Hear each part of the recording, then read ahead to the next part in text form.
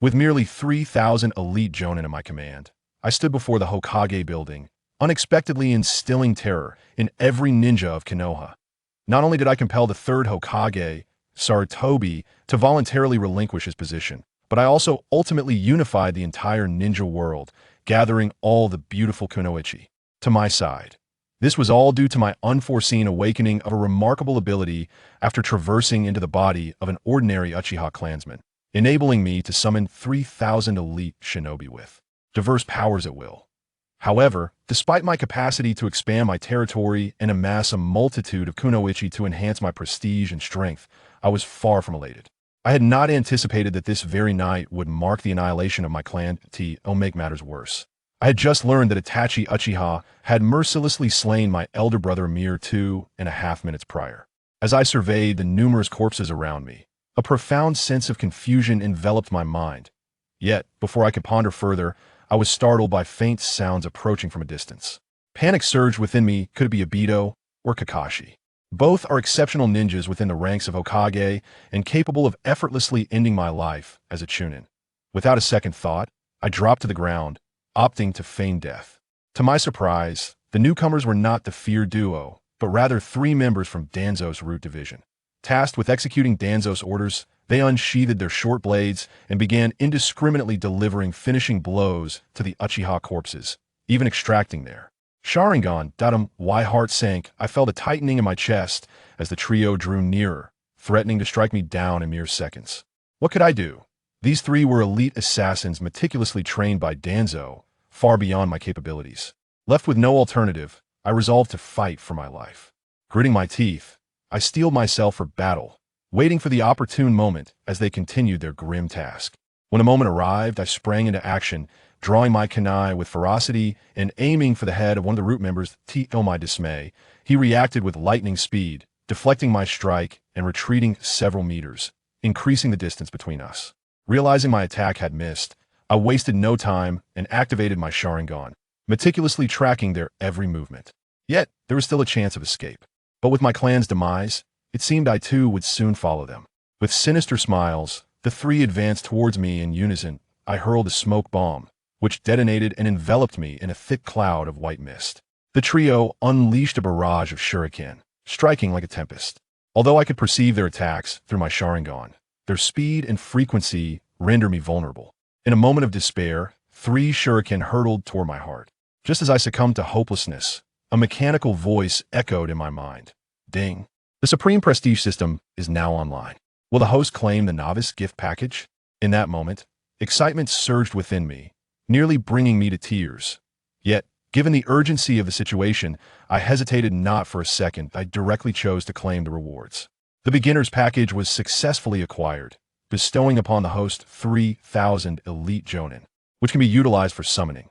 Additionally, there is the forbidden technique, the multiple shadow clone jutsu. Upon hearing the system's rewards, I was utterly bewildered. Is a beginner's package truly this lavish? 3,000 elite Jonin. Not even the entire ninja world could muster such a number of skilled warriors. As for the forbidden multiple shadow clone jutsu, it is one of Naruto's signature techniques. If used wisely, it is nearly invincible. The system detected 3 ninja harboring murderous intent towards the host.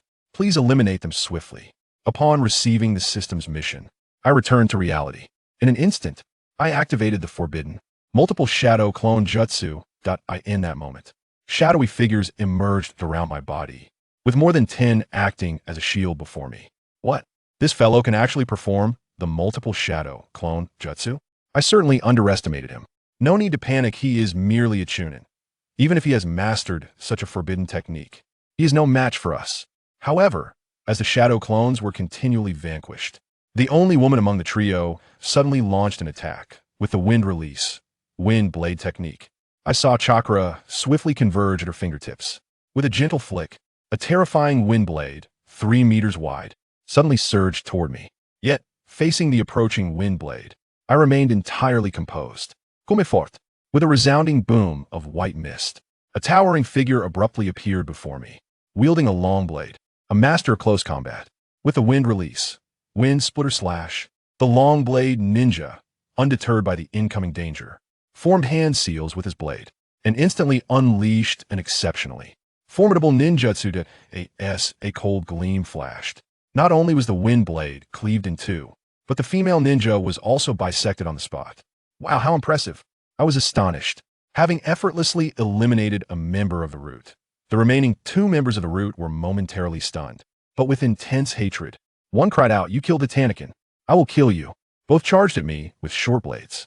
However, the long blade ninja remained completely unfazed, dispatching them in mere moments with two swift strikes.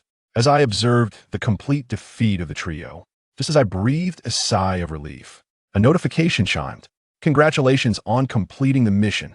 Riwado, Wantaku o Megamitaku, Danjokami." I was momentarily dumbfounded. Then my face flushed with embarrassment.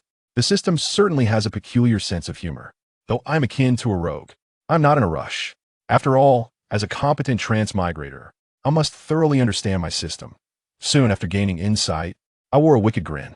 It boiled down to 2 points: expanding territory and capturing beautiful female ninjas. However, upon viewing my data panel, my expression shifted. Wait, system, this isn't some wordplay, is it? Don't tell me. The long blade elite Jonin I summoned earlier is named Sanchian? Rest assured, host. Indeed, a solid 3,000 elite Jonin. Not one more, not one less. Can I summon them all? Yes, but each summoning requires a small amount of prestige points. Only by summoning an elite can one achieve true prowess. Oh, my astonishment, the cost was surprisingly low. Elated, I ventured into the marketplace, only to be dazzled by a myriad of enticing items and jutsu.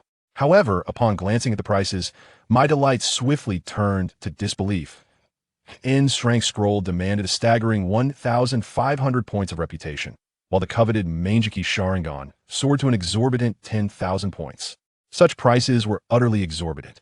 Yet, the system proved benevolent, granting me a discount on a particular item, the basic chakra pill, which promises to enhance one's chakra reserves. Remarkably, it required merely a single point of reputation. With a grin, I promptly exchanged for 3 pills and swallowed them whole, immediately entering a meditative state.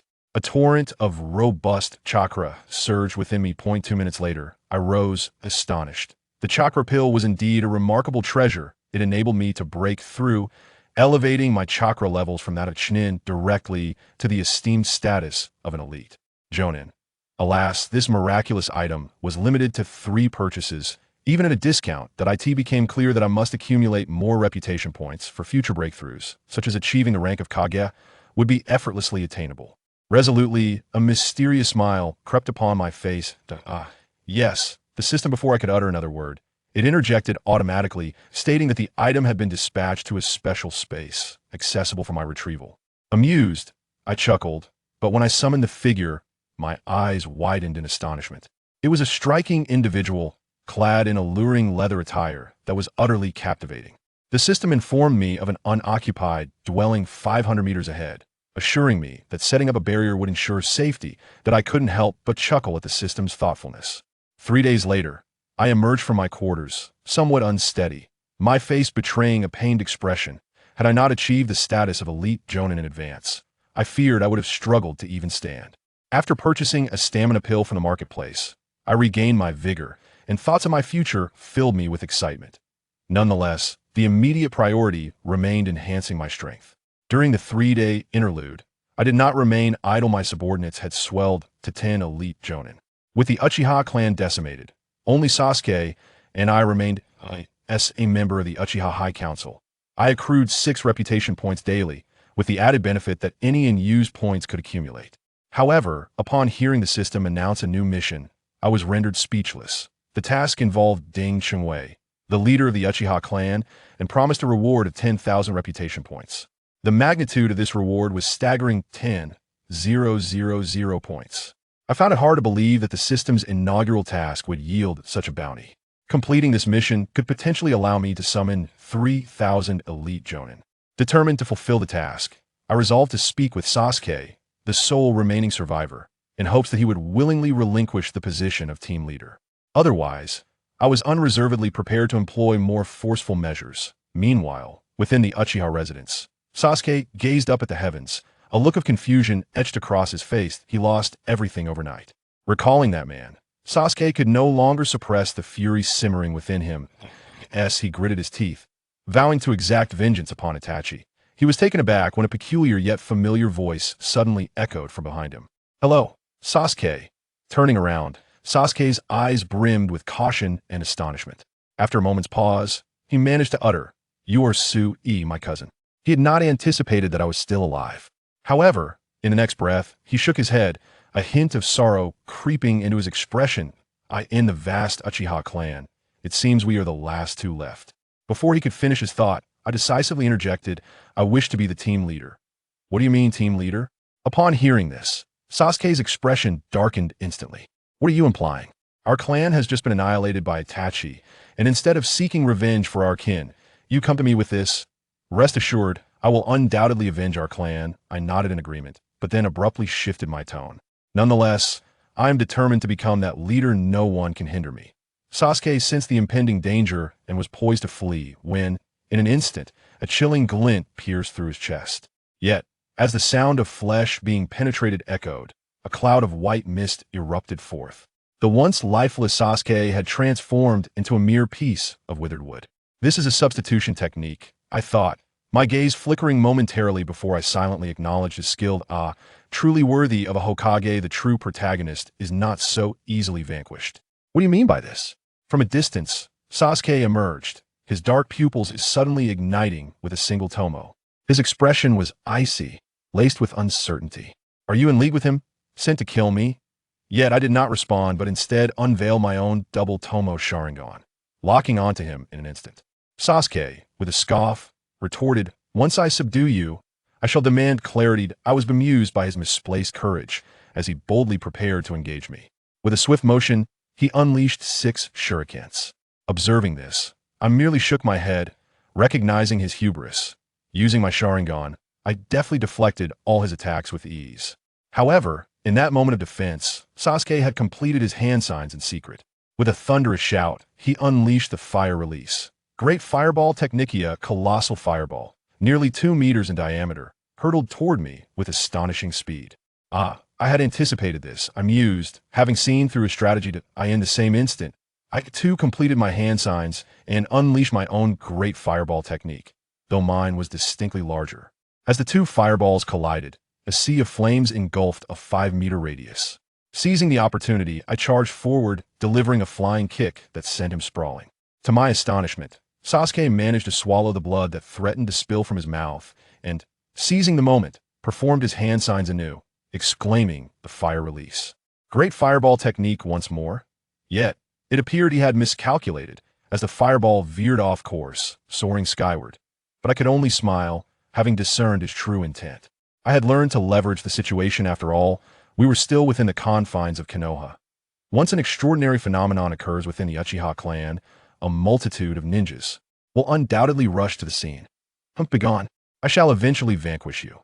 Moreover, with a fierce remark from Sasuke, he is convinced that I will hesitate due to my ties with the Konoha ninjas, compelling me to flee without delay. However, my subsequent actions surpass his expectations. I steadily advance towards him, seemingly devoid of any intention to escape. "Are you not afraid of being discovered by them?" Sasuke appears somewhat flustered. Of course, I'm not afraid," I reply with a light chuckle, brimming with confidence. "Do you believe that I am unprepared? To be frank, I have long since established a barrier here. Outsiders would be utterly oblivious to the circumstances. You might as well resign yourself to despair." The moment those words leave my lips, Sasuke's expression shifts dramatically. He gazes at the fireball, realizing it has been obstructed by some form of barrier, extinguishing instantly. It is over, utterly over. At the moment the fireball fades, Sasuke's heart, too, grows cold. Without further ado, I thrust the kunai swiftly into his chest. The look of unwillingness etched upon Sasuke's face as he collapses to the ground is palpable. Finally, he is dead. I exhale deeply indeed. One with the protagonist's halo is quite difficult to slay. Initially, I had intended to summon several higher-level ninjas to eliminate Sasuke directly, but just before taking action, the system alerted me that characters possessing a protagonist's halo must be slain by oneself. Reluctantly, I had to take matters into my own hands. Fortunately, all went smoothly, and I received congratulations for completing the mission, with the reward promptly issued. Upon hearing this, I casually opened the data panel. As expected, with Sasuke's demise, I indeed ascended to the role of group leader. Observing the changes in my data brings me immense joy. Yet, in the next moment, a sudden thought crosses my mind, prompting me to pout slightly. It is somewhat regrettable, though. I personally dispatched Sasuke. Why is my Sharingan not evolved? However, after moment contemplation, I come to understand. For the Sharingan to evolve, it necessitates an intense emotional stimulus. Yet as a transmigrator, my feelings towards Sasuke are, no, I need to find a way to evolve the Sharingan. He thought to himself. Suddenly, the system notification sound echoed softly. Ding. Congratulations to the host for killing the transformation ninja, achieving the hidden achievement, Nemesis of Transformation. Rewarding the host with a 3-tomo Sharingan.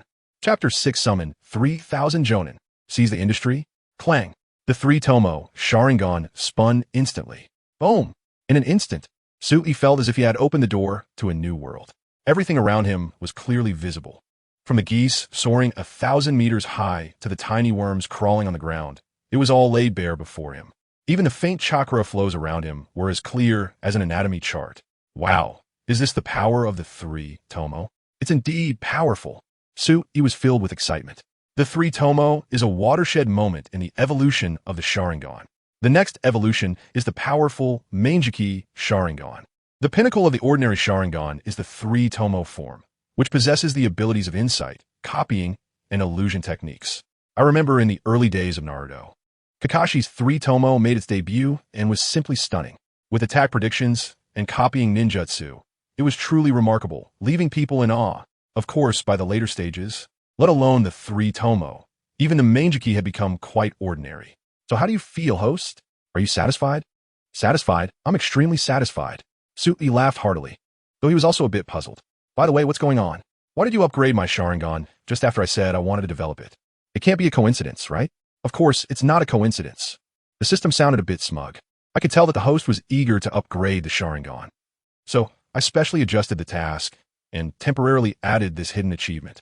Wow, impressive. He was both surprised and delighted. This system is really considerate. It takes care of him in every detail, providing all-around support. Suddenly, he rubbed his hands together and grinned. Since you have this ability, I'll be straightforward. Can you raise the reward? Change the 3-tomo to Manjiki Sharingan or Rinnegan or something. The system remained silent for a long time. Seeing this, he thought the system was angry, so he awkwardly chuckled and quickly smoothed things over. Ahem, I was just joking, don't be mad. I'm not angry. I adjusted according to your wishes, but as soon as I submitted it, it was rejected, and I got scolded. Woo, so wronged. I want to cry TT. The system's voice was pitiful, like a wronged little child, making Su Yi's heart ache. Don't be sad. I will make random requests in the future. Just stop crying. Su Yi hurriedly comforted. Even someone as thick-skinned as him felt his face flush. The system was so good to him, almost as if it was giving its all, and he was actually not satisfied. That was truly too much. He needed to be more mindful next time. I'm fine, host. Hearing that the system's mood had stabilized, Su Yi breathed a sigh of relief. In this day and age, encountering such a good system is like hitting the jackpot. He should cherish it. After a few pleasantries, Su Yi turned his attention to the reputation points section. First, summon all those Jonin. Without hesitation, Su Yi concentrated his thoughts. Reputation points, minus 2,990. He summoned all the remaining Jonin at once. Boom! The originally spacious Uchiha residence was instantly packed to the brim, filled with people. A full 3,000 Jonin, all male, of various heights, sizes, ages, and appearances. Among these people, some wielded weapons, whether swords or blades, exuding a powerful aura. Some carried scrolls on their backs, looking elegant and ethereal. Others had unique styles that were particularly eye-catching. Some were skilled in offense, others in sealing techniques, and some in medical ninjutsu. In short, they were diverse and varied, encompassing all sorts of abilities. Wow, this is really great. He looked at the 3,000 Jonin below, his heart surging with excitement. With this group on hand, let alone a small village like Konoha, even unifying the entire ninja world would be a piece of cake. Thinking of this, he couldn't help but feel a bit elated and casually asked, System, if I were to start a war now and forcibly unify the ninja world, what are my chances of success? Less than 30%. The system provided a number. Less than 30%? He was somewhat incredulous. It can't be true. I have 3,000 Jonin, How could it be less than 30%? The entire ninja world probably can't even gather 1,000 Jonin, right? It can't be that low. I should have at least a 70% chance, if not 100. The number of Jonin in the entire ninja world is indeed not that many. However, you need to consider one thing. Jonin are not the limit. There are also Kage level and even super Kage level strong individuals above them. At this stage, the potential of the ninja world has not been fully realized. If you forcibly initiate the Fourth Great Ninja War, it will inevitably breed many adverse factors. At that time, there may be unpredictable changes. Unpredictable changes? Su raised an eyebrow, pondering for a moment before nodding. You're right. I was thinking too simply. Now that I've killed Sasuke, I've already cut off half of the Hokage storyline. As the saying goes, pulling one hair can move the whole body. The entire trajectory of the Hokage series is likely to undergo a dramatic change. It's really hard to say what will happen in the future. In the later stages of Naruto, it was all about gods fighting. Whether it's the Sage of Six Paths, the Otsutsuki clan, or the Ten Tails Jinchuriki, any one of them could destroy the world. Compared to them, my 3,000 Jonin indeed don't seem like much. Su pondered for a moment. Do you have any good suggestions?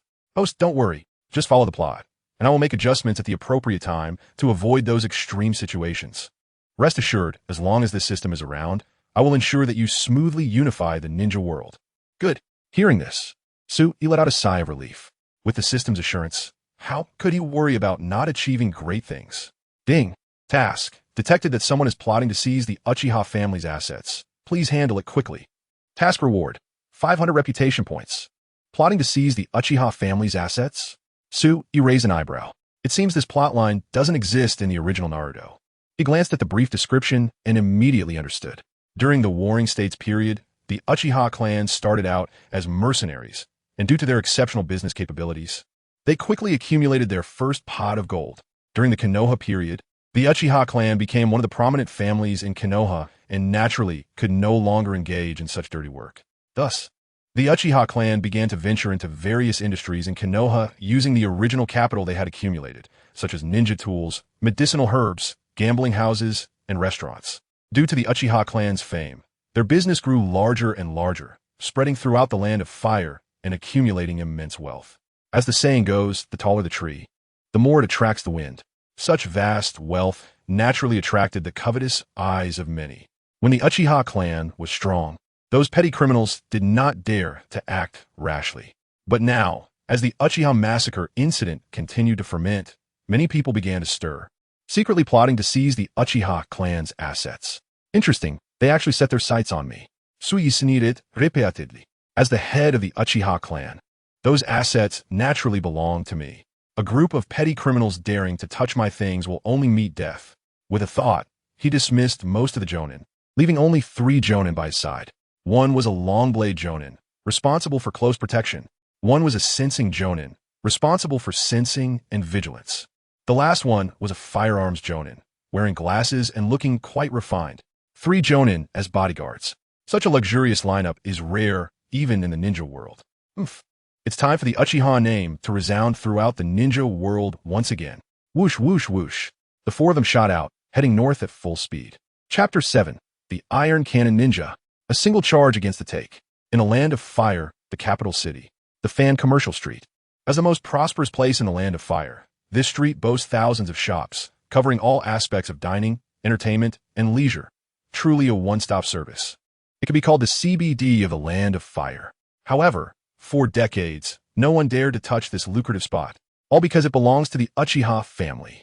At this moment, a group of people quietly arrived at the outskirts, arrived at the designated location. Hearing the prompt, Sui couldn't help but look up and scan the area. Is this the place? The entire street was filled with bright lights and vibrant crowds, bustling with people. Truly, it is the most important commercial street of the Uchiha family. Extraordinary indeed. Sui couldn't help but marvel. Don't underestimate this commercial street. It brings massive wealth to the Uchiha family every year. It accounts for more than 50% of their total income. Such a treasure. Even the daimyo of the land of fire would be envious. Detecting a target 500 meters ahead. Oh, they appeared so quickly? Let us go. Sui took the lead and entered the commercial street, followed closely by 3 Jonin. At this time, in the center of the commercial street, a group of uninvited guests arrived here. At the forefront was an old man extremely thin, with a gaunt face and triangular eyes, clearly a cunning individual. His name was Kannan Saba, the patriarch of the Kannan family in the Land of Fire. I can almost smell the scent of money. It's truly wonderful. Kannan Saba inhaled deeply, a greedy expression on his face. This aroma reminds me of a past event. When I was 47, the Kannan family suffered a crushing defeat at the hands of the Uchiha family and was forced to move away from here. I thought I would never have the chance to return in this lifetime. Unexpectedly, 20 years later, I am back, and this commercial street has returned to the Kannan family. And the Uchiha have been wiped out. Truly, fortune's turn, such as destiny, haha. His reckless laughter quickly attracted the attention of many shopkeepers, who began to murmur. What is wrong with this guy, laughing like that? I don't know, maybe he has lost his mind. Damn, what is he yelling about in the middle of the day? My multi-million project was interrupted. Suddenly, Kannan Saba turned around, his gaze sweeping over the crowd as he coldly shouted. Everyone listen to me. I announce that from now on, this place will be renamed Kannan Commercial Street. From now on, all matters, big and small, will be handled by our Kannan family. At these words, the crowd was in an uproar. Are you crazy? This is the territory protected by the Uchiha family. TSK. I think this guy is just talking nonsense. It's laughable that he dares to covet this place. Doesn't he fear the Uchiha family will come after him? Hearing this, Kannan Saba looked disdainful. What Uchiha? A family that has been wiped out. What is there to fear? His words were like a bombshell, instantly causing an uproar. How is this possible? The Uchiha family is so powerful. One of the top families in the ninja world. How could they be wiped out? I don't believe it. He must be bragging to scare us. Everyone couldn't believe Kannan Saba's words. After all, it was too shocking. The Uchiha family has been famous in the ninja world since the Warring States period. How could they be destroyed? Believe it or not, Kannan Saba said indifferently. In any case, starting today, this street will be taken over by our Kannan family. Let me lay down a few rules. On this street, any traces of the Uchiha family must be erased. Otherwise, severe punishment will be meted out. Additionally, taxes will increase by 30%, and those who do not submit on time will face strict penalties. And, before he could finish, a middle-aged man stepped forward, his face filled with anger. You can't do this. This is the place protected by the Uchiha family, and we won't allow your arrogance. Saying this, he brandished a kitchen knife and charged at Kannan Saba. A commoner dares to attack? Kannan Saba looked down on him. Go, teach him a lesson. Let him know the power of our Kannan family. As you command. A Jonin stepped forward and instantly rushed to meet him. Clang! The middle-aged man was just an ordinary person. How could he be a match for a Jonin? In one exchange, he was knocked to the ground. However, he had quite a bit of spirit. Even with a knife to his neck, he refused to beg for mercy and instead shouted curses. Damn you beast, just wait. The Uchiha family won't let you go. Oh, still a tough guy? Kannan Saba sneered. Break his limbs. I want to see just how tough his bones are. Yes. The Jonin received the order and swung his knife. But the target was Kannan Saba. This scene instantly scared Kannan Saba, nearly to the point of losing control. Clang clang. At a critical moment, a Nin behind him intervened, blocking the attack with a knife. You bastard! Are you crazy to dare to chop at me? Kannan Saba shouted angrily. But the Jonin was unresponsive, his eyes vacant, as if he had lost his soul. Saba-sama, Keijiro, is under a Jinjutsu? The Nin noticed the problem. Jinjutsu? Kannan Saba's expression changed drastically. Is there a way to break it? No. The Nin shook his head. Then just kill him. Yes. Although reluctant, the Nin still obeyed the order and swung his knife. Crack! The knife swept by, and a head rolled to the ground. How is this possible? Kannan Saba was directly stunned. The others were also dumbfounded. The one who died wasn't the Jonin, but that Nin. This guy seemed to be controlled by someone and actually committed suicide. Bang! Suddenly, the sound of an iron cannon echoed, drawing everyone's attention, including Kannan Saba. In the distance, a young man stood proudly, holding a black iron weapon, which was none other than the legendary iron cannon. One shot, and the world knows me. The young man moved his fingers, launching an attack similar to a certain ninjutsu. Bang!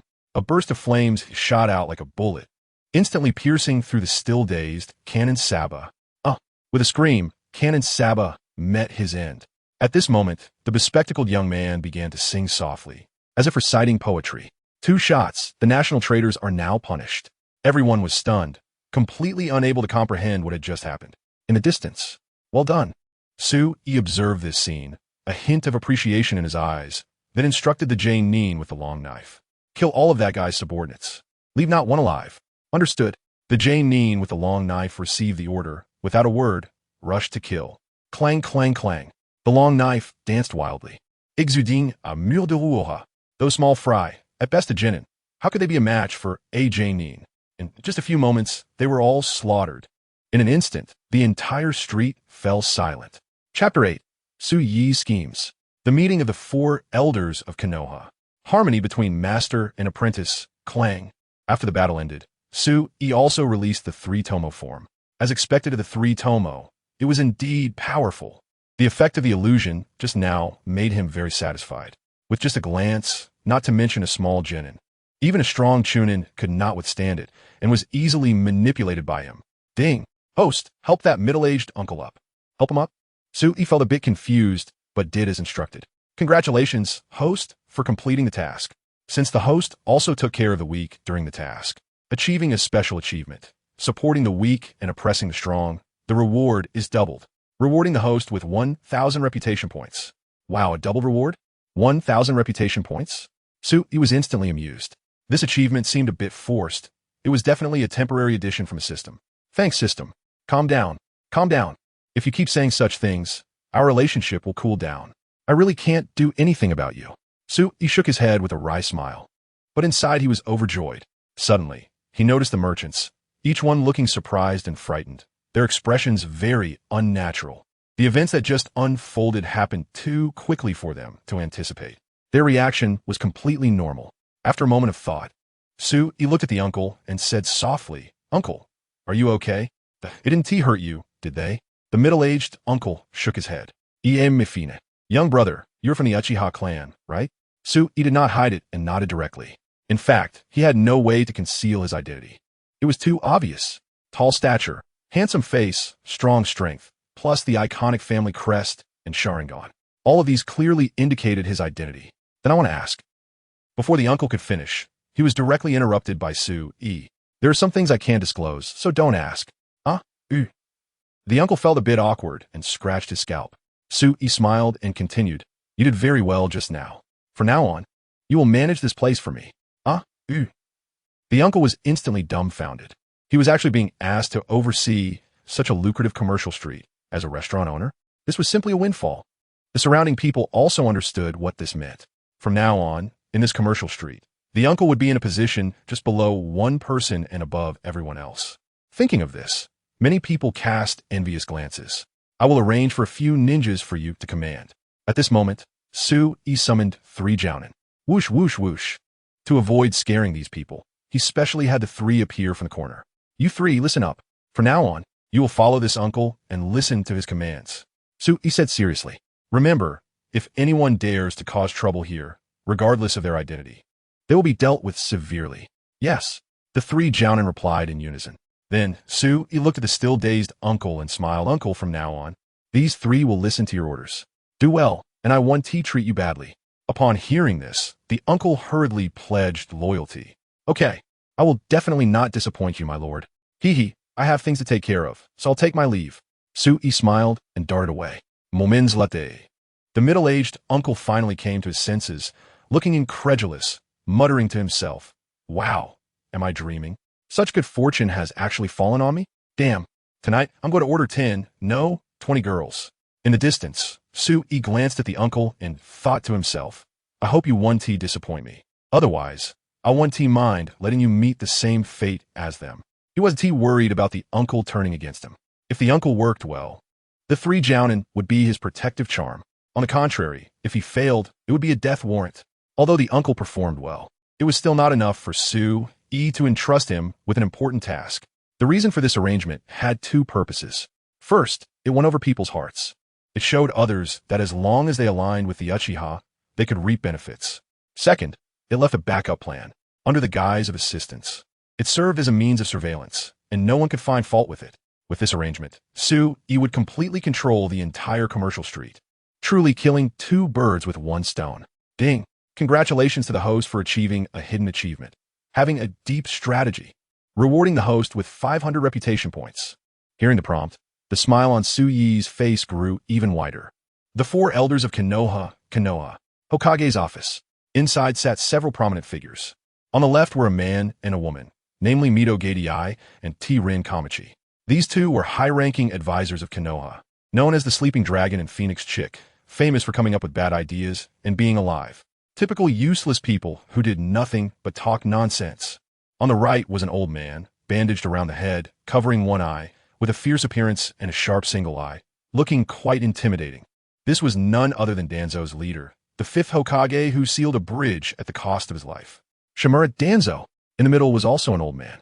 He held a pipe in his right hand, wore a Hokage hat, and had a face full of age spots. He was known as the Professor of Ninjutsu, praised as the strongest Hokage in history, who sealed Orochimaru's hands at the cost of his life. The third Hokage, Sarutobi Hiruzen. Sarutobi Hiruzen bit down on the pipe, took a deep puff, then exhaled, looking quite satisfied. Seeing this, T-Rin Kamachi frowned and advised, Hiruzen, don't smoke too much. You might get lung cancer. Upon hearing this, Sarutobi Hiruzen almost spat blood. What are you talking about? Surprisingly, Danzo actually spoke up for Sarutobi Hiruzen. He looked seriously at T-Rin Kamachi. How can you speak to Lord Third Hokage like that? You really have no manners. As soon as these words were spoken, the other three all looked astonished, especially Sarutobi Hiruzen, who was filled with suspicion. Usually, he had conflicts with Danzo, who often contradicted him and questioned his decisions. Why was he suddenly acting like a different person today, actually speaking up for him? Something was off. Very off. Sarutobi Hiruzen immediately became wary. Hiruzen, don't listen to her nonsense. This old woman is just going through menopause, lung cancer, my foot. She only knows how to scare people. At this moment, Danzo, under the increasingly astonished expressions of the others, took out a pack of something and handed it to Sarutobi Hiruzen with a sincere face. I know you love to smoke. This is high-quality tobacco I got specially from Root. You should try it, it's quite good. Originally, when Sarutobi Hiruzen saw it was tobacco, he was quite tempted and was about to reach out. But upon hearing it was from Root, he quickly retracted his hand in fear. Good heavens, who dares to smoke something from Root? Do you want to die? He was afraid that after smoking a couple of puffs, he would meet the first and second Hokage. If he died, Danzo would definitely take the opportunity to rise to power. He sneered inwardly. So that is how it is, waiting for me to be kind. Sarutobi Hiruzen politely declined.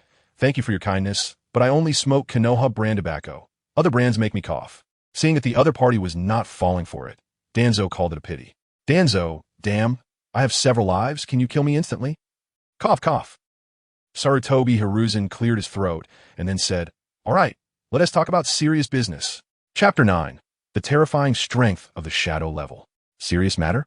Danzo and the others immediately squinted their eyes.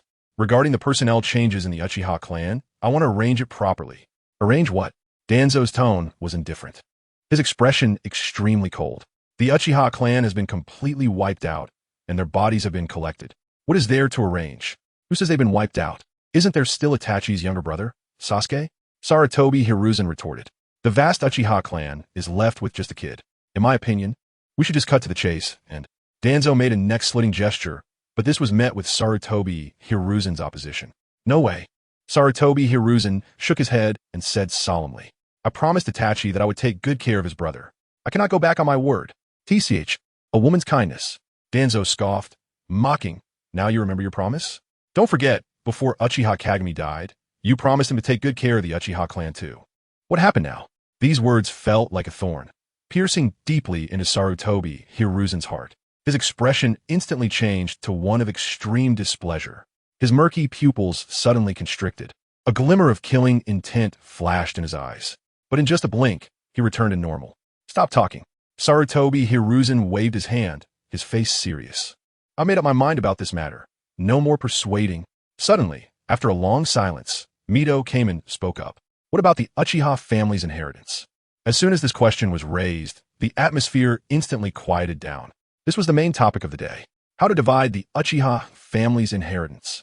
It should be known that the Uchiha family, as a prominent clan, had dominated the ninja world for hundreds of years, accumulating vast wealth.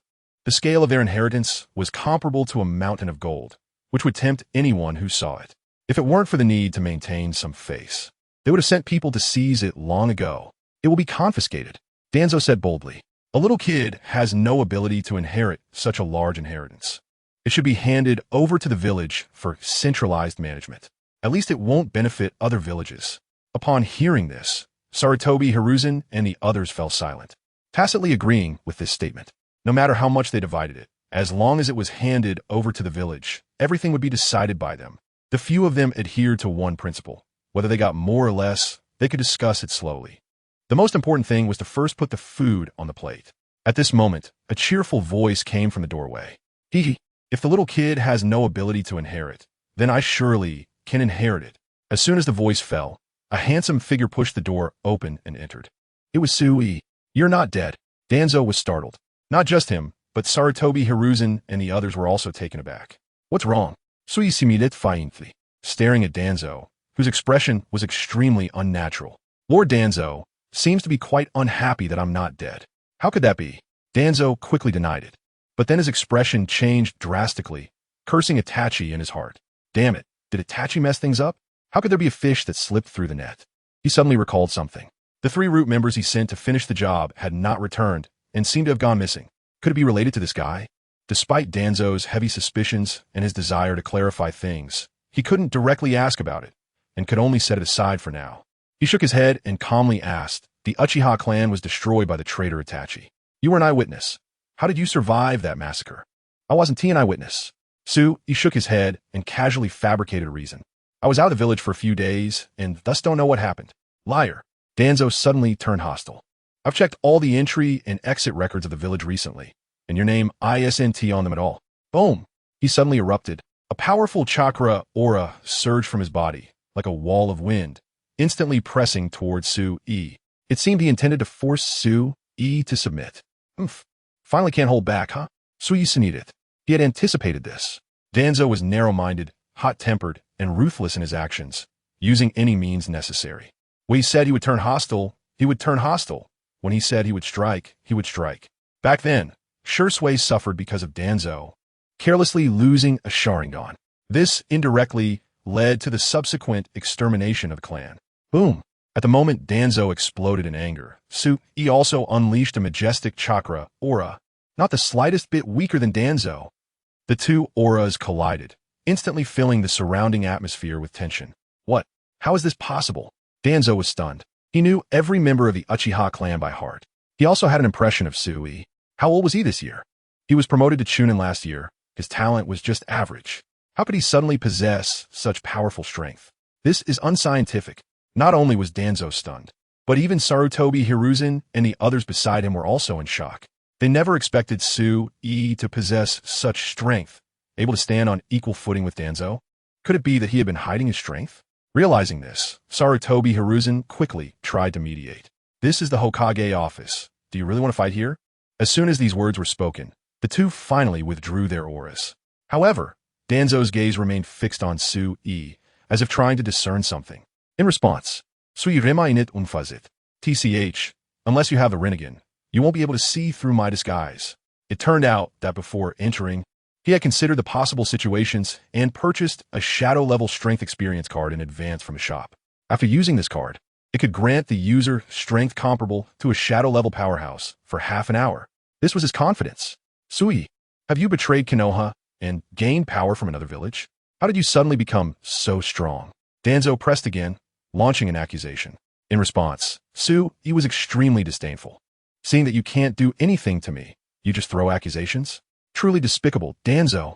So, he didn't hold back and directly retorted, Lord Danzo, you can't slander me by saying I betrayed the village without evidence. Otherwise, I won't agree. Furthermore, I'm not that strong. In my opinion, it's you who has aged and your power is not as good as before, which is why you think I've become stronger. You. Being teased by Sui, Danzo was extremely angered. As the leader of Root, the second in command of Konoha, the Dark Hokage who stood above everyone else. He had always been a figure who could command the wind and rain in Konoha. Who didn't defer to him? When had he ever suffered such humiliation? But he couldn't lash out, which was truly frustrating. All right, let us all say a little less. At this moment, Sarutobi Hiruzen began to play the peacemaker, clearing his throat. Since you're still alive, that's great. Regarding the Uchiha matter, I sincerely apologize. The incident happened suddenly, and we were caught off guard. But don't worry. We will definitely catch the culprit Itachi and give you a fair justice. Sarutobi Hiruzen vowed, looking righteous and indignant. Chapter 10. What does it mean to be overbearing? Forcing the third generation to step down. Goodness. I can't help but exclaim. He couldn't stop the cold laughter in his heart. No wonder he could become Hokage, speaking with such righteousness and leaving no room for doubt. His words sounded better than a song. Unexpected, bringing Itachi back, seeking justice. What a huge joke. The massacre of his clan is inextricably linked to this guy.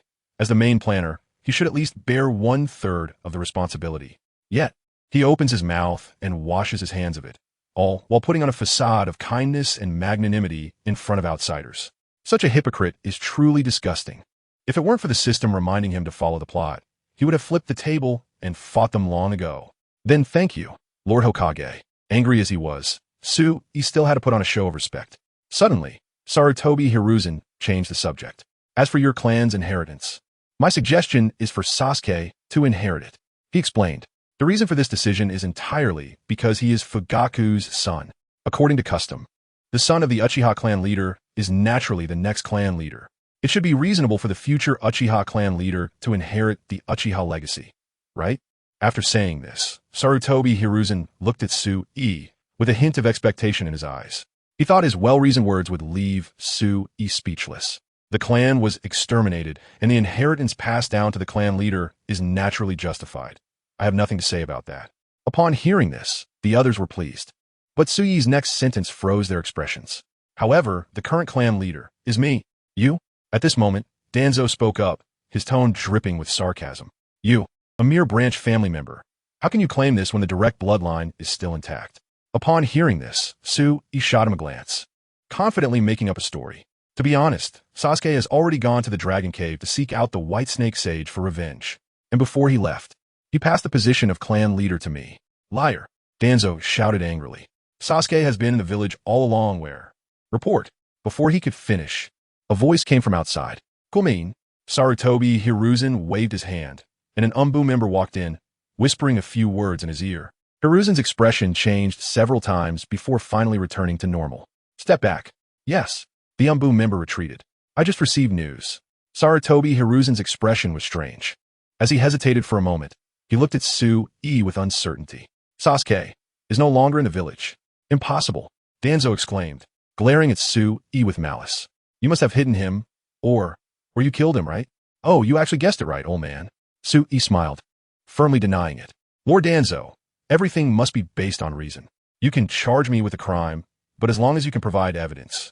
I have nothing to say, but the problem is you repeatedly slander me without any evidence, and just on mere words. Oh no, it should be mere falsehoods. You tarnish my reputation. That is truly unreasonable. More importantly, why do you always target me? What, if you ruin my reputation, can you become Hokage? You. Danzo could endure the earlier remarks, but the last sentence was a critical hit that broke his defense. In Konoha, who doesn't know he wants to become Hokage? Yet he can't. This sentence from Sui was truly mocking, piercing right into his lungs. It made him furious. Damn it, I'm going to kill you. At this moment, Danzo exploded once again, his anger flaring up instantly. Stop. At this critical moment, Sarutobi Hiruzen stepped forward, exuding a shadow-level aura that intimidated Danzo. I'll say it again, this is the Hokage's office. His voice was cold, sounding like a warning. All right. Seeing Sarutobi Hiruzen get angry, Danzo finally held back. Meanwhile, Sui remained unfazed, as if watching a show. Sui, since you have become the new Uchiha clan leader, then the Uchiha inheritance will be entrusted to you, Sarutobi Hiruzen said solemnly. Of course, he didn't believe Sui's words. What Dragon Cave? What White Snake Sage? It sounded like a bunch of lies. But he also understood that Sui was no longer the same. Just this level of strength comparable to a Hokage made him take Sui seriously. He decided to focus on winning him over.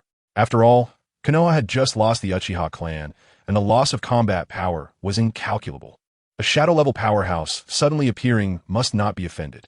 The die is cast. Rather than offend him, it was better to do him a favor and gain some goodwill. Why not? Thank you, Lord Third. Sui said respectfully on the surface, but inside, he was sneering. He wasn't stupid. He saw through the other party's attempt to win him over, but was completely unmoved. By the way, there is something I need to report. What is it? Sarutobi Hiruzen asked with a smile. I want to eliminate the Anze family. Sui said leisurely. As soon as the words came out, Sarutobi and the others were instantly stunned. A person whose clan had just been exterminated suddenly wanting to destroy another family. Was this a societal revenge? Why? They took advantage of my clan's annihilation to try to seize my family's commercial street. In a fit of anger, I killed their clan leader, Susanoo Jesuali.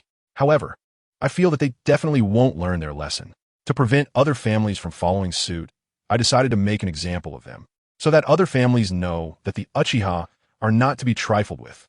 Upon hearing this, the others fell silent. This matter was not trivial. It concerned our relationship with the Land of Fire, and I cannot make a decision on my own. Sarutobi Hiruzen planned to brush it off. What? As Hokage, the leader of Konoha, you can't even make a decision on such a small matter? Small matter? You call exterminating a family a small matter? Sarutobi Hiruzen almost spat blood, but he still pretended to remain calm and replied perfunctorily. It is precisely because I am Hokage and must be responsible for the village that I cannot issue orders recklessly. We're responsible, Hokage. Tsunade. Fine, since you can't make a decision, then let me take over. You, what do you mean? Danzo noticed something was off, his face turning unfriendly. It means nothing? Tsunade lightly. I just feel that Lord Third is too old and no longer suitable to hold the position of Hokage. You want to force a palace coup? Danzo was furious. Damn it, he had worked hard for most of his life to become Hokage, and now someone wanted to take his place. Who could tolerate that? It's not forcing a coup. I just want to show you a few people. He walked to the window and pushed it open. The four of them glanced down, and their expressions changed dramatically, filled with shock. Below stood 300 people, all of them elite Jonin. Where did you get? Danzo was both shocked and angry, unable to articulate his words. To be honest, with his strength, dealing with 5 or 6 Jonin was not a problem. But 300 Jonin, even if he were covered in Sharingan, he would not be a match. At this moment, everyone looked at Sarutobi Hiruzen. His expression changed several times before he finally sighed. You are right. I am indeed getting old. From now on, I will entrust the position of Hokage to you. No. Danzo wanted to stop it, but was blocked by Mito Kazumi and Narashikaku. There was no choice. The 300 Jonin below were glaring at them. They wouldn't dare let Danzo speak. If they offended Su-E, the latter could easily flatten Konoha if he got angry. Upon hearing this, Su-E smiled. He said, hee, then I want to be polite. Chapter 11. Promotion to Jonin. Multiple Manjiki? Hokage office. As soon as Su-E left, the place fell into silence. After a long while, Danzo spoke up. Why let it become Hokage? Why? He was furious, his eyes almost spewing fire.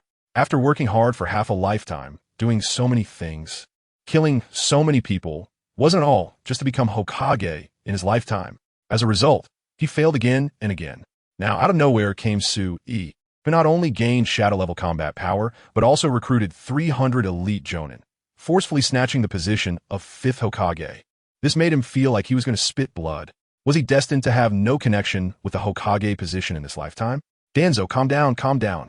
Mito, Kazan, and Tsunade hurriedly advised, but it had no effect. Danzo was like a powder keg, his mind shattered, ready to explode at any moment. Calm down.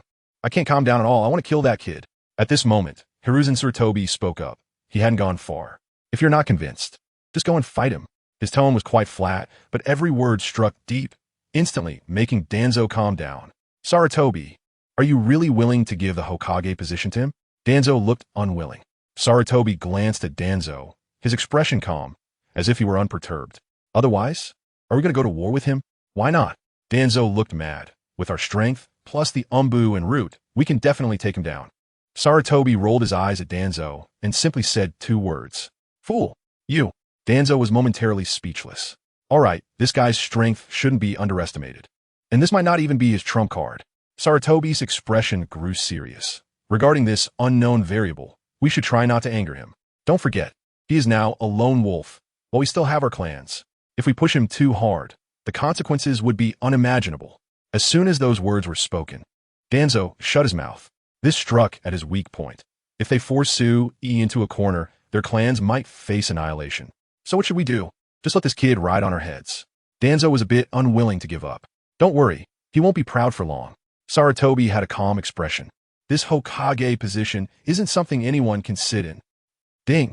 Congratulations to the host for completing the task. Reward: 5,000 reputation points. Uchiha clan.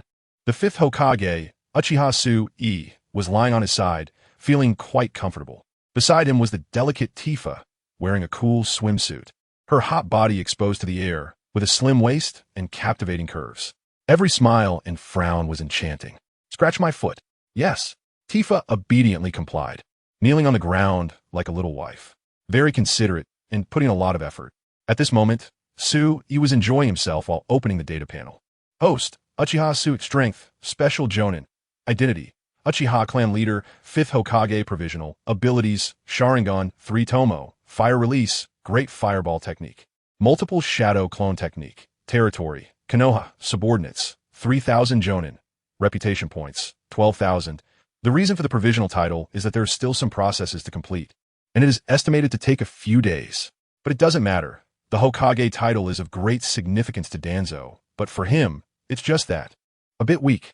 Suipoted. That shadow level strength experience card cost him quite a bit of reputation points, but it can only last half an hour. Ding. The shop has been updated, and the host has secured a 90 discount on some items. Huh. Hearing the system prompt, Sui smiled and opened the shop. Wow. Intermediate chakra pills at 90 discount. But this thing is quite expensive. Even at a 90 discount, it still costs 1,000 reputation points. Does that mean the original price is 10,000 reputation points? The basic chakra pill only costs 10 reputation points. Why is there such a huge difference? Looking at the price, Sui was speechless. Host, you get what you pay for. Don't be fooled by the one-word difference between basic and intermediate. The quality is as different as heaven and earth. For example, the difference between the two is like a snail and a water buffalo. I see. Sui nodded and then purchased 3 intermediate chakra pills. Gulp. He swallowed one and began to meditate and adjust his breathing. Soon, a surge of powerful chakra began to brew within him. A few minutes later, Sui woke up. Not bad. This is really good stuff. It actually helped me break through to Jonin. He felt the surging chakra within him, his face full of surprise. Host, I suggest you learn a few more ninjutsu. Learn ninjutsu? Sui nodded. Up until now, he only knew one fire release technique. Other ninjutsu, physical techniques, which ninjutsu were not that great. He was relying entirely on his Sharingan. In fact, I feel that the best way to enhance my strength is to evolve my Sharingan and unlock a Manjiki. Unfortunately, purchasing the Manjiki has qualifications. You must reach Jonin. But once I reach Jonin, I won't have enough reputation points. The Manjiki Sharingan requires 10,000 reputation points. After deducting the 3 intermediate chakra pills, he now has 9,000 reputation points left. Once the Manjiki form is unlocked, his strength would definitely increase exponentially. Whether it's the black flames that burn everything, never extinguishing Amaterasu, or the mysterious Kamui that can penetrate attacks at will, or the silent, most powerful Genjutsu, Kodo Amitsukami, all are extremely powerful abilities. Of course, the most important is the offensive and defensive Susanoo, which is known as the Hokage's mecha, especially in its complete form, capable of destroying the world. If I could have them all, how great would that be? Sui couldn't help but murmur. If the host wants to master the ability of multiple Manjiki, you might consider purchasing the Sharingan column. Sharingan column? Sui was a bit surprised. What is that? Sharingan column, a special ability that allows the host to simultaneously possess the abilities of multiple Manjiki. The ability of multiple Manjiki? After hearing this, 2 words popped into Sui's mind. Awesome. Does this mean that with one pair of Manjiki, I can have various abilities like Amaterasu, Kamui, Tsukuyami, and Kodo Amitsukami? Thinking of this, Sui suddenly became extremely excited, picking up Tifa and starting his daily exercise. Chapter 12. Cultivating Ninjutsu. Annihilating the Kannan family. Truly worthy of being a Jonin. The combat power is just fierce. Sui was astonished. At this moment, Tifa was peacefully asleep, a few drops of sweat clinging to her long eyelashes, resembling a rose battered by wind and rain. Although pitiful, she was even more charming. Seeing the scene, Sui couldn't help but say, TSK, TSK, I will take off my battle robe with Tifa, and from now on, the Hokage won't have morning court. Suddenly, it seemed that Tifa was awakened by Sui's noise, letting out a soft moan that almost made Sui's bones feel weak. For a moment, he felt an urge to ravage her. Stop. At the critical moment, his willpower overcame his desires, and he tucked Tifa away. He began to practice ninjutsu. He casually opened the shop, planning to pick a few useful ninjutsu. The ninjutsu scrolls in the shop were as numerous as the hairs on a cow. Common ones included water release, fire release, earth release. Rare ones included dust release, crystal release. There was even wood release.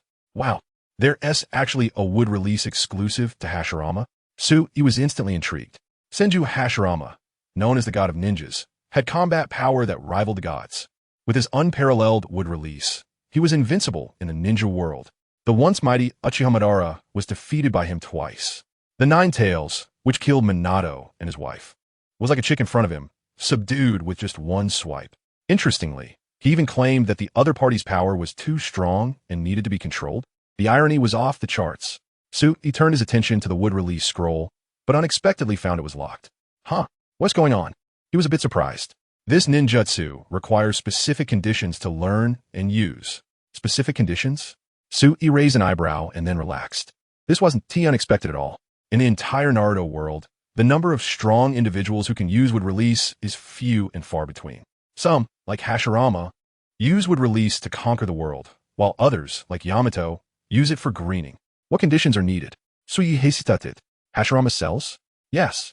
However, the host doesn't need to go through so much trouble. You could buy the complete version of Hashirama cells directly. Complete version? What does that mean? Is there a defective version of this thing? What is the complete version? It is Hashirama's innate sage body. He was speechless, but did seem quite reasonable. In fact, it wasn't he that wood release was strong, but that Hashirama was strong, which made wood release famous in the ninja world. If you don't believe it, just look at Yamato. It might be hard to believe, but Yamato is the genuine wood release user, while Hashirama belongs to the overpowered version. His physique is there.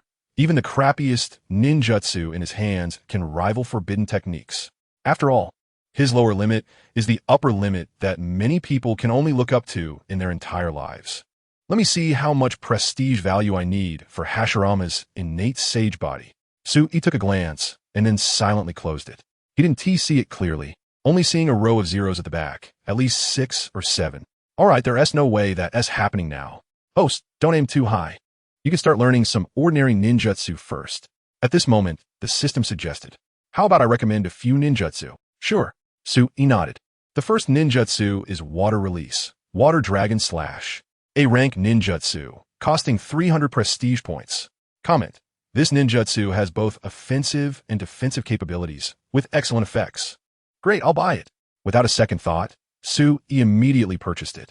The second ninjutsu is fire release, evil fire burst.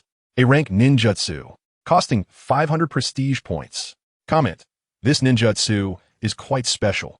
It is primarily ninjutsu with some illusion characteristics, using emotions as a medium. As long as the opponent is in an angry state, they will be affected. Very useful, I'll buy it. He immediately purchased it. These 2 ninjutsu are enough. Don't bite off more than you can chew. Let me pick another physical technique for you. Physical technique? Suyi's eyes lit up. Speaking of physical techniques, the most famous is the 8 gates, which can develop the potential within the body to the extreme. That guy's signature skill. Opening the 7th gate, he defeated the Akatsuki Kisame.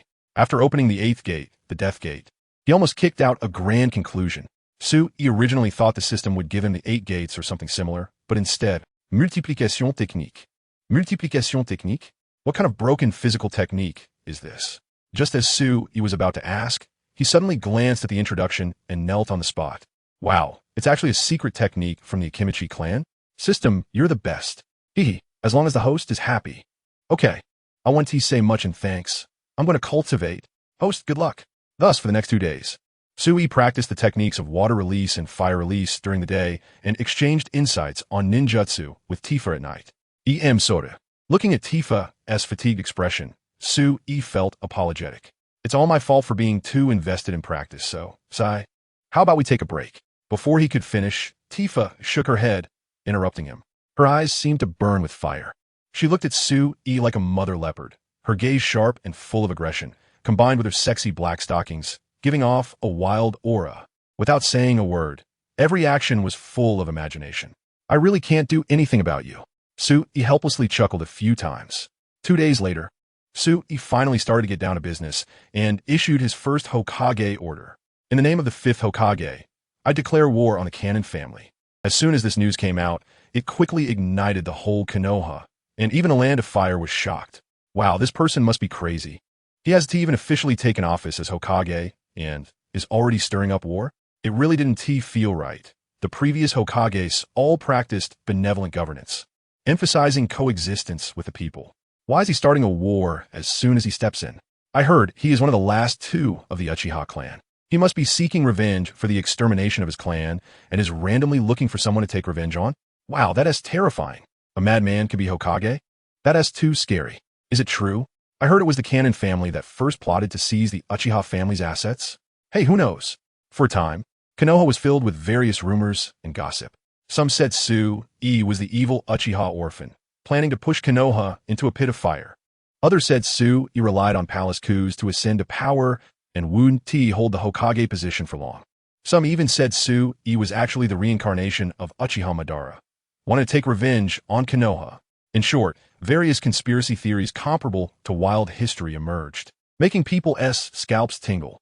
However, just a day later, everyone shut up, because the Kannan family was attacked by a small team. All 300 members of the family, regardless of gender or age, as long as they were breathing, were all killed. Not a single chicken or dog was left. Even newborn rats were thrown to their deaths. Earthworms were even split in half vertically. To describe it in 8 words: leave no one alive, cut the grass, and eliminate the roots.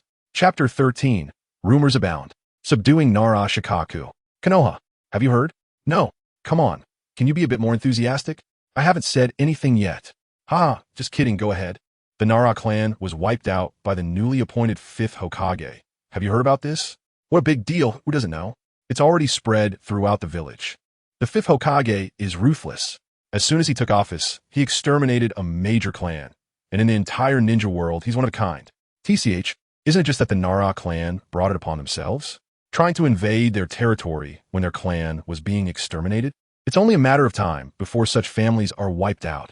Exactly. Everyone agreed wholeheartedly. After learning the ins and outs of the situation, most villagers understood Tsunade's actions. If it were anyone else, they'd be furious too. However, with great trees come withered branches, and with many people, there are bound to be idiots. Konoha also had quite a few dissenters. They spread rumors privately, claiming Tsunade's actions were too cruel, that even children were not spared, and that it was simply inhumane. They also said Tsunade was abusing his power, using Konoha's strength to achieve his own ambitions. In short, various conspiracy theories began to spread in the village. Within a few days, people started to question the newly appointed 5th Hokage, and discussions became rampant. Hokage office. Tsunade looked at the towering pile of documents, feeling overwhelmed. Good grief, it's only been a few days, and so many documents have piled up. He casually flipped through some and was immediately stunned. The niece of the daimyo of the Land of Fire is getting married? Konoha needs to send a few people to attend and extend congratulations. This year's budget report? News about the latest movements of the Cloud Village? A Jonin is missing?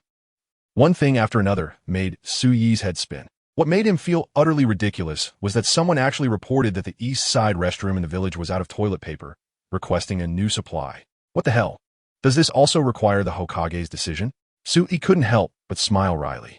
No wonder Boruto's Naruto was worn out. Anyone would be unable to handle this. Major issues are one thing. Why do trivial matters also require the Hokage's arrangements?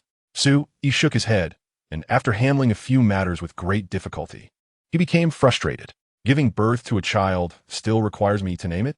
In a moment of inspiration, he casually wrote on it. As the saying goes, a cheap name is easy to raise. So let's name a cheap name. It will definitely be easy to raise. Half an hour later, Tsunade was on the verge of collapse. The number of documents was too many to review. 7 or 8 out of 10 were trivial matters. It was impossible to distinguish between priorities, which truly gave him a headache. No, I need to find someone to help. Previously, the Hokage office had dedicated staff to handle some mundane documents, but as soon as he took office, he dismissed the entire team. He was well aware that as the longest-serving Hokage, the 3rd Hokage had long since had those people under his control. Keeping them around could only be harmful, not beneficial. Who should he look for? After some thought, an idea suddenly flashed through Tsunade's mind. Ding! Task. Detected that the host is busy with official duties. To alleviate work pressure, please quickly find an assistant. Reward: 500 reputation points. Friendly reminder: Nara Shikaku is the most suitable. This system? Tsunade looked at the prompt, feeling a mix of amusement and exasperation. It actually thought of the same thing he did. With a thought, he summoned a Jonin to call Nara Shikaku over. At your command. The Jonin responded and swiftly left. Before long, a middle-aged man with slender eyebrows, a scar at the corner of his eye, and a single ponytail walked in. It was indeed Nara Shikaku. Hokage-sama, you call for me? Yes. He looked at Shikaku and noticed his bright eyes, which radiated wisdom, and nodded inwardly. He had a good impression of Shikaku's character. Shikaku, from the Nara clan, was one of Konoha's old prominent families. Although it couldn't compare to the Uchiha or Hyuga clans, it was still one of the major clans in Konoha. The clan was known for its intelligence, with an average IQ above 200, famously regarded as Konoha's think tank. Nara Shikaku was the current head of the Nara clan and was praised as Konoha's smartest person. This guy was not only intelligent, but also strong. His ancestral secret technique, the shadow imitation technique, was considered a unique skill in Konoha. He had performed exceptionally well in several great wars, with both strength and intelligence. He was undoubtedly very suitable to be an assistant. Do you know why I called you? Suyujuswa liaskit. Nara Shikaku glanced at the documents on the table, thought for a moment, and replied, You want me to help you handle official duties? As expected of Konoha's smartest person, he was indeed perceptive. Suyi Pides. This guy's intelligence was not to be underestimated. It was frighteningly high, and he immediately analyzed his intentions. Hokage-sama, you flatter me. Shikaku said humbly. Are you willing to be my assistant then? I am willing. Shikaku replied. However, I have one condition. Condition? Suyi frowned slightly and said casually, Go ahead. Nara Shikaku replied, Recently, there have been quite a few rumors about you in the village. I know they are all false. Therefore, I would like to ask you to let me handle this matter. I promise to satisfy you. As he spoke, he looked at Suyi with hopeful eyes, seemingly seeking the latter's affirmation. Oh, is it the only matter? Suyi was somewhat surprised. He had thought the other party would make some excessive demands or ask for rewards, but it turned out it was just this. This surprised him. Yes, just this matter. All right then, since you have this intention, I'll give you face, and you can handle this matter. Suyi nodded, then waved his hand, and 10 Jonin emerged from behind him. From now on, these 10 will be responsible for your safety and will follow your orders. As soon as the 10 Jonin appeared, Shikaku's expression changed instantly. So this is the confidence behind the other party being able to become Hokage? He had heard rumors in Konoha about Suyi using 300 Jonin to force the palace, but he didn't believe it at first. After all, Jonin are not cabbages. How could there be 300 of them just like that? But now he believed it, and as a smart person, he naturally understood Suyi's intentions. These 10 people were both helpers and watchers. Just as he was hesitating, Suyi spoke again. By the way, I heard that a few days ago was your son Shikamaru's birthday? Suyi smiled and casually took out a cleansing pill. This pill was something I stumbled upon. It has remarkable effects on nourishing the body and developing potential. Considered a birthday gift for him. Shikaku took the pill and examined it briefly, and his expression changed instantly. What the hell this is? He nearly lost his composure. The Nara clan was proficient in pharmacology, and Shikaku was even a master in the field. He could tell at a glance that this pill was extraordinarily valuable, and he was instantly tempted. Seeing this, Suyi smiled slightly and said, If you work hard, I won't treat you unfairly. Thank you, Hokage-sama. I will definitely do my utmost. Shikaku immediately expressed his loyalty. After some small talk, he left with his men. Ding! Congratulations to the host for completing the task. Detected that Shikaku's loyalty to the host has reached 90. Therefore, the reward is doubled. Reward: 1,000 reputation points. The small pill exchange for 1 point of reputation surprisingly yielded 500 points of reputation. This deal is worth it. Suyi was taken aback for a moment, then smiled. Next, I can relax a bit. Chapter 14. The Provocation of Cloud Hidden. It's infuriating. Inside the secret meeting room, Danzo smashed the table with a slap and cursed loudly. After a few days of not seeing him, this kid actually managed to recruit Raikage over to his side. It's really driving me crazy. That bastard Raikage not only helped him deal with the rumors, but also became his assistant. This is outrageous. Danzo was so angry that his liver hurt. And as one, I was about to burst into flames. Back then, when Sarutobi Hiruzen was in power, he tried to win Raikage over multiple times to seize the position of Hokage, but the other party didn't appreciate it at all. He thought that this guy was just being high-minded and avoiding suspicion. As a result, as soon as Suyi took office, he actually transformed into that guy's assistant. This clearly shows he doesn't take me seriously. Damn Raikage, I must take revenge. Danzo was furious. If he couldn't deal with Suyi, could he not deal with Raikage? You want to take revenge on Raikage? At that moment, Sarutobi Hiruzen spoke up from the side. I advise you to save your energy. He has a lot of bodyguard around him. All of them are Jonin level. You can't even get close to him. Besides, those rumors were spread by you, right? Just let it go. If someone catches you with dirt. Upon hearing this, Danzo became even angrier. Damn it. Am I just going to let them be arrogant? Of course not. Sarutobi Hiruzen shook his head, the corner of his mouth curling up to reveal a meaningful smile. The good show is about to begin. Uchiha clan. Well done. He was very excited. As expected of the smartest person in Konoha, he really has some skills. When he learned that Raikage had resolved the rumors in just 2 days, he admired Raikage even more. As a person from Blue Star, he understood the terrifying power of public opinion. Don't underestimate these few words of rumors. They may seem harmless, but once utilized properly, they can be scarier than a Kaga-level powerhouse. A multitude of voices can tarnish gold, and even someone as formidable as Konoha White Fang was verbally attacked to death. The power of rumors is evident. Don't think I don't know how these rumors were spread. Sui sonortet coldi. Although he had no direct evidence to prove the source of these rumors, he was very clear. This matter was definitely related to Danzo, and even Sarutobi Hiruzen was involved. Shimura, Danzo, Sarutobi Hiruzen, Sui mutterit. These two were his biggest opponents in the village. In fact, he didn't take Danzo seriously. Although this guy used vicious means, they were all schemes. As long as he was on guard, the other party couldn't succeed. Not worth fearing. But Sarutobi Hiruzen was different. This guy hid very deep and was much more ruthless than Danzo. He clearly did so many shady things, yet he could still establish a great image. Just this point shows his cunning. Such a person must be treated with caution. No, I need to think of a way to regain this situation. Suyupon did it. The other side had already made a move. Although it hadn't caused him any actual loss, it made him very unhappy. At this moment, Tifa came out. She had light makeup on and was wearing a youthful JK outfit. The upper body was a white shirt with a red scarf tied, and the lower body was a light blue plaid pleated skirt, revealing a pair of long, straight, snow-white legs. She wasn't wearing shoes. A pair of jade-like feet was exposed with the toenails painted with crystal nail polish, sparkling and translucent, perfectly sized, exquisite and beautiful, like a stunning piece of art. The whole person looked youthful and warm, like a neighbor girl, making one's heart flutter. Master, do I look good? Sui nodded and subconsciously asked, do you know math? A little? Hee. Come help me solve this problem. Hee. The sound of the girl's laughter rang like silver bells. Tifa's beautiful eyes seemed like a pool of autumn water, making people linger. Suddenly, a voice interrupted the ambiguous atmosphere. Master, something happened. He immediately woke up from his gentle reverie. He waved his hand, pulled Tifa back, adjusted his clothes, and slowly opened the door.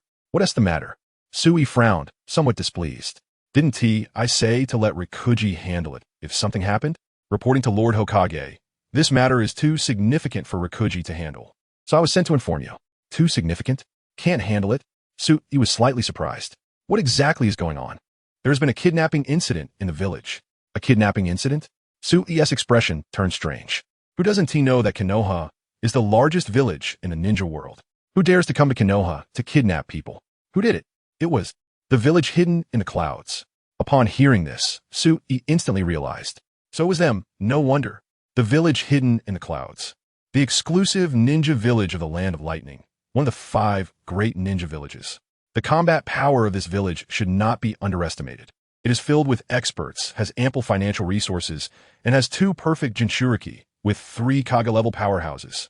In terms of overall strength, it is second only to Konoha. Their leader, the 4th Raikage, is known for his boldness and is very domineering, extremely arrogant in his actions. Let us clarify the situation. What exactly happened? As you command.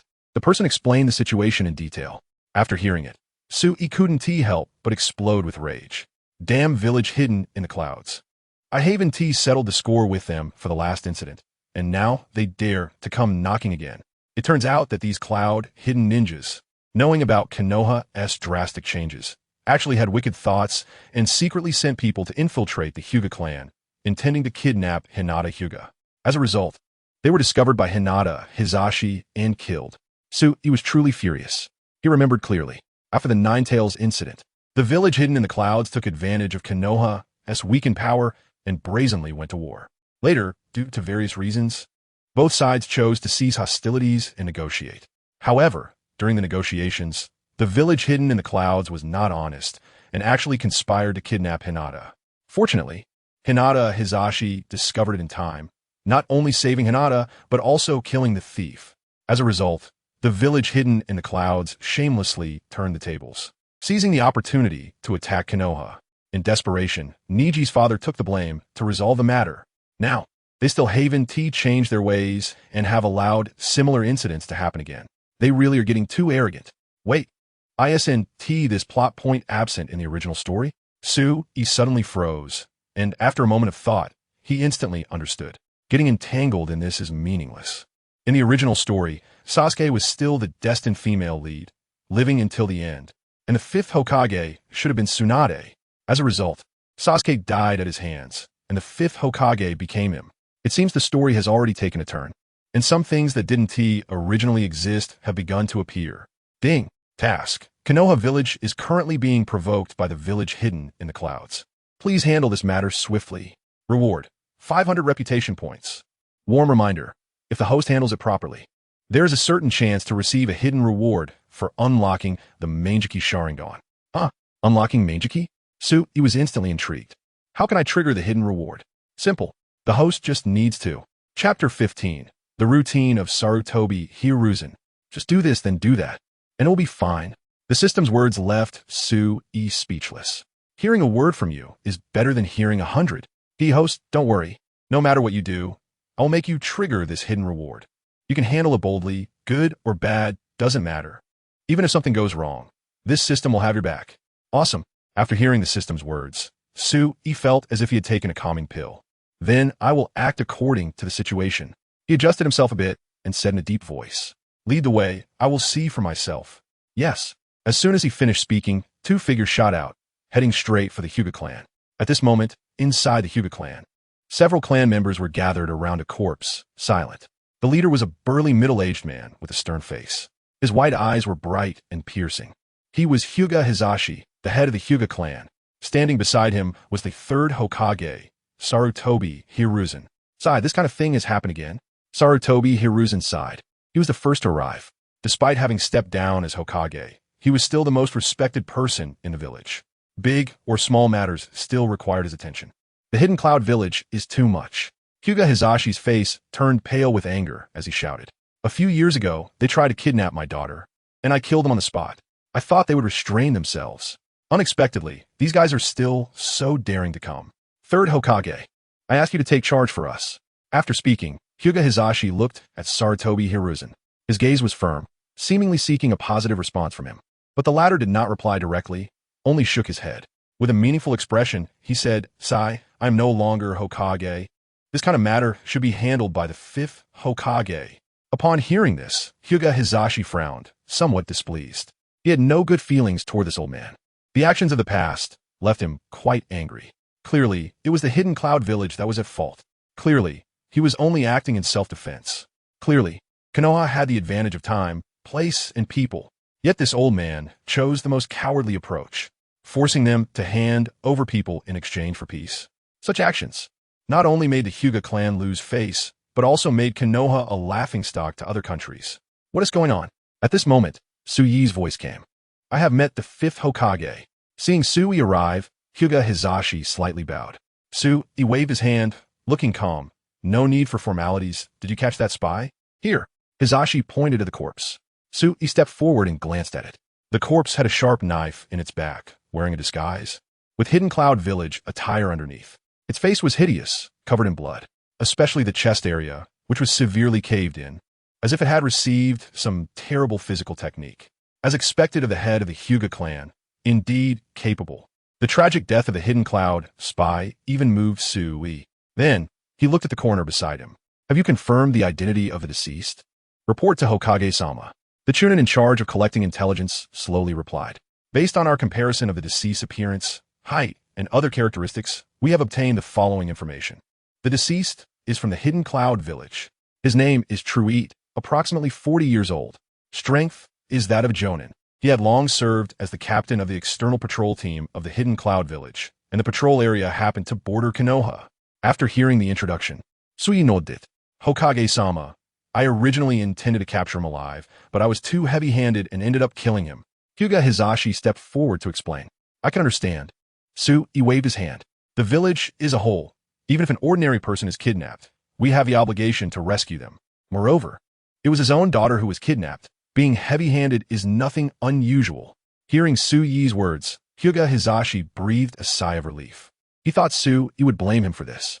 Unexpectedly, this newly appointed Hokage was surprisingly easy to talk to. At that moment, a communications ninja arrived.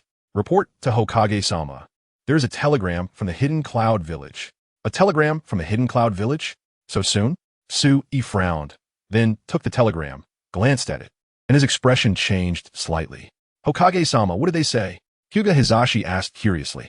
Su Yi was silent for a moment, then replied. They already know about this matter. They want to resolve it the same way as last time. Upon hearing this, Hyuga Hizashi fell silent. After a long time, he looked at Su Yi. So what do you mean? Su Yi shook his head, not answering, and looked at Sarutobi Hiruzen beside him. Third Hokage, I wonder what your thoughts are on this matter. It all depends on Hokage-sama's decision. Sarutobi Hiruzen kicked the ball directly. On the surface, he remained calm, but inside he was sneering. Handing over the person is not possible. Not handing over is also not possible. Let's see what you do.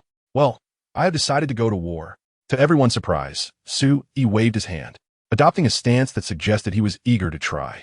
Seeing this, Sarutobi Hiruzen was also stunned. He originally wanted the other party to plead with him. Yet the other party suddenly had the idea of going to war. This surprised him somewhat. So, he rubbed his hands and quickly said, Hokage-sama, going to war is not a child's play. It concerns the survival of the village. How can such a decision be made rashly? What do you mean? Su Yi's face darkened, somewhat displeased. Are you questioning me? No. Sarutobi Hiruzen immediately denied it. That's good. Su Yi's expression was calm. At noon tomorrow, bring all the members of the Sarutobi clan and follow me to flatten the Hidden Cloud Village. What the hell? Sarutobi Hiruzen almost cursed upon hearing this. What does this kid mean? The Hyuga clan killed someone. Why should the Sarutobi clan go to war? Moreover, there's so many clans in Konoha. Yet he only singled out the Sarutobi clan? This clearly meant to make the Sarutobi clan cannon fodder, and he certainly would not agree. No way. Sarutobi Hiruzen was anxious. Then he was scolded by Su Yi. You asked for suggestions. I let you take charge. I've taken charge, and now you're unwilling. What do you mean? Spit flew onto the third Hokage's face, and the latter's expression changed continuously as he was scolded. Whether to fight or to negotiate, just give a clear answer. Seeing that the conversation had reached this point, Sarutobi Hiruzen gritted his teeth and finally made a decision. I advocate for peace. As soon as he spoke, Hyuga Hizashi felt a chill in his heart. No change? He asked again. No change. Sarutobi Hiruzen nodded, unable to help but curse in his heart. Damn it. This infamy ultimately fell on my head. In that case, I will comply with the third Hokage's wishes and decide to prioritize peace and hand over the person. Su Yi's voice was very light, but it sounded like thunder to Hizashi, who trembled and almost fell. Just as Sarutobi Hiruzen breathed a sigh of relief, Su Yi smiled slightly and suddenly spoke. I have decided to send the body of Sarutobi Isuma over. Upon hearing this, everyone was stunned, especially Sarutobi Hiruzen, whose eyes almost popped out. Chapter 16. The Assistance from the Cunning Dragon and the Phoenix Chick. I oppose. Upon hearing that he was to hand himself over, Sarutobi Hizashi immediately lost his temper and firmly opposed it. Lord Third. At this moment, Su Yi shot a cold glance at Sarutobi Hizashi, his gaze sharp and his expression indifferent. Why do you keep going back on your word? Earlier, when I asked for your strategy, you said to listen to me. I said we should fight, and you disagreed. That was the first time you undermined my authority, considering your concern for the village. I didn't hold it against you and, out of respect, asked for your opinion again. Then you said that peace is paramount. I agreed to that.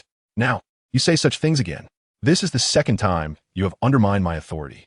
Although I am young, I am still the Hokage, the leader of the village. It doesn't matter if you disrespect me, but you must respect my position. I now represent the Hokage and the face of the village. Making me uncomfortable is making the Hokage uncomfortable. Making the Hokage uncomfortable means making Konoha uncomfortable. What you are doing is not only trampling on Konoha's dignity, but also disrespecting the Hokage's position. You are not only disrespecting me as the fifth Hokage, but also the first Hokage, the second Hokage, the fourth Hokage, and even you, the third Hokage. Su Yi opened his mouth, using the style of a little essay written by a fairy from Blue Star. going back and forth with his rhetoric, continuously berating Sarutobi Hizashi.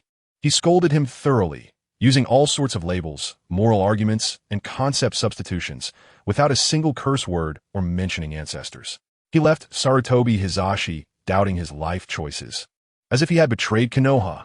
Not to mention him, even Hinata Hayashi beside him was directly stunned. What's going on? However, as the head of a clan, he could see that the two were at odds and felt a sense of relief. In any case, at least their Hinata clan would not lose a member for nothing. So, do you agree to send Sarutobi Asuma to the Cloud-Hidden Village or not? He began to forcefully wrap things up. No. Sarutobi Hizashi gritted his teeth, still wanting to refuse, but was cut off by Su Yi's words, sealing off his retreat. If you are unwilling, then may I ask, what happened with Hinata Hizashi last time? Upon hearing this, Sarutobi Hizashi hadn't spoken yet. Hinata Hayashi became restless and stepped forward to add fuel to the fire. Lord Hizashi, please explain. The two of them, one singing and the other responding, put Sarutobi Hizashi in a difficult position, making him feel extremely unlucky. If he disagreed to send Asuma away, they would definitely bring up Hinata Hizashi's death. In this way, his image would undoubtedly collapse. A glorious image, good in every way, except for one flaw. It could not tolerate the slightest blemish. If this got out, all the good reputation he had built up would be ruined. But if he sent Asuma away, he would have no son left. His eldest son had died early. Fortunately, he still had one son, Sarutobi Kanomaru. He had high hopes for his second son, even training him to be the future Hokage. To send him away like this, he really couldn't bear it. Just as he was in a dilemma, two figures hurried over.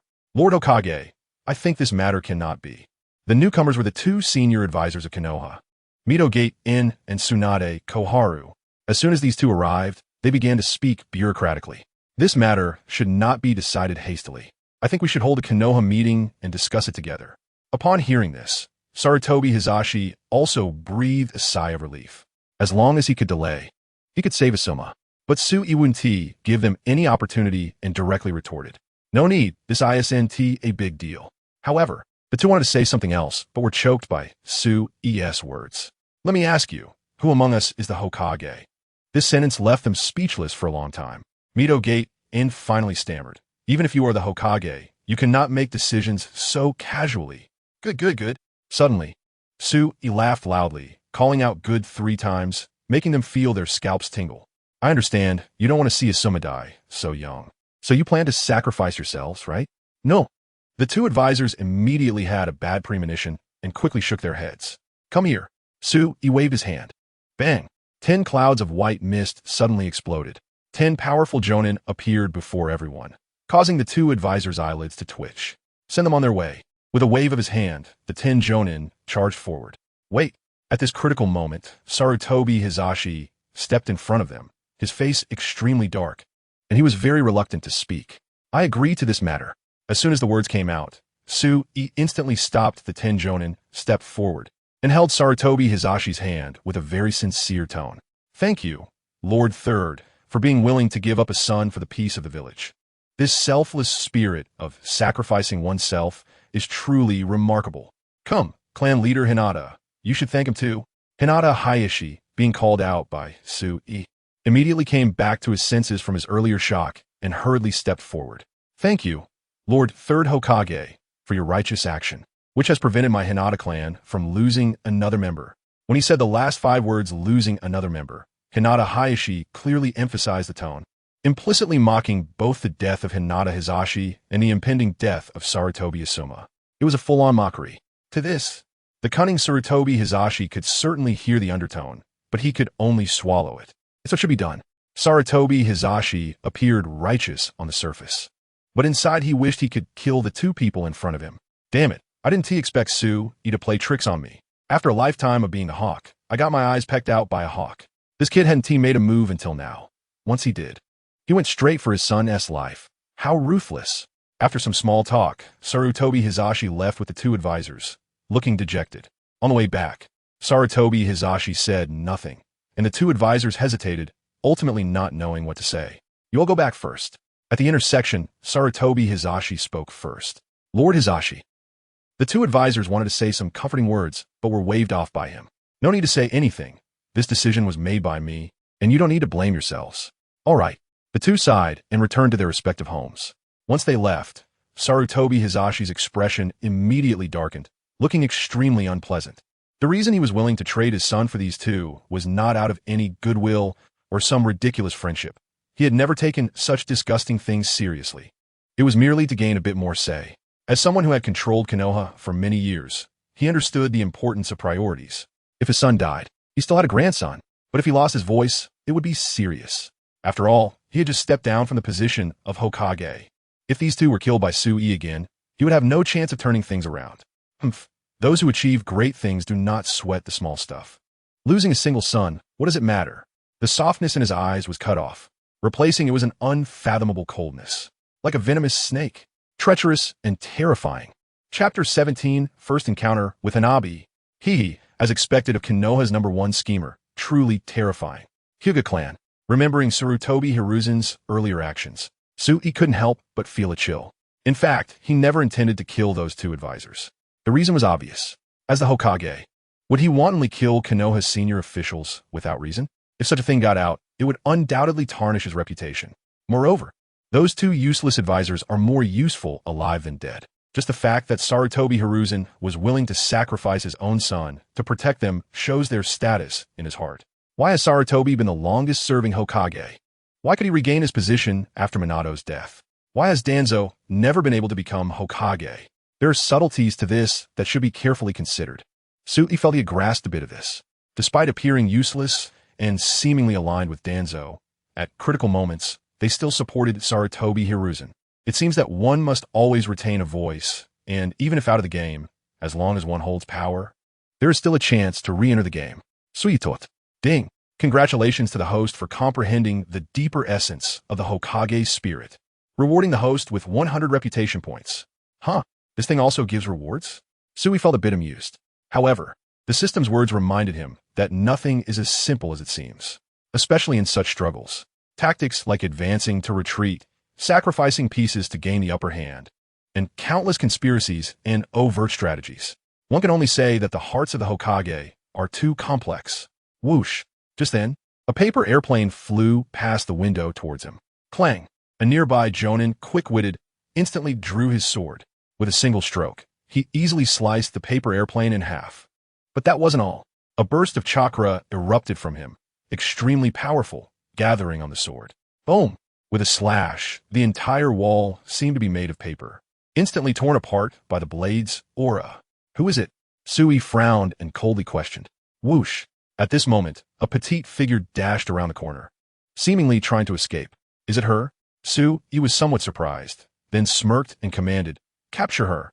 Remember, do not harm her in the slightest. Understood.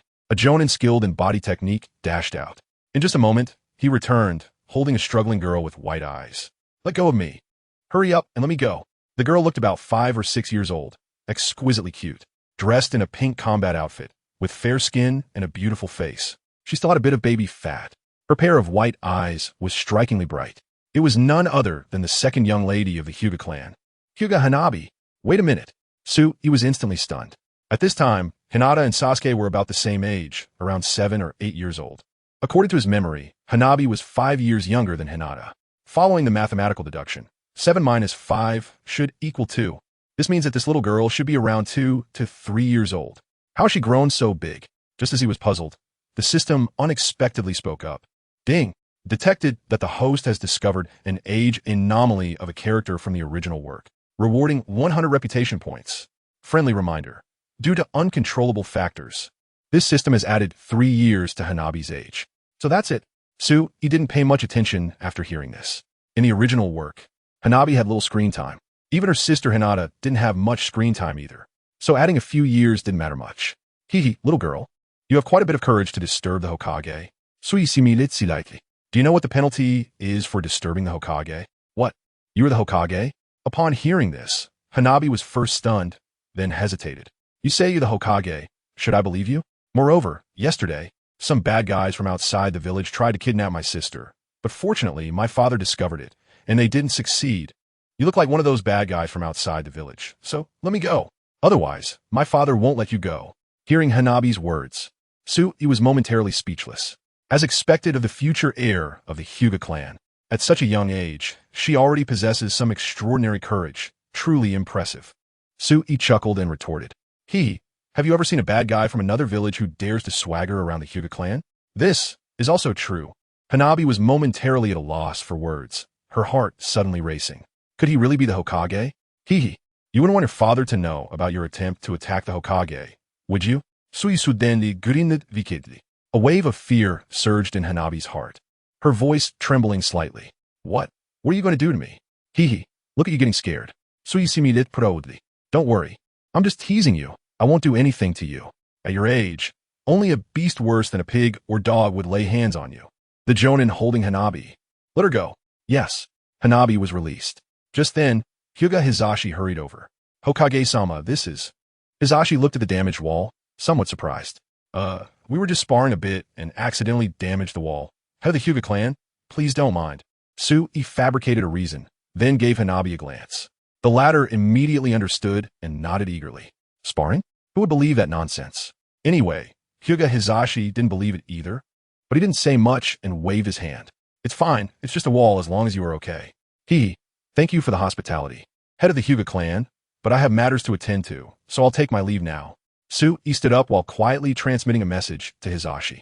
Regarding the matter with the Cloud Village, please rest assured, head of the Hyuga clan.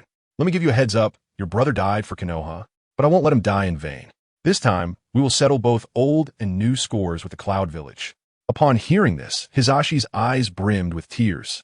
He had been waiting for this sentence for many years. Now that Sui had said it, he was deeply moved and said solemnly, as long as Hokage-sama can avenge my brother, the Hyuga clan is willing to follow you forever. Well said, let's wait and see. Sui exchanged a few pleasantries with Hizashi. Then he greeted Hanabi. Little girl, here are 2 cleansing pills, one for your sister and one for you. Sui magically took out 2 pills. Until next time, after saying that, he rushed out with his people. Father, what is this? Hanabi handed the pill to Hizashi. After receiving it, Hizashi's expression changed slightly. Although the Hyuga clan wasn't adept in pharmacology, their ocular power was outstanding. And he could tell at a glance that this pill was different, containing special power, extremely unique. No wonder he is so young, yet can become the 5th Hokage. Hizashi couldn't help but ponder, while also starting to entertain thoughts. With the Uchiha clan gone, if I could recruit him into my Hyuga clan. Thinking of this, a plan began to brew in his mind. Hanabi, on the other hand, looked completely bewildered. This guy is really strange. Chapter 18, The Death of Asuma. Tension in the air. The Sarutobi clan. Asuma was still leisurely smoking a cigarette. Beside him lay a photo of a beautiful woman, with a hot figure and a slender waist, swaying like a willow in the wind, making one unable to resist wanting to play with her. She was very beautiful, with delicate features. Her crimson pupils were particularly eye-catching, and her fluffy long hair had a good texture. She wore a red and white combat outfit that allowed her to move freely while accentuating her perfect figure. She was none other than Kurenai Yuhi. He had a crush on her for many years. Back when they were still in ninja school, he had already liked her. Unfortunately, his father had always had high hopes for him and arranged for him to join the 12 Ninja Guardians, to be by the daimyo's side for training. Now that he had returned, he found that she had blossomed into a stunning beauty, even more enchanting than before. This made his heart flutter. Once my father comes back, I'll ask him to propose. Asuma had made up his mind. Kurenai was not an ordinary person, but the young lady of a Yuhi family, a clan known for its Jinjutsu. The family was somewhat famous in Konoha, and their strength should not be underestimated. As the son of the former Hokage and the next head of the Sarutobi clan, he was confident that his dual identity would impress her. Just thinking about this made him excited. At that moment, the door opened. Father, oh, Kurina-sensei. Asuma enthusiastically approached when he saw Sarutobi Hizashi return. Just as he was about to express his thoughts, he noticed the serious expression on his father's face, and he immediately swallowed his words, filled with concern. Father, what is wrong? Why do you look so gloomy? Did something happen? Asuma was a bit puzzled. Ever since his father handed over the Hokage position to Sui, he seemed to have been in a bad mood. It's nothing. Sarutobi Hizashi shook his head, suddenly looking at Asuma with a hint of hesitation in his eyes, then said solemnly, Asuma, how old are you this year? The sudden question left Asuma a bit bewildered. He didn't understand why his father was asking this out of the blue, but he still answered, Father, I'm 22 years old, 23 in traditional age. 22 years old, huh? Sarutobi Hizashi nodded, seemingly deep in thought, murmuring, "Time flies. It's been 22 years in a blink." Asuma echoed, "Yeah, it really has been quick. Come, let us drink a bit." "All right." Asuma immediately prepared a table of food and drinks. The father and son clinked glasses and soon became tipsy. While drunk, Asuma slurred, "Father, I want to tell you something." "What is it?" "There's a girl I've liked for a long time, and I hope." Before he could finish, his expression suddenly changed, shock spreading across his face. "Oh no, the wine is poisoned. Father, are you okay?" Just as he worried about his father, he saw that the other seemed perfectly fine, as if he hadn't drunk a drop, showing no signs of intoxication. At that moment, Asuma's heart sank. He suddenly understood a lot. The poison was planted by his father. His father wanted to kill him. Father, why? Asuma felt bitter in his heart. "I'm sorry, my son. For the future of the clan, I can only sacrifice you." Sarutobi Hizashi slowly stood up. In his murky pupils, a sharp glint reflected, devoid of any emotional fluctuation. It was as if Asuma was not his biological son at all. "All right, I understand." In the final moment, Asuma felt as if all his strength had been drained, staggering and collapsing to the ground. In the blink of an eye, he became a cold corpse. "Ah, my son, forgive your father, this is the last time." The next day, Sui arrived early with his men at the trading location. At this time, Hyuga Hizashi and Sarutobi Hizashi had already brought people there. When Sui saw Asuma's corpse, he instantly showed an unusual expression. What the hell is this real? To prevent any tricks, he secretly activated his Sharingan to inspect the corpse for any deception. However, it was indeed Asuma's body, with no signs of fabrication. The other party was truly dead. "Damn!" Sui exclaimed, although he had always had opinions about the third Hokage, thinking he was a schemer. Today he realized he had underestimated him. This man was simply ruthless. He actually sacrificed his own son to maintain his image. They say a tiger doesn't eat its own cubs. But Sarutobi Hizashi's actions truly shocked Sui. He could kill his own son without hesitation. What else in this world would he not do?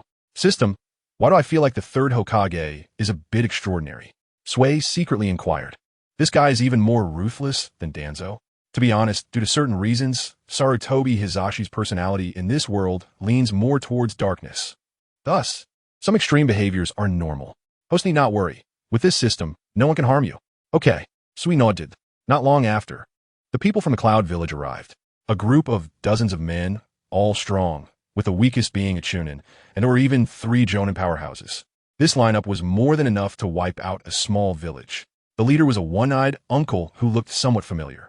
"Hey, ISNT this guy. Sasuke?" Sui was a bit surprised. The Cloud Village actually sent such a level of powerhouse, indicating they took this transaction seriously. Sasuke, a Jonin powerhouse from the Cloud Village, was just a minor character in the original story, but his strength was remarkable, showing brilliant performance. In the 4th Great Ninja War, he showcased superb combat talent with his bloodline limit, lava release. With his rubber ninjutsu, he could dodge effortlessly. Not only did he toy with the reanimated 3rd Raikage controlled by Orochimaru, but he also led others to chase the split body of the 2nd Sasuke. His abilities were outstanding, and his command was excellent. This guy was definitely a major force for the Cloud Village. If the Cloud Village loses such a powerhouse, the Raikage must be furious. Sui thought to himself, "Have you brought the people?" Sasuke asked cautiously, his voice deep. Sui waved his hand. The Sarutobi clan members brought Asuma forward, while the Hyuga clan members followed closely with the Cloud Village spy. The 2 corpses lay across the middle. After a brief inspection, Sasuke nodded. "Since the Hokage is so straightforward, then we won't say much. Let us consider this matter settled." Just as the Cloud Village members were preparing to retreat, Sui suddenly spoke up. You've made your demands, and we've fulfilled them. It's time for you to show your appreciation." As soon as these words came out, the atmosphere instantly became tense. Sasuke frowned, his face darkening. "Hokage-sama, what do you mean by this?" "I mean nothing." Sui rubbed his hands and smiled mischievously. "Going back empty-handed would be hard for me to explain to the villagers. What does that have to do with us?" At this moment, a Jonin from the Cloud Village shouted arrogantly, "Consider this a favor to you this time, but if they're essay next time, we will wipe your village off the map." Upon hearing this, Sasuke's expression changed slightly, and he was about to say something. However, Sui spoke first. TSK, daring to make threats on my territory. It seems you don't plan on leaving." The tension in the air thickened. Chapter 19, Surrounding Jonin, the desperate Sasuke. "Come out." He snapped his fingers. Bang! A burst of white mist suddenly exploded. Immediately, more than a dozen ninjas appeared in a flash. Each one was powerful, with a rich chakra aura showcasing their strength. All of them elite Jonin. Whoosh! The dozen or so Jonin formed a circle, surrounding the people of Jonin village. The atmosphere instantly became tense. They are all Jonin. Upon seeing this, the Jonin ninjas all panicked, especially that earlier provoking Jonin. His face turned green. He wished he could slap himself a few times. Why was he so mouthy? With such a lineup, even the strong Tsuchikage had a hard time keeping his composure.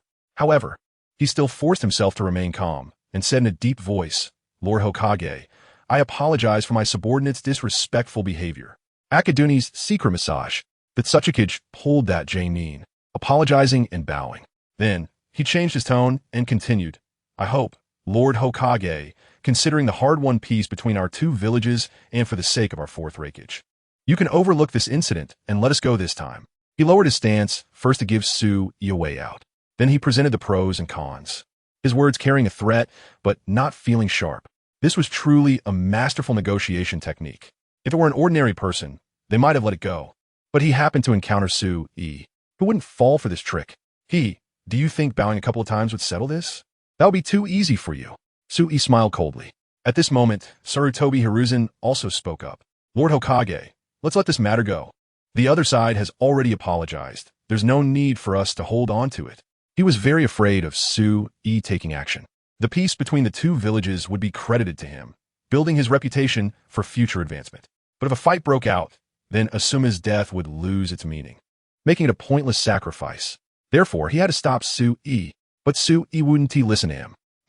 Third Hokage, don't plead for them. If it weren't for Jonin village's aggressiveness, how would your son have died? As soon as these words came out, Sarutobi Hiruzen nearly spat blood. Damn it. If it weren't for your coercion, how would my son have died? How could you shift the blame to Jonin with just a few words?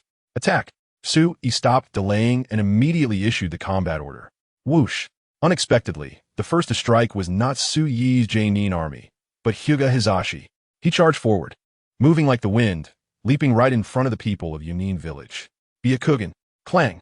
Hisashi instantly activated his Byakugan, his left hand clenched into a fist, right hand forming a palm, and under his feet, the 8 trigrams array was activated. Gentle fist. Bang. A palm struck out. The speed was like a cannonball, hitting a Nin hard.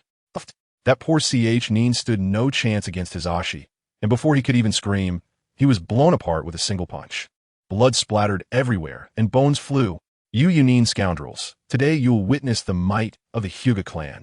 Hyuga Hisashi shouted, fearlessly charging into the crowd. 1 punch per person. Each punch counted. The terrifying Hyuga secret technique was pushed to the limit, and his anger soared to the peak. He hated Jonin village so much. The death of his brother, the near abduction of his beloved daughter, each was a blood feud. He had just been waiting for the opportunity. Now, he could finally take revenge, naturally putting in all his effort. Kill. The people of Jonin village hurriedly defended themselves. Whoosh. Various shurikens were thrown, flying towards Hisashi.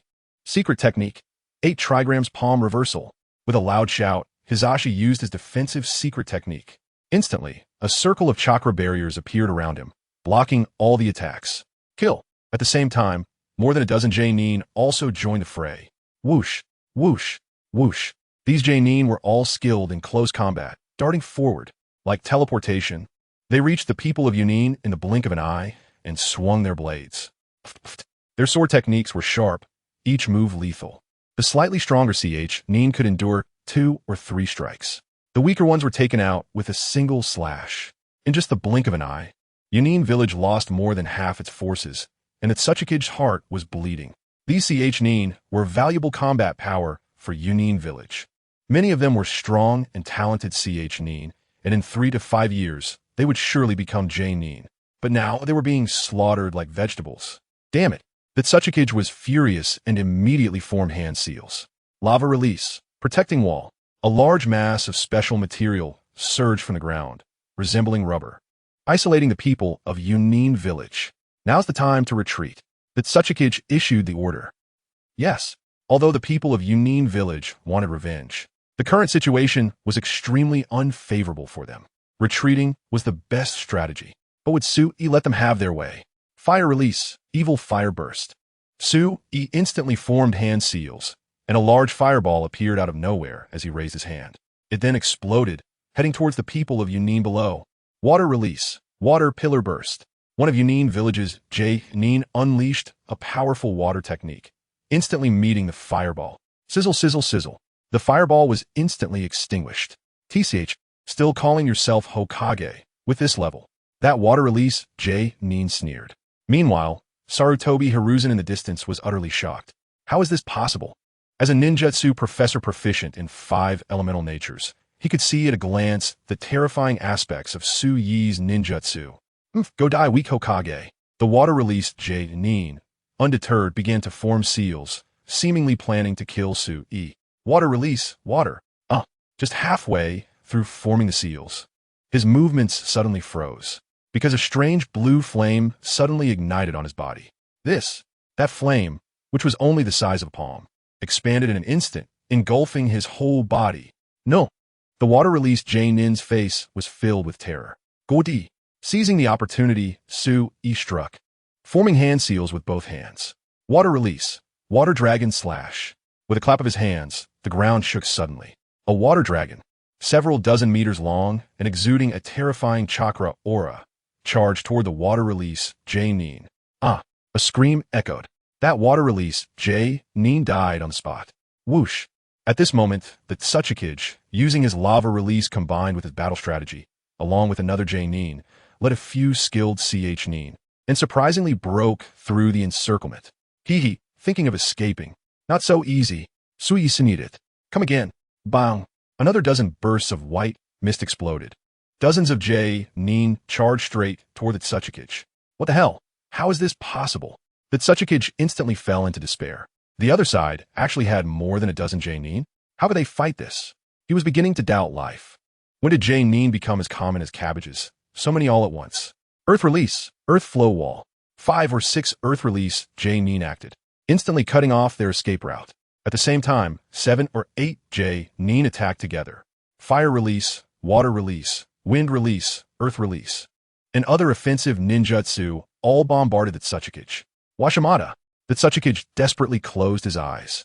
But at this critical moment, a sharp voice echoed. Tail Beast Bomb. Chapter 20 Kaleidoscope. Capturing the Jinchuriki. Boom. A terrifying black sphere of light, like a meteor streaking across the sky, suddenly struck. Earth release. Super Earth Flow Wall. The Earth Release Jonin quickly unleashed their strongest defensive Earth release techniques. Rows of earthen walls rose up, standing 10 meters high and dozens of meters thick, forcibly blocking that tailed beast ball. Boom! The tailed beast ball exploded. A powerful energy wave erupted, blasting a pit over 10 meters deep into the ground. Even that terrifying earthen wall trembled violently. Fortunately, it was ultimately able to withstand the attack. In the distance, Sui was taken over 100 meters away by a Jonin skilled in body flicker. Watching that terrifying destructive power, he was secretly alarmed. Good grief. A single-tailed beast ball has such immense power, comparable to a missile. The horrific explosion instantly kicked up dust, covering most of the battlefield. Wind release. Dance of the Wind. A wind release Jonin acted quickly to disperse the dust. When the dust settled, Sui found that T-Dai and the others had actually disappeared. Clang. He activated his 3-Tomo Sharingan and instantly locked onto T-Dai. He saw them dart out, quickly fleeing from the scene. They're running pretty fast. Sui was astonished. In the blink of an eye, the opponents had already run over 1,000 meters away. At this moment, Hyuga Hizashi hurried forward. Lord Hokage, should we pursue? But Sarutobi Hiruzen stepped forward and strongly advised against it. No. That tailed beast ball just now has already indicated that there are Jinchuriki nearby. Never pursue a desperate enemy. If we fall into a trap, it would be disastrous. Jinchuriki? 100 thoughts flashed through Suyi's mind. The Cloud Village has 2 major Jinchuriki. One is the 8 Tails Jinchuriki, Killer Bee. The other is the 2 Tails Jinchuriki, Waimuki. Based on the power of the tailed beast ball, just now, it should be the 2 Tails Jinchuriki. Chase. Suior did it. Today is the day of revenge. Don't think that just a single Jinchuriki can stop us. Even if all the ninjas from Cloud Village come out, they won't be able to save them. Follow me to kill. After saying that, he led over 30 Jonin straight towards T-Dai and the others. Kill. Hyuga Hizashi followed closely behind. Damn it. Sarutobi Hiruzen gritted his teeth and had no choice but to follow. At this time, if he disobeyed orders, Once they returned, Tsunade would definitely hold it against him. Thus, a group of dozens pursued relentlessly. Earth Release, super lightweight rock technique. At this moment, the Earth Release Jonin cast a weight-reducing buff on everyone. Meanwhile, the Wind Release Jonin also launched long-range attacks. Wind Release, Dance of the Wind Blade. Whoosh, whoosh, whoosh. A series of 7 or 8 terrifying attacks, like tornadoes, rushed towards T-Dai and the others. Wherever they went, trees were sliced into segments, greatly widening the field of vision. Lord Hokage, the wind helps the fire. Quickly use Fire Release. At this time, Hyuga Hizashi reminded him, but he was rejected by Tsunade. Setting fire to the mountains will only lead to disaster. However, T just wait idly. He immediately gave orders, interfere with their direction of advance, and drive them towards the side path. Yes, the Earth Release Jonin received the order and immediately acted. Earth Release, Earth Flow Wall. Rows of earthen walls blocked the road leading to the Cloud Village. Left with no choice, T-Dai and the others had to take a detour. After not walking long, they stopped, because there was no road ahead. Haha, let us see where you can run. At this moment, Tsunade had just led his men to surround them. Looking at T-Dai and the others, he wore a cold smile. Surrender obediently. Suddenly, the corner of T-Dai's mouth curled up, revealing a strange smile. Hee, Lord Hokage, you've been tricked. Tricked? Tsunade froze for a moment. Suddenly, a cheerful laugh came from behind them. Whoosh. Dozens of figures suddenly appeared behind them. Except for Tsunade, the expressions of the others instantly turned grim, their hearts shocked. Not good.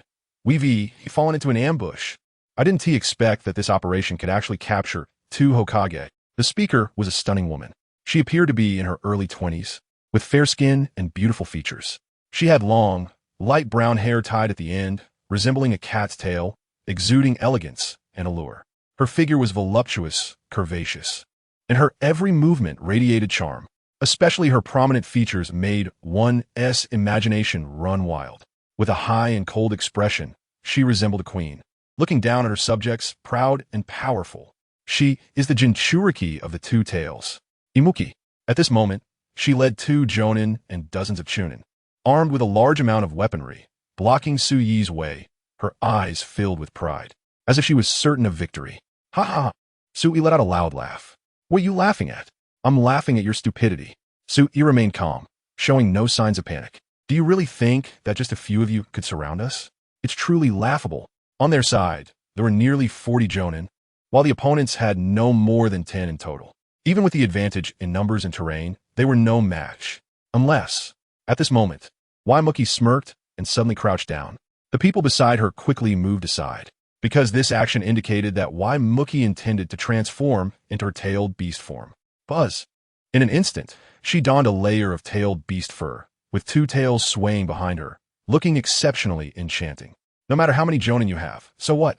Imuki Chukil. Capture the leader first. As long as we take you down, how can I not surrender? Whoosh. As soon as the words fell, she charged like a crazed beast. The immense force created ripples in the air. Wherever she went, stones flew, and ancient trees toppled. What a clever fellow. Tsunade did. However, your calculations are destined to fail. Clang. The 3-tomo Sharingan suddenly spun. Immediately, an unprecedented pattern appeared in his pupils. It was indeed the legendary kaleidoscope. Sit down. Clang. Suisei kaleidoscope spun rapidly. At the same time, Waimuki's eyes also changed in an instant, her double pupils losing focus, as if her soul had been drawn away. With a single command, she actually sat down. Kill them for me. Imuki. At your command, my master. Without any hesitation, she opened her mouth and unleashed a scorching-tailed beast ball at the still-dazed Cloud Village ninjas. Everything happened too quickly. They had no time to react and were instantly struck by the tailed beast ball. Boom! A group of people couldn't even dodge and were blasted into powder. Ah, damn it!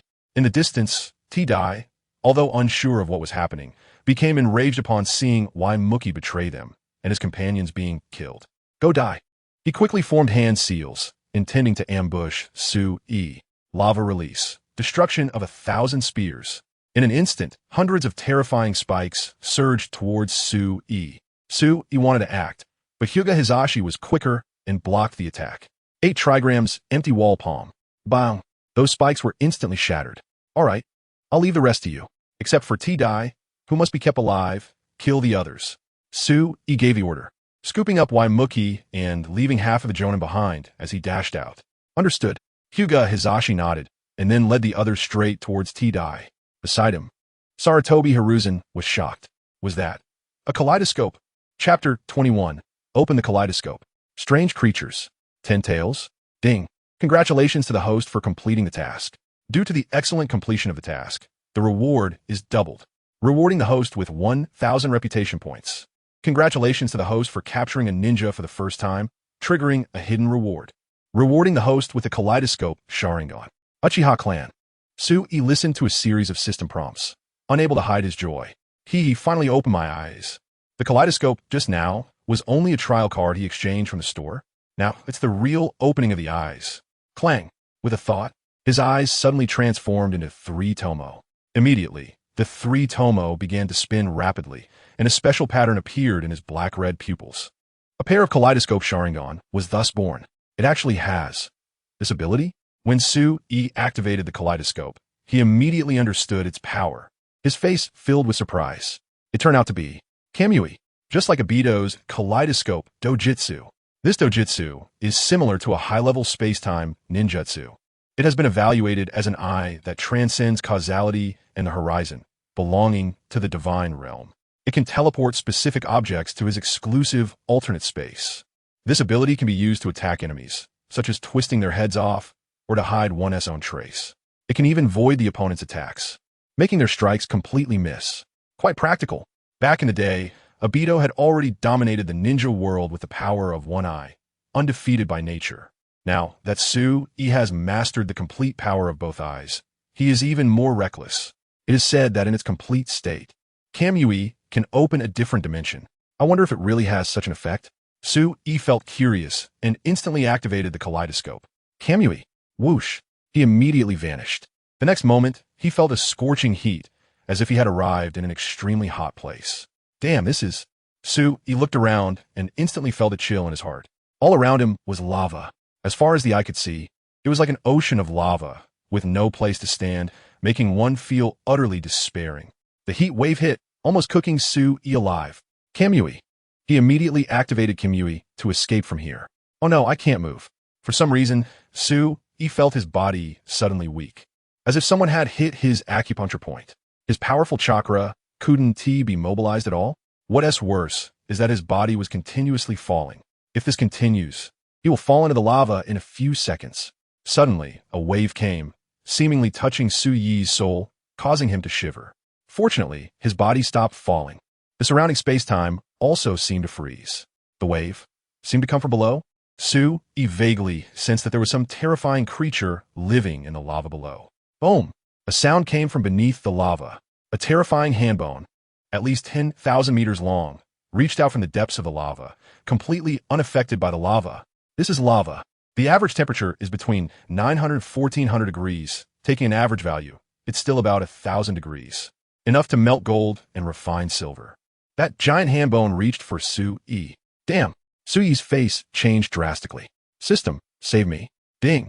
Detected that the host is in a state of extreme danger. Activating protective mode. Buzz. Tsunade felt the restraints on his body disappear in an instant.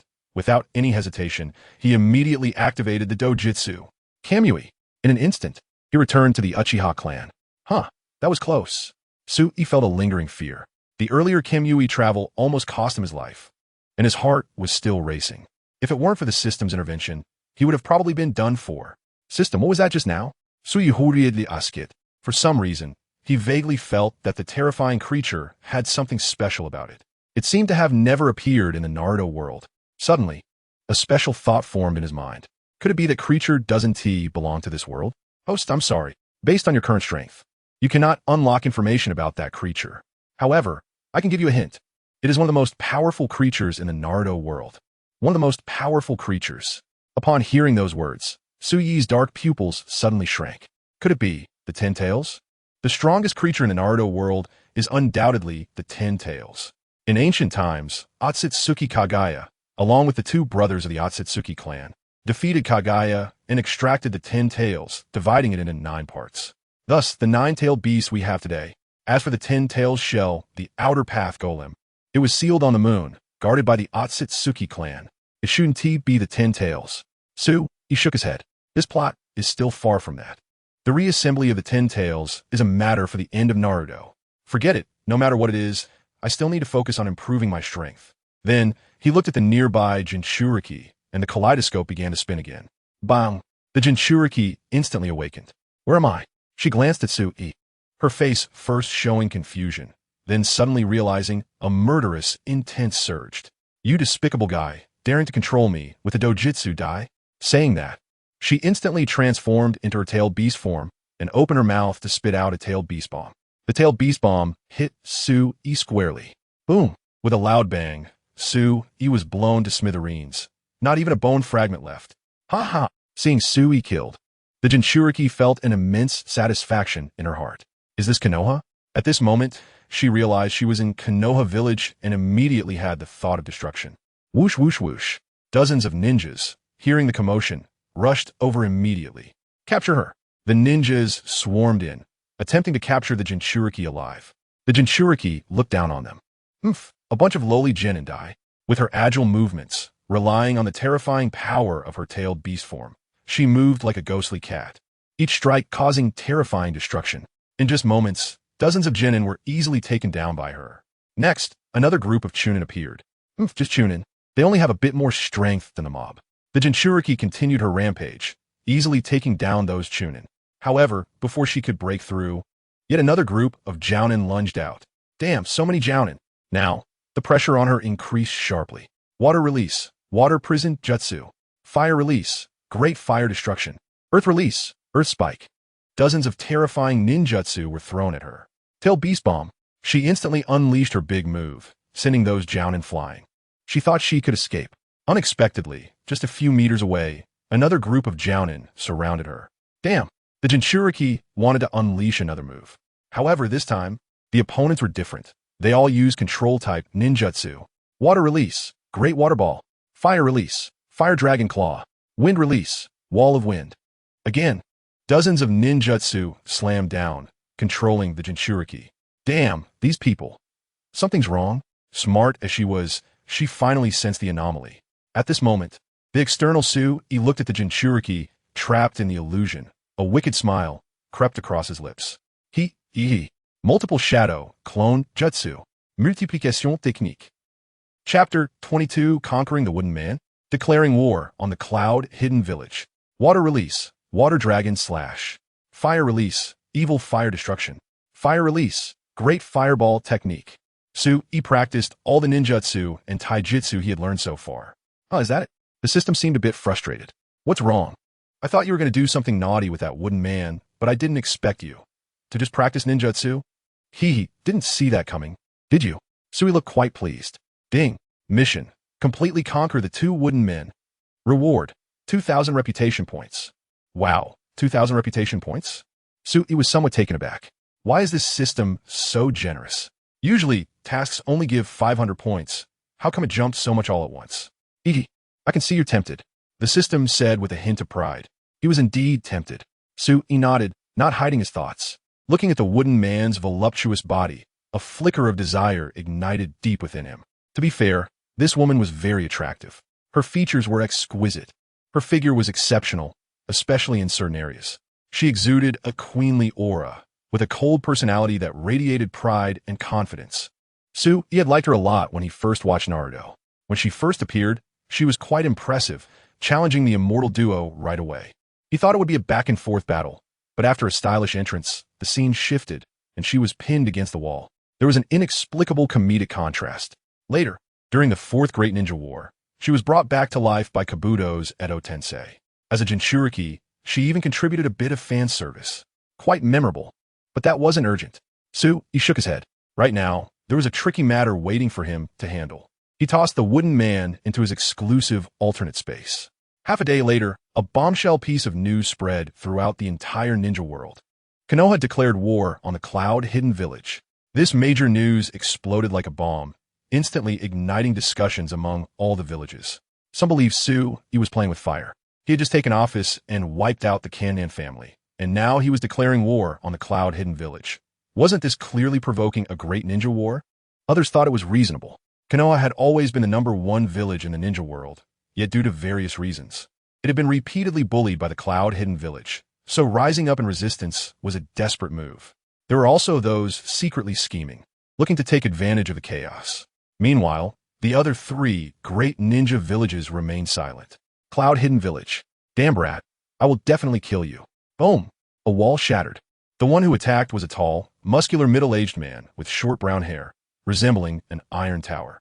Suddenly, a thick layer of lightning armor covered his body, and his hair stood on end, making him look like a thunder god descending, extremely terrifying. He was the leader of the Cloud-Hidden Village, the 4th Raikage. That damn guy killed so many people in my village, even taking Tsunade and the Wooden Man. Now he dares to declare war. He is truly seeking death. The 4th Raikage was furious and ordered the nearby Mabu to relay his commands. Mabu, send my orders. The entire village goes into level 1 combat readiness. Gather personnel and prepare for battle. Yes, the villagers of the Cloud-Hidden Village were known for their simple-mindedness and straightforward personalities. Upon hearing that the village had suffered such significant losses, they were naturally incensed and united in their decision to attack Konoha and make them pay. Konoha, Hokage's office. Sui glanced at Rikuju and asked casually, "What's the village's reaction to the declaration of war?" It must be quite a commotion. Yes, Rikuju nodded, thinking for a moment before continuing. However, from my observations, the majority in favor of war are civilian ninjas, while those against it are from the noble clans. From perspective, the interests of civilian ninjas were closely tied to the village. If the village thrived, so would they, and vice versa. The interests of the noble clans, while also linked to the village, were not as absolute as those of civilian ninjas. In other words, they had businesses in Konoha, but they also had interests in other ninja villages. This kind of interest exchange couldn't be said to be wrong. It was precisely this relationship that kept the 5 great ninja villages balanced. Unless necessary, they generally wouldn't tear each other apart. Of course, when it comes to actual warfare, this situation could reverse. Civilian ninjas had limited risk tolerance. Often, if 1 or 2 members died, the entire family could collapse. Whereas those powerful clans could still remain strong even if 20 people died, unless they were completely exterminated. What's your viewpoint? Sui asked again. To be honest, Hokage-sama, from my personal perspective, I strongly support your decision. However, from a Nara clan standpoint, I cannot support your decision. Rikuju's answer was sincere, earning Sui's favor. It was the truth. Sui pondered for a moment and said softly, "Actually, this is unavoidable. Having killed so many of their people and captured 2 high-ranking officials, we have completely offended the Cloud-Hidden Village. Given the Raikage personality, this matter will definitely not be resolved easily. Moreover, the Cloud-Hidden has repeatedly harassed Konoha, including this recent incident, totaling 3 times. They're truly going too far. The Cloud-Hidden Village has attempted to kidnap Hinata twice, and once kidnapped Kushina. They hardly regard Konoha as a threat. In fact, whether from a personal perspective or from the village's standpoint, your decision has no issues." Rikuju explained. Except from the perspective of the noble clans. Sui intergested. Rikuju nodded exactly. Moreover, the most important point is that this decision was made solely by you, without notifying the daimyo or even consulting other high-ranking officials before rashly making such a significant decision. This is truly... He stopped short, but Sui understood what he meant. It's fine. This decision is mine, and I will take full responsibility. As for those old fogies who are dissatisfied with me, let them be. After all, I'm young. Outlasting them is a piece of cake. Upon hearing this, Rikuju couldn't help but chuckle. This Hokage strategy was quite straightforward. Outlasting the opposition? Indeed, a good idea. By the way, how's the battle plan I asked you to draft coming along? It's ready. Rikuju pulled out a scroll, unfurled it to reveal a map, and began to gesture. Here is Konoha, and here is the Cloud-Hidden Village. Based on the intelligence we currently have, the enemy is mobilizing in large numbers in the southeast and southwest directions. How many are there? There are 1,000 in the southeast and 2,000 in the southwest. Are they planning to attack from both sides? Sui pondered. No. Rikuju shook his head and said solemnly. From my understanding of them, this division of forces is just a feint. They will definitely converge here. He pointed to a location clearly marked with an unfamiliar name. Taki Bone Road. Chapter 23, Loyalty 100. The Jonin army marches out. Oh. Sui stared at Ryugu for a while, looking hesitant. This place is easy to attack, but hard to defend. How can you be so sure? Did you receive accurate intelligence? No. Lugio shook his head and explained to not hide it from you. Hokage-sama, I am actually just speculating. Speculating? Suichakudet. Then how can you be so certain? Because I have done sufficient calculations. Lugio said calmly, slowly. Upon learning of the declaration of war, I immediately pulled up all the foreign war records of Jonin village over the past 20 years, including the leaders, the direction of attack, and the strategies and tactics used, etc. I found that whether they were fighting small villages or battling the 5 great ninja villages, they either won decisively or ended in a draw, with almost no defeats. Thus, I came to a conclusion. He became interested. What conclusion? Tell me. That is, Jonin village is not as reckless as it appears on the surface. Lugio's expression became serious. Their tactics are very simple. No matter how they divide their forces for an attack, when it comes to the main assault, they will definitely concentrate their superior forces to break through. Simplicity does not mean primitiveness. On the contrary, the simpler the tactics, the more efficient the coordination often is. The strategies devised by the major ninja villages have no issues, but once implemented at the tactical level, they become exaggerated, with all sorts of chaotic tactics emerging. A jumble of flashy strategies. What is the result? The fundamental coordination of the forces is inadequate. Either the ambush troops on one side are not in place, or the reinforcements on the other side arrive late. This greatly weakens the combat effectiveness of the ninjas. In contrast, Jonin village is very straightforward. Blah blah blah. Lugio spoke for a while. In the end, he concluded with a sentence. Therefore, I conclude that they will use the same tactics to attack Konoha. You make a lot of sense. Sui nodded after listening, but suddenly shook his head and chuckled. Actually, you could summarize it in one sentence. What sentence? That is, in the face of absolute strength, any conspiracy is powerless. Sui sighed deeply, saying, it is not that Jonin village has become stronger, but that Konoha has become weaker. As soon as these words left his mouth, Lugio was momentarily stunned. After a long time, he nodded, looking somewhat dejected. Yes, in fact, as Konoha's smartest person, he had long since Konoha's decline. Over the years, under Sarutobi Hiruzen's various outrageous actions, Konoha's power has been continuously weakened. The lower-tier civilian ninjas basically have no opportunity to rise. Meanwhile, the upper-class clan ninjas have been dismantled and isolated by various means. As a result, Sarutobi Hiruzen's control has strengthened, but Konoha's overall strength has been weakened. Don't be discouraged. At this moment, Sui laughed heartily. Now that I am the Hokage, there are many things you can boldly pursue. You don't have to worry about being obstructed by those old guys. I will fully support your reforms. Let's work together to rejuvenate Konoha and make it the strongest in the ninja world. Upon hearing this, Lugio's originally dim eyes suddenly lit up, and he immediately knelt on one knee, looking serious. I, Lugio, am willing to follow you for all eternity. Ding. Detected. Lugio's loyalty to the host has reached 100. Congratulations to the host for recruiting the first Hokage character with 100 loyalty, rewarding the host with 500 reputation points. Hearing the system's prompt, Sui was somewhat pleasantly surprised. He didn't expect that just a few words could yield such great rewards. TSK. It turns out that there really are people who can win over a large number of followers just by talking. Get up. Sui helped him up, looking sincere, saying, there will be many things in the future that will rely on you. To relieve your lord's worries is my obligation. Lugio looked determined and then asked Lord, how do you plan to arrange this war? I plan to launch an ambush on Ryugu. Then who do you intend to send? I will go personally. No.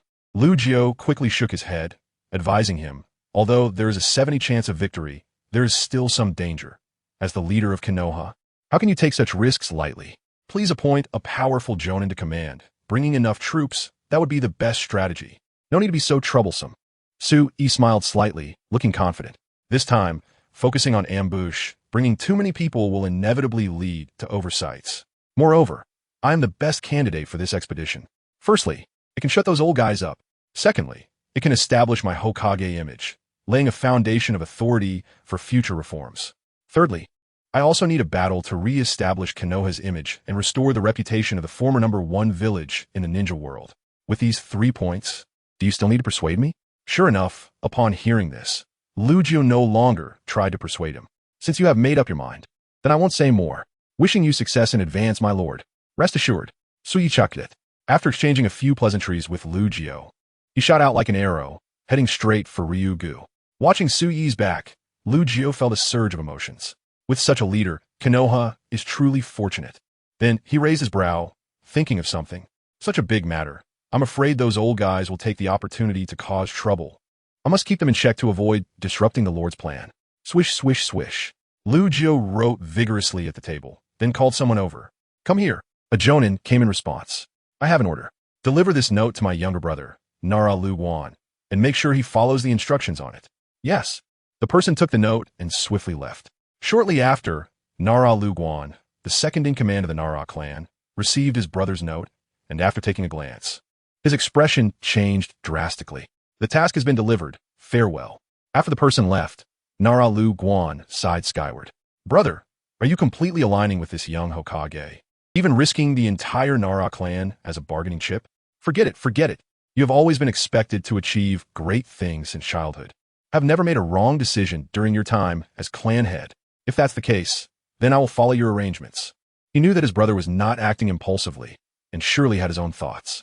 Thus, Nara Lu Guan began to make arrangements according to the instructions. Jonin village. Periphery.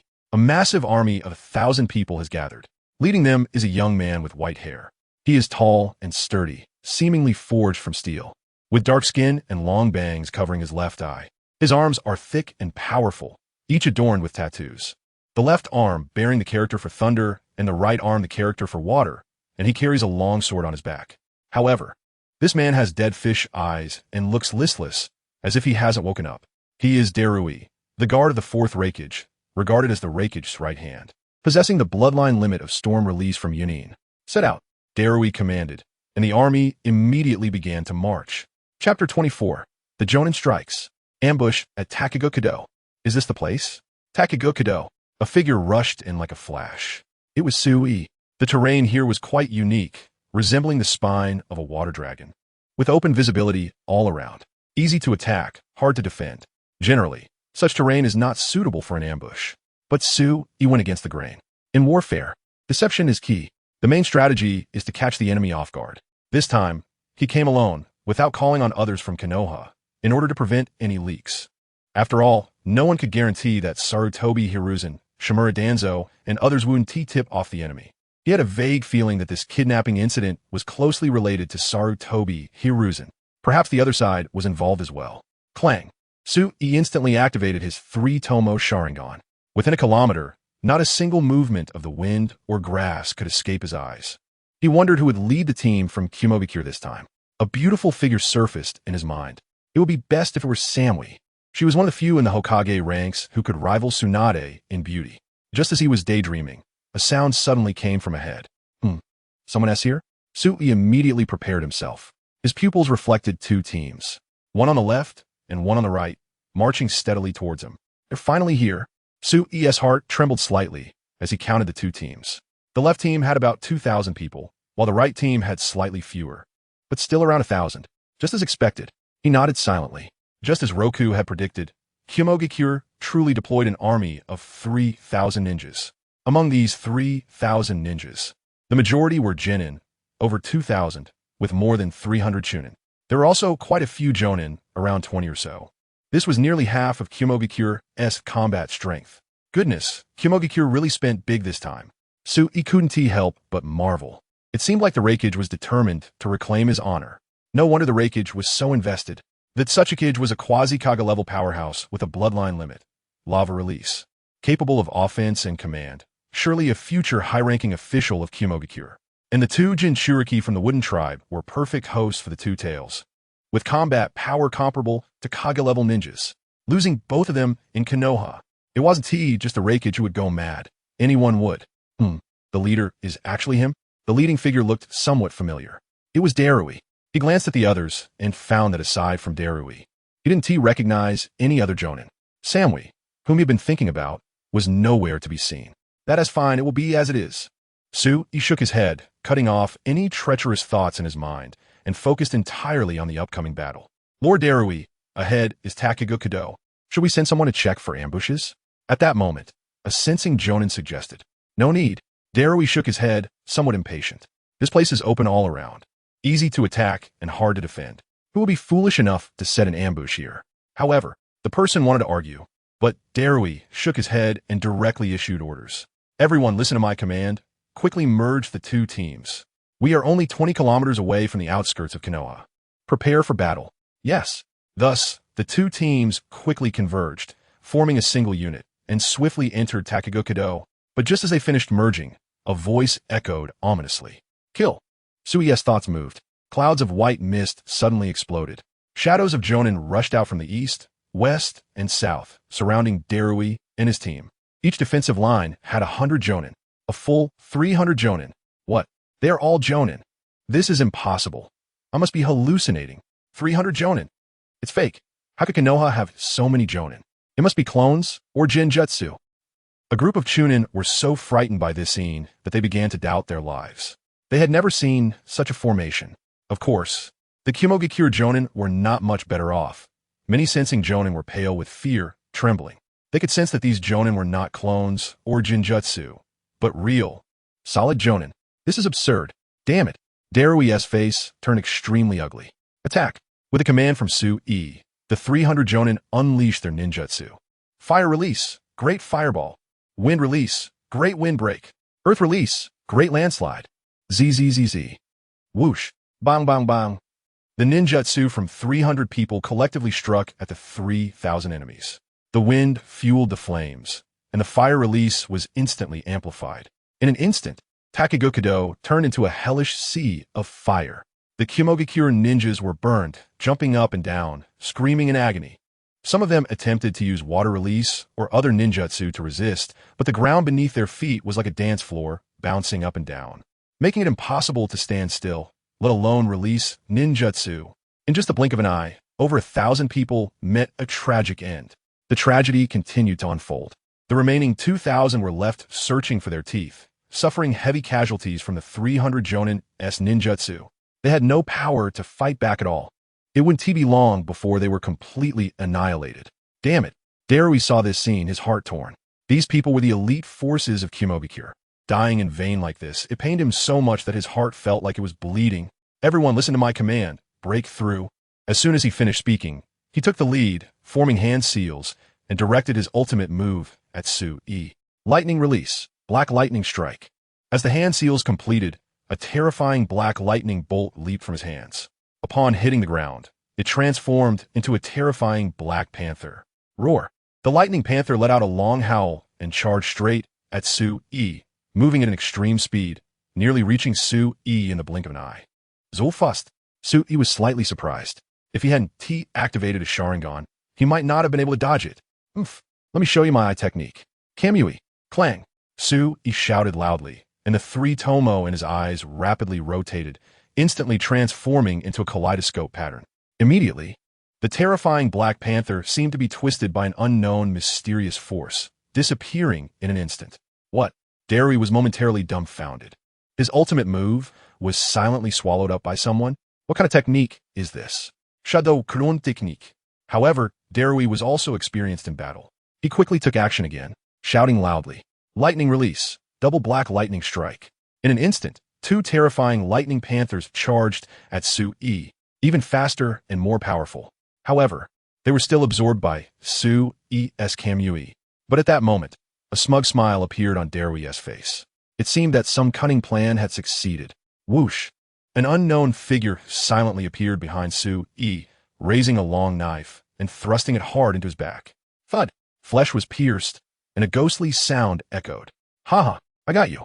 Darui's face suddenly lit up with joy upon seeing this scene. But in just a moment, his expression froze, replaced by a chilling horror. What? This is impossible. Chapter 25, Overbearing. Complete body Susanoo. Nothing is impossible. Tsunade. Around his body, something resembling a human skeleton appeared, as if it were a piece of blue crystal clear and comparable to a work of art. On his left hand bone, a corpse was hanging. It was the cloud-hidden Jonin who had ambushed him earlier. A finger bone, resembling an indestructible spear, easily pierced through the opponent's chest. That's right. Sue was now using the kaleidoscope, the most overbearing power. Susanoo, you know nothing of my strength.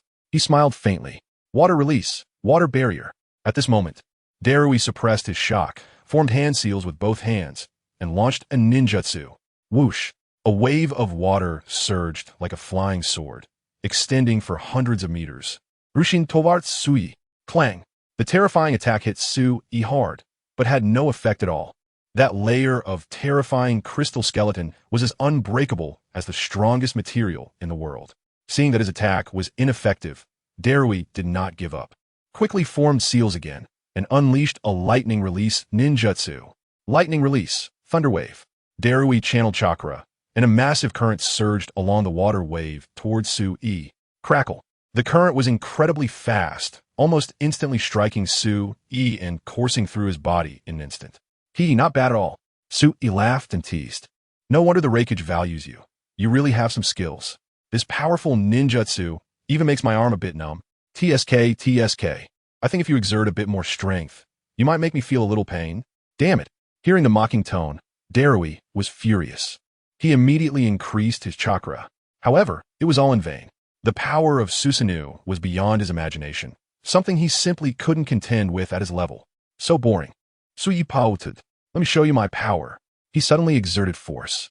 The outer shell of Susanoo changed, abruptly growing flesh and blood, directly presenting a complete upper body. Standing dozens of meters tall, blocking out the sun, it instantly attracted everyone's attention. What the hell is this thing? What a powerful and terrifying force. We have no strength to fight back at all. God, such divine power. Perhaps this is all there is to it. The cloud-hidden ninjas were all dumbfounded. They had never seen such powerful means. In fact, very few people in the entire ninja world have witnessed such techniques. It's not over yet. Sui grinned. Rise. Boom. The body of Susanoo suddenly transformed. The entire figure shot up, towering over 100 meters like a small mountain. It was lake blue, wearing old-fashioned armor, with 2 long swords at its waist, a mask on its face, and a pair of wings on its back. The whole person looked like a deity from ancient texts. Terrifying beyond compare. How is this possible? Has a god descended? My god, this is simply not a power from the same dimension. The cloud-hidden ninjas were filled with despair, from the lowest genin to the highest jonin. Without exception, they felt a chill from the depths of their souls. Encountering such a powerful being, let alone fighting, they didn't even have the courage to flee, because it was utterly meaningless. At this moment, standing at the brow of Susanoo, Sui felt this unparalleled powerful force and was overwhelmed with emotion. This is the complete form of Susanoo, truly powerful. Bang! He moved.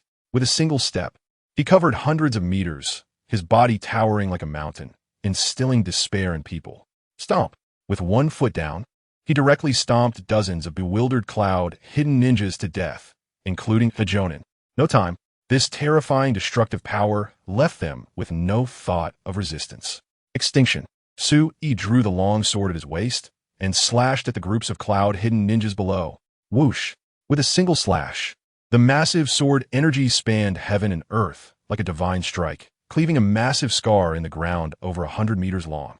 Of course, it also casually killed over 100 cloud-hidden ninjas. In front of Sui, these people were like sheep to the slaughter, fish on the chopping board. They had no choice but to be slaughtered. Even those Jonin gave up resistance. How the hell do we fight this? Although they still had the advantage in numbers. With hundreds of Jonin surrounding them, there was also a 100-meter-tall powerhouse rampaging. It was simply a death wish. Don't give up. At this moment, Darui shouted. If we give up, we will definitely lose. There is still a chance if we try. If we admit defeat now, everything will be completely over. Follow me to break through. Wind release. Gale chains. Darui formed hand seals, and his arms suddenly swung, instantly unleashing a terrifying black and white lightning. Whoosh! That lightning seemed to have a guidance system, and upon contact with Sui, it changed direction and transformed into a chain, tightly binding Sui. Good job. No one of you are Captain Darui. Long live the captain. After the attack succeeded, the cloud-hidden ninjas seemed to see a glimmer of hope, and their hearts filled with anticipation. However, they were too early to celebrate. You think this can bind me? How naive. Sui sneered, and Susanoo suddenly trembled. Crack! In an instant, he broke free from the lightning bondage. How is this possible? Darui was horrified, wanting to use the same trick again, but Sui wouldn't give him that chance. Whoosh! Sui executed a draw slash, and the terrifying sword energy seemed to pierce through heaven and earth, striking fiercely. Bang! Darui performed a bear roll, narrowly avoiding it. But before he could steady himself, A gust of wind rushed in. Stop it. Bang. With just a snap of his fingers. He instantly knocked him unconscious and tossed him into his own exclusive alternate space. It's too much of a waste to kill this guy. He could be a hostage instead. But at that moment, several Jonin darted left and right, nearly slipping away from under Suyi's nose. Want to escape? Better stay. He swung his sword and killed them. Kill. Then, he transformed into a reaper, charging into the crowd and slaughtering. Of the 3,000 cloud hidden ninjas, only one weak-old middle ninja remained, aside from Darui. I won't kill you, He said lightly. Go back and tell your Raikage that I have captured Sasuke and Darui. If you want them back, come and exchange them for Mabui and Samui. Yes. The old middle ninja was so scared that his face turned pale, stumbling away. It's finally over. The battle ended. He canceled the Susanoo form and recalled the Jonin. After a short rest, he returned to Konoha. Before leaving, he deliberately smeared a lot of blood on himself to create the appearance of a fierce blood battle. Of course, the blood was all from the cloud-hidden ninjas. Triumphant return. Chapter 26. The Will of the People. The hero returns. At this moment, in the Konoha conference room, a group of elders was gathered, discussing matters related to Konoha. This brat is becoming more and more reckless. Danzo slammed the table and cursed loudly, declaring war on the Cloud Village, a matter that concerns the village's survival, and he didn't even consult us in advance. Clearly, he doesn't take us seriously. Everyone, we must take action to prevent this newly appointed Hokage from leading Konoha into the abyss. With these words, two people nodded in agreement. Danzo is right. This guy needs to be managed. It was the two senior advisors, Midogate In and Tsurugi Kamachi. However, apart from them, the others remained silent, directing their gazes towards Sarutobi Hiruzen. This scene infuriated Danzo. Damn it, he's no longer the Hokage, and yet you still listen to him. Anger aside, it wasn't the time for internal conflict. Danzo took a deep breath, looked at Sarutobi Hiruzen, and asked in a deep voice, Hiruzen, what is your opinion? Sarutobi Hiruzen only remained silent, not responding. I propose we establish the Konoha Elder Council. Midogate In put forward an idea. The current Hokage is too young, reckless in his actions, and easily swayed by emotions. For the sake of the village, we must form the Konoha Elder Council to jointly govern with the Hokage. What do you all think? Upon hearing this idea, many people were intrigued. They were all intelligent individuals. While slogans were nice, interests were fundamental. Claiming it was for the village was a facade. The real intention was to seize power. I agree. Tsurugi Kamachi was the first to nod. Then, Danzo also expressed his support. He had wanted to do this for a long time. When Sarutobi Hiruzen was in power, he had similar thoughts, but they had never been realized. The others also agreed. They wouldn't miss out on such a good opportunity. Now, everyone's gaze turned to Sarutobi Hiruzen. He finally spoke up. In that case, let's start preparing. Sarutobi Hiruzen also agreed. He decided to take a gamble. He couldn't let his son's death be in vain. He had to use this opportunity to leverage his son's death to gain more influence. All right. The first matter we will discuss in the Elder Council today is to withdraw the declaration of war against the Cloud Village. Danzo said lightly. Hiruzen sacrificed his only remaining son for Konoha. We can't let it be in vain. We must prevent the war from happening. That's right. Everyone agreed. Only Sarutobi Hiruzen's expression slightly changed upon hearing this, but he quickly returned to normal. Then let's discuss how to proceed specifically. As several people discussed fervently, suddenly a voice came in. Report. Danzo frowned. Come in. A root member pushed the door open and whispered a few words in Danzo's ear. Danzo's expression instantly turned gloomy, looking very unpleasant. What happened? What's going on? The others looked astonished. Danzo gritted his teeth and said in a deep voice, that brat actually defeated the Cloud Village, killing 3,000 ninjas in one battle. What? Upon hearing this news, everyone dropped their jaws in shock. At the same time, a common thought rose in their hearts. This guy is too much of a monster. At the entrance of Konoha Village, a crowd had gathered to welcome him. It was unclear who spread the news of Suyi's deeds, but everyone was ecstatic. Wow, the Hokage is amazing. He fought against 3,000 cloud ninjas alone and came back unscathed. This is simply unbelievable. Not unscathed, but killed them all. This is something even the third Hokage couldn't do. Aside from the first Hokage, there's no one else in the world with this capability. Some people were so excited they were in tears. The Hokage is incredible. Knowing the village was in danger, he risked his own safety to face danger alone. It's truly admirable. Woo-woo. However, Where there are praises, there are also criticisms. Someone suddenly jumped out of the crowd and started stirring the pot. TCH, what enlightenment! This guy is just a murderer. Does he even know how he got the Hokage position? It's only been a few days since he took office, and he's already caused a massacre and declared war. He will eventually destroy Konoha. I think so too. This guy is so arrogant and proud. He clearly isn't a good person, always shouting about fighting and killing. Sigh. Having such a deceitful person in Konoha is truly unfortunate. A petty person who usurped power. We will eventually suffer. A few ill-intentioned individuals stirred up the crowd. If it were any other time, they might have succeeded. But at this critical moment, everyone was deeply moved by Su-e, and such remarks were met with furious retorts. What are you? How dare you point fingers at the Hokage? I don't know where you heard your gossip, but I only know that the Hokage works tirelessly for the village. Unlike you beasts who just complain. Exactly. I think these people are just talking nonsense. How can such a great Hokage be slandered by you? These people must be spies from other villages. Yes, definitely spies. They are clearly trying to sow discord and slander the Hokage. Let's teach them a lesson together. The crowd surged forward. One punch after another rained down on those few individuals, leaving them bruised and battered. At that moment, someone shouted, "Look, the Hokage is back." The crowd began to scream excitedly. In the distance, a bloodied figure slowly appeared, instantly raising the atmosphere to its peak. He's, how many people came? Sui fed secretly pidasit. He spotted Rikuju in the crowd and smirked slightly. Sorry to make everyone worry. He subconsciously waved his hand and, at the same time, spat out a mouthful of blood. Bang! He collapsed to the ground instantly. However, at the moment he touched the ground, he was supported by a figure. Rikuju. Sir, your acting skills are impressive. Even I almost got fooled. Rikuju chuckled. Hee, life is like a play, all about acting. Su-e quietly transmitted his voice. It turned out that this was all part of a plan he and Rikuju had discussed. Naturally, the news was spread by Rikuju. Next, I'll pretend to faint, and the rest is up to you.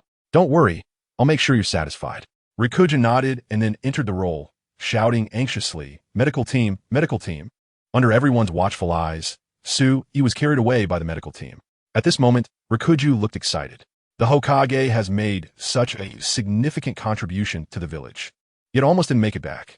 Come, let us pray for the Hokage, hoping he can wake up. Upon hearing this, everyone shed tears of emotion. Someone shouted, "Long live the Hokage." The villagers began to shout in unison, "Long live the Hokage." In the distance, Danzo and the others watched this scene, their lungs nearly exploding with anger. Damn it, this brat has deceived us again. How infuriating. Chapter 27. Isolated Cloud, Hidden Village. Rugio's Proposal. 3 days later. Konoha People's Hospital. Wow, is this the influence of an idol? Piles of gifts, various fruit baskets, filling the entire hospital corridor, and all kinds of letters, enough to fill 2 big bags. This scene left Su-e speechless. No wonder so many people on Blue Star want to become idols. Just receiving gifts can make your hands sore. He casually took out a letter, which had a faint fragrance, seemingly written by a woman. Upon opening it, he found it to be true. Just a few lines in.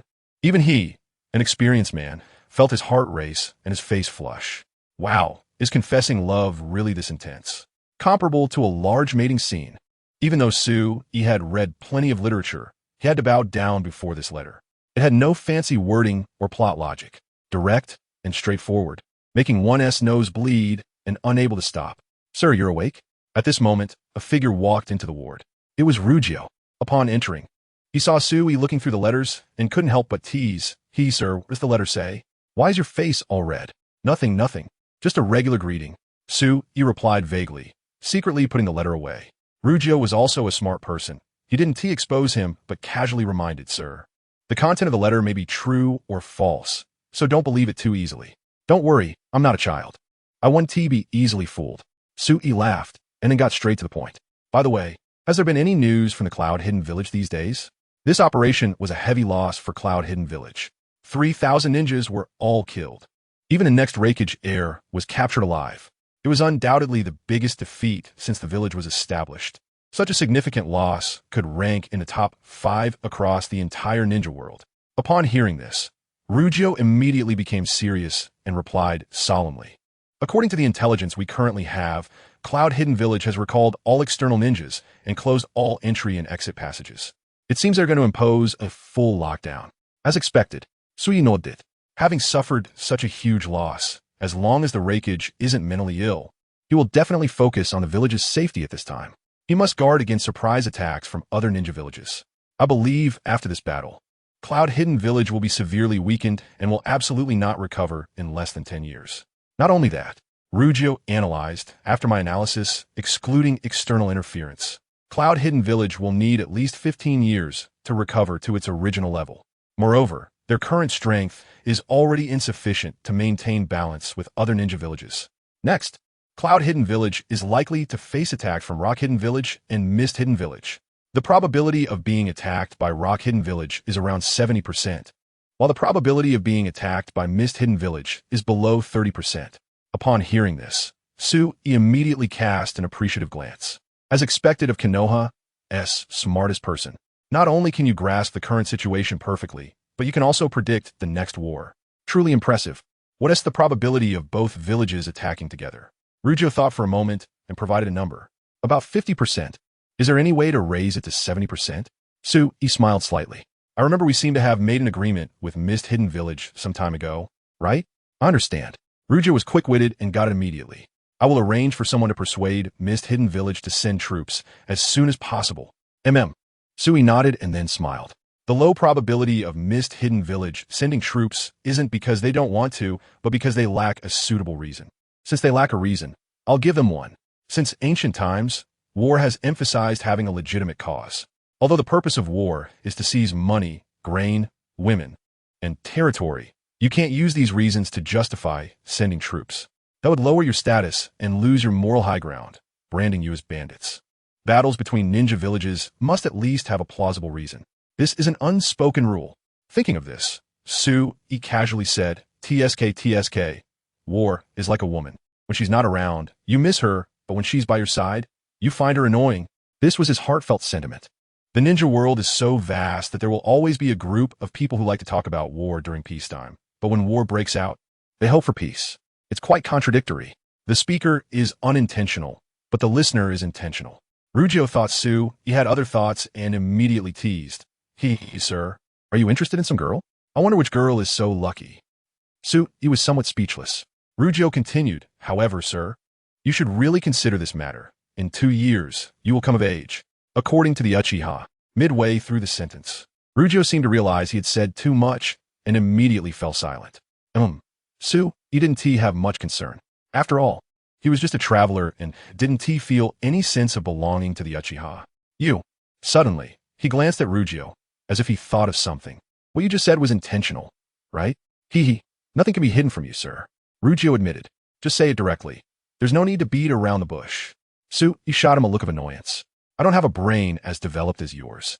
If you make me guess, it's too wasteful of time. Okay. Rugio nodded and got straight to the point. Sir, I think you should make good use of your status and choose a strong and influential woman as your wife. Are you suggesting a marriage alliance? Tsunade hesitated. Exactly. A marriage alliance? Interesting. Tsunade murmured.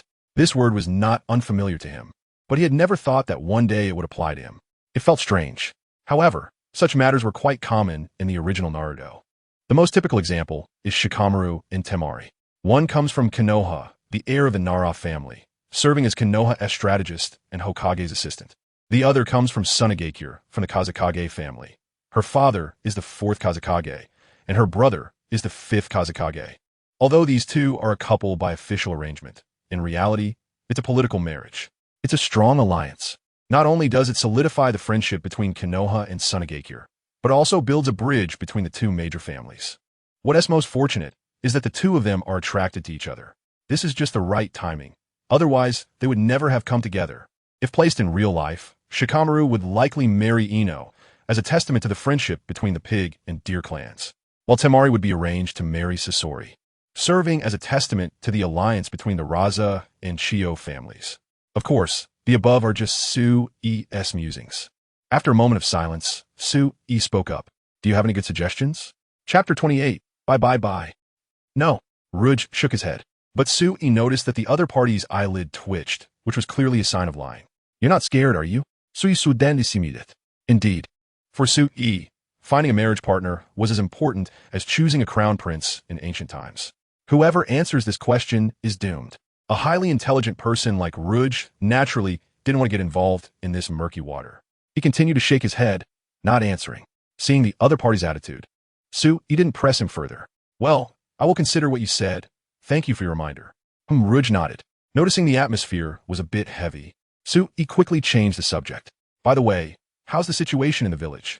Very good, Rouge casually replied. The achievements of the Lord have spread throughout the entire Konoha village, known by everyone. Many people regard you as an idol. That's good. Sue nodded. He wasn't surprised by this reaction.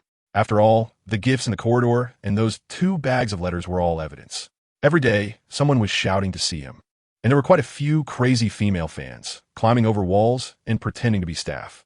If he hadn't realized the other party was an ordinary person, he would have thought they were there to assassinate him. Of course, no matter who came, they were all sent away by Rouge. My lord, if I spread the news of your awakening, it would definitely be the headline news in Konoha today. Rouge added. Forget it. Sue, he smiled wryly and shook his head. I'm currently in the eye of the storm. It's better to be cautious. He said this not out of fear, but simply because he didn't want to expose his trump card too early. By the way, your Hokage appointment document has officially arrived today. Saying this, Rouge took out an appointment letter and handed it to Sue. From now on, you're the true Hokage, but it's just an empty title. Sue didn't care about this and said lightly, the true Hokage should be recognized by the villagers. What does the daimyo count for? Upon hearing this, Rouge's eyes widened in surprise. This Hokage's way of thinking seems extremely different, almost as if he is not someone who could be born in our world. After a few pleasantries, Rouge got up and left. Ding! Congratulations to the host for completing a war against invasion, rewarding the host with 1,000 prestige points. Sue, he was astonished. System, wait, when did you issue this task? I didn't issue it. This system just wanted to take advantage of this opportunity to benefit the host. You don't mind, do you? Not at all. Suisimidet. How can I mind such a good thing? This system is truly good. It's like my ancestral grave is smoking, emitting colorful smoke. Look at how much prestige I have. After thinking about it, he casually opened the data panel. Host, Uchiha Suki, Strength, Jonin, Identity, Uchiha Clan Leader. 5th Hokage Abilities, Sharingan Kaleidoscope, Kamui, Fire Release, Great Fireball Technique, Evil Fire Break, Multi-Shadow Clone Technique, Water Release, Water Dragon Slash, Multiplication Technique, Territory, Konoha, 110. Subordinates, 3,000 Jonin, Rouge, Prestige Points, 18,000. What does this territory mean? He was curious. System, what is going on? Why is there an extra 10? Host, due to your killing of 3,000 ninjas, the Cloud Village took a defensive stance, retracting their lines. Thus, the actual controlled territory of Konoha expanded by 10. I see, quite rigorous. Sue nodded, then saw his prestige bar actually reached a staggering 18,000 points. Instantly feeling invigorated. With so many prestige points saved up, I should buy some good stuff. He then opened the shop, a pile of good items. He picked and chose and finally selected 3 good items. First item, Sharingan slot, 10,000 prestige points. This thing is surprisingly expensive, but Sue gritted his teeth and bought anyway. There was no choice. This item was too important. Once equipped, it would allow his Sharingan to have more extraordinary abilities. For this effect, he absolutely couldn't miss it. Second item, Life-Saving Talisman, 5,000 prestige points. From a name, it's easy to guess the effect of this item, equivalent to the famous sword sign. It can save your life 3 times at critical moments. Although with his current strength, he could almost roam the ninja world except for some top-tier experts. The ninja world was full of talents and varied means. What if he encountered someone like Haiden? That would be bad. Of course, the most crucial point is that this item can protect against the Kodo Amitsukami. The strongest illusion techniques can be resisted, which is what makes Sue most excited. It can save your life at critical moments. Third item, Shadow Level Strength Experience Card, 2,000 prestige points. He originally wanted to elevate his strength to Shadow Level. However, the price required for high-level chakra pills exceeded his budget, even at a discount. Each one required 50,000 prestige points. This price is outrageous. So after thinking it over, he bought an experience card instead, just in case. The 3 items together cost a total of 17,000 prestige points, leaving only a pitiful 1,000 prestige points. Although he lost prestige points, he gained happiness. It was worth it. He put away the items, then opened his eyes. Clang. Kaleidoscope activated. Kamui. He instantly appeared in his exclusive space. Inside, a beautiful woman was quietly lying. She was the Two Tails Jinchuriki Yujito ni. Release. He called lightly, releasing her control. Where's this? Yujito, Ni opened her eyes, looking confused. Although only a few days had passed, she felt as if decades had gone by. Incredibly long. You're awake? Sui similit genti. Are you hungry? Unexpectedly. The Yujito Ni, who had previously been like a mortal enemy, now looked at Sui with a very tender gaze, as if a long-lost lover. Then wait a moment. I'll make you a bowl of noodles. Saying this, Sui moved quickly, kneading the dough, pulling the noodles, cooking the noodles, all in one go. Then serve her a bowl of noodles. Try it. Good. Yujito Ni took it, extremely docile. After just a few bites, she finished a bowl of ramen. Haha, eat slowly. No one is going to snatch it from you. Sui, serve her another bowl. Gulp. In the end, Yujito Ni happily burped after finishing 5 big bowls. So delicious. Yukito Ni price it. Sui looked at her affectionately and sincerely said, if you like it, I'll make it for you every day. How about that? Upon hearing this, Yujito Ni's face flushed crimson, like a startled deer, shyly nodding. Okay, then it's settled. Sui smiled, and then embraced Yujito Ni, gently applying pressure, and she immediately fell into his arms. Chapter 29, Revisiting Old Accounts. In the alternate space, Sui embraced the wooden man, like a pair of lovers reunited after a long separation. His arms were like pincers, tightly holding the latter in his embrace. You're holding too tight. A hint of blush appeared on the fair and handsome face of the wooden man as he shot a glance at Sui. You guy, I'm almost suffocating from your grip. Seriously, are you afraid I'll run away? Sui didn't respond, just chuckled and continued to hold him tightly. Ding! Detected that the loyalty of the wooden man to the host has reached 100. Mission completed. Reward, 2,000 reputation points. Indeed, it reached 100 loyalty. Sui was not surprised. Although only a few days had passed in reality, the wooden man had experienced decades of time in the illusion. He had spent so long trying to win over the other, and not to mention, under the control of the kaleidoscope now. With double assurance, 100 loyalty was quite normal. After giving a few instructions, Sui got up to leave. Whoosh! Sui returned to the hospital room, and the system sent a notification. Ding! Mission, as Hokage. Gradually suppress the Konoha elders led by Sarutobi Hiruzen, including their families and factions, ultimately dismantling them completely. Reward, any kaleidoscope ability. Gradually suppress? Sui pouted, looking puzzled. System, does it really need to be so troublesome? I could just kill them directly. He was now full of confidence. With 3,000 ninjas under his command, dealing with these people would be a piece of cake. Absolutely not. The system explained. Without a suitable reason. Killing the Konoha elders for no reason will greatly reduce your reputation. Moreover, these few still have their uses. Killing them will bring unnecessary trouble. Well, fine then. Hearing the system's explanation, Sui had to abandon this thought. Suppress? How to suppress? After pondering for a moment, he came up with an idea. Got it. He summoned 8 Jonin. Go notify Narashikaku. Tomorrow morning, in the Hokage conference room, I will convene a Hokage meeting. All high-ranking members of Konoha must be present. Understood. The Jonin complied and dashed out. Soon, this order spread throughout Konoha. All the heads of families received this command. The next day, in the Hokage conference room, it was packed. Those attending the Hokage meeting were all high-ranking figures in Konoha, including the former Hokage Sarutobi Hiruzen, the leader of the Root, Danzo, and the Hokage's assistant.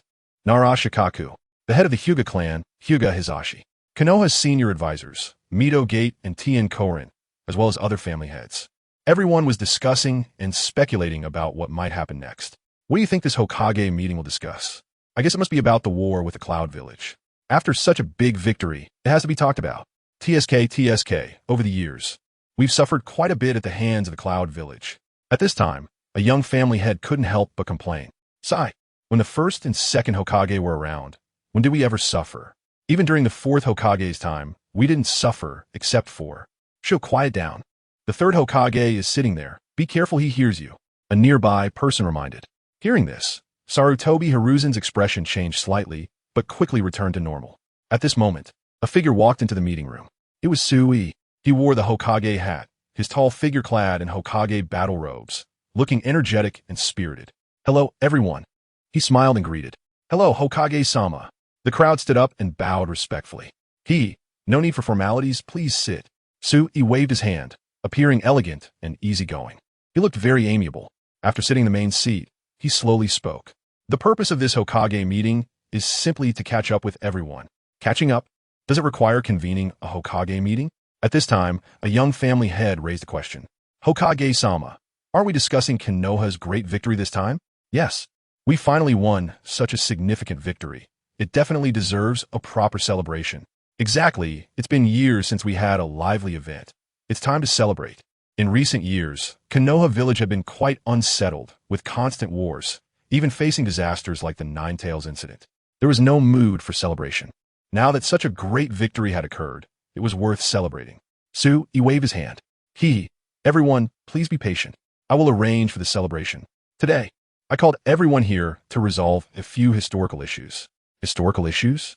Everyone hadn't yet understood the meaning of this statement when he started calling names. Shimura, Danzo.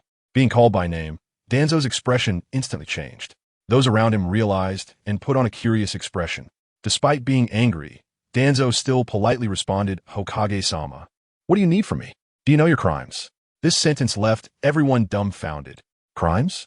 What crime did Danzo commit? Even Danzo himself looked confused. He shook his head, his tone heavy. Hokage-sama, I don't know what you're talking about. Still trying to quibble.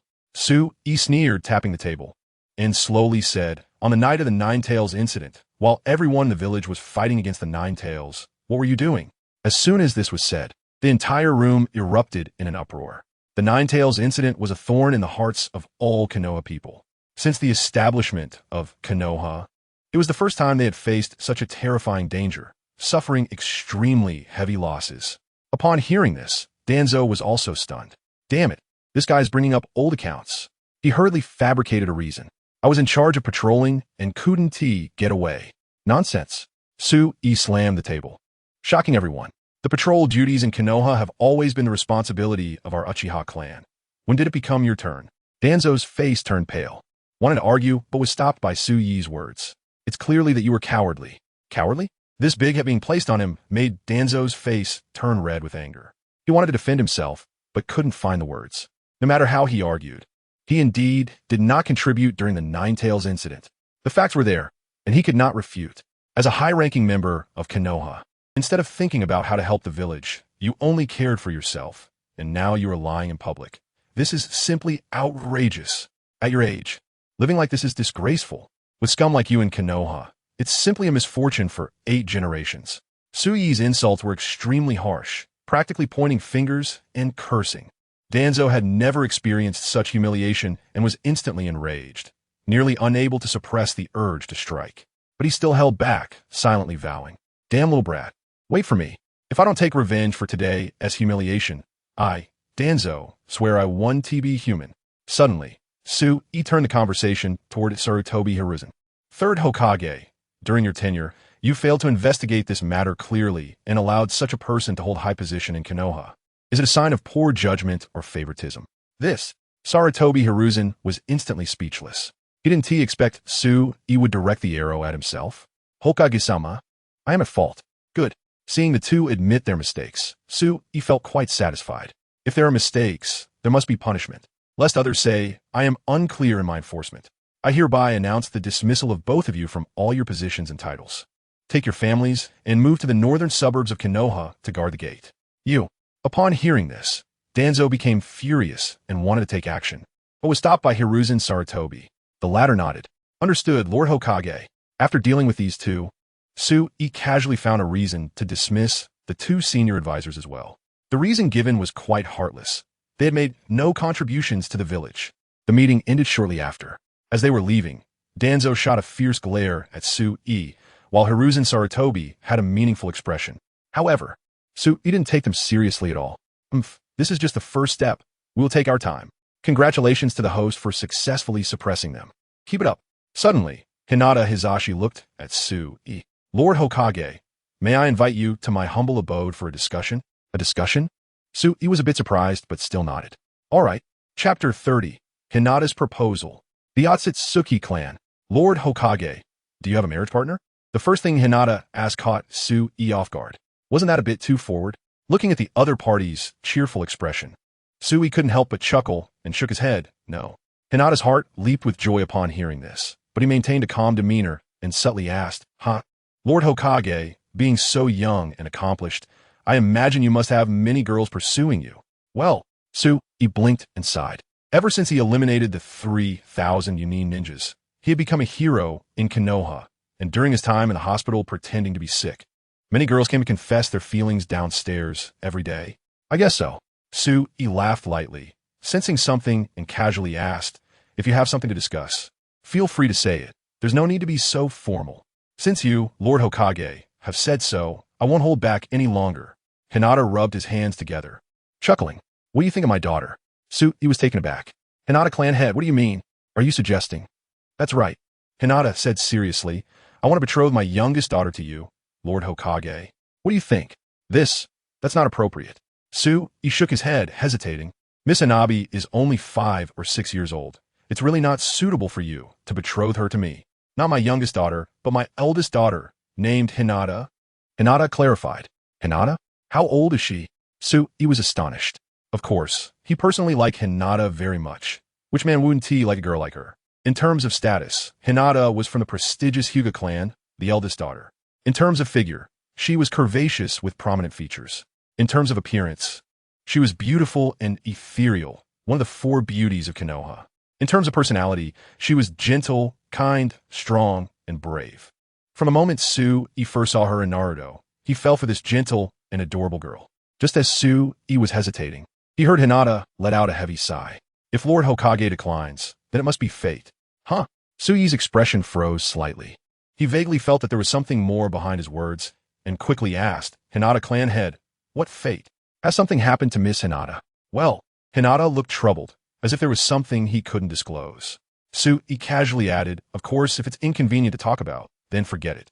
No. Hinata waved his hand, gritting his teeth as if he had made a significant decision. His gaze suddenly sharpened, and he said solemnly, this matter is the greatest secret of our Hyuga clan, so please keep it confidential and do not pass it on to others. Rest assured, I swear to Sage of the Six Paths that I won't leak it. He immediately assured him. Hinata nodded, then said seriously, speaking of which, this matter is related to the Sage of the Six Paths. Related to the Sage of the Six Paths? Yi's pupils contracted, and a thought flashed through his mind, suddenly recalling the origins of the Hyuga clan. In the original work, the Hyuga clan had a remarkable lineage, being descendants of Otsutsuki Kagaya's brother, Otsutsuki Yumura. Their defining characteristic was the Byakugan. Sure enough, Hinata began to explain their origins, stating that they came from ancient times and that their ancestor was the brother of the Sage of the Six Paths. After hearing the introduction, Yi's expression remained calm. Hinata thought he didn't believe him and hurried to explain, Lord Hokage, you don't think I'm bragging, do you? No. Yi replied lightly. If it were anyone else, they would surely think Hinata was boasting. But as someone who had read the original Naruto, he naturally knew that what the other party said was true. So, Yi calmly said, to be honest, my Uchiha clan's ancestor is precisely the Sage of the Six Paths. As a result, Hinata thought he was joking and didn't take it seriously. He then got to the point. 2 years ago, a few mysterious individuals came to my Hyuga clan. Yi frowned and casually asked, another group from Jonin? Not them. Wait, what do you mean another?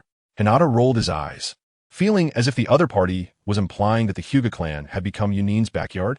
Hinata continued, actually, I don't know the identities of those mysterious individuals, but they also have Byakugan like our Hyuga clan and are extremely powerful, each with elite J-Nin level strength. At this, Yi was astonished. Mysterious individuals? They also have Byakugan? Powerful? Connecting these points, a thought crossed his mind. I see, so it's them. Ah, Lord Hokage knows their identities? Hinata was surprised and quickly asked, who exactly are they? If I'm not mistaken, they should claim to be from the Otsutsuki clan and are from the moon, right? That's right. Hinata's Byakugan widened in disbelief. How do you know so clearly?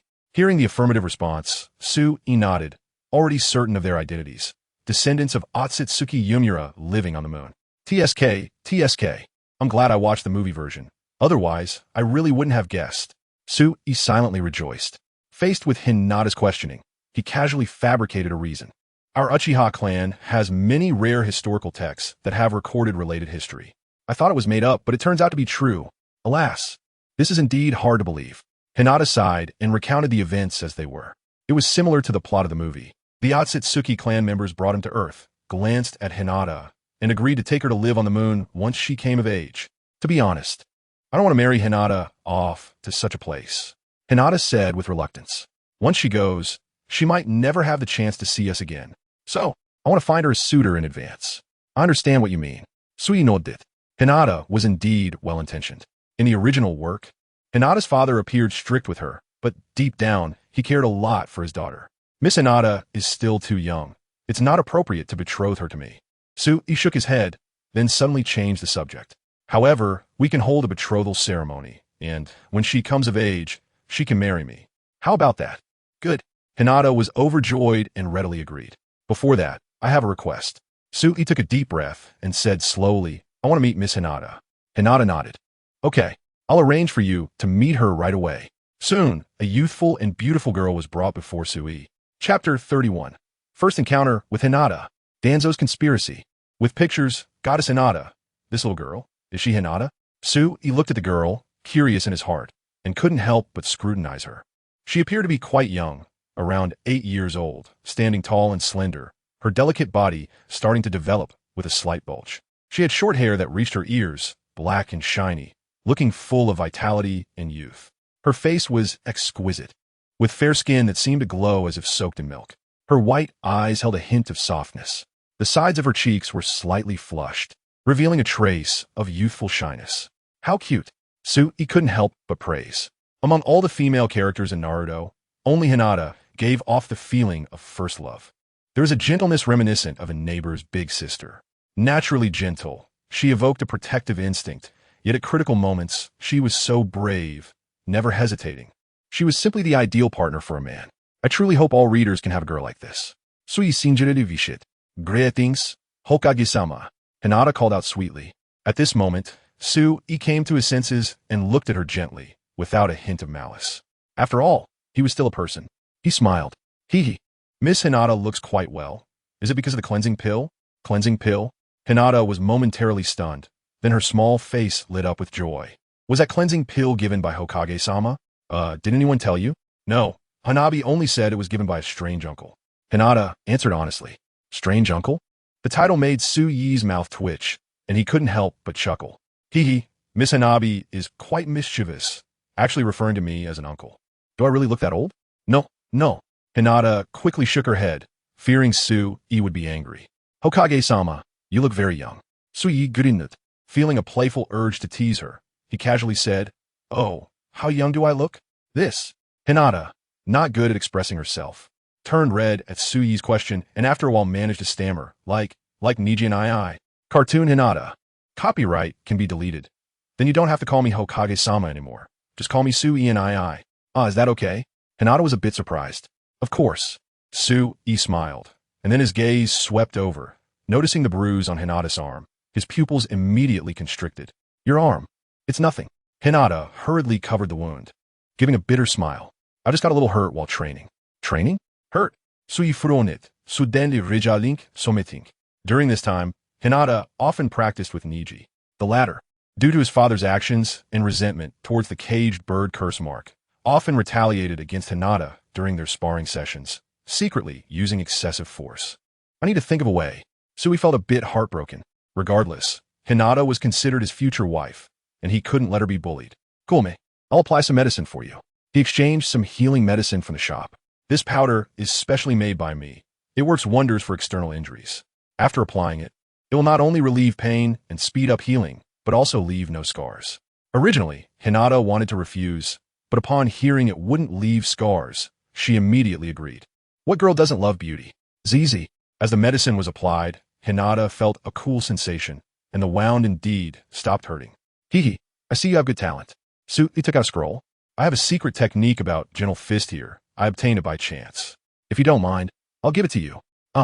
This. Hinata was taken aback, wanting to refuse, but Sui stuffed it into her arms. This is useless to me, so I'll give it to you. I hope it helps you. This was naturally something he exchanged from his shop. Thank you, Hokage-sama. Still calling me Hokage-sama? Thank you. Sui and I. Sui smiled gently, his gaze warm, like a beam of light piercing into Hinata's heart. Hokage-sama, so handsome. Hinata's face instantly flushed. Ding. Detected that Hinata's favorability towards the host has reached 50. The host needs to continue to strive. Rewarding the host 500 reputation points. Favorability 50? Sui was a bit surprised. It's not loyalty? Hinata is a super popular character in Naruto, and she is an object that needs to be courted, not simply conquered. Oh, I see. Sui nodded. After chatting for a while, Sui stood up to take his leave. 2 days later, Sui announced his engagement to Hinata.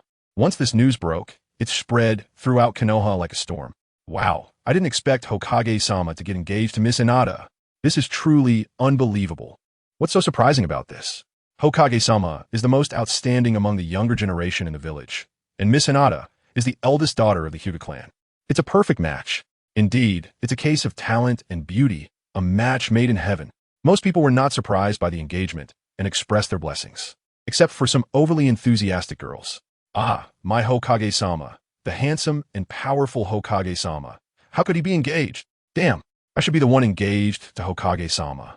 I almost fainted when I saw him for the first time. Ah, Hokage-sama is engaged and the bride is me. I'm not happy. I'm so sad. Bridal Hinata. In short, once the news was out, all sorts of characters in Konoha jumped out. In the underground conference room, the 4 elders of Konoha sat in a row, but their faces were extremely poor, filled with indignation. Damn! Danzo slammed the table, his eyes practically bursting with flames as he cursed. This damned bastard! How dare he humiliate us like this? As of now, their situation was akin to that of the Uchiha clan back then, not only being excluded from Konoha's upper echelons, but even having their clan pushed to the outskirts of the village. This made Danzo extremely furious. A dignified second-in-command of Konoha had actually fallen to this state, which was infuriating. However, what enraged him even more was Sui's engagement. This guy had invited all the notable figures in Konoha to his engagement, yet they were left out. Not only that, Sui ordered their clan members to be on duty, responsible for overseeing Konoha security. This was clearly a humiliation, a slap in the face. Oomph. This kid is indeed outrageous. Beside him, Mizuki and Tien had displeased expressions as well. Only Sarutobi Hiruzen remained silent. I made up my mind. At this time, a fierce glint flashed in Danzo's eyes. I must make this kid pay a price. He must see some consequences. He then explained his plan, which was met with opposition from Sarutobi Hiruzen. No, this matter requires careful consideration. It's too late. Danzo shook his head, his expression indifferent. I've already sent people to execute it. At the latest by tomorrow, there will be results. This, seeing that it was already set in stone, Sarutobi Hiruzen could only sigh. At this moment, an inconspicuous little bug was wriggling its body. Chapter 32. Clone unleashes Susanoo. Rampage. Buzz. The small insect suddenly flapped its wings and soared into the sky, like a shadow, disappearing from sight. Huh? Is there a chakra presence? Sarutobi Hiruzen frowned. As a professor of ninjutsu and a master of 5 elemental styles, he was quite sensitive to various chakra signatures. Don't worry. Danzo waved his hand. The area within 100 meters is filled with root members. There won't be any mistakes. I hope so. Sarutobi nodded and didn't say anything further. Buzz, buzz, buzz. The small insect sped through the air and flew into a room after traveling thousands of meters. It landed right on the hand of a Jonin. The insect circled around in his palm, seemingly conveying some information. Indeed, this Jonin was one of the 3,000 Jonin, a bug manipulator. He could easily control various insects, not only to attack enemies, but also to gather intelligence. This was all part of Sui's plan. Not only did he take overt measures to suppress Konoha's 4 elders, but he also never ceased monitoring them in secret. These individuals had controlled Konoha for many years. So one must be cautious. Whoosh. After receiving the message, his figure shot out. Soon, he arrived at Sui's door and knocked.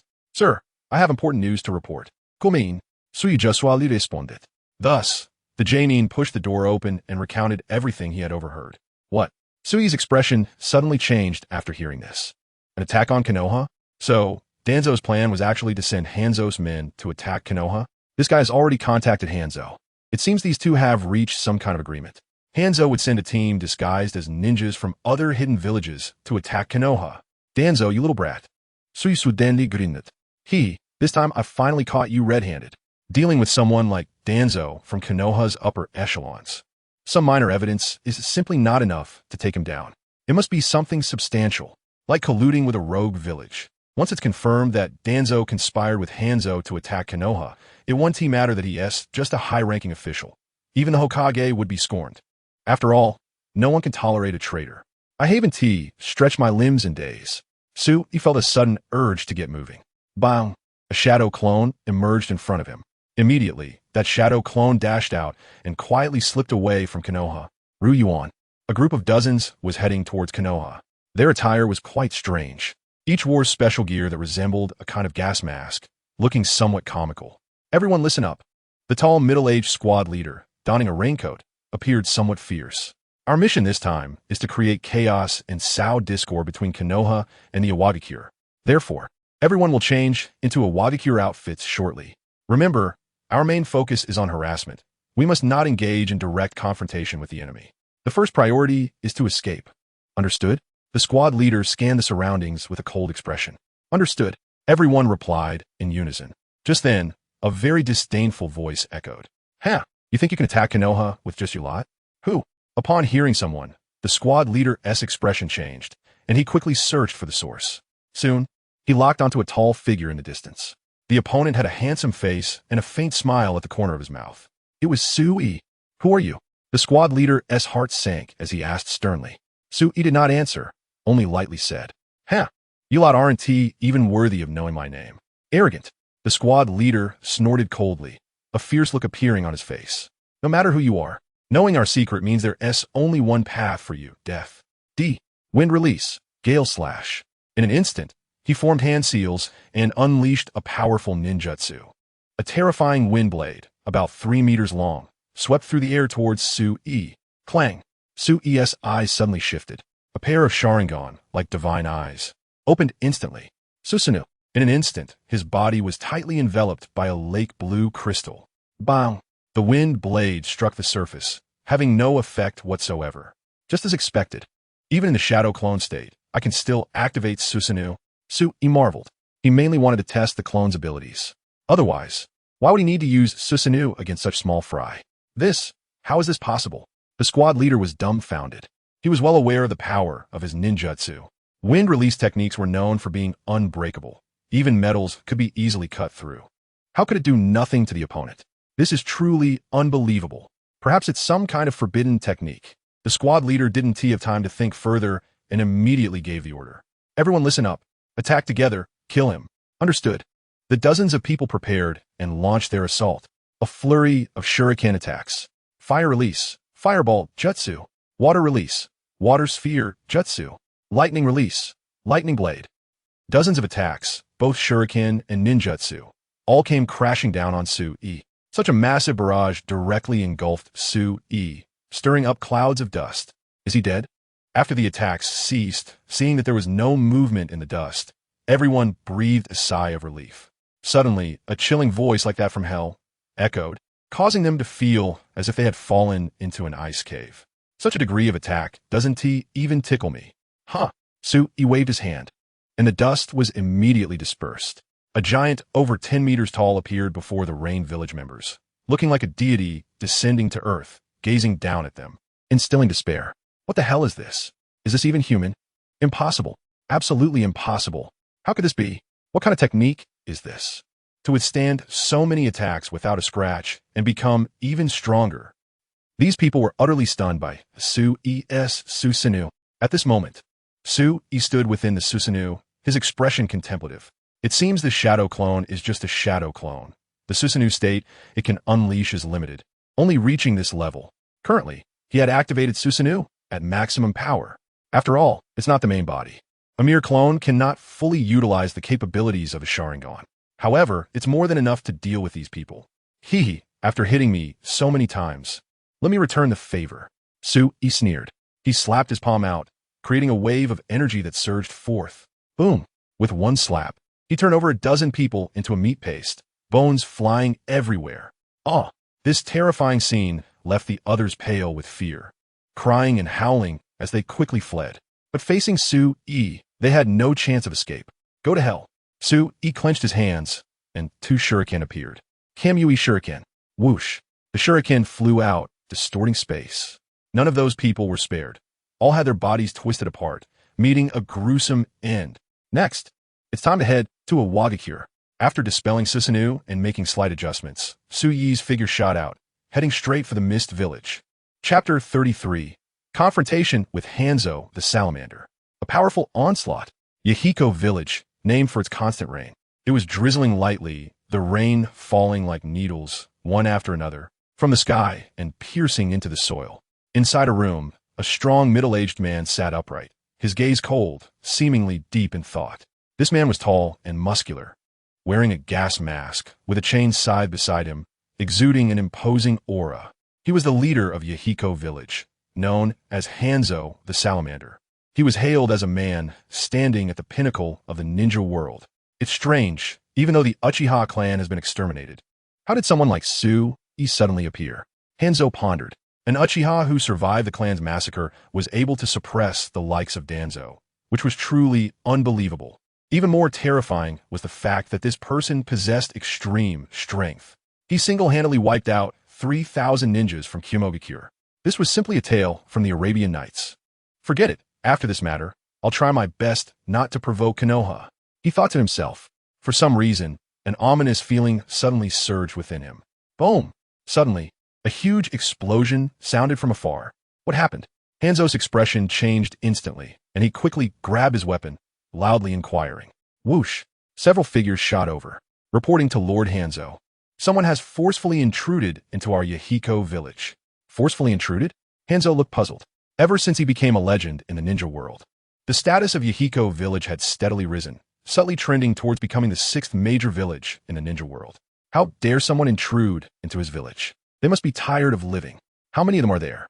Hanzo asked. So far, only one person has been detected. One person? His pupils suddenly constricted. This person must be overly arrogant.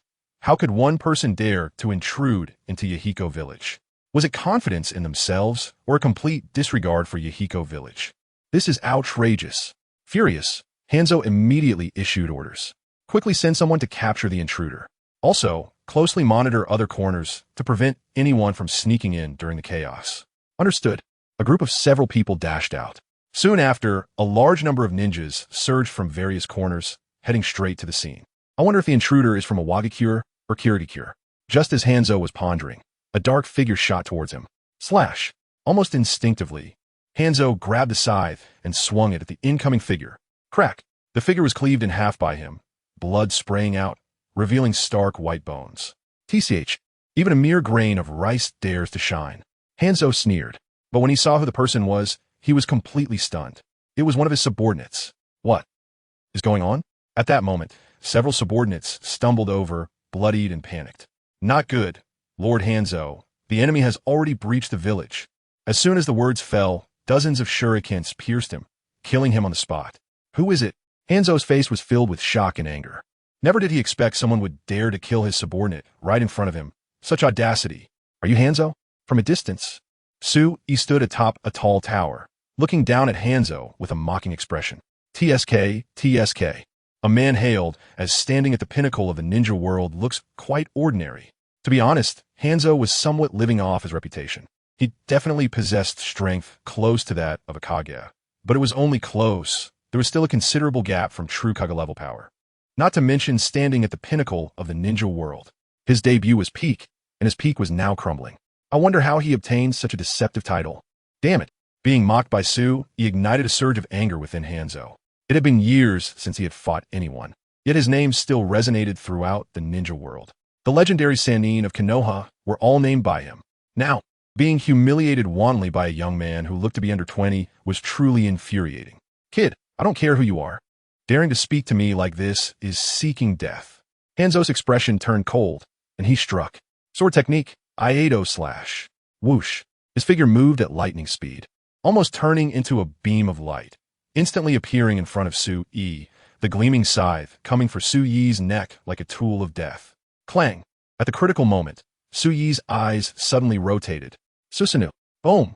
The scythe struck against the Susanoo, sparks flying everywhere. What technique is this? Even Hanzo, well-versed in many things, was left bewildered. After living for decades, it was his first time seeing a Susanoo. Boom! Sue raised his hand, and a massive skeletal hand, several meters long, came crashing down towards Hanzo. The air pressure surged, ripping through the rain. Hanzo's pupils constricted. He knew the power of this move. If he got hit, he would die, but would definitely be left severely injured. He quickly formed hand seals and used a ninjutsu for escape. Water body technique. Whoosh. His entire body instantly transformed into a puddle of water, avoiding the fierce palm strike. Boom! A building was smashed to pieces like it was made of paper. What terrifying power! From a distance, Hanzo, witnessing this terrifying display, felt a chill in his heart. It seemed he could only use that technique. Without hesitation, he bit his finger, formed hand seals, and summoned his signature summoning beast. Summoning technique, Salamonde. Bang! A massive creature suddenly burrowed up from the ground, its size enormous, over 10 meters long, revealing a terrifying giant salamander. Toxic mist ejected. Hanzo wasted no time, urging the salamander, and a large mass of purple poison surged from its mouth. In an instant, the toxic mist rapidly spread, enveloping Tsunade completely. Seeing this, Hanzo's lips curled into a smug smile. This poison mist was extremely fearsome. Even he, who had a resistance to poison, dared not touch it. It had helped him achieve victory on the battlefield many times. One could say his reputation was half due to this salamander. Arrogant brat. Do you now understand my power? Hanzo sneered contemptuously, but soon his smile froze. TCH, a mere toxic mist, what can it do to me? Fire release, great fireball technique. In Susanoo form, Tsunade actually unleashed a fire release ninjutsu. The blazing flames erupted like a volcanic explosion, completely disregarding the rainy conditions, incinerating the terrifying toxic mist in an instant. How is this possible? Hanzo was stunned. The invincible toxic mist was actually broken through by someone? There's nothing impossible. Tsunade shook his head, raising his hand to punch the salamander. Bang! The salamander was directly obliterated, turning into a cloud of white mist. Water body technique. Hanzo wanted to use the same trick to dodge the attack again, but this time, Tsunade predicted his movement. Shinra Tensei. The Sharingan suddenly spun, targeting one of Hanzo's arms, forcibly twisting it. Hanzo screamed in pain. But the next moment, Tsunade grabbed him, exerted a little force, and knocked him out instantly, tossing him into a specialized space. Done. Just as Tsunade was about to leave, a weak ninjutsu suddenly attacked from behind. Seeding technique, Shuriken. Clang, clang, clang. This meager attack had no effect on Tsunade whatsoever. Is it her? Tsunade turned around, and upon seeing who it was, a slight smile appeared on his lips. Bang! With just a snap of his fingers, he knocked that person out and casually tossed them into the specialized space. Chapter 34. The Awakening of Zihua. Whoosh! Tsunade turned around and entered the exclusive space, where a little girl appeared before him. She had a sweet appearance, fair skin, a tall figure, and notable curves. Dressed in martial arts attire, she looked quite capable. Her hairstyle was adorable, with short, curly hair tied into an interesting bun at the end, adding a playful touch. In her youthful bloom, she sparked the imagination. Tsunade recognized her identity at a glance. Zihua, a standout minor character from Naruto. While her real name might not leave much of an impression, she had another name that was definitely memorable. That was the Beast Path Pain from the Six Paths of Pain, known for her various summoning techniques and hailed as the Lowly Path. Let me go, Zihua said stubbornly. Ding. Mission. Conquer the lowly-voiced Zihua. Reward. 1,000 reputation points. The system notification sounded, and Tsunade immediately became interested. There were many beauties in Naruto, but when it came to distinctive voices, Zihua was the top pick. The Lowly Path Pain truly lived up to her reputation. As the face and voice of the Six Paths of Pain, her popularity was second only to Deva Path Pain. Buzz. At that moment, Tsunade's main body also entered the space through Kamui. TSK. He actually managed to get the lowly voice. Clang. With a glance, Zihua was instantly pulled into an illusion, going through the motion step by step to conquer her.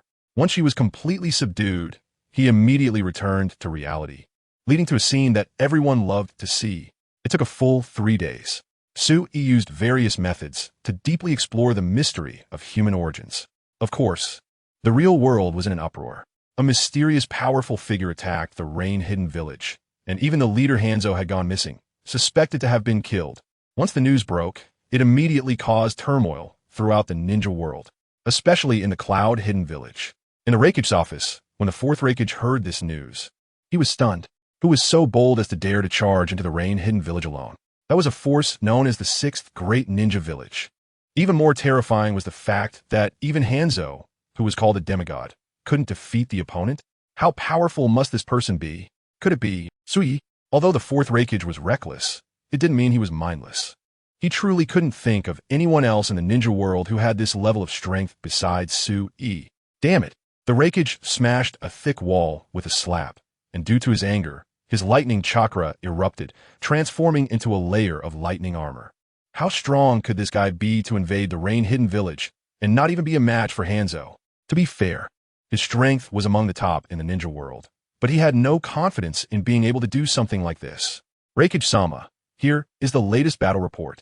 At that moment, the broad-minded Mabu presented a thick document, her expression grave.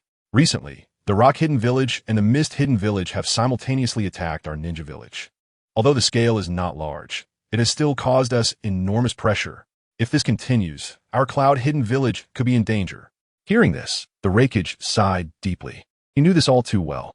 After the battle at Takigakure, the Cloud-Hidden Village had lost nearly half of its armed forces and was no longer qualified to challenge other ninja villages. If it weren't for the Cloud-Hidden Village being large and prosperous, and with him and Karabi holding the fort, the Rock-Hidden Village and Mist-Hidden Village would have long since launched a full-scale attack. Dam Sui, the Raikage's face was filled with hatred. Now he realized the other party's strength. This was definitely the work of the opponent, aiming to force him to comply and exchange the two beauties of Cloud-Hidden Village for hostages. Truly despicable. Just thinking about this made the Raikage's teeth itch with anger. Since the establishment of the Cloud-Hidden Village, when had they ever suffered such a significant loss? Even during the second Raikage's turmoil and the Eight Tails incident, they had never paid such a heavy price. As a result, a young Hokage who had just been in power for a few days had caused them to pay such a heavy price, making it truly difficult for him to face his ancestors. Raikage-sama, please let me go. At that moment, Mabu spoke up. You, what do you mean? Raikage-sama, I discussed it with my sister Samly. That guy wants us, and if sacrificing the two of us can bring peace to the Cloud-Hidden Village, then it wouldn't be a bad thing. Mabu said earnestly. Moreover, there's something even more important. With our abilities, even if we can't control him, we can at least relay some information back to the Cloud-Hidden Village. But this sacrifice is too great. The Raikage hesitated. I've heard that this guy just got engaged to someone from the Hyuga clan. He's clearly a lecher. If you go, you'll definitely. Before he could finish his sentence, he was interrupted by Mabu.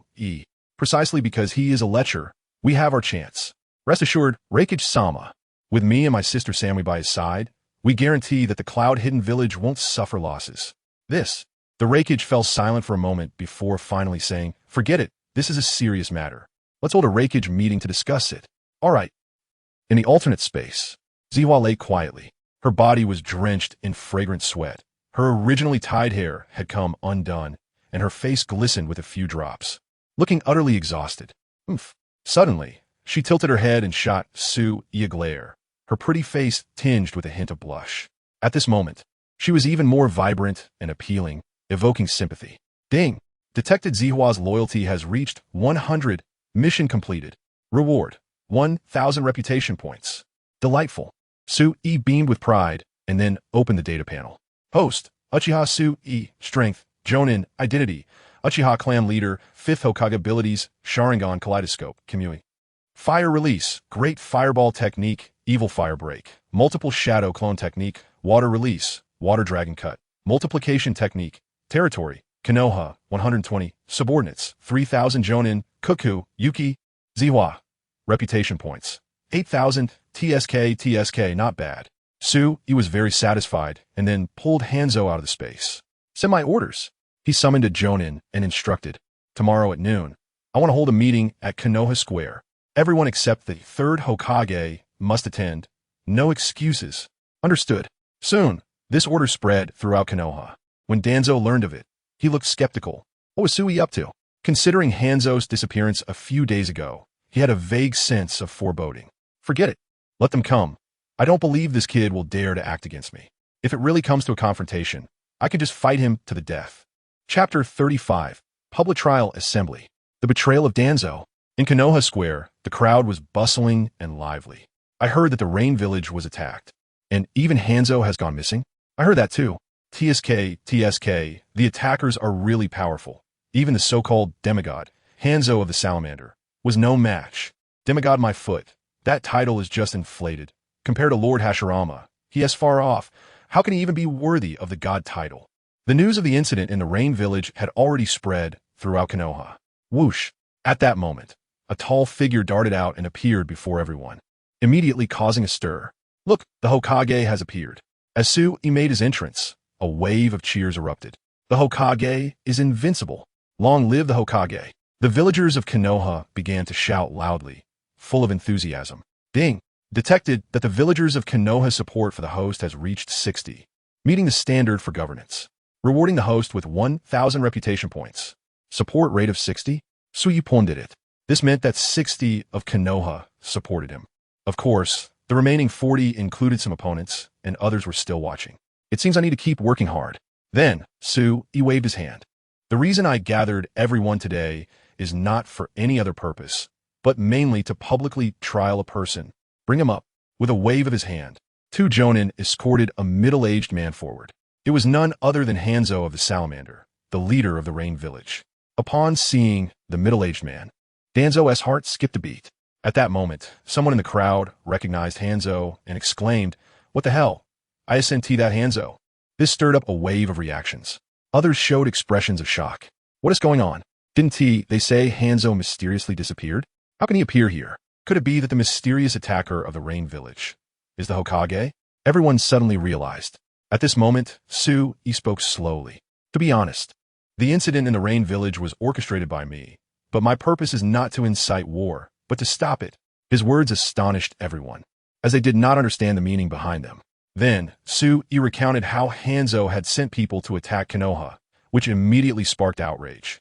How despicable, trying to sow discord between Konoha and a Wagakure, attempting to instigate war. This guy is truly wicked. Thanks to the Hokage's keen insight, Konoha has been spared an unnecessary war. Long live the Hokage. The crowd began to cheer. Tsunade waved his hand to thank everyone for their recognition, then shifted his tone to a more serious one. There is something that needs to be told to everyone. That is, our village has a traitor. The moment the word traitor was uttered, the entire square fell silent.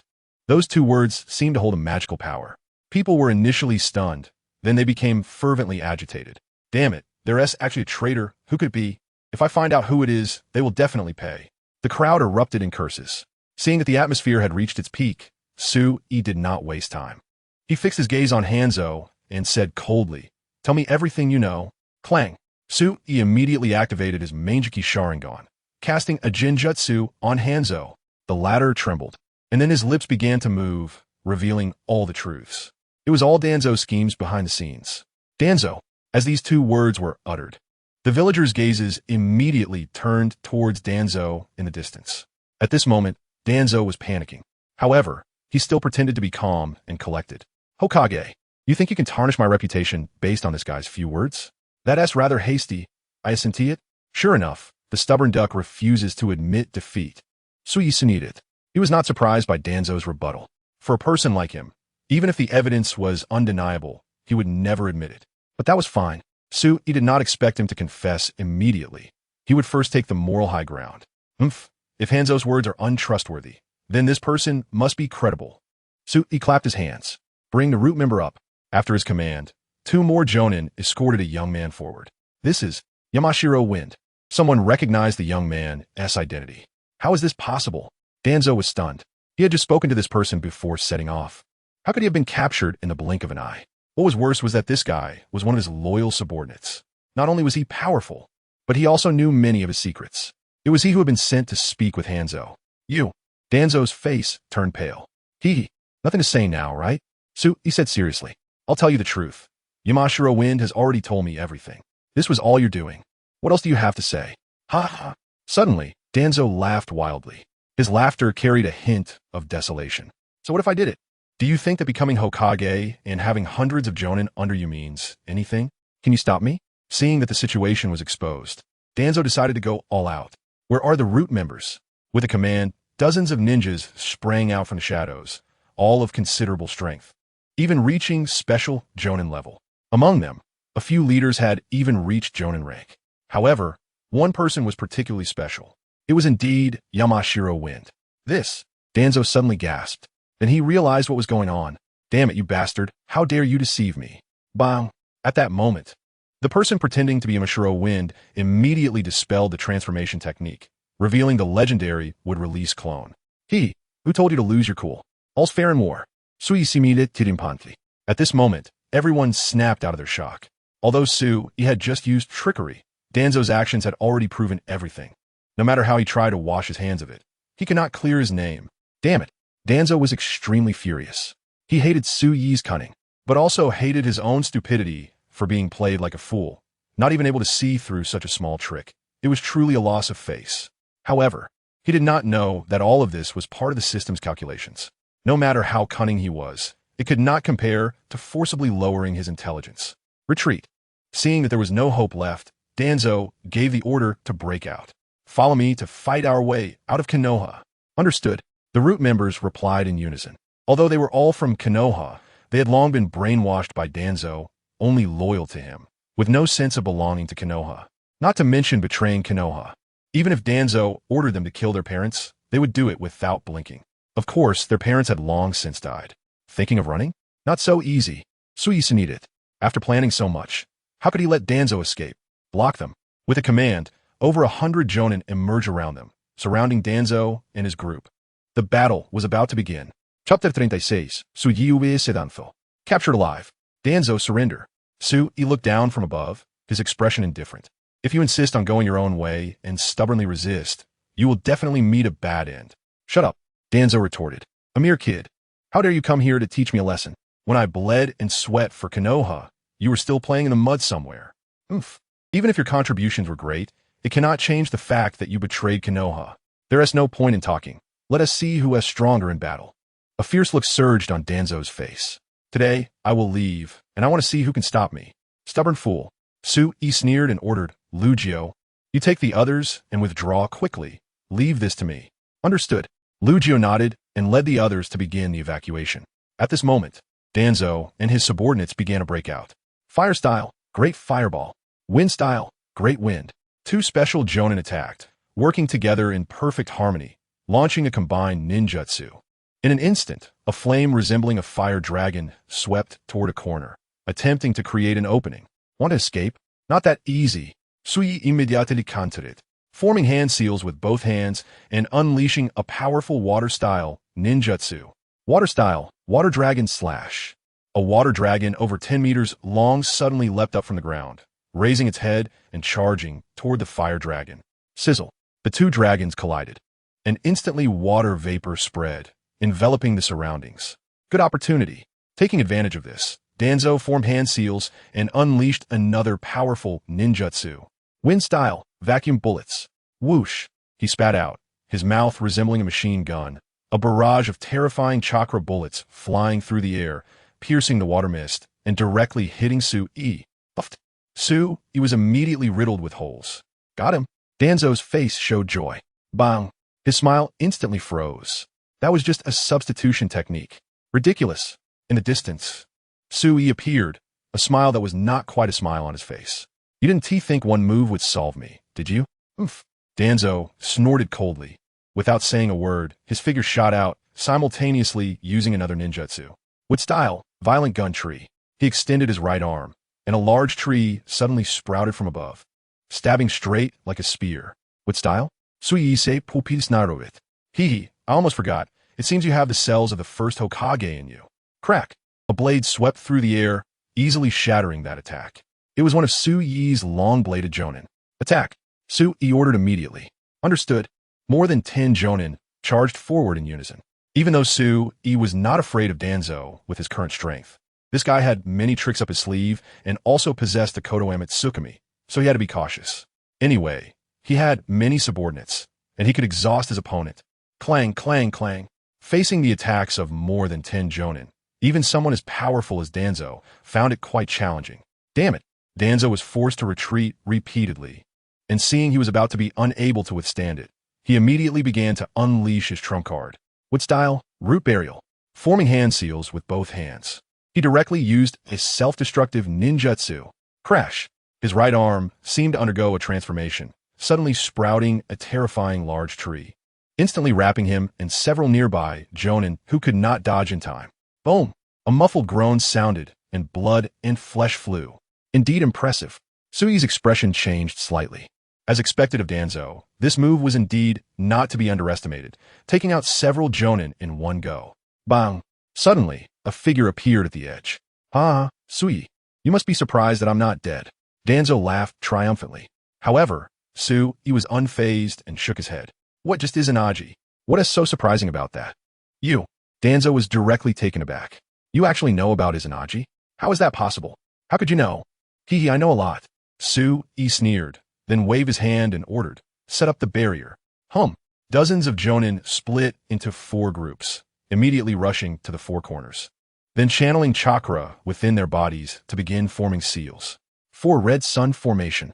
Whoosh! 4 red beams of light shot up from the ground, enveloping the area completely. Oomph! You think you can trap me? Danzo remained unmoved. A mere barrier could do nothing to him. Don't boast. This 4 red sun formation, looking across the ninja world. Only a few can break it. You'd better obediently stay here. Sui was not exaggerating. The barrier formed by dozens of Jonin working together was more powerful than that formed by 4 shadow-level experts. Trapping Danzo would be a piece of cake. Want to trap me? No way. Danzo moved and formed seals again. Wind style, shuriken. A small shuriken was pinched in his hand, and with a blow from his mouth, the shuriken immediately began to spin, the airwaves rolling, sharp beyond compare. Go! Danzo threw the shuriken, which flew out and expanded into a cyclone in midair, several meters long, heading straight for Sui. Clang! Seeing this, Sui did not take it lightly and immediately activated his Manjiki Sharingan. Susanoo, with a low roar. A layer of lake blue crystal covered Sui, and he raised his hand to slap, directly shattering the 2 shurikens. This is... Danzo's expression changed instantly upon seeing Susanoo. You actually mastered this technique. Familiar. I sent it? Sui sneered. Back then, when you took one of Shursue's eyes, he must have used this technique in front of you. Upon hearing this, Danzo's expression changed drastically. Indeed, as Sui said, he had ambushed Shursui when he was off guard and took one of his eyes. He had thought Shursui was no longer a threat. He never expected that the opponent could still use such an extraordinary technique as Susanoo, not only breaking through his and Root's encirclement, but also killing several experts. That battle had given Danzo a huge shock. Don't get cocky. Danzo suddenly shouted loudly. Try this move. His right eye suddenly spun, transforming into the Manjiki state. Oomph. You think you can use Kodo Amitsukami? No way. Sui was incredibly fast and slapped Danzo to death. Danzo spat blood and died on the spot, but his body instantly vanished. Right here, Sui seemed to have predicted Danzo's movements, and at the moment he appeared, he followed up with another slap, killing him. In a short time, Danzo had died several times. 1 arm's worth of Sharingan was not enough. Damn it! Danzo was furious, jumping up and down. Seeing that he had only 1 Sharingan left, he decided to go all out at the moment he was cut in half. He did not rush to use Izanaji to revive, but instead used Kodo Amitsukami. Clang! Danzo's right eye suddenly spun, glaring at Sui. Kodo Amitsukami. However, his expression froze instantly, because Sui's eyes also transformed into Manjiki, identical to his. What? You? Danzo was horrified. Sui Tsunade. Heh. Didn't he expect that I could also use this move? Kodo Amitsukami. Clang! 1 eye against 2, the outcome was evident. Sui used the same technique to overpower Danzo's Kodo Amitsukami, successfully controlling him and plunging him into endless despair. Danzo staggered and knelt on the ground. Divine might. Finally, Sui's eyes turned, and he stored it in his exclusive alternate space. The battle is over. Chapter 37. Pharmacist Yano Yu. Torture member Danzo. Danzo has been captured by me. If you don't want him to die, surrender quickly. Sui shouted loudly at Danzo's subordinates. This group of people had decent skills and worked well together, but faced with several times their number of elite ninjas, they could only hold on desperately. In a short while, they would be defeated. Now that they saw Danzo captured, their fighting spirit instantly vanished, and they all chose to surrender. Seal all chakras and keep a close watch. Sui ordered it. Remember, don't let them die. I have other uses for these people. Quickly clean up the battlefield. Understood. Once the battle was over, the other elite ninjas quickly cleared the streets. Ding. Detected that there is still 1 Root member outside. To prevent them from becoming a hidden danger, please capture them quickly. Reward. 1,000 reputation points. 1 more to go? Sui frowned and asked, who is that person? Pharmacist Yano Yu. Upon hearing this name, Tsunade was first taken aback. Then a scene appeared in his mind. It was a gentle woman with soft eyes, wearing a pair of round-frame glasses. Her features were friendly, with fair skin and long fingers, always speaking softly. She radiated the aura of a warm big sister next door. So it's her. Tsunade grinned. Whoosh. His figure shot out. Konoha Orphanage. A gentle young lady was carefully taking care of the children in a calm tone, occasionally giving reminders. Zaifinshin, eat slowly. This is a bit hot. Blow on it before eating. Hee. Zaizawa is so good. He can use chopsticks by himself now. Xiao Jizawa, you can't put food there. It has to go in your mouth. The young lady was like a busy little bee, constantly running among the children and caring for them well. Just then, a shadow in a black robe quietly appeared. Who goes there? Even though she was busy taking care of the children, you still sensed Tsunade's arrival immediately due to her ninja instincts. This is Konoha. You did not recognize Tsunade's identity and immediately threatened. If you dare to make a move, the ninjas of Konoha will not let you go. You're too slow. Sui replied coldly.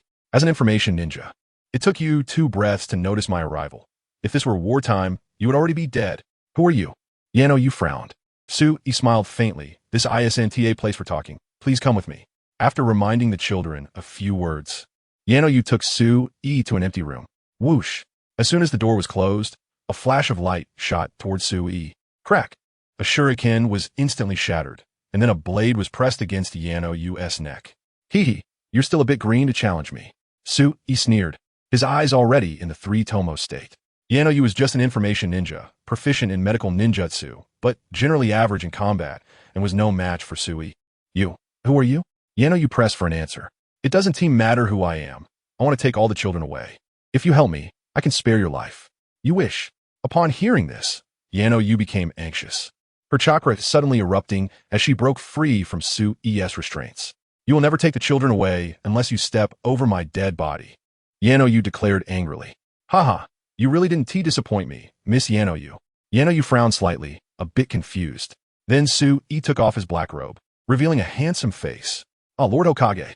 When she recognized him, U's expression became extremely strange, never expecting that the person attacking her would be Tsunade. Tsunade explained the situation regarding Danzo's betrayal. What? Such a thing happened? You was shocked. Yes, I was surprised too. Tsunade shook his head, his expression serious, and you were a member of Root, so I had to do this to test your loyalty. Understand. You nodded. As a former information ninja, she naturally placed great importance on loyalty. Clang. Tsunade used a Jinjutsu to control You. Though she performed well to be safe, he still used his ocular power to restrain her. All right, from now on, you will have no ties with Root and can focus on being your orphanage director. Tsunade's words seemed to touch U's heart. She was immediately filled with tears of gratitude. Thank you, Lord Hokage. By the way, is there a young man named Kabuto in your orphanage? Tsunade justly asked. As soon as that name was mentioned, U's pretty face stiffened, and she sadly replied, I'm sorry, Lord Hokage. He was taken away by Danzo many years ago. I haven't seen him in a long time. Taken away? So you say bro furovit.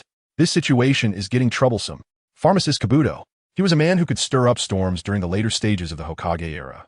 Originally just a small follower of Orochimaru, but no one expected that he could also be considered a boss. Not only did he master Sage Mode, but he also teamed up with Obito to ignite the 4th Great Ninja War. His army of reanimated corpses even pressed down the Ninja Coalition. If it weren't for Naruto's intervention, the outcome would have been uncertain.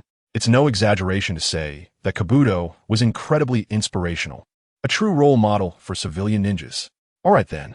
Tsunade nodded, his gaze softening as he looked at You, a slight smile on his face. Konoha has been at war for many years, resulting in a large number of orphans. From now on, we will have to rely on Miss You. If there are any funding issues at the orphanage, you can find Nara Shikaku and mention my name. Additionally, Miss You, you are truly gentle. The last sentence was heartfelt from Tsunade. The world of Hokage is extremely cruel, and You is one of the few characters shining with the light of humanity. So Tsunade had a special feeling for her. Upon hearing this, a blush immediately appeared on U's lovely face.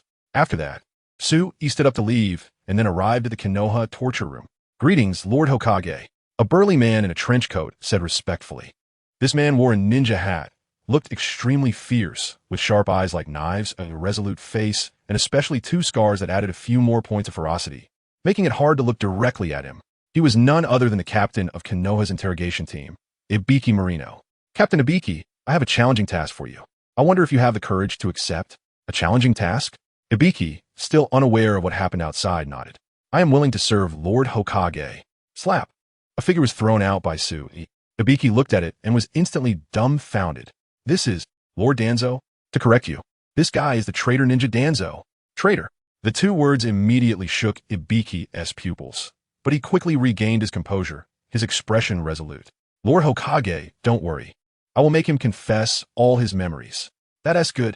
Sui nodded, then arranged a few elite ninjas as assistants for Ibiki. After dealing with Danzo, he thought of the ANBU. Now that Danzo was taken care of, the 3rd Hokage would definitely not let it go. It was time to cut off one of his arms. Thus, he issued the order, all ANBU members, report to the Hokage conference room for training.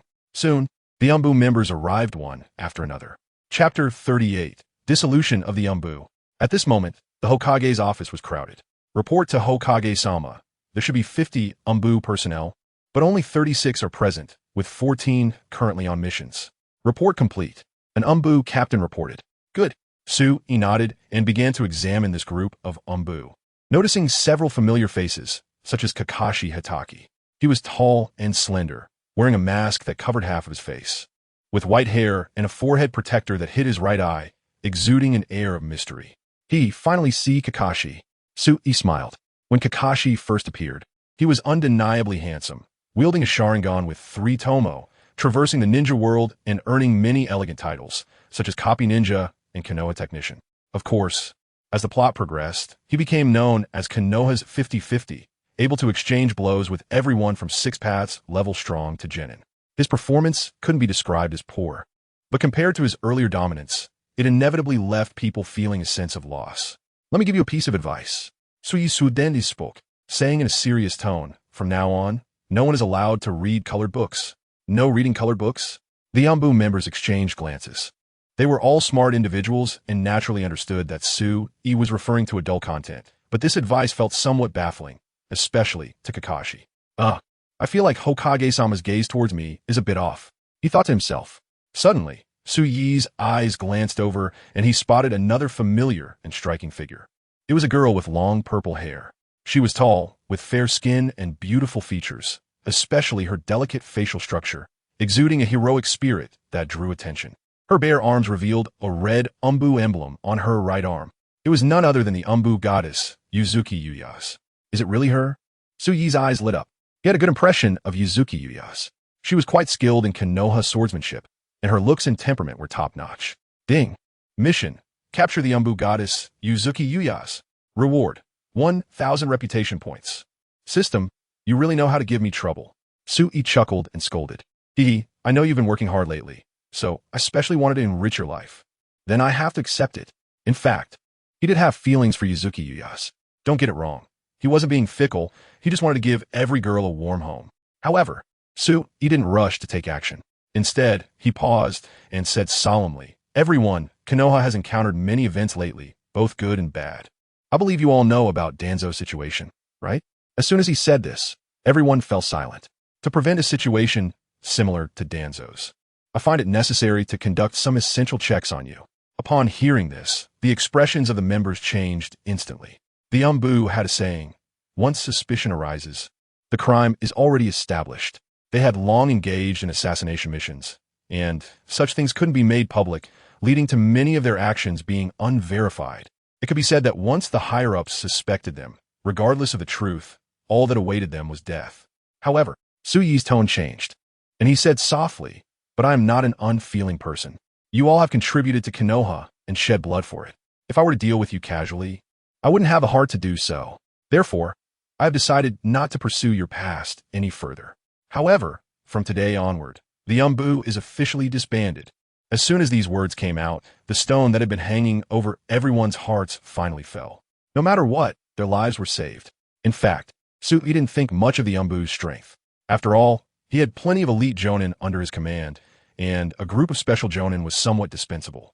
Thus, dissolving them was a mild way of handling the situation, similar to disarming the military with a cup of wine. Seeing everyone a bit downcast, Sui smiled and comforted them. There's no need to be discouraged. I plan to reorganize Konoha and will need a lot of manpower. Therefore, although the ANBU has been disbanded, Konoha still needs you. I have arranged for Riku to handle your appointments and transfers, and you will receive them soon. Everyone should continue to work hard. Sui's words ignited the spirits of the ANBU members. Their greatest fear was being discarded once they had outlived their usefulness.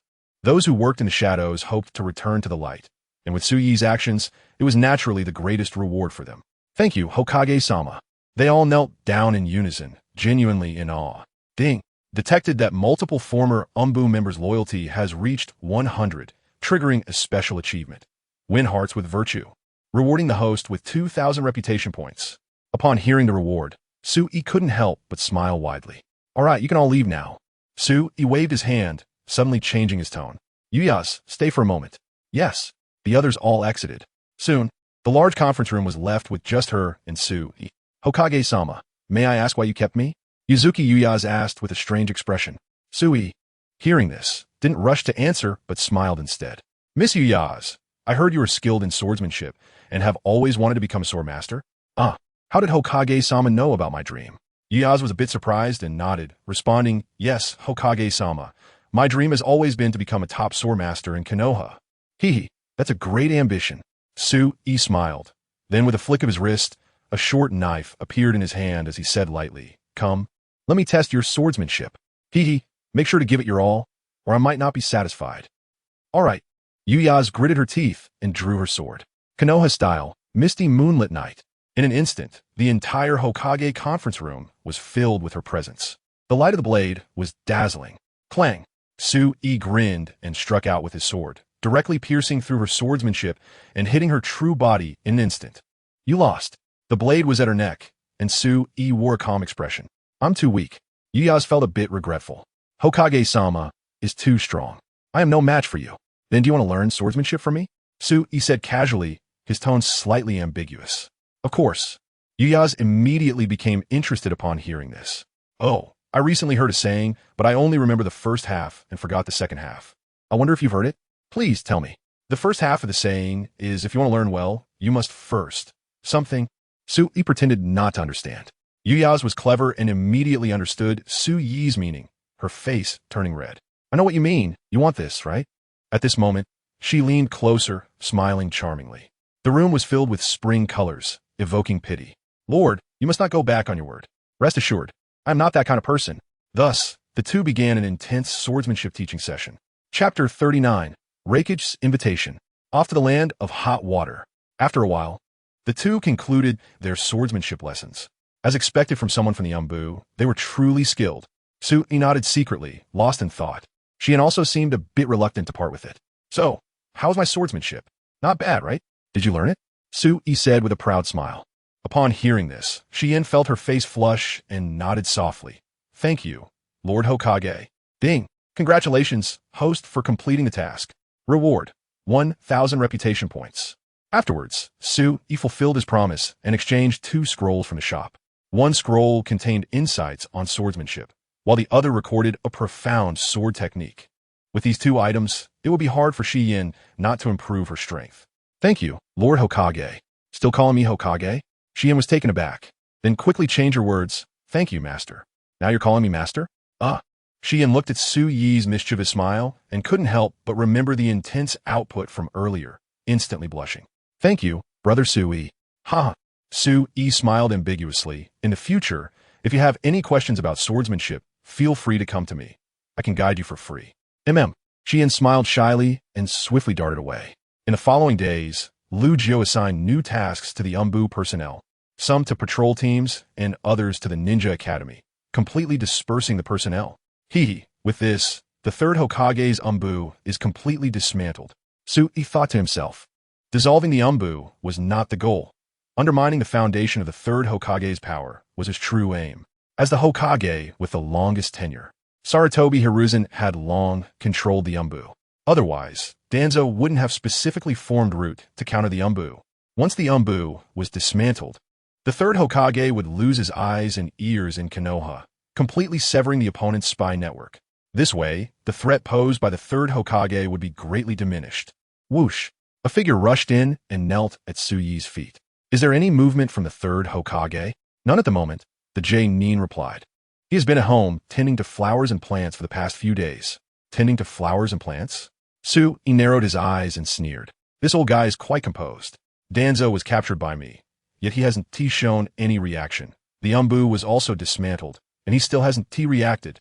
This is a bit strange. He didn't believe the other party would let it go so easily. For someone who had tasted the flavor of power, losing would be more painful than death. Keep a close watch on him. Report any movements immediately. Understood. The Jonin dashed out. Sui looked up at the sky, murmuring, "O third Hokage, your days are numbered. I can't wait to see what you'll do." He vaguely sensed that the other party was plotting something, but it didn't matter. His chips were far more substantial than the opponents, and he could play the game easily. A day later, while discussing Konoha's next steps with Lugio, Sui received a letter. The sender was actually the fourth Raikage from Kumoga. Eh? Interesting. Sui opened the letter and was immediately astonished. Kumoga actually agreed to exchange hostages? He didn't expect someone like the Raikage to agree to the request for a hostage exchange. This was somewhat inconsistent with his character. Sui looked at Lugio. A bit hesitant, this shouldn't be a trap, right? No. Lugio shook his head, pondering, based on the information I currently have, Kumoga is in a very difficult situation. The previous slaughter of 3,000 ninja troops at the Takigakure Road has already caused them heavy losses. In the past few days, they have also faced small-scale invasions from Iwagakure and Kirigakure. Coupled with the pressure we provided, they are essentially attacked from three sides. As long as the Raikage isn't foolish, he'll definitely find a way to repair relations with us. Agreeing to our demands is only reasonable. Hearing Lugio's analysis, Sui nodded. That's right. They want to meet in the land of hot water in 10 days to exchange hostages. Sui casually stated, I want to personally meet this guy. As for what happens in Konoha while I'm away, I'll leave it to you. Yes. Lugio nodded, then seemed to think of something and quickly asked, Sir, recently the third Hokage hasn't made any moves. If you leave, I'm afraid he. Don't worry, Sui smiled slightly, looking confident. That's exactly why I want to go in person. If I don't leave, how would these guys dare to act? Upon hearing this, Lugio rolled his eyes. So you're just fishing for them? However, seeing Sui's confident demeanor, he felt much more at ease and nodded, murmuring, if that's the case, then it's even better. 2 days later, take care. Safe travels. Sui bid farewell to Lugio, setting off for the land of hot water with 3 Jonin bodyguards. Whoosh! The 4 figures shot out. They traveled nonstop and arrived at the capital of the land of hot water in just 3 days. So this is the capital of the land of hot water. It's quite lively. Sui and his group were very low-key, leisurely walking along the road. Suddenly, a familiar figure entered their sight. It was a tall, middle-aged man with long hair reaching his waist, now graying, wearing a forehead protector with the character for oil written on it.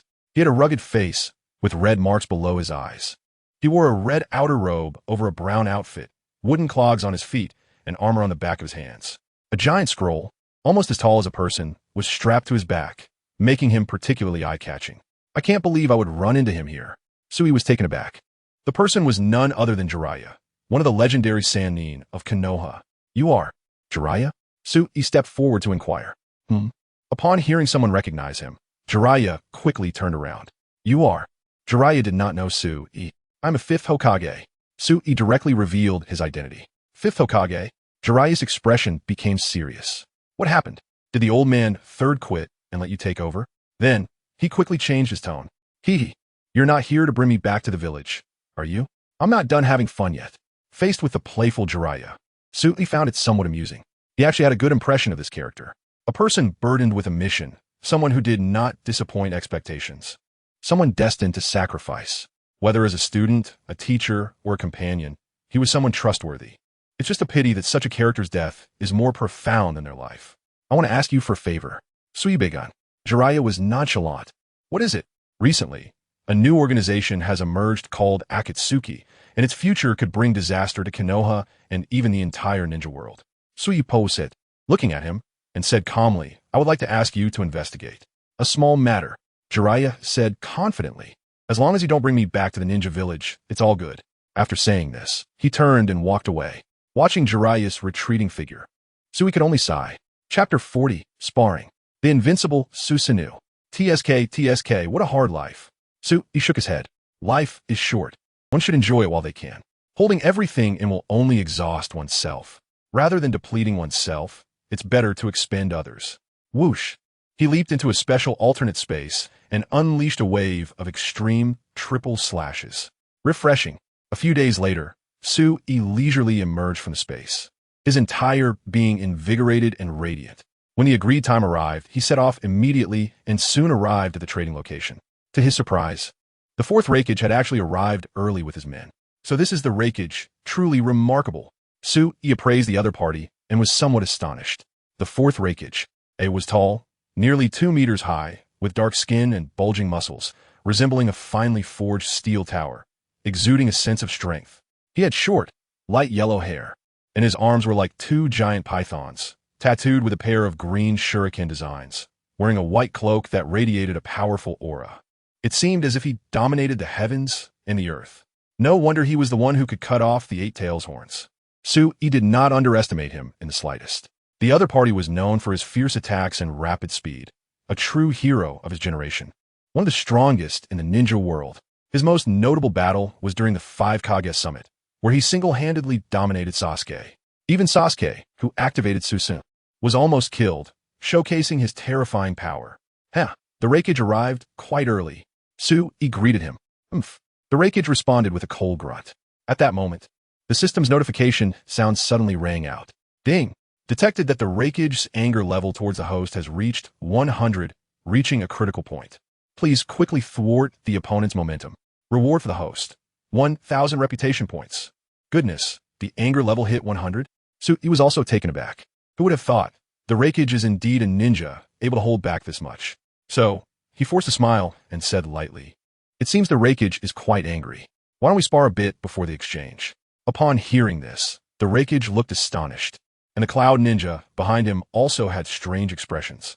Is this the first time someone has actively proposed to spar with the Raikage? Could it be a trick? Many began to advise their leader not to agree to the request, but the Raikage waved his hand. Since the Hokage is in such a fine mood, let us spar. Good. Thus, the two moved to an open area. Lightning release armor. Buzz. The Raikage let out a low roar, and a thick layer of blue lightning cloth covered him, resembling a suit of Thunder God armor, his hair standing on end. This was his full power state. Whether it was attack, defense, or speed, everything was pushed to the maximum. Susanoo. Clang. Tsunade was not to be outdone, his eyes suddenly spinning, and a layer of lake blue crystal enveloped him. Both sides were ready. How about we determine the victor with one move? Tsunade suggested, and the Raikage readily agreed. All right. Boom. Almost in an instant, the Raikage moved. His figure flashed like a blue lightning bolt, rushing out and delivering a heavy punch towards Tsunade. The speed was so fast that even a Sharingan couldn't capture it. Boom! In just a split second, over 100 fist shadows rained down on Tsunade like raindrops, crashing heavily against him. However, the attack powerful enough to break boulders failed to penetrate Tsunade's Susanoo. As expected of a Raikage, this attack was indeed formidable, but it was still insufficient against my absolute defense. His Manjiki Sharingan was in its peak state and without any earth release techniques to aid him. The Raikage could not break through his defense for the time being. Boom! With just one palm, Tsunade swatted the Raikage away like a fly. Puffed. The Raikage was sent flying, spitting out a mouthful of blood. Although he wasn't too seriously injured, compared to the unscathed Tsunade, he had already lost this battle. Is this the legendary power of the Uchiha clan? Truly powerful. The Raikage looked incredulous and then forced a wry smile. Well, with such means, my 3,000 Cloud Ninjas can't complain about losing. At this moment, he finally realized that Tsunade's strength was not something an ordinary person could contend with. Mission accomplished. Reward for the host: 1,000 reputation points. Upon hearing the system prompt, Tsunade's mind began to race. System, what would happen if I capture the Raikage right now? From the earlier spar, he felt that although the Raikage was strong, as long as he put in some effort, capturing him would not be difficult. Host, have you heard of the chakra cannon? Chakra cannon? Tsunade frowned, then recalled. That seemed to be a powerful weapon that appeared in the movie, capable of even shattering the moon. Friendly reminder, the 5 great ninja villages all have their trump cards. Do not act rashly unless the time is right. Well then, hearing this, Tsunade retracted his thoughts. The secret of the coexistence of the 5 great ninja villages is not peaceful coexistence, but rather that they all have their trump cards. If pushed to the edge, they will fight to the death. More critically, when one becomes dominant, the other 4 will unite against them. It's all about balance. It won't be long before I completely shatter this balance. Tsunade silently vowed. At this moment, the beaten Raikage changed his attitude, becoming much friendlier than before. Alright, I admit defeat in this match. The Raikage sighed deeply. Let us exchange hostages. Good. Tsunade nodded. He then released Darui and T-Dai, both of whom were sealed and unable to move, while at the same time, the Cloud Beauties Mabui and Samui walked towards him. However, Tsunade did not rush to take action, because he suddenly noticed that someone was watching them from the shadows. Haha, such beautiful women, perfect for sacrifice. The evil god will surely be pleased. Suddenly, a lean man dressed in a fiery cloud robe, holding a terrifying bloody scythe, made a shocking appearance. This man had slicked back gray hair, his eyes a light purple, wearing a rogue ninja forehead protector, and a pendant around his neck that seemed to be a symbol of some religion. It was none other than Haiden from the Akatsuki organization.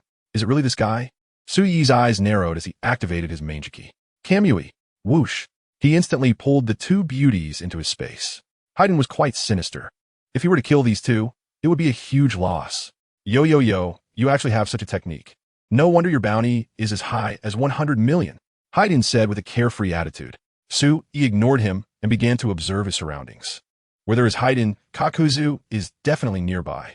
Sure enough, in the distance, a figure resembling a zombie approached them.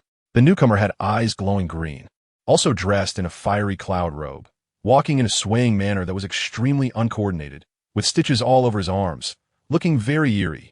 It was Kakuzu from the Akatsuki organization. Chapter 41, The Undying Duo. Faden gets wrecked. Ha! I didn't expect to run into such big fish this time. Faden laughed wildly. 1 Hokage and 1 Raikage. TSK, how terrifying. Although he claimed to be afraid, his expression was extremely arrogant, clearly not taking Tsunade and the others seriously. Bastard. How dare you disrespect us? You're really asking for death. The hot-tempered Raikage roared. Just now, he was defeated by Tsunade in 1 move and was burning with anger. Now that someone had come to him, he wanted to vent. Crackle.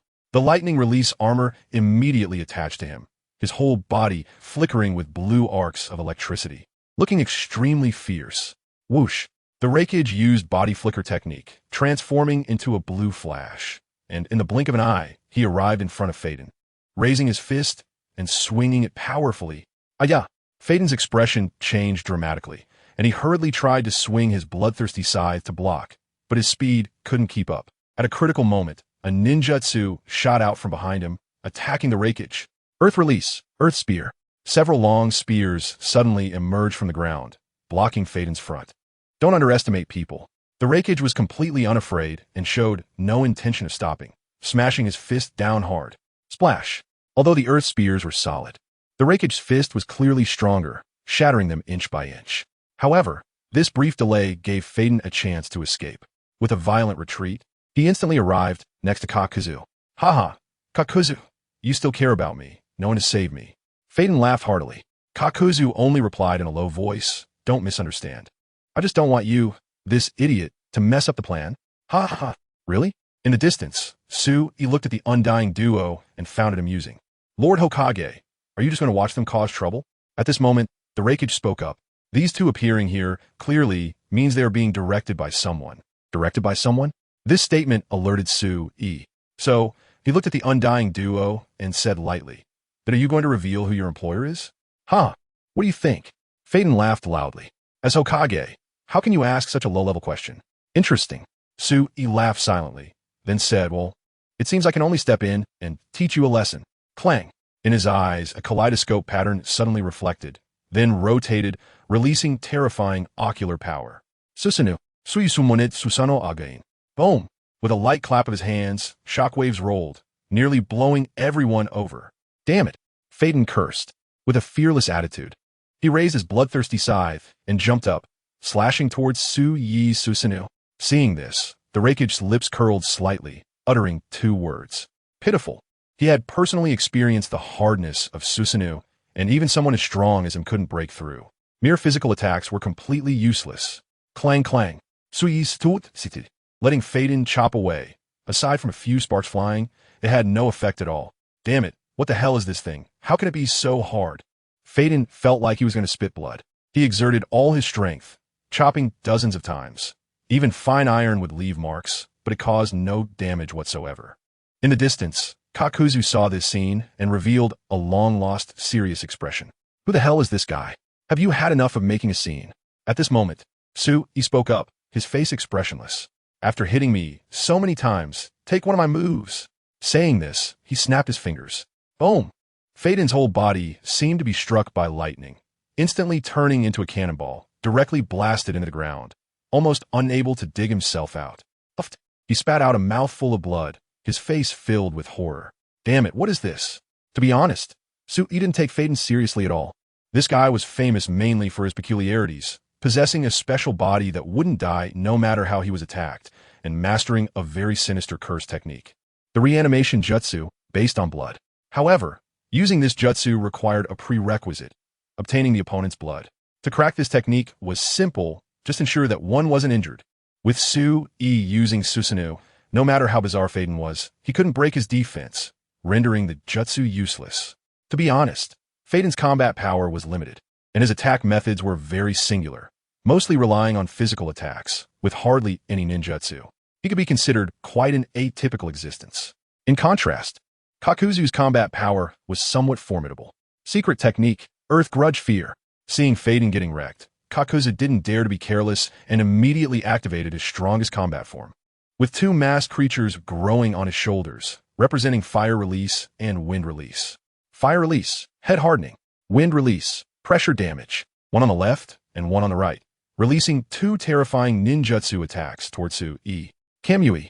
Showed no fear, using the kaleidoscope to absorb all of the opponent's powerful attacks in an instant. How is this possible? Kakuzu was instantly stunned. Not only him, but the Raikage beside him also had a serious expression, feeling a weight in his heart. It appeared again, that terrifying ability to absorb attacks. Earlier, he had noticed using this technique to absorb the attacks of Maki and Samui. To think it could even absorb ninjutsu? This is too perverse. In an instant, the Raikage felt a surge of helplessness. This guy has too many tricks. Here you go. Looked at Kakuzu with a cold smile, using Kamui again to release those two ninjutsu attacks. Boom! The wind aided the fire, doubling the power and instantly piercing through Kakuzu, shattering the two masked creatures. Damn it!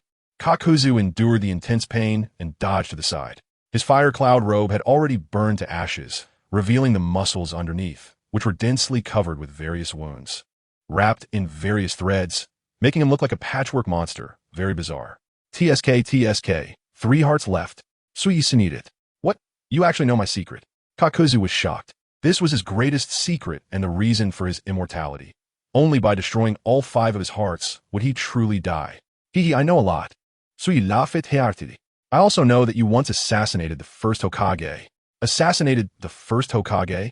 This news shocked the Raikage beside him immensely. The era when Hashirama was alive was decades ago. How old must this guy be?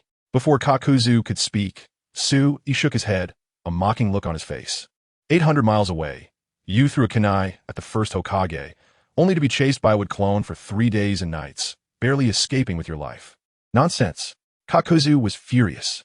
Assassinating the first Hokage was the most glorious event of his early life, and he wouldn't allow anyone to defame it. Go die. Kakuzu formed hand seals again and released ninjutsu. Lightning release, false darkness. But just as the ninjutsu was released, it was directly interrupted by Sui held the blade of Susanoo, performing a quick draw slash, suppressing Kakuzu with just the blade's aura, causing him to fall directly to the ground. Chapter 42. Capture Kakuzu. The mastermind turns out to be the third Tsuchikage. Damn it, I can't move. Kakuzu was suppressed by the blade's aura, lying on the ground in a very awkward position. Black line fusion. Suddenly, he unleashed a secret technique, and his body quickly disassembled into segments connected by threads, then burrowed underground. Interesting. Sui watched this scene, also astonished. He didn't expect Kakuzu to have such a means, somewhat similar to the split fruit. But does he think he can escape like this? How naive. Sui shook his head and activated Susanoo. Buzz.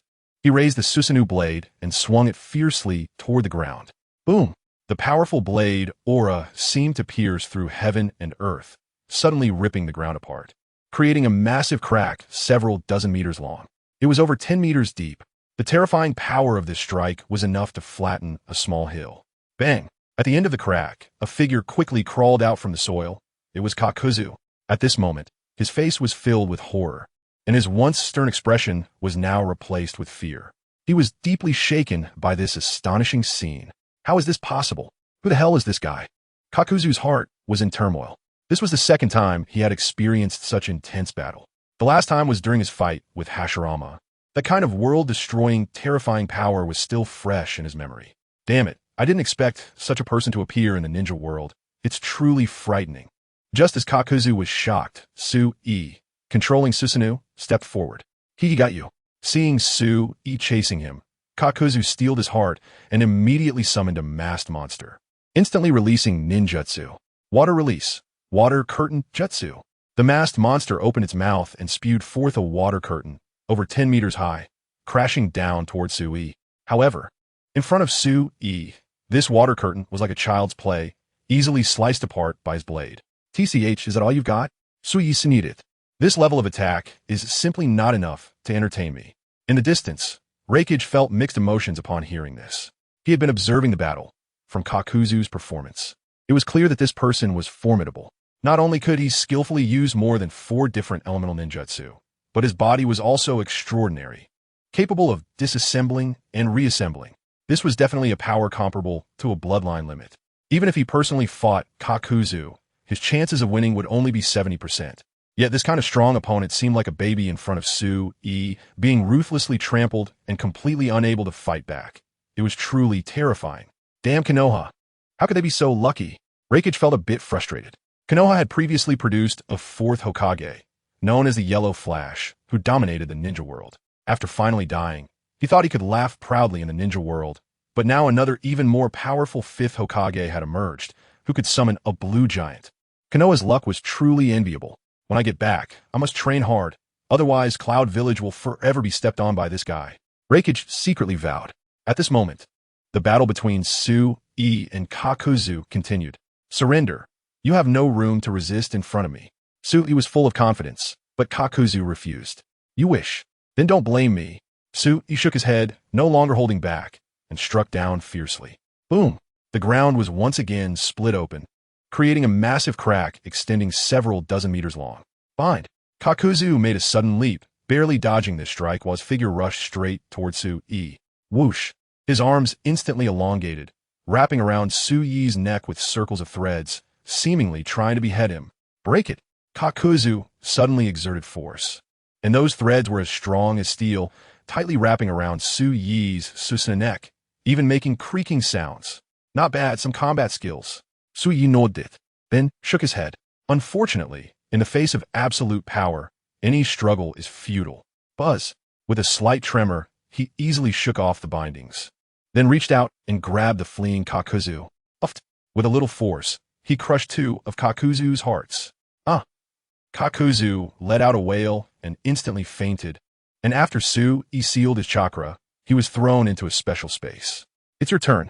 Then, Su-e stepped forward and instantly arrived next to Haiden. At this point, he had lost his combat ability and was powerless to resist, being lifted by Su-e, who coldly questioned him. Speak, who sent you here? You wish. Haiden still wanted to be tough, but with a single glance from Su-e, he was instantly pulled into an illusion. Haiden let out a scream, and then his gaze gradually dulled as he began to divulge everything. It was the 3rd Tsuchikage who sent us here, with the purpose of sabotaging your transaction. The 3rd Tsuchikage? Sui Furonit. So is this guy? Quite reasonable. In the original Naruto, the 3rd Tsuchikage was an extremely shrewd old fox, whose political skills and cunning were not inferior to Hiruzen Sarutobi.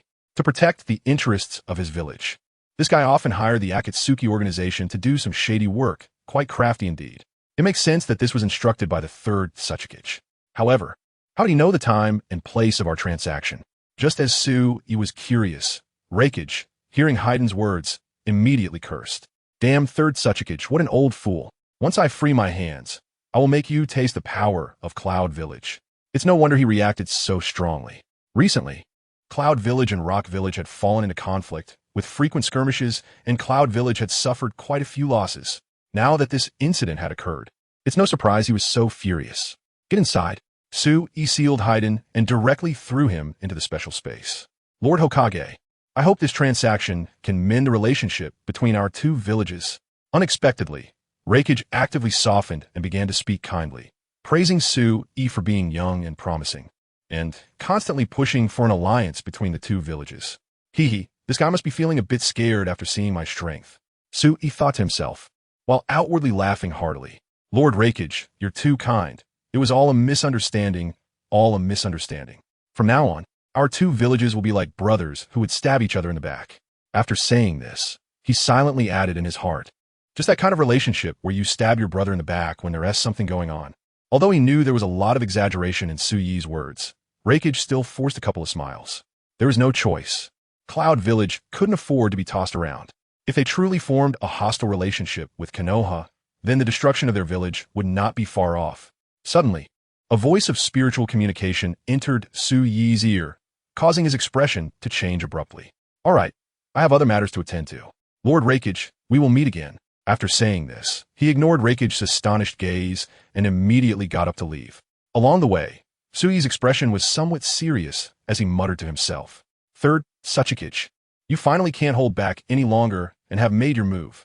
Chapter 43, The Weasel and the Fishman Duo, Executing the Assassination Plan against Danzo, Konoha Village Outskirts. Two mysterious figures dressed in fiery cloud robes and wearing conical hats stealthily entered Konoha Village. The person on the left was tall and had an exaggerated appearance, carrying a large sword that was as tall as himself, wrapped in bandages, with deep blue long hair. This guy's looks could be described as exceptional, with 3 shark-like gills on each side of his face, pupils glowing with golden flecks, and sharp teeth visible when he opened his mouth, giving him a rather fierce appearance. He was none other than the Akatsuki member known as the Honest Man and the Tail Beast Without a Tail, Kisame Hoshigaki.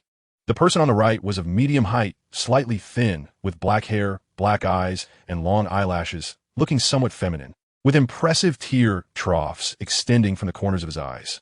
He was often mistaken for having nasolabial folds. This was none other than Konoha's #1 rogue ninja, Itachi Uchiha. No one expected that just a few days after the massacre of the Uchiha clan, this rogue ninja would return to Konoha. Itachi, is this your village? Kisame looked at the peaceful and quiet village with curiosity, finding it quite strange. It was eerily silent here, as if nothing had happened. Such a tranquil atmosphere made it hard to believe that just a few days ago, a horrifying bloodbath had occurred in the village. This statement had a hint of mockery.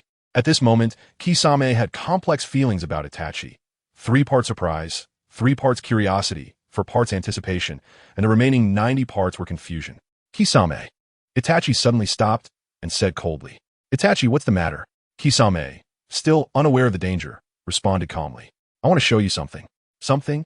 Kisame looked puzzled and quickly asked, what is it? My eyes. Clang. Itachi turned around, his eyes suddenly rotating, the pattern of the Manjiki Sharingan appearing. And then he spun rapidly, instantly reflecting in Kisame's eyes. For some reason, Kisame felt a bit dizzy. Itachi, Mr. Itachi, what's happening to me? Maybe you stayed up too late. Itachi casually made up an excuse and quickly changed the subject, saying lightly, let's go, there are others waiting for us. All right, Mr. Itachi. Although Kisame felt something was off, his intuition told him that he must respect Mr. Itachi. Soon, the two arrived at Ichiraku Ramen, and after enjoying a bowl of ramen, Itachi wiped his mouth and said lightly, Kisame, I didn't bring any money. You pay the bill? No problem. Kisame readily paid. Then, Itachi took Kisame to a somewhat dilapidated house. At the door, Itachi stopped. You stay here and guard the door. I'll be right back. Although Kisame wanted to follow him in, he chose to obey and nodded. Okay, Mr. Itachi. Thus, Itachi entered alone. It was an abandoned storage room, seemingly untouched for a long time, filled with dust and in disarray. But as soon as he stepped in, an old voice immediately came from the darkness. Itachi, you finally came. Immediately after, a somewhat hunched figure slowly walked out. It was none other than the 3rd Hokage, Hiruzen Sarutobi. Greetings, Hokage-sama. Itachi kneeled on one knee. In response, Hiruzen Sarutobi waved his hand and sighed. No need for that. I'm no longer Hokage. In my heart, you will always be Hokage. Itachi replied firmly. Suit yourself. Hiruzen Sarutobi did not argue further. At this point, it was truly rare for the other party to maintain such loyalty. I summoned you today. You should be able to guess why, right? Upon hearing this, Itachi was silent for a moment and casually answered, "It's about Danzo-sama, isn't it?" "That's right." Hiruzen Sarutobi nodded and sighed. "With your abilities, you should be able to see my current state. It's just a clay clone." Itachi nodded, a strange look appearing on his face. "I've also heard about the village's situation. Suyi's growth is indeed astonishing. I've heard he received the power of the White Snake Sage from the Earth Dragon Cave." Suyi's rapid rise had become known throughout the ninja world. After all, in just a few days, he not only became the youngest Hokage in history, but also killed 3,000 Cloud Village ninjas in one go. Such impressive achievements were rarely seen. It would be hard not to attract attention. Let's not mention him. When Hiruzen Sarutobi's name was brought up, his mouth twitched, and his anger flared up instantly. If it weren't for this guy's schemes, his son Asuma wouldn't have died in vain. Taking a deep breath, Hiruzen Sarutobi continued, "My real body is currently under close surveillance by that kid. To avoid being discovered, I had to use this method. I summoned you here with no other purpose than to ask you to do something." Itachi frowned. "What is it?" "Go to the interrogation room and kill Danzo." As soon as Hiruzen Sarutobi said this, Itachi gasped, and his gaze instantly turned cold. "Third Hokage, are you joking?" Itachi hesitated, staring at Hiruzen Sarutobi for a few moments. But the latter's expression was cold, and his gaze was firm, clearly not joking, causing Itachi's heart to sink. Why? Because he knows too many secrets. Hiruzen Sarutobi provided a reason that Itachi could not refuse. Once his secrets are uncovered, then the blood of the Uchiha clan would have been shed in vain, and it could even cause turmoil in the village. Once these words were spoken, Itachi fell silent instantly. After a long time, he finally nodded. "All right." Hearing that Itachi had finally agreed to take action, Hiruzen Sarutobi breathed a sigh of relief. "When will we act?" "Right away." Hiruzen Sarutobi was somewhat anxious. He knew that He had many means, and the longer they waited, the more likely Danzo's secrets could be discovered by him. Therefore, Danzo had to die, and the sooner, the better. "Okay." Itachi pondered for a moment and nodded. "Then you wait for my news." After saying that, he did not hesitate and immediately walked out, taking Kisame with him directly to the Konoha interrogation room. After they left, Hiruzen Sarutobi quickly dispelled the ninjutsu, and his figure instantly transformed into a mass of dirt. At this moment, the real body of the Sarutobi family was slightly stunned, and the corners of his mouth curled up. "Mr. Itachi, where are we going?" "The planned matter is temporarily set aside. We're going to kill someone now." Itachi's voice was cold, as if devoid of any emotion. Under his lead, the two easily bypassed the guard post and smoothly slipped into the interrogation room. "Who goes there?" An ambush guard in the interrogation room discovered the two and lunged forward to stop them. "TCH, just a rookie." Kisame scoffed and was about to take action when Itachi stopped him. Clang!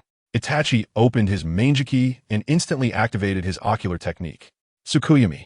With a single glance, the ambush guard fell to the ground, unconscious. "This time, focus on the assassination and don't alert anyone else," Itachi said calmly. "Understood, Mr. Itachi." The two walked about 10 meters in the interrogation room and arrived at the largest cell, where Danzo's figure appeared before them. Found him. Just as they were about to act, a peculiar wave of chakra suddenly emanated from around them. Buzz, buzz, buzz, buzz. For pillars of light shot up from the ground, instantly sealing them in. Chapter 44, Space-Time Barrier.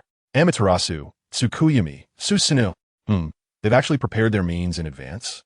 Itachi's calm face revealed a hint of surprise. Not good. This seems to be a type of barrier. At that moment, Kisame also looked shocked, his face pale. "Mr. Itachi, we seem to have fallen into an ambush." "No witties." Itachi's surprise quickly faded, and he regained his composure. "With our strength, even if we are ambushed, there's nothing to fear." He was very confident. Having wandered in the darkness since childhood, he had developed great courage, able to handle any perilous situation with ease. In the original story, Itachi was indeed a character with great means. His most glorious moment was undoubtedly during the Fourth Great Ninja War, when he was revived as a reanimated corpse under Kabuto's control. But he managed to break free from the constraints of the Edo Tensei using the techniques he had reserved during his lifetime. It's worth noting that very few in the entire Naruto universe can escape such constraints, and only 3 people can completely control their Edo Tensei form: Hashirama Senju, Madara Uchiha, and him. Even the powerful Tobirama Senju couldn't do that. The first 2 relied purely on strength, while he relied on battle wisdom. Clang! Itachi instantly activated his Manjiki Sharingan. realizing this barrier was indeed extraordinary. It was the legendary space-time barrier. Interesting. Itachi's expression grew slightly serious. He didn't expect the person who set up this barrier to have such great capabilities, actually restoring the long-lost space-time barrier. The space-time barrier, reputed to be the strongest barrier that even Sage of Six Paths finds troublesome, expands infinitely once activated. In a small area, there could be endless territories. Furthermore, the space-time barrier can automatically transfer damage, making it nearly impossible to break. To some extent, this type of barrier is unsolvable unless the opponent actively dispels it. What? It's actually a space-time barrier. Kisame's expression changed instantly. As a Jonin from a mist village, he had a wealth of experience and had heard of the space-time barrier, thinking it had disappeared into the annals of history. Yet today he encountered it. What should we do? He was a bit anxious. No witties. Itachi shook his head. Still calm. Nothing is perfect. There must be a flaw. Let me give it a try. Clang. His Manjiki Sharingan suddenly rotated, and he shouted, Amaterasu. Whoosh. In an instant, a terrifying black flame ignited rapidly in one corner of the barrier. This is the legendary black flame that never extinguishes. Amaterasu. Kisame's eyelids twitched at this scene. Buzz. The black flame spread across the barrier, actually burning a large hole. Ha! As expected of Mr. Itachi, even the space-time barrier can be broken. Truly impressive.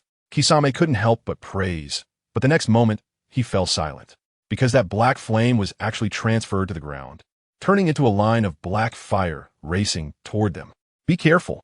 Kisame saw this and immediately formed hand seals. Water style, water burst wave. He opened his mouth, and a large stream of water instantly collided with the black flame. Although the black flame was not extinguished, it was blocked by the water flow. Mr. Itachi, what's going on? Kisame asked, still shaken. This is the power of the space-time barrier, able to transfer damage. I thought Amaterasu could burn through it. It seems I underestimated the person who set up the barrier. Itachi's expression became grave, and he sighed inwardly. It seems I can only use the third power. Sigh. I really don't want to use it. Still more means? Kisame was directly stunned.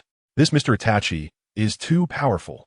A pair of Sharingan not only possesses the terrifying abilities of Tsukuyomi and Amaterasu, but also has a third one. And it seems the third one is the strongest. This is quite exciting. Kisame felt inexplicably thrilled. Ever since teaming up with Itachi, he had been wanting to witness the true strength of the other party. But there had been no opportunity until now. And naturally, he felt a surge of excitement. Clang! Itachi's Manjiki began to rotate, and then two streams of blood gushed out as he shouted, Susanoo! Buzz! His body was instantly enveloped in an orange-red crystal. Soon, the crystal mutated, first growing bones, then flesh over the bones, gradually forming a humanoid shape, and finally, the body was covered with a thick layer of samurai armor. In his left hand was the Yada mirror, and in his right hand was the Totsuka blade, both ancient treasures sprouting wings on his back, resembling a deity from the legendary era, mighty and domineering. Is this the strongest means that Mr. Itachi speaks of? Kisame was completely stunned. He knew Itachi was powerful, but to this extent was still beyond his expectations. Suddenly, Itachi coughed up blood, his chakra aura instantly weakening. If he hadn't suppressed it with all his might, Susanoo would probably have dispersed. Indeed, this is the price of using the ultimate power of the Manjiki. Itachi smiled self-deprecatingly, then grabbed Kisame and swung his sword. Boom! The Totsuka blade, like an ancient artifact, cleaved a large hole in the space-time barrier. Whoosh! Itachi seized the opportunity, flapping his wings, and Susanoo soared into the air, heading toward the hole. Just as he was about to break through the barrier, a terrifying lake blue figure suddenly emerged, blocking the exit. Want to leave? Not so easy. A lake blue Susanoo blade, with the force of thunder, struck fiercely at Itachi, who barely had time to raise the Totsuka blade to defend. Rumble. Even with Susanoo in its complete form, Itachi was still sent flying, retreating over 100 meters, forced deep into the barrier. How is this possible? Kisame was completely bewildered, his eyes almost popping out. Suddenly, another Susanoo appeared. The same samurai armor, the same wings, the same invincible posture. Except for the color, it was almost identical. Itachi stared intently at that Susanoo, his gaze freezing. It's you. Upon seeing who had arrived, he lost his composure. It's really you. How is this possible? Looking at Suyi's face, Itachi's pupils trembled. This almost overturned his understanding. He had personally dealt with the other party. Thinking the newly appeared Tsunade was just like that person who claimed to be Madara Uchiha, not daring to show his true face. He never expected the other party to be real. Itachi, long time no see. Tsunade looked at Itachi and smiled widely. This smile was very calm, showing no trace of anger, as if the grudge of annihilating his clan had never occurred. You used his Anaji? Itachi asked with suspicion. This was the only reason he could think of. Tsunade did not answer, only stared at him. To be honest, Itachi is the most controversial character in Naruto, bar none. The point of controversy mainly revolves around the Uchiha clan massacre. How should one describe it? First of all, this character has a prototype, and the event of the night of the massacre is also based on the prototype. The prototype belongs to a malignant event, but in the original story, Itachi had justifiable reasons. It's hard to evaluate right from wrong. Those who like him elevate him to the heavens, believing he is handsome, powerful, and bears humiliation for the greater good. Those who dislike him trample him into the ground, thinking he killed his parents, annihilated his entire clan, and had no humanity. In this regard, one can only say that the settings and plots have likely been modified, leading to this twisted image of the character, but precisely because of this, the character becomes more three-dimensional. Digressing too far, let's return to the main point. The two gigantic Susanoo stood off against each other, and a great battle was about to erupt. Chapter 45, The Battle of Susanoo. Itachi. Inside the space-time barrier, Tsunade and Itachi faced each other, and the scene fell into a stalemate for a moment. Amaterasu. Suddenly, Itachi initiated the attack first. His Sharingan spun rapidly, and an everlasting black flame, like a black python, surged towards Tsunade. Kamui. Tsunade was not to be outdone and activated his ocular power as well. Buzz. That terrifying black flame was instantly drawn into his exclusive dimensional space. I didn't expect you to reach this level too. Itachi felt somewhat emotional. I originally thought that Sasuke was the greatest genius of the Uchiha clan, but I didn't expect you to be even more hidden than him. I really underestimated you. In Itachi's heart, Sasuke's weight was comparable to his father, Fugaku Uchiha. Sasuke was the one who introduced him to the will of fire and the belief in protecting Konoha, serving as his true mentor. It's just a pity that Sasuke also died for the so-called will of fire, wasting his life. Itachi, you are the one who hides the deepest. Tsunade bluntly exposed him, clearly the most proud genius of the Uchiha clan, destined to become the clan leader and lead the Uchiha to new heights. Yet he betrayed his clan and even slaughtered his own people for outsiders. It is truly unforgivable. The words were not loud, but each one pierced the heart, making Itachi feel a heart-wrenching sensation. He himself did not know if what he did was right or wrong. The incident happened suddenly. He had no one to rely on or consult. If Sasuke were still alive, perhaps he could have stopped all this. But unfortunately, that was just a what-if. Itachi shook his head, remained silent for a long time, and then indifferently replied, "It's already in the past." Tsunade did not say more. At this point, the situation was already irretrievable. There was no point in saying anything, and it could only be settled by strength. Come on, let me see how far your Manjiki has developed. After putting down Kisame, Itachi activated Susanoo, wielding a 10-meter-long Tatsuka sword, charging in with overwhelming momentum. Tsunade also refused to back down, gripping the blade of Susanoo and meeting him head-on. Boom! In an instant, the Susanoo clashed together. The terrifying shockwave surged outward like a world-shattering explosion. Even Kisame was left astonished. Water release, water prison technique. He quickly formed hand seals and cast a defensive ninjutsu to protect himself, avoiding being affected by the shockwave. Rumble. The terrifying shockwave sent the water sphere flying dozens of meters away. Quite astonishing. The Uchiha clan is indeed powerful. Kisame watched, heart racing, feeling bitter. Compared to them, my strength is simply negligible. To be fair, Kisame's combat power is not low. He definitely possesses the strength of a Kage, after all. He is known as the Jinchuriki of the Tailless Beast, which is no small feat, but in front of Susanoo, he still felt a deep sense of terror. Truly worthy of standing at the pinnacle of the ninja world, it is indeed frightening. While Kisame was feeling emotional, Tsunade and Itachi clashed again. Rumble. The two Susanoo, standing dozens of meters tall, collided like ancient giants, exchanging blows. One punch from one, a kick from the other, the battle instantly reached a fever pitch. Itachi is indeed impressive. The Manjiki's ability has developed to such an extent. Tsunade felt somewhat moved. His Manjiki was gifted by the system, not obtained through his own strength, starting off at max level, allowing him to use it skillfully and even manifest a complete Susanoo. But Itachi doesn't have a system. He purely relied on his own talent to unlock it, and only after witnessing Shursue's death did he activate his Manjiki. It's only been a short time, and he has already developed his eyes to the extreme, not only mastering Amaterasu and Tsukuyomi, but even fully manifesting Susanoo, truly worthy of being the genius of the Uchiha clan. Tsukuyomi. During the fight, Itachi once again used his ocular power. Although this Jinjutsu was released from the Manjiki, it had no effect on Su-e, who also possessed a Manjiki. However, Su-e did not dare to be careless. After all, he was facing Itachi, who was known for his calm mind and clear battle strategy. He could not afford to be sloppy. Buzz. Sure enough, Su-e's substitution technique mutated, emitting a soft glow, seemingly blocking a hit for him. This is Kodoamit Tsukumi.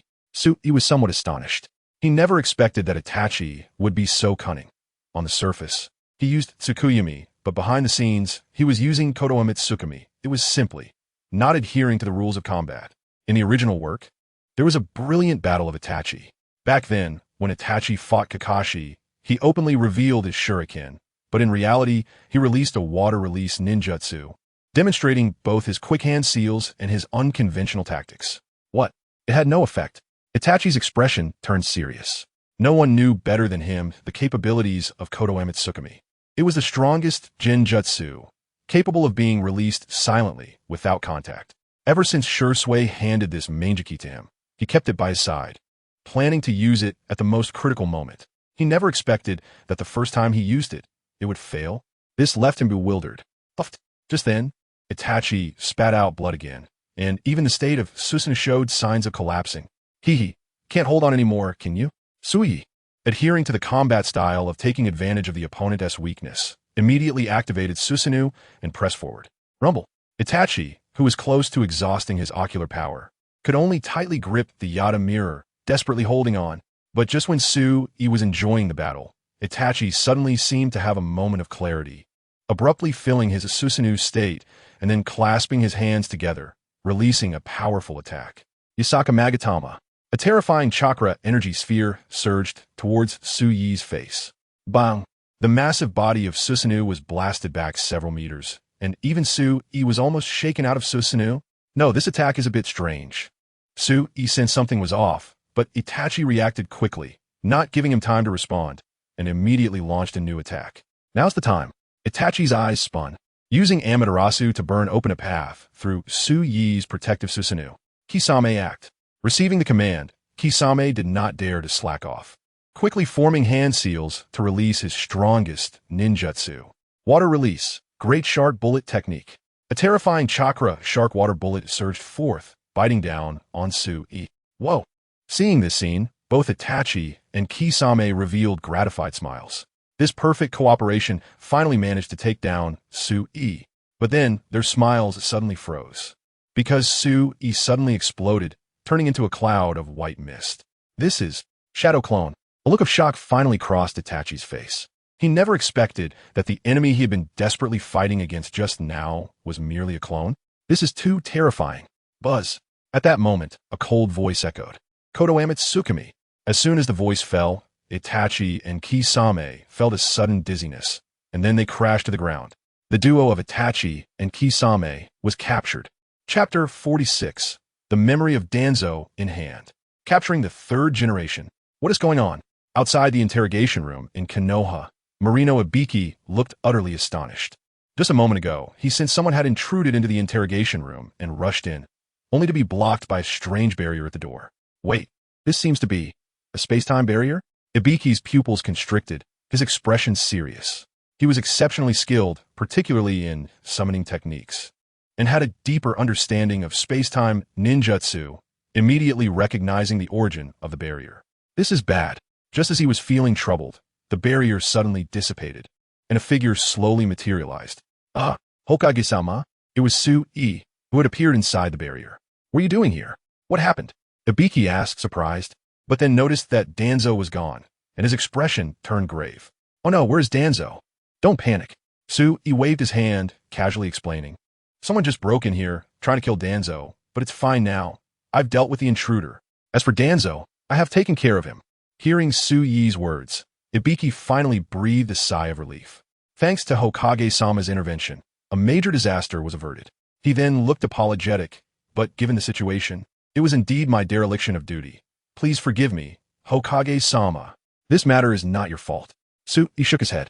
The intruder was quite powerful. Not only you, but even I had to use quite a few tricks. Itachi's strength is among the top in the entire ninja world, especially in Konoha. Aside from Su-e, he is practically invincible. By the way, at this moment, Su-e looked at Ibiki and asked indifferently, "How is the interrogation of Danzo going? Has it been completed?" "Yes." Ibiki nodded, then took out a scroll and respectfully handed it to Su-e, his tone serious. To not hide anything from Hokage-sama, Danzo indeed has many secrets. I and a few others have copied all his memories and found a lot of evidence for you to review. Su-e took the scroll, glanced through it, and indeed found a pile of secrets. The scroll was filled with Danzo's dark deeds and included his conspiracy with the third Hokage to eliminate the Uchiha clan. Got it. Su-e finally obtained the key evidence to bring down Sarutobi Hiruzen. Although he had already known about this, he still had to put on an angry facade in front of others. Bang! He pretended to be furious, smashing a wall with a slap and cursing, "Damn Danzo, conspiring to frame my Uchiha clan. Even more despicable is the third Hokage. He is also involved in this. It infuriates me." Buzz! A terrifying chakra aura swept through the area like a storm, leaving Ibiki's face pale with shock. As expected of Hokage-sama, this chakra aura is indeed powerful. Pass my orders. Surround the Sarutobi and Danzo families, and allow no one to escape. If anyone escapes, they will be executed without mercy. Su-e summoned a Jonin, his expression indifferent, coldly commanding. Understood. At this moment, Ibiki only had one thought in his mind. Konoha is about to change.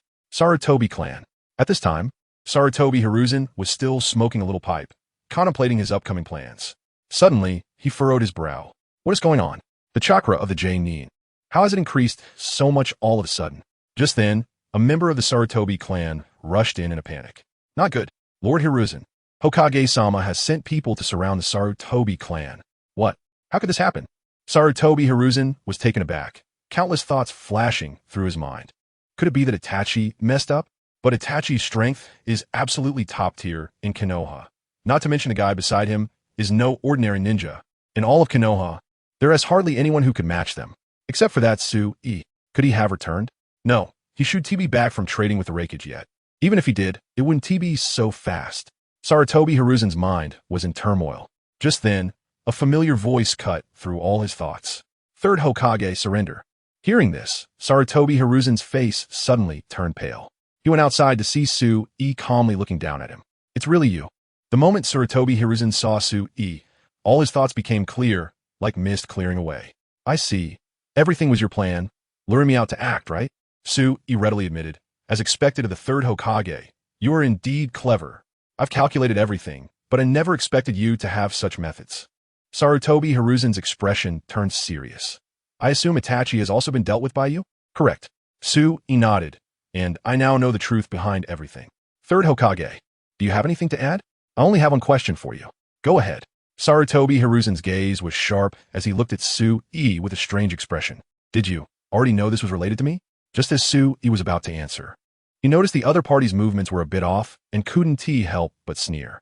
Third Hokage, you don't need to use such tricks in front of me.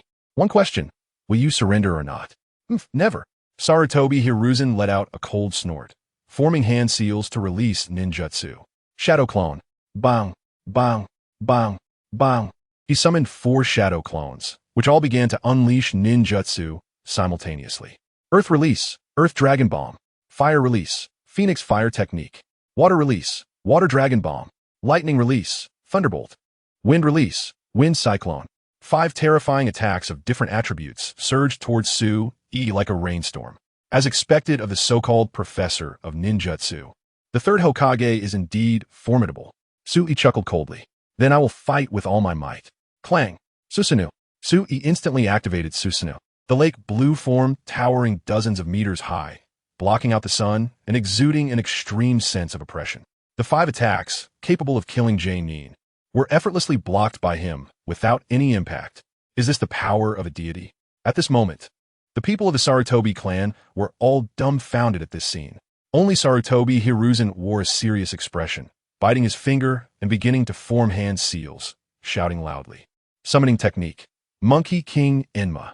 Bang! With a loud noise, a tall and upright spirit monkey figure appeared in front of Sarutobi Hiruzen. Enma, transform. Enma transformed into a massive iron rod, about a person's height and half a meter thick. Take this. Sarutobi Hiruzen brandished the Enma rod and charged forward, ready to fight to the death. However, he merely shook his head. I admit you are strong, but in front of my eyes, no matter how strong the power, it is merely a backdrop. Boom! With just 2 fingers, pinched the Enma rod, applying slight pressure to crush it. What? Sarutobi Hiruzen was left stunned. Immediately after, he was sent flying by Suyi's palm, then caught by Sui with a reverse grip, squeezing hard, and he fainted. The strongest third Hokage has been defeated. Chapter 47. The verdict. Execute Danzo, imprison the third. As soon as the legendary Sarutobi Hiruzen was taken down by Sui, the remaining members of the Sarutobi clan lost their fighting spirit and surrendered one after another. Lord Hokage, we are willing to surrender. Lord Hokage, spare us. Facing their pleas, Sui waved his hand and ordered, take them all away. Immediately, the Jonin army rushed forward and captured all the Sarutobi clan members, taking them away directly. At the same time, the Shimura clan was also captured using the same method. Of course, the 2 advisors of Konoha were not spared either and were also taken into custody. In an instant, the whole of Konoha was buzzing with discussions. What the hell is going on? How could even the third get caught? The third and Danzo were comrades. There must be some unspeakable secrets. Unspeakable secrets? What do you mean? Are they in a relationship? No. According to unofficial history, they both liked Tsunade, and they had relationships with her. As a result, they fought over her, and I've heard that Tsunade even had a son, but no one knows whose it is. TSK, this unofficial history may not be true, but it sure is wild. The villagers of Konoha were chattering away, with all sorts of opinions, but one thing was certain. No one thought Suyi's actions were wrong. Occasionally, there were 1 or 2 who whispered in dissent, but they were quickly silenced by the crowd. This was undoubtedly due to Danzo's influence. He understood the importance of public opinion and immediately dispatched a large number of people to control the narrative in the village, promoting the positives and downplaying the negatives. With great effect, Lord Hokage, this thunderous momentum is indeed rapid. Afterward, Danzo couldn't help but express his thoughts. He vaguely felt that this young Hokage possessed a unique leadership ability, seeming to have qualities that transcended this era. In the Hokage conference room, the seats were filled with prominent figures from Konoha. Sui began his speech. Smack! He collected all the evidence of Danzo's numerous crimes, compiled it into a booklet, and distributed it to the attendees. The crowd felt a chill run down their spines upon seeing it. My God, Danzo is truly despicable. To research the first Hokage's cells, he actually used ordinary villagers for experiments. What a vile bastard. Even teamed up with Orochimaru. That guy's a complete traitor. They are truly birds of a feather. Even the Uchiha clan's extermination was plotted by them. This is simply too wicked, no matter how you look at it. The Uchiha clan was part of the village and had made so many contributions. To say they would be exterminated just like that is too ruthless. That damn Danzo should commit seppuku. No, he doesn't even deserve that. He must be publicly executed. Danzo, I curse your ancestors. Everyone took turns cursing Danzo and his entire lineage, but hardly anyone mentioned the third Hokage. This was also due to Sui's manipulation. He intentionally filtered and handled some of the third's negative information, making it so that the third was guilty but not so hated. As expected, the third Hokage remained quite popular. Sui looked at everyone's reactions and felt relieved by his decision. No matter what, Sarutobi Hiruzen's image was still quite noble and grand. If he were to overturn or completely deny that, it would undoubtedly be a fatal blow to Konoha. He was the longest-serving Hokage, and his influence was profound. It was like someone who grew up under the care of their parents, only to suddenly be told that the parents who raised them for over a decade are not their biological parents, but rather that they were taken from their real parents. Such a blow is not something an ordinary person can handle. Moreover, denying the third is equivalent to denying the will of fire he advocated, which would scatter the hearts of the entire village. Once the hearts are scattered, Sui's reputation as Hokage would also suffer. Therefore, keeping the third around was an extremely wise choice. As for the heinous crimes, they were all thrown onto Danzo, since he was Konoha's #1 scapegoat. Since everyone had this attitude, let me announce the handling opinions. Su, he waved his hand and said loudly. Upon hearing this, the attendees fell silent and listened attentively. According to Konoha's regulations, traitors to the village shall receive the death penalty. Those who harm fellow villagers shall also receive the death penalty. Given the dual crimes, Danzo is sentenced to death. As for the third Hokage, there is evidence indicating his involvement in the clan extermination initiated by Danzo, although he is not the mastermind. He cannot escape responsibility. However, considering his significant contributions to the village, he will not receive the death penalty. The death penalty can be avoided, but the living penalty cannot escape. The third will be imprisoned and never allowed to leave the village again. As for Midogate and Tsunade, who have repeatedly supported Danzo's illegal activities, they will also receive the same punishment of death. These two advisors are not well liked in Konoha and are not important figures, so it's pointless to keep them, and they will be buried along with the scapegoat. As for the Sarutobi and Shimura clans, they have multiple criminal records, so they are sentenced to dig in the northern mountains, branded with cursed seals, and never allowed to return to Konoha for life. These two families can basically be ignored, but Su didn't want to go too far. After all, exterminating a clan is acceptable for other forces, but it's somewhat unreasonable to exterminate one's own village. Therefore, he adopted a relatively mild policy. However, he was not a saint and would not let these people go just because of compassion. His plan was simple. Once they left the village, these two clans would slowly fade from the villagers' sight, and over time, no one would care about their lives or deaths. By then, their lives and deaths would be entirely in Su's hands. I've seen these tricks in the Dragon Kingdom, and now using them myself feels quite different. Sui fad somahat emotional. At this moment, the participants raised their hands in agreement, very convinced by Su's verdict. Good. Sui nodded. The meeting lasted a while before it concluded. Ding. Congratulations, host, for completing the task. Reward. Itachi's Mangeki Sharingan. Is that it for completing the task? Su was somewhat surprised. The execution of Danzo and imprisonment of the third still had one last step to go. It's okay, host. I have a high regard for your abilities. Completing the task is only a matter of time.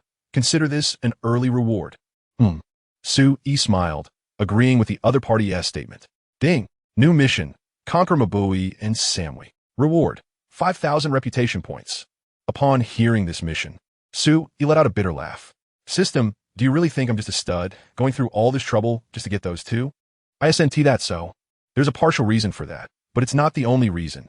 Sui aplaying it. What I'm doing is mainly to weaken their morale. The Hidden Cloud Village is known for its recklessness and bravery. If the villagers find out that their Raikage is trading women for peace, what will they think? Host, you really have some tricks up your sleeve?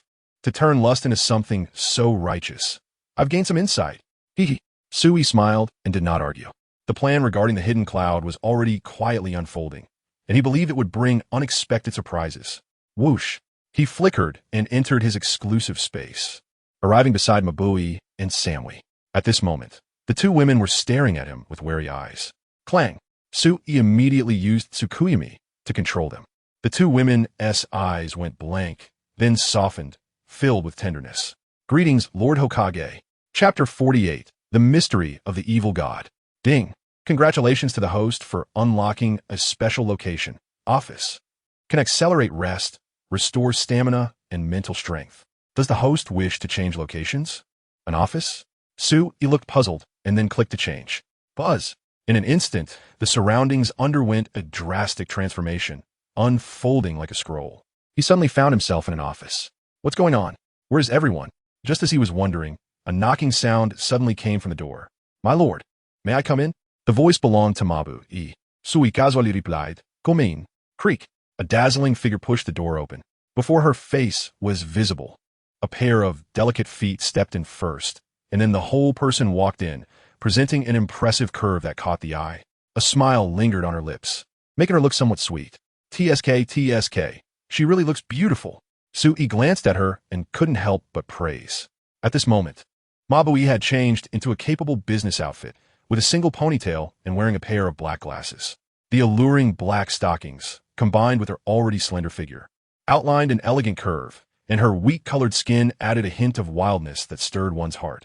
I must say, that guy Lang may look like a rough man, but his choice of secretaries is really good. Sui fatelet it. My lord, come sign a document for me.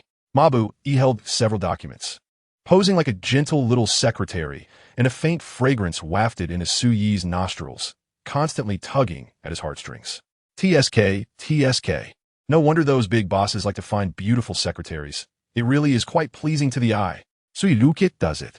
When feeling unhappy, looking at beautiful women can really improve one's mood. This is definitely a truth. Whoosh! A gust of wind suddenly surged. At this moment, a tall figure slowly entered the door. My lord. The newcomer had ear-length light yellow hair, a fair complexion, and delicate features. But there was one thing that left people puzzled. Su Yi frowned slightly, feeling confused. This person is actually a man? Something felt eerie about the situation. My lord, I have something to say. You can speak. Su Yi was somewhat curious. Suddenly, an unexpected change occurred. This. Su Yi's jaw dropped in shock. What does this mean? He was a bit confused. Bang! At that moment, both the man and the woman suddenly changed their expressions, as if possessed by some evil spirit, both staring at Su Yi with cold, piercing eyes. Lord Hokage. Boom! What are you trying to do? A chill inexplicably rose in Su Yi's heart, feeling as if he was being targeted by a venomous snake, making him uneasy.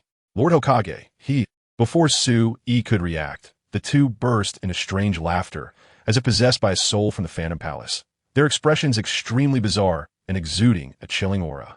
Damn it! Su Yi's nerves tightened, ready to strike. Suddenly, the two knelt down in unison, and then one began to knead Su Yi's shoulders while the other patted his back. Huh? Just this? Su Yi felt a bit disappointed. He thought, but the result was, this is fine, at least it's safe. Su Yi complained. Congratulations to the host for completing the task, rewarding the host with 5,000 reputation points. A surge of spiritual energy hit him, and Su Yi suddenly felt refreshed, his mind becoming clearer. It's time to deal with them. Whoosh! He stepped forward and instantly arrived next to the 4 members of the Akatsuki organization. At this moment, 4 people lay sprawled on the ground, namely the Immortal Duo and the Itachi and Kisame Duo. They were not only sealed of their chakra, but also in a comatose state. Open! Su Yi first awakened Haiden. As soon as he woke up, he shouted loudly, Let me go quickly, or Lord Evil God will not spare you. Evil God? Su Yi frowned, suddenly recalling something. The original Naruto had many mysterious characters, such as the 3 great summoning sages, the Slug Sage, the Toad Sage, and the Snake Sage. These 3 were all beast clan members, powerful enough to harness natural energy, belonging to a special life form. Besides them, there were also 3 divine beings, the Shinigami from the Reaper's sealing technique, the evil god worshipped by Haiden, and the King of Hell summoned by the hungry ghosts. What exactly is the evil god he mentioned? Su Yi felt curious. There was very little information about the evil god in the original work, almost negligible. However, this so-called deity truly had some skill, turning an ordinary person like Haiden into an immortal. Although his attack power was limited, it was indeed strange. Thinking of this, Su Yi casually asked, What kind of existence is the evil god you speak of? Why should I tell you? Haiden said boldly, only to receive a slap. Dare to hit me?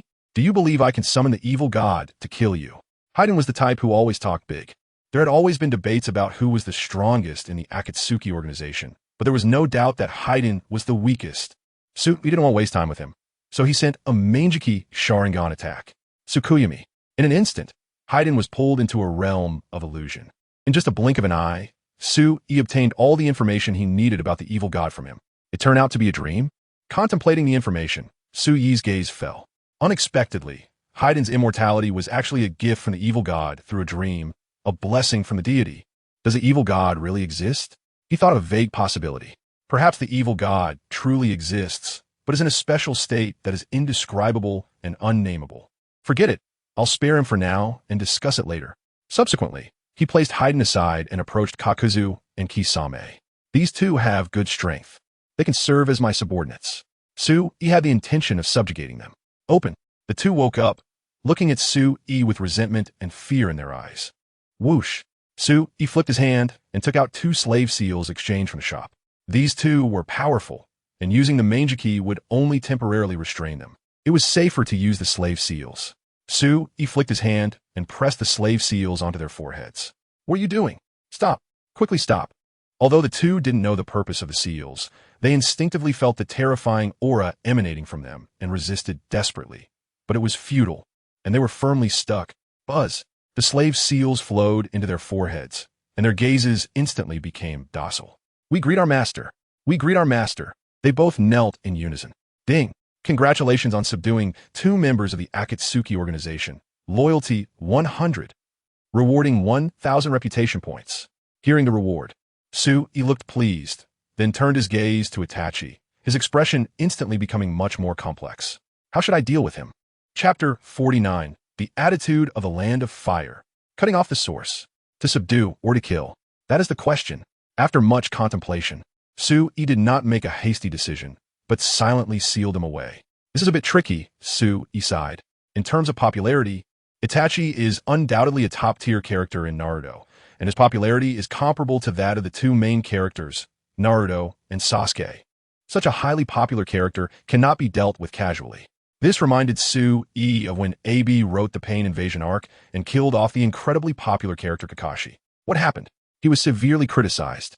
Fortunately, he was wise enough to eventually choose to go with the fans' wishes and forcefully resurrect him.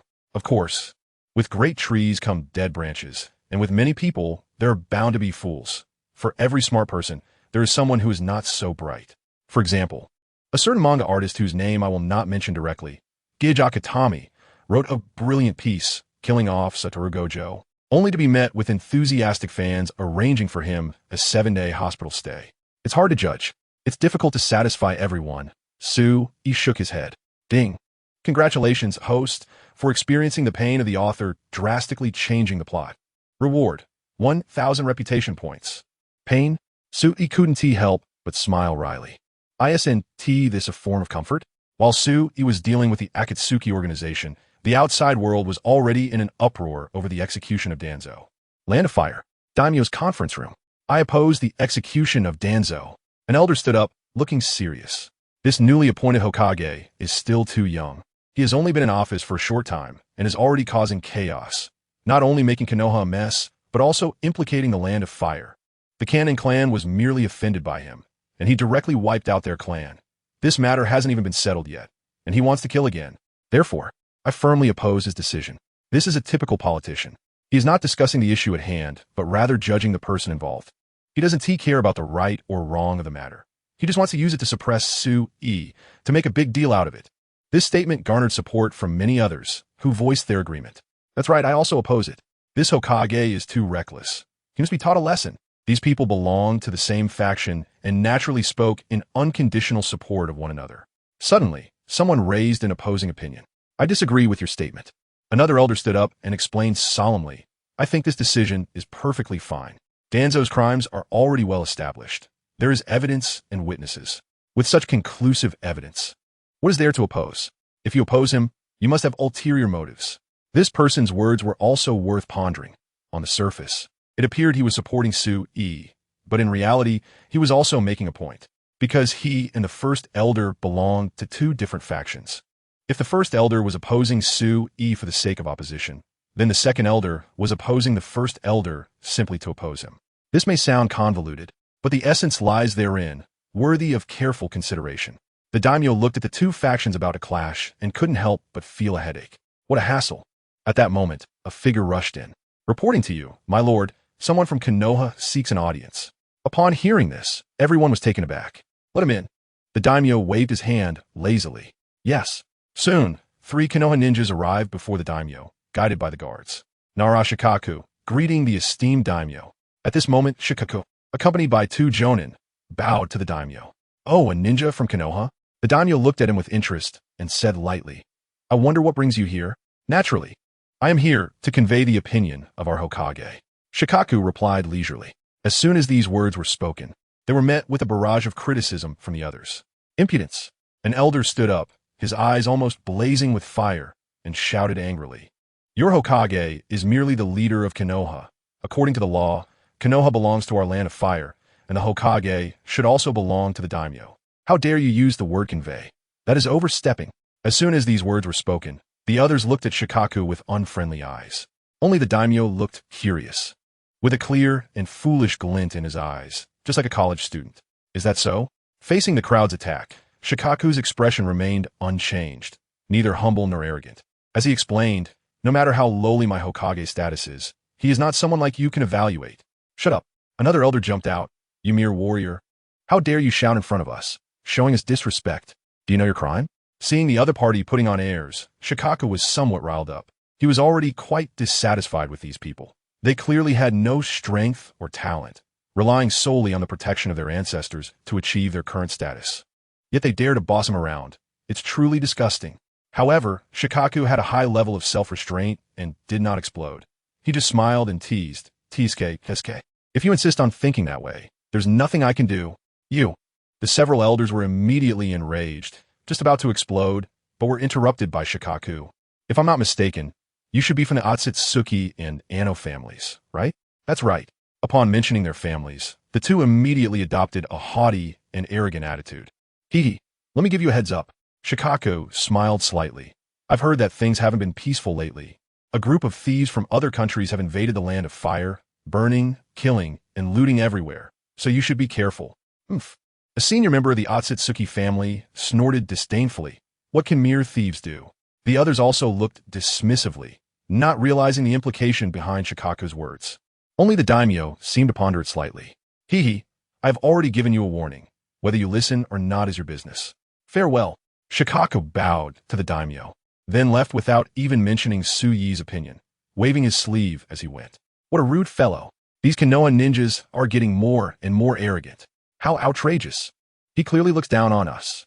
My lord, I request that we impose sanctions on Konoha and cut their funding. Yes, we should teach Konoha a lesson, letting them know that Konoha belongs to the land of fire, not just to the people of Konoha. Everyone chimed in, denouncing Konoha, as if they were about to annihilate it at any moment. The daimyo watched this scene and shook his head, sighing, I have a bad premonition. No one heard this. Even if someone did, they did not take it seriously. But just half a day later, a shocking incident occurred in the Land of Fire. The two prominent clans, the Otsutsuki and Anno families, were attacked by a group of mysterious thieves, and their entire clans were wiped out. As soon as this news broke, the whole Land of Fire was in an uproar. Konoha reacted immediately. Not only did they voice their strong condemnation of this behavior and announce severe punishment for the perpetrators, but they also mobilized a large number of personnel to conduct a nationwide manhunt for the thieves. Finally, under the pretext of protecting the safety of various clans, they dispatched dozens of powerful Jonin to settle in each clan as bodyguards. Konoha, Hokage's office. When Su Yi learned of this matter, he was excited and praised repeatedly. Shikaku, you did a great job with this move. Chapter 50. The Survival Strategy of Rikuju. The Execution Ground of Obito. Your praise is misplaced, my lord. Rikuju waved his hand, showing no signs of complacency. Instead, he knelt on the ground with a face full of remorse. My lord, I am guilty. I acted on my own accord without your orders and directives, mobilizing troops in your name. This action could potentially harm your reputation and even bring danger to the village. This is a grave disrespect. Please punish me. Su Yi was taken aback by the other's reaction, but then quickly understood. Power struggles are no joke. Actions like Rikuju's, taking matters into his own hands, can easily lead to repercussions. No matter how well he does, perfectly and flawlessly, it is still very inappropriate. In a word, who ultimately has the final say in Konoha? Is it Rikuju as Hokage, or Su Yi as Hokage? A village can only have one person in charge. This is an unchanging truth. History shows that many great achievements have led to disastrous ends for those who once held power. However, as a modern person, Su Yi didn't get caught up in all that. He helped Rikuju up with sincerity, saying, Brother Rikuju, what are you talking about? There's nothing wrong with dedicating yourself to the village. Besides, I am someone who believes in using people without suspicion. Since I said I would give you power, then go ahead and do it boldly. No matter what happens, I will be your strong backing. Thank you, my lord. Upon hearing this, Rikuju was deeply moved. I will do my utmost for Konoha. No, for you, my lord, even if it costs me my life. Haha, no need to go that far. Your brain is too smart for me to waste. Su Yi joked, instantly lightening the atmosphere. Now that we've settled things with the Land of Fire, we can start dealing with Danzo. He restrained his smile and said calmly, I've decided to publicly execute Danzo 3 days from now, and you are responsible for spreading this news. Spread it? Rikuju's expression changed slightly. If that happens, there could be many unforeseen changes. There may be people coming to stir up trouble. Hee, the more chaos, the better. Su Yi chuckled, his eyes filled with intrigue. That's exactly what I want. If nobody shows up, it would be too quiet. Upon hearing this, Rikuju immediately understood Su Yi's intention. You mean to draw the snake out of its hole? Rikuju hesitated. Are you trying to lure out his accomplices by executing Danzo? Exactly. Susanoo did. Although Danzo's character is not great, he has accumulated quite a few connections over the years. It's possible some old acquaintances will pop up. But what if no one comes? Rikuju countered. After all, Danzo is from Konoha, and it would be reasonable for us to execute him for treason. Well, Suiraisit Annihilating. Pondering for a moment and realizing the logic, Danzo's roots had already been eradicated. Other ninja villages wouldn't bother to confront him over a mere traitor. Thus, it seems Danzo really doesn't have many connections after all. No worries, just proceed as planned. But add one more thing. We also need to execute 2 members of the Akatsuki organization, Haiden and Kakuzu. The Akatsuki organization? Rikuju frowned. Seeing the confusion on the other's face, Su-I couldn't help but slap his forehead. He nearly forgot that at this time, not many people knew about the Akatsuki organization, which was still in the rising phase of its notoriety. So he explained the Akatsuki organization is a relatively new group. Although it has few members, it is powerful, having absorbed several high-level rogue ninjas from other villages. It should not be underestimated. Oh, after hearing the explanation, Rikuju nodded. I understand now. I'll go arrange it immediately. I wonder who the Akatsuki will send this time. Sui felt a bit excited as he thought about it. Time quickly passed to 3 days later. In the Konoha Square, the area was crowded with villagers eager to see the spectacle. TSK, I never expected that Danzo, that sneaky guy, actually betrayed Konoha. It's quite normal. Everyone knows he wanted to be Hokage, and he has gone nearly mad trying to achieve it. Unfortunately, he has the ambition to be Hokage, but not the fate for it. Besides, even if he became Hokage, he certainly wouldn't last long. Why do you say that? Just look at his short-lived appearance. He lacks the fortune. As the old saying goes, if virtue does not match position, disaster is sure to follow. TSK. It's good to be cultured. Unlike me, I can only say he deserves it. As usual, the villagers below were discussing various topics, with not a single kind word. On the platform, Danzo felt bitter hearing all this. Damn it! His anger surged as he thought about resistance. However, all his chakra was completely sealed, unable to move even a finger, and his Sharingan had long been confiscated. At this moment, he was no different from a useless person. Danzo, just give up. Su-I said coldly from his side. You are under my sealing jutsu. No matter your skills, you can't break free, so save your energy. Su-I, you bastard, in the future. Danzo still wanted a curse to vent his anger, but Su-I was quick, sealing his mouth instantly, preventing any sound from escaping. What noisy guy? Su-I rolled his eyes at him, filled with disdain, then glanced into the distance, searching for some familiar figures. But he couldn't find them for a long time. Strange, did they not come? Just as Su-I was surprised, Rikuju's voice came. My lord, it's time. We should carry out the execution. Su-I looked up, and it was high noon. Let's go through the process. Okay, so, a few people stepped forward and began to announce their crimes one by one. Hey, who are the Akatsuki? I don't know. It seems like a little-known, small organization. I haven't heard of them.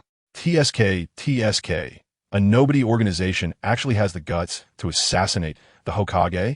They really are audacious. When the crowd heard about Haiden and Kakuzu attempting to assassinate Su-I, they were all astonished. After the announcement was complete, the execution began. As the executioner raised his knife, a shadowy voice drifted from afar. Hokage-sama, such a good environment to kill people. Isn't it too wasteful? As the voice fell, a figure wearing a cloud-patterned robe suddenly appeared on top of a water tower. The person had a wooden mask covering their face, revealing only one eye. They were not tall and had a slender build, looking somewhat weak. But the moment Su-I saw him, his expression turned serious. They really came. The visitor was none other than the #1 pure love warrior of the ninja world, Uchiha Bito. Of course, he should now refer to himself as Uchiha Madara. How'd he know? Because the tone was unmistakably that of Uchiha Madara. Strange, he is actually leading the team? This was a bit different from the original storyline. Su-I looked doubtful, but didn't dwell on it. It was probably just some changes in this Hokage world, but it didn't matter. Anyone who came would have to die. As his gaze swept across, he noticed a graceful figure behind Obito, and his heart stirred. I didn't expect her to come too. Chapter 51. With Susanoo out, Tobi retreats and captures Conan. Behind a masked Tobi stood a young woman.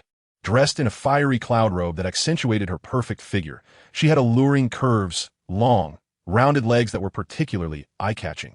Her light blue-purple hair was styled in a bun, adorned with a pale blue paper flower on the right side, and her light orange pupils paired with her exquisite features radiated an elegant aura that drew attention. She was none other than the goddess of the Akatsuki organization and its only female member, Konan. So beautiful. The moment Sue laid eyes on Konan, he felt his heart flutter. After all, Konan was a white tiger. Which man could resist her? Ding. Task. Repel the Akatsuki's attack. Reward. 2,000 reputation points. A task has arrived? Su Yi's heart stirred, and his chakra began to circulate. It's not good for the Hokage to be indulging in a gentle life. Suddenly, Toby let out a cold laugh and threw a shuriken directly at Su Yi. Ziz. A detonating tag was attached to it. How dare you show off such petty tricks? Su Yi sneered and immediately formed hand seals to perform a water-style ninjutsu. Water-style, water dragon slash. A massive water dragon, over 10 meters long, surged from beneath the ground, roaring as it instantly swallowed the shuriken. Boom! The detonating tag exploded, but because it was wrapped in the water dragon, it caused no damage at all. Shinju, the organization, is leaving. Su Yi said, his body pausing slightly. He suddenly remembered that a similar thing happened during the last judgment of Hanzo. Everyone, retreat in an orderly manner. Shinju immediately commanded. Having the experience from the last retreat, everyone moved in an orderly fashion and evacuated the square in the blink of an eye. Truly worthy of being the Hokage. Toby clapped his hands, seemingly appreciating Su Yi's methods. No, it should be said, worthy of being from the Uchiha clan.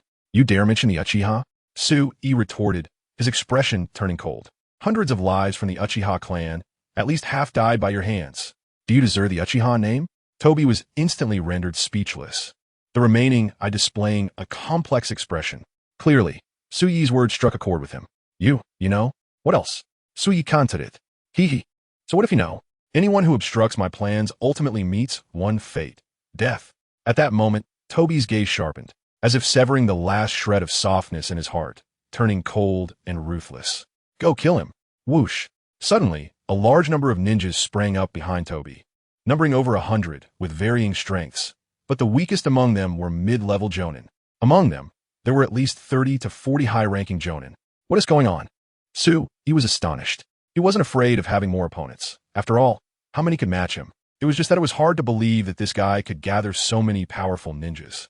It should be noted that during the Fourth Great Ninja War, Toby only had 100,000 white zetsu. When did he have so many ninjas under his command? Moreover, these people were not disguised white zetsu at all. This was very strange. Kill. At this moment, Toby waved his hand, and the ninjas rushed forward. Oomph. You think having more people than me can win? Su Yi sneered, then focused his mind. Bang, bang, bang. Hundreds of white mist suddenly exploded, revealing powerful Jonin appearing in front of Su Yi. Charge! With Su Yi's command, the Jonin Corps immediately charged forward. Various ninjutsu emerged, clashing together. Water-style, water dragon wave. A terrifying wave of water surged toward the Jonin Corps. The earth-style Jonin, seeing this, was undaunted, forming hand seals to use an earth-style ninjutsu to defend. Earth-style, earth flow wall. Immediately after, a Jonin with a short blade used the body flicker technique, transforming into a gust of wind, circling behind his opponent, raising his hand for a heavy strike. Bang! As a result, that was merely a shadow clone. The battle was intense. Hundreds of people were engaged in a fierce fight, having a great time. Meanwhile, we noticed something was off. These ninjas seemed somewhat unusual. Although their chakra was strong, their aura was hollow, clearly having consumed some kind of elixir or forbidden technique to forcibly enhance their strength. One peculiar point. These ninjas possessed an indescribable power within them that was very strong and somewhat familiar. It felt as if he had sensed it somewhere before. Could it be? Considering a possibility. It seemed like the cells of Hashirama. Could it be that Toby had mastered a new way to use Hashirama's cells? Before he could continue pondering, a figure stealthily approached. Paper shuriken. Dozens of sheets of white paper instantly transformed into sharp shurikens, attacking Su Yi. Clang! A blade swept through the air, shredding the paper shurikens into pieces. And then another blade swiftly struck towards Konan. Dance of the paper. At the moment the blade descended, Konan used her unique ninjutsu, instantly transforming into a flurry of paper, evading the strike. As expected of Konan, she is quite capable. Sui nodded. Suddenly, Toby's cold voice rang out again. Hokage, how can you be distracted at a time like this? Fire style, exploding wind dance. Toby's eyes suddenly rotated, morphing into a kaleidoscope pattern. The surrounding space twisted, forming a spiral vortex. Then he opened his mouth and spewed out a ball of flame, which spiraled through the vortex, forming a massive fire attack, striking like a coiling cobra with incredible speed and power. Boom! It almost reached Su Yi in an instant. Clang! Su Yi's own kaleidoscope immediately manifested, spinning as he shouted loudly. Susanoo! Boom! The flame struck the lake blue giant fiercely, but caused no damage whatsoever. What? You actually comprehended this technique? A trace of horror flashed in Toby's eyes. How is this possible? How did you do it? No comment. Su Yi did not answer, raising his hand to deliver a punch. Whoosh! A gust of wind rushed in, almost blowing Toby away. Earth-style, Earth-Dragon hidden technique. At a critical moment, Toby used an Earth-style ninjutsu, silently slipping underground. You think you can escape? Su Yi punched downwards, creating a terrifying pit several meters deep in the ground. Puffed. Through the kaleidoscope, he saw Toby injured by the punch's wind, staggering back and spitting blood. Clang!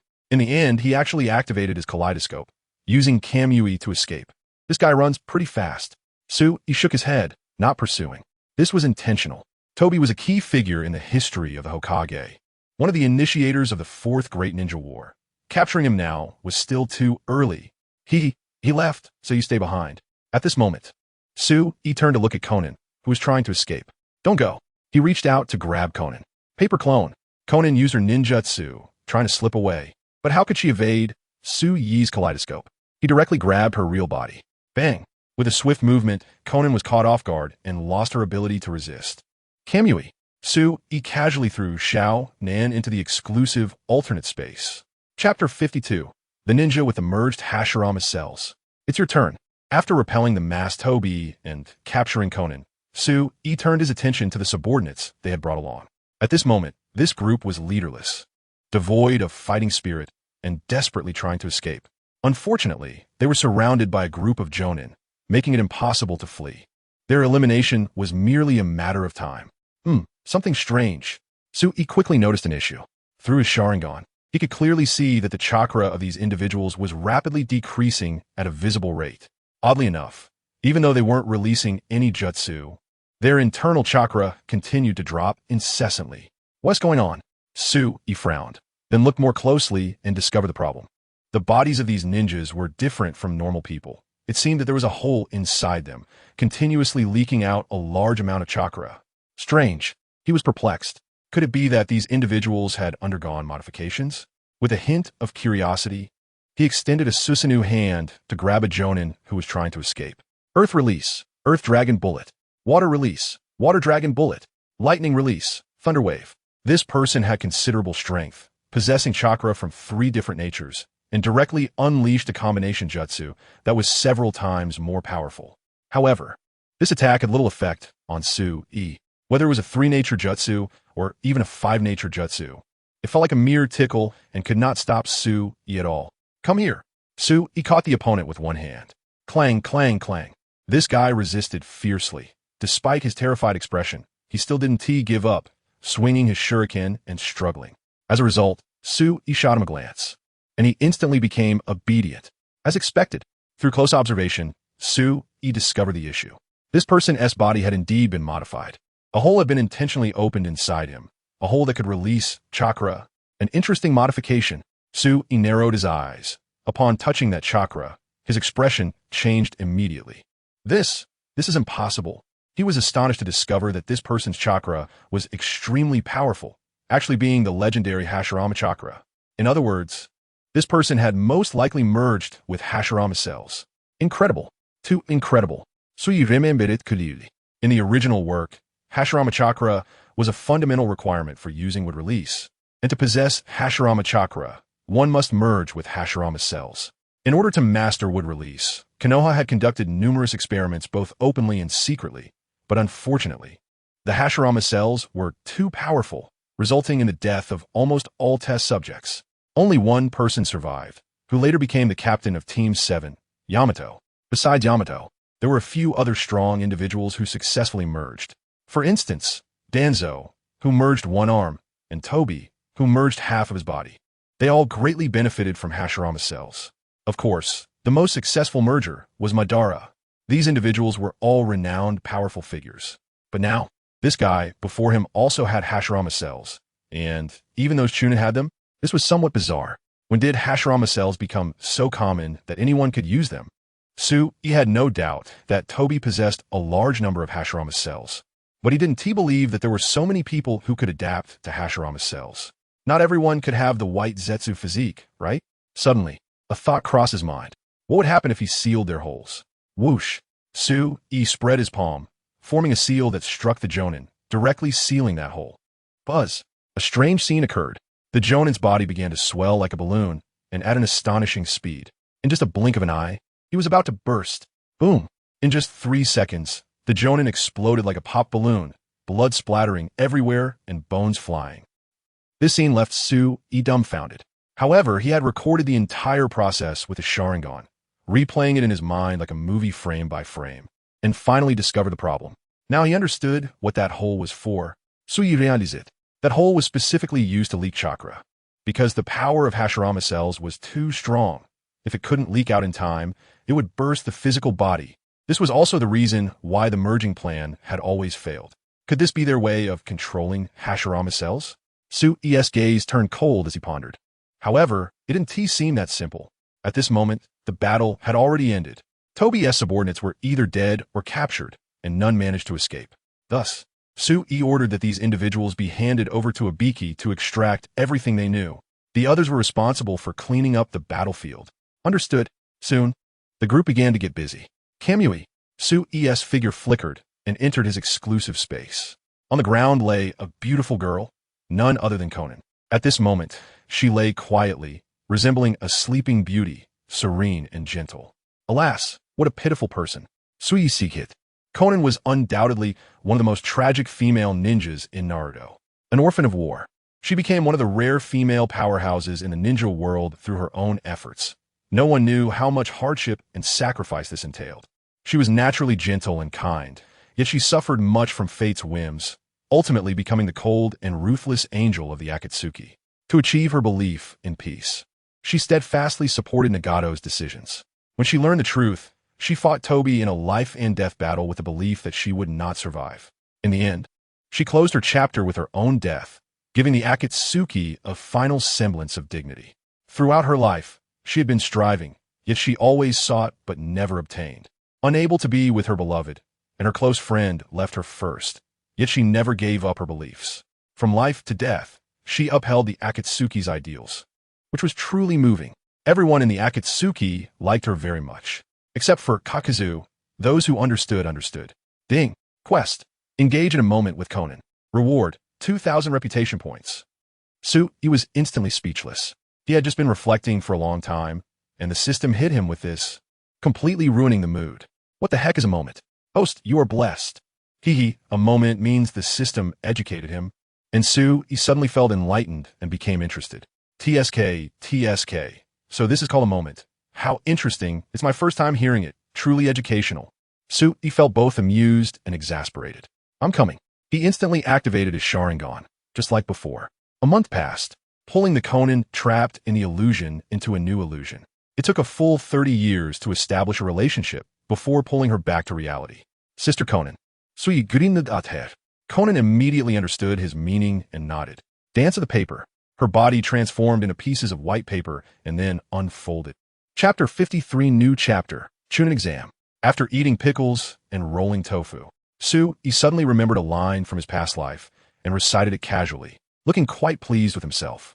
Beside him, Xiaonan had a complex expression, her pretty face a mix of surprise and anger, occasionally shooting a secretly reproachful glance at Sui, her brows slightly furrowed, her gaze flickering unpredictably. She looked just like a newlywed wife, which was quite endearing. Oh dear, what's wrong with you? Are you feeling unwell? Sui feigned a worried expression, then smiled slightly and hurried over to check. Where does it hurt? Do you want me to get a doctor to take a look for you? Haha. To be honest, aside from having some proficiency in ninjutsu, I also have some research in medical ninjutsu. I'm especially skilled in gynecological diseases. Don't be fooled by the fact that I'm a man. I have my insights when it comes to gynecological issues. The young ladies in our village, if they have any problems, I personally treat them, and if I can't cure them, I won't charge a dime. Hee, I'm that confident. So if you have any unmentionable troubles, you can tell me. Remember, don't be shy about it. It's not good to lie or hide your condition out of embarrassment. You must remember not to lie in front of the doctor, especially regarding your condition, as it will affect my accurate judgment. Hee, you don't need to feel embarrassed. As a doctor, I have a broad perspective on many things, so you don't have to be so nervous. Listening to Su Yi's serious nonsense, which went on endlessly, Xiaonan felt a mix of emotions and groaned inwardly. This guy talks too much. Xiaonan bit her silver teeth, feeling more and more that something was off. Although this guy wasn't being lewd, every word seemed to imply he wanted to take advantage of her, making her feel extremely embarrassed. Sai, forget it. Let's talk when you've thought it through. Shunwei, seeing the other party unresponsive, Su Yi wasn't anxious. He casually dropped the line and instantly returned to reality. Ding! Congratulations, host, for completing the task. Reward, 2,000 reputation points. TSK, completed another boring task. Collecting beautiful female ninjas all day is really too dull. Sui Sikit. However, looking at his bitter expression, it was clear he was taking advantage of the situation while pretending to be innocent. The system seems dissatisfied with the tasks I issued, so let me adjust it. Ding. Task, conquer the number 1 female puppet master in the ninja world, Granny Chio. Reward, 2,000 reputation points. This, system He was immediately startled and hurriedly explained, I didn't mean it like that. It seemed the system had misunderstood his intentions. System, I'm not that twisted. That old woman is already in her 60s. Her grandson, Sasori, is older than me. Sui Lukit Agrievit. It's okay. It's the same with the lights off. This almost made Su Yi spit blood. Just as he was about to argue, the system suddenly spoke up. Congratulations, host, for unexpectedly receiving 10 times the reward. As long as the task is completed, you will receive 10 times the original reward, which is 20,000 reputation points. This. Su Yi, who originally wanted to refuse, suddenly stopped. 20,000 reputation points. That's 20,000 reputation points. The reward that 10 ordinary tasks could yield. Under this immense temptation, a terrifying thought suddenly sprang up in Su Yi's mind. I suddenly think what you said makes a lot of sense. It's the same with the lights off, and besides, she is quite cute for an old lady. Ding. Due to the host's outrageous remarks, you have successfully triggered the hidden achievement, Elder Knight. Reward, title, Understanding of Heaven. Sui Lukit Bijil it. What the heck is an Elder Knight? What is this Understanding of Heaven? Task cancelled. At this moment, the system unexpectedly cancelled that task and replaced it with a new one. Ding. Main task. The host needs to hold a Chunin exam in 3 months, ensuring at least 2 ninja villages participate. Additionally, the host can train the participating ninjas, with a pass rate of at least 20% for Konoha. Reward. Depending on the completion of the task, the more ninja villages that participate, and the higher the pass rate, the richer the rewards. Holding a Chunin exam? Sui's expression changed slightly, feeling puzzled. So soon? Wasn't it supposed to start 5 years later? Although the formula book said that the Chunin exam is held twice a year, the original work didn't describe the previous Chunin exams much. It's been moved up, otherwise the plot would completely deviate. Well then, Sui nodded. Reflecting on the Chunin exam arc, he couldn't help but feel emotional. He still remembered the excitement of watching the Chunin exam for the first time. This was the first major climax in Naruto, a Chunin exam jointly held by the Land of Wind and the Land of Fire, with hundreds of genin participating, including those from Konoha, Tsunade, Amidst, Kusagakure, Takigakure, and Otogakure. However, it was a complete conspiracy orchestrated by the early big boss, the Konoha traitor Orochimaru, targeting Konoha for destruction.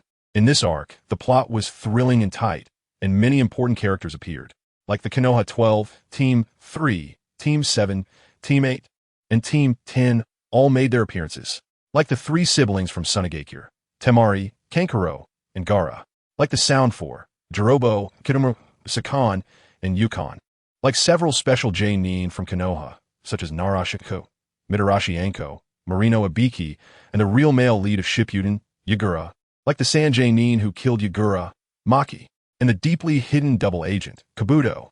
There was also the new-tailed beast, Shikaku, and so on. Various techniques emerged endlessly, such as the 8 gates of the body technique, Dewey sound wave illusions, Shikamaru's shadow imitation technique, and the Hyuga clan's gentle fist secret technique. along with various exciting moments, like Sasuke beating up the copper armor after being drained of chakra with taijutsu, looking incredibly cool, like the brilliant contest of wits and ninjutsu between Shikamaru and Temari, and Lee opening the fifth gate and fiercely beating Gaara, and so on. The Chunin exam arc is undoubtedly one of the most unforgettable chapters in Naruto, gathering all kinds of characters, techniques, and famous scenes. So much so that this arc has remained and has been held multiple times in subsequent events, even being used as an important arc in the non-flammable Boruto. It seems I need to prepare well. He pondered. The Chunin exam must be held beautifully. In the Hokage office, when he summoned Kakashi to discuss the Chunin exam, he received an astonishing piece of news. Naruto is missing. Chapter 54, Secret. What's going on? Upon hearing this news, he was frozen in place, his face full of disbelief. Wait, didn't I send 100 elite ninjas to monitor him? How would he still go missing? Even before becoming Hokage, he had sent people to keep an eye on Naruto's every move. The leading man of Hokage, the destined protagonist, a host with half of the Nine Tails chakra. Such a person cannot just wander around the village. If he gets captured, it would be a huge problem. However, he never expected that even with such tight surveillance, something would still go wrong. This is indeed strange. Riku shook his head with a serious expression. The timing of the incident was neither early nor late. Just around noon today, which means, without waiting for him to finish, blurted out. It was when the Akatsuki organization attacked. Exactly. Riku nodded and analyzed.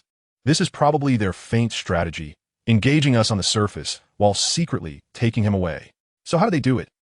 He furrowed his brow and raised his doubts. It's unlikely that anyone could abduct a living person right under the eyes of over 100 elite ninjas, right? Those 100 elite ninjas were summoned by him. Their loyalty was unquestionable, and they wouldn't leave a step without his orders. Naruto disappeared in the restroom. Riku explained. When they realized something was wrong and rushed in, they found that he was already gone. How long was the interval? About half an hour. Half an hour? Frowned. Could it be that Obito used Kamui to take him away? Thinking of this, he quietly asked the system. System, do you know about this? Yes. You know? He was instantly stunned, full of confusion. Then why didn't you notify me? Don't worry. Host, everything is under my control. Good. With that statement from the system, he felt much more at ease. But the system's words brought Su's heart back to his throat. But what? However, some distorted powers have appeared in this world, and some events may be beyond your expectations. Okay? Distorted powers? What do you mean? Frowned and quickly pursued. Which aspect are you referring to? I can't tell you for now. Consider this a foreshadowing, leaving you with a suspense. He was speechless. Is this system writing a novel, setting up suspense and foreshadowing? But he didn't press further and turned to Riku. Forget it. Let us not spread the news about Naruto yet. Let us secretly send someone to investigate.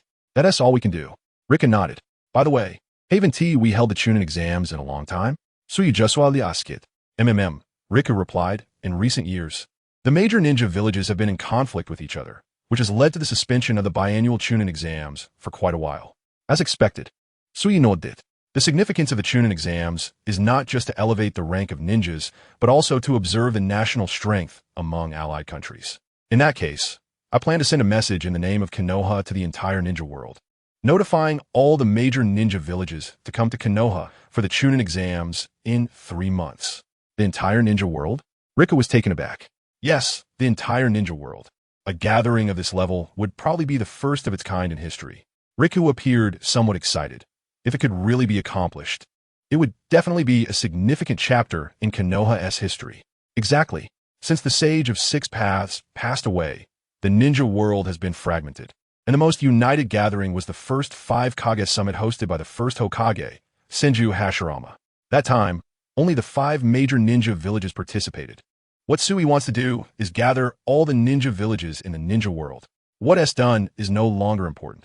Just being able to call people here is a symbol of strength. By the way, I need to give you some instructions. At this moment, Sui said solemnly, this Chunin exam is an attempt for us to establish Konoha's hegemonic status in the ninja world. So we must ensure that all ninja villages are notified and must all participate. Riku expressed concern. The smaller villages are not a worry, but mainly the other 4 major ninja villages? We need to be firm. Sui said lightly. We can send a few more people to notify them. Let them know Konoha's strength. Understood. Rika nodded, already feeling eager to try. With your word, this matter will definitely succeed. Hee, since you're confident, then you can arrange this matter. Sue chuckled. Surely, you want to be absent from the village's historical records. Thank you, sir. Rika was very excited. Which man can resist the thought of leaving a mark in history? After discussing a few key points, he went down with enthusiasm. Gathering all the ninja villages should earn the highest rewards for the mission, right? Sui stretched and looked quite pleased. Next is to ensure the pass rate. Suddenly, he caught a glimpse of a somewhat familiar figure below. It was a cute girl. She had a sweet appearance, round cheeks, and a ponytail, looking like a rice dumpling. Very adorable. With a pair of brown eyes and a sweet smile on her lips, she looked sunny and was the perfect image of a neighborly girl. She stood at about 1.6 meters tall, with a well-proportioned figure, dressed in a brown coat, with a fishnet lining underneath, wearing an unknown accessory around her neck. And her slightly protruding chest added some charm. She was happily munching on a skewer of dango. That is, Akamatsu? Suyurijoknizit her identity.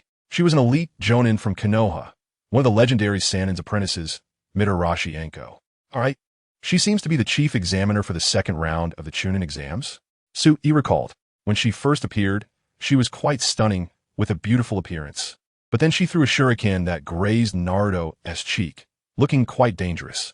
Ah, what a good girl. It's a pity how she turned out later. Anko is definitely an impressive character in Naruto Shippuden. Of course, in the non-canonical Boruto series, she left an even deeper impression. The beautiful Anko directly transformed into a middle-aged woman. Damn it, she eats like Sui's third aunt's second uncle's wife's sister-in-law as grandmother. Even a goddess can't escape the fate of gaining weight.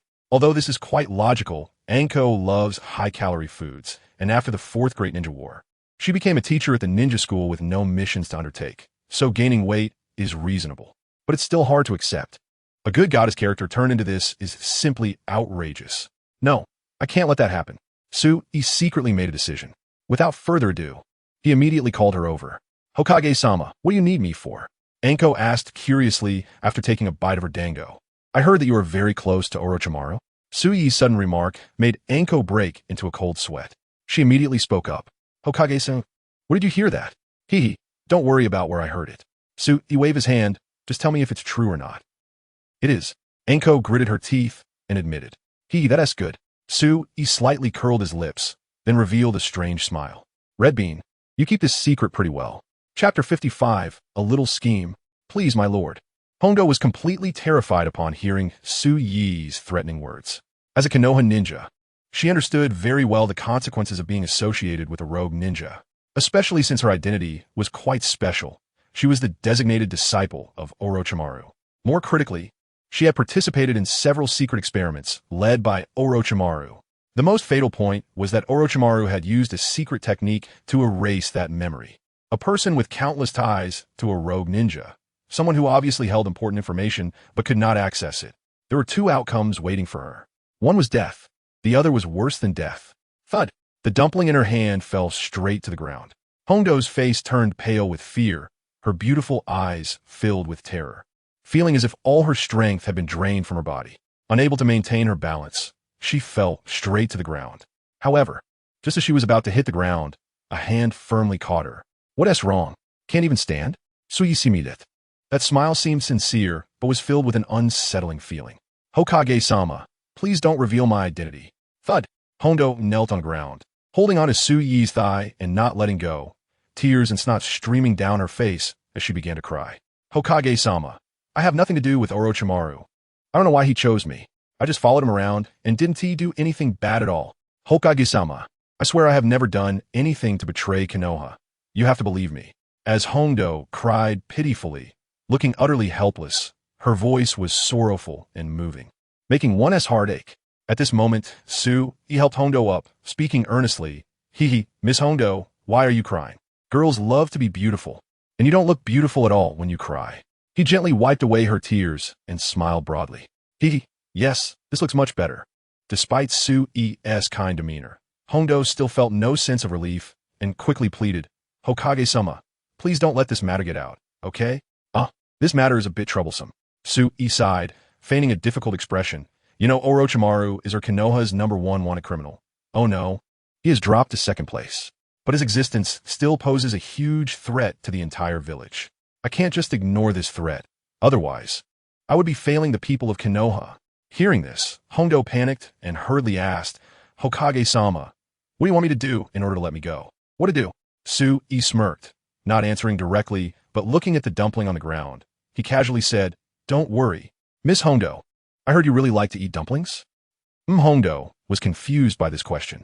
Immediately afterward, Tsunade, as if performing a magic trick, pulled out several of dumplings and handed them to Hondo, saying lightly, Here, eat. I specially prepared this for you. Yes, though Hondo found it strange. She still accepted them. The flavor was surprisingly sweet and quite good. Tsunade asked with a grin, Is it delicious? Delicious. Hondo devoured them quickly, leaving only one. How does it taste? Is it different from regular dumplings? Very good. Hondo nodded, but then noticed Tsunade was looking at her with a tender gaze. This flavor is indeed a bit different, sweet, but not cloying, very much to my taste. You're amazing. Where did you get these dumplings? They're so delicious. I'm glad you like them. Tsunade didn't rush to answer. Instead, he kept a gentle smile while looking at her. Hondo felt shy under his gaze and quickly finished the remaining dumplings. Then, as if remembering something, her eyes lit up and she whispered, My lord, my house has been haunted recently and I'm so scared. Haha, don't be afraid from now on. I will protect Konoha and stay by your side. Thank you, my lord. By the way, Tsunade casually took out a key, shaking his head. Since he liked to eat dumplings, I happen to have a dumpling shop under the Uchiha clan that no one manages. You can manage it for me from now on. I forgot to tell you, these dumplings are from that shop. It'll be much more convenient for you to eat them in the future. Receiving the key, Hondo's eyes widened. Thank you, my lord, thank you. If it weren't for needing to maintain her composure, she would have liked to kiss Tsunade. Good luck. I have high hopes for you. Tsunade similed slightly. Hondo nodded enthusiastically, assuring, Don't worry, my lord. I will work hard and definitely won't let you down. Then, she happily left. Watching Hondo walk away, Tsunade quickly took out a pill and swallowed it. Phew. Then, he opened the data panel. Host, Uchiha Tsunade, Strength, Jonin, Identity, Uchiha Clan Leader, 5th Hokage Abilities, Sharingan Kaleidoscope, Kimui Tsukumi, Amaterasu, Koten Zanshuin, Susanoo, Fire Release, Great Fireball Technique, Evil Fire Break, Multi-Shadow Clone Technique, Water Release, Water Dragon Slash, Multiplication Technique, Territory, Konoha 130, Subordinates, 3000 Jonin, Riku, Yumirin, Zihua, Mob Sam Reputation, 26. Suffer Suisu Dendi Fronit, Fading Puzzled. System, I have a question, not sure if it's appropriate to ask. Inappropriate to ask. Host, I'm just joking, what questions do you have? We don't need to be polite with each other. Why can I use Susanoo? Yet I'm still just a Jonin? Tsunade asked, looking suspicious. That's actually about the amount of chakra, the system explained. What? You didn't think that was your combat power, did you? Oh, okay. So you finally understood. Now, with 3 pairs of kaleidoscopes and a complete body Susanoo, he went back down against shadow-level strong opponents. Even against super shadow-level opponents, he had the strength to fight. However, his chakra amount was a bit low, so he pouted. He didn't want to be a 50 to 50 Konoha ninja, where he could only use a couple of skills and then resort to normal attacks. I need to exchange for some high-level chakra pills. Looking at the price, he immediately felt a headache. It actually required 50,000 reputation points, which was still half of what he needed. If only it were a bit cheaper. So he mumbled softly. Ding. Detected that the host is eager to progress. Unlocking hidden achievement. Daydreaming. Reward. A half-price coupon. A half-price coupon? Upon hearing this, Tsunade immediately burst into laughter. Chapter 56. Promotion to Shadow Level. Learning Lightning Release Techniques. Thank you, system. Tsunade's words were sweet as he smiled mischievously. Serving the host is my duty. I must say, this system is truly powerful, giving him whatever he lacks, as if it were a worm in his stomach. I unilaterally declare that this year's Best System Award goes to you. Thank you for your encouragement, host. I will continue to work hard to protect your growth. After some polite exchanges, Tsunade turned his attention to the shop, using a half-price coupon to directly purchase a high-level chakra pill, deducting 25,000 prestige points. Exchanging high-level chakra, pill 1 whoosh. Tsunade flipped his hand, and a shiny silver pill appeared in his palm. Gulp. Without a second thought, he swallowed it whole. Immediately, Tsunade felt a surge of chakra erupting within him, extremely powerful, like a mad wild bull rampaging inside his body. This high-level chakra pill is indeed impressive. The amount of chakra is truly enormous. He was secretly astonished. Then he sat cross-legged, focused his mind, and concentrated on refining the powerful chakra. After a while, he opened his eyes. Boom! A chakra aura suddenly erupted from him, swirling outward like a cyclone. This aura was so immense that it almost shattered the windows. Great!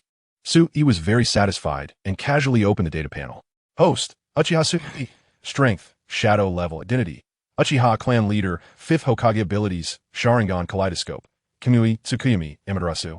Konoha Mitsukami, Susanoo. Fire Release, Great Fireball Technique. Evil Fire Destruction.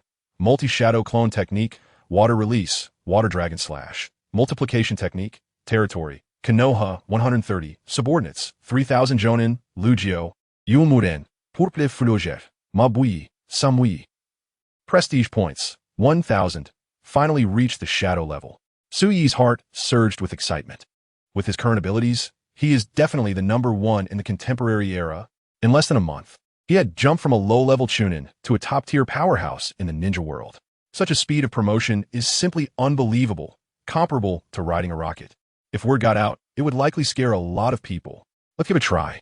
Su-yi, feeling a bit restless, rushed out. Soon, he arrived at a spacious training ground. Bang, bang, bang. With a thought, Su-yi summoned 20 Jonin-level strong warriors, all roughly at the quasi-elite Jonin level. Let's start with 20 to whet my appetite. He waved his hand, and the 20 immediately charged at him. Wind Release, Typhoon Pass. Fire Release, Phoenix Fire Technique. Wood Release, Birth of Trees. Earth Release, Earth Dragon Flying Spike. Boom! In an instant, 20 powerful ninjutsu, each with different attributes, gathered like dark clouds. Pressing towards him, Su-yi stood still, his eyes suddenly spinning into the kaleidoscope state. Kamui, with a light shout, all those attacks were absorbed into a special space. Whoosh! Su-yi's figure flashed, instantly arriving in front of those people. Tsukuyami, a single gaze eliminated half of the enemies. Thanks to his development, his Tsukuyami had evolved from a single target attack to an area of effect attack. Truly impressive, just as the system promised. Su-yi sighed inwardly. Whoosh! With his agile movements, he effortlessly dodged several attacks, formed hand seals, and unleashed a water release technique. Water Release, Water Dragon Slash. Whoosh! In an instant, he summoned a water dragon several dozen meters long from the ground, its massive body roaring and extremely intimidating. Indeed, Su-yi felt a sense of awe. After his chakra amount broke through, the power of his ninjutsu also increased, instantly engulfing the remaining Jonin. The battle ended.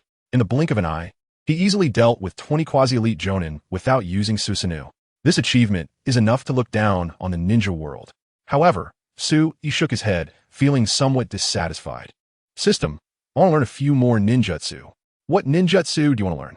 I want to learn Lightning Release. Su-yi said excitedly, clenching his fists. I feel like among all the ninjutsu, Lightning Release is the most powerful. I see you think Lightning Release is cool and stylish. The system bluntly pointed out. Suyimere shuruk, nonjo mital. In any case, I want to learn Lightning Release. My physique should be able to handle it, right? Don't worry. Your body has already been modified. You can master ninjutsu of all 5 attributes. Even Flying Thunder God and Edo Tensei can be learned. Of course, the premise is that you have enough prestige. But I only have 1,000 prestige left. Su-yi looked at the Lightning Release scrolls in the shop that casually required thousands of prestige points and felt a headache coming on. Then just wait a bit longer. No way, I want to learn. System, think of a way, please. Su-yi used his rogue tactics. Sure enough, this move immediately worked. The system sighed and changed its tone. Sigh, I really can't do anything about you. I'll apply for a few limited time scrolls for you. Limited time scrolls? Su-yi was a bit curious. What does that mean? Limited time ninjutsu scrolls mean you can master these ninjutsu for a certain period, and once the time is up, your memory will be automatically erased. In short, it's a ninjutsu experience card. Ninjutsu can have experience cards? Su-yi was amazed. But it makes sense. Abstract things like the kaleidoscope and shadow level strength can have experience cards, so it's normal for ninjutsu experience cards too. Whoosh. Soon, Su-yi found himself with 4 ninjutsu experience cards, which were Lightning Release. Kirin, Lightning Release. Chidori Sharp Spear, Lightning Release. Chidori Thousand Birds, and Lightning Release. Chidori Flow. Looking at these 4 ninjutsu experience cards, Su-yi felt a strange sense of humor. Aren't these all Sasuke's signature moves? When he checked the time limit, he couldn't help but laugh. He originally thought it would be a week or 3 days, but it turned out to be 70 years. That's right, a full 70 years. This is almost the same as giving it directly. Wow, the system is really a good buddy, essentially letting him freely learn 4 powerful lightning release ninjutsu. One word, awesome. System, so loyal. Basic operation, don't underestimate it. Buzz. Sui immediately began practicing, quickly mastering these 3 ninjutsu to perfection, reaching an incredibly detailed level. Especially the Chidori flow, he could control it with ease and even adjust the intensity of the current. If this technique is taken to the extreme, it will definitely have unexpected effects. Sui thought to himself. Night fell. Shadow clone technique. Sui formed a hand seal with one hand and summoned a clone. Lightning release. Chidori flow. Crackle. The main body, Sui, rubbed the lightning, resembling a thunder god, filled with a sense of destruction, while the clone Sui used the same technique. The main body and the clone instantly engaged in a fierce spar. In an instant, the sound of thunder rumbled. Chapter 57, Encountering Sakura. Ding! The host's creativity is too outrageous and highly inventive, triggering the hidden achievement. A variety of tricks. Reward: 1,000 reputation points. Hearing the system's affirmation, Sui felt even prouder. The next day, after waking up, Sui stretched lazily in the blazing sunlight. Phew! So tired, it feels like I ran 10 marathons. Once he finished washing up, he immediately set off for the Hokage's office. As soon as he stepped outside, he ran into a familiar figure. It was a girl about 7 or 8 years old, in the prime of her youth. She was petite, with a delicate face, a pair of green-brown eyes, and an exceptionally broad forehead, resembling a great river. Her small frame was complemented by a deep red long dress. Her pink long hair was particularly eye-catching, leaving a deep impression. It's her. Sui raised an eyebrow, recognizing her identity.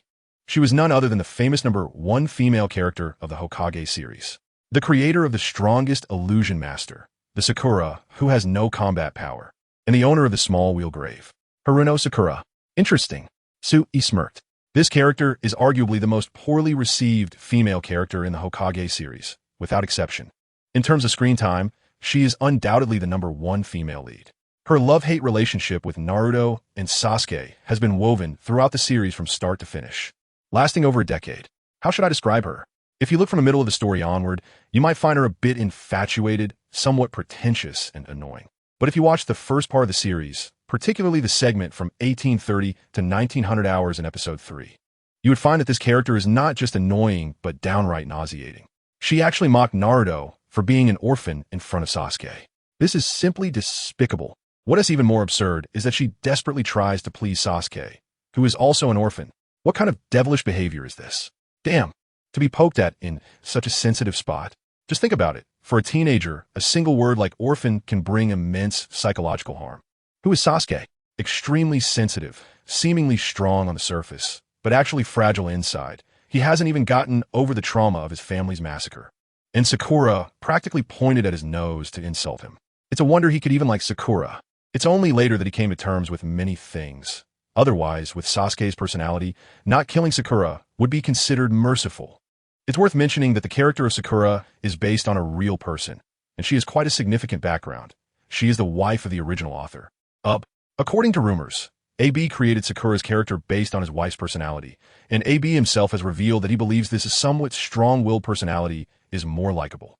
From this, we can infer that AB's wife has a certain tendency towards violence and a sharp tongue, while AB himself has a tendency toward masochism. Hee. Here, a juicy tidbit. Actually, Naruto also has a prototype, and it's not hard to guess. It's AB himself. It said that he also had a somewhat unhappy childhood and suffered a lot of bullying. The authenticity is yet to be verified, but you can refer to the car accident hero. However, he really loves to eat ramen, which is why the most famous food in the manga is Ichiraka ramen. As for the relationship between Naruto and Sakura, it's clear that the author initially intended to bring Naruto and Sakura together. If it weren't for the later explosion that forced a change in the script, the plot would likely have gone as follows. Naruto, through hard work, defeats Orochimaru and the third Hokage's conspiracy, and then is elected by the entire village to become the new Hokage. He would then touch Sakura's heart with his sincerity, leading her to undergo a transformation into a gentle and caring person. The story would end with the two getting married and reaching the pinnacle of life. In short, the character Sakura is quite unlikable. Although AB made many modifications later on to enhance her combat abilities and achievements, it was too late.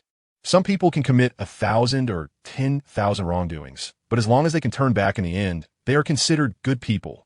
Yet some people might be resented for a careless or intentional remark for a lifetime. A hurtful word can be sharper than a sword.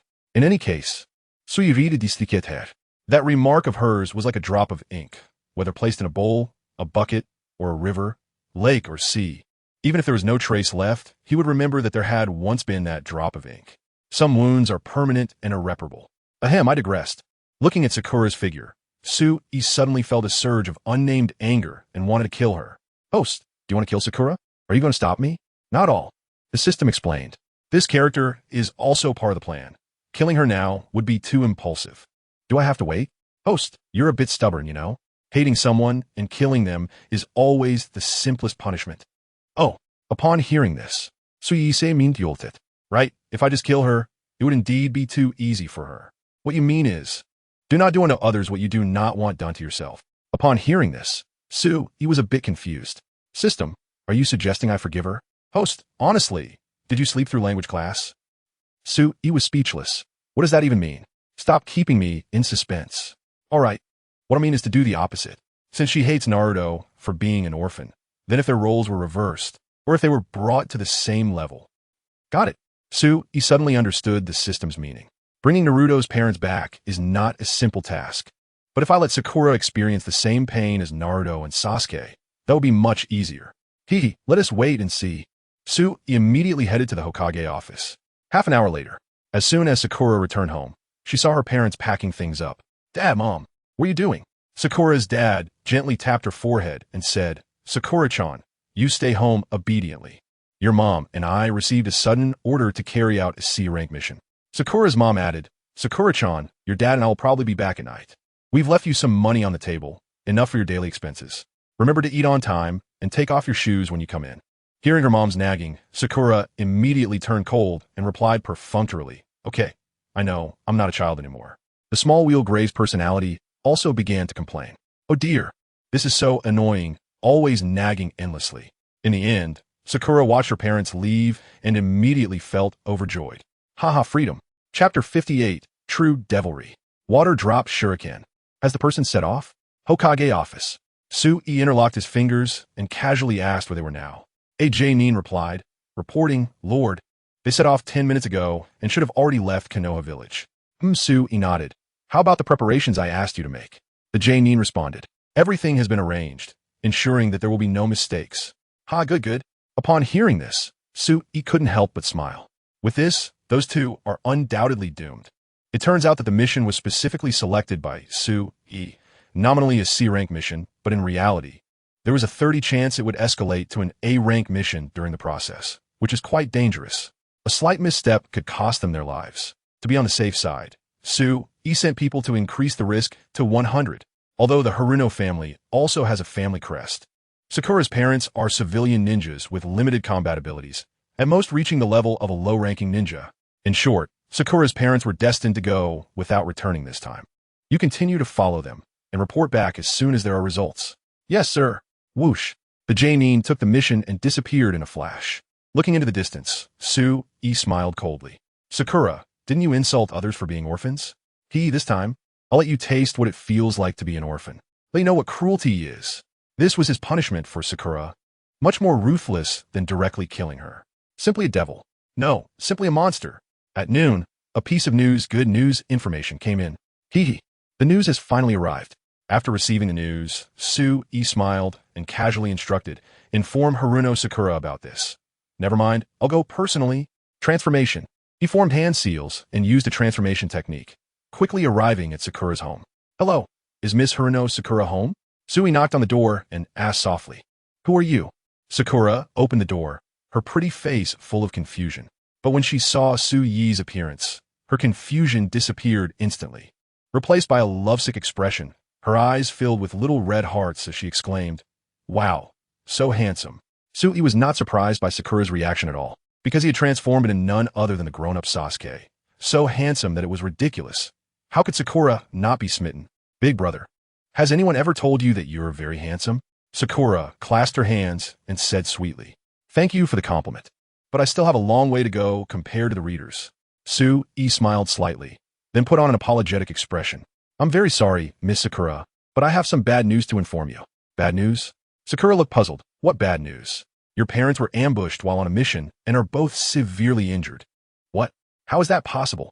Sakura's face twisted as if struck by lightning, her mouth twitching. Handsome brother, you must be joking, right? Haha, of course. I am joking. Sui laughed heartily. Upon hearing this, Sakura couldn't help but breathe a sigh of relief and laughed along. You scare me to death, handsome brother. You're too good at scaring people. Then, Sui became serious. Actually, they're not severely injured. They both died in action. Sakura was somewhat speechless, thinking it was another joke, and hurriedly waved her hand. Handsome brother, I didn't expect you to be quite humorous. Actually, her voice suddenly stopped because Sue handed her a death notice. Sakura opened it to see a bold line written on it. The Haruno couple was ambushed while on a mission, and unfortunately both died in action. What? Died in action? Sakura's smile froze, her expression becoming icy. Her eyes nearly bulging out as she stared at the words, her face filled with terror. This is impossible. In an instant, Sakura felt a buzzing in her ears, as if countless electric currents were passing through, and she could hear no other sound. Miss Sakura, please accept my condolences. He shook his head. No. Sakura looked up to the sky and let out a mournful cry, suddenly bursting into tears, crying pitifully. Dad, Mom, why did you leave me? What am I gonna do now? Woo woo woo. Watching Sakura cry her heart out, he felt a surge of dark pleasure. Letting you be so sharp-tongued, now you know how serious it is. However, on the surface, he pretended to comfort her. Miss Sakura, don't be too sad. Your parents sacrificed themselves for the village, and the Hokage will not ignore this. He has already ordered a thorough investigation of the true culprit, and I believe he will avenge your parents soon. After a few comforting words, Sue left. Ding. The host's behavior is considered cold-blooded, but I like it. A special achievement has been triggered. I am Wade. Reward, a water-drop shuriken. Wade? The guy from the 3-body problem who has a deterrent level of 100? Suyi's mouth curled up slightly. This was indeed a good description. But what is this water-drop shuriken? He casually flipped it out and examined the shuriken closely. It was completely transparent, resembling a water drop, crystal clear, and interestingly, it was only the size of a thumb, extremely discreet. Sue clicked to check the introduction. Name, water drop shuriken. Level, unknown. Ability, unknown. Note, extremely dangerous. Both the level and ability are unknown. What's extremely dangerous? Sue was puzzled by the information displayed and quickly asked the system. What's going on? What is this thing for? Host, please keep this weapon safe. Trust me, the power of this thing will definitely exceed your imagination when the time is right. You will understand. All right, Susanoo did. He had read the 3-body problem and knew how powerful the water drop was.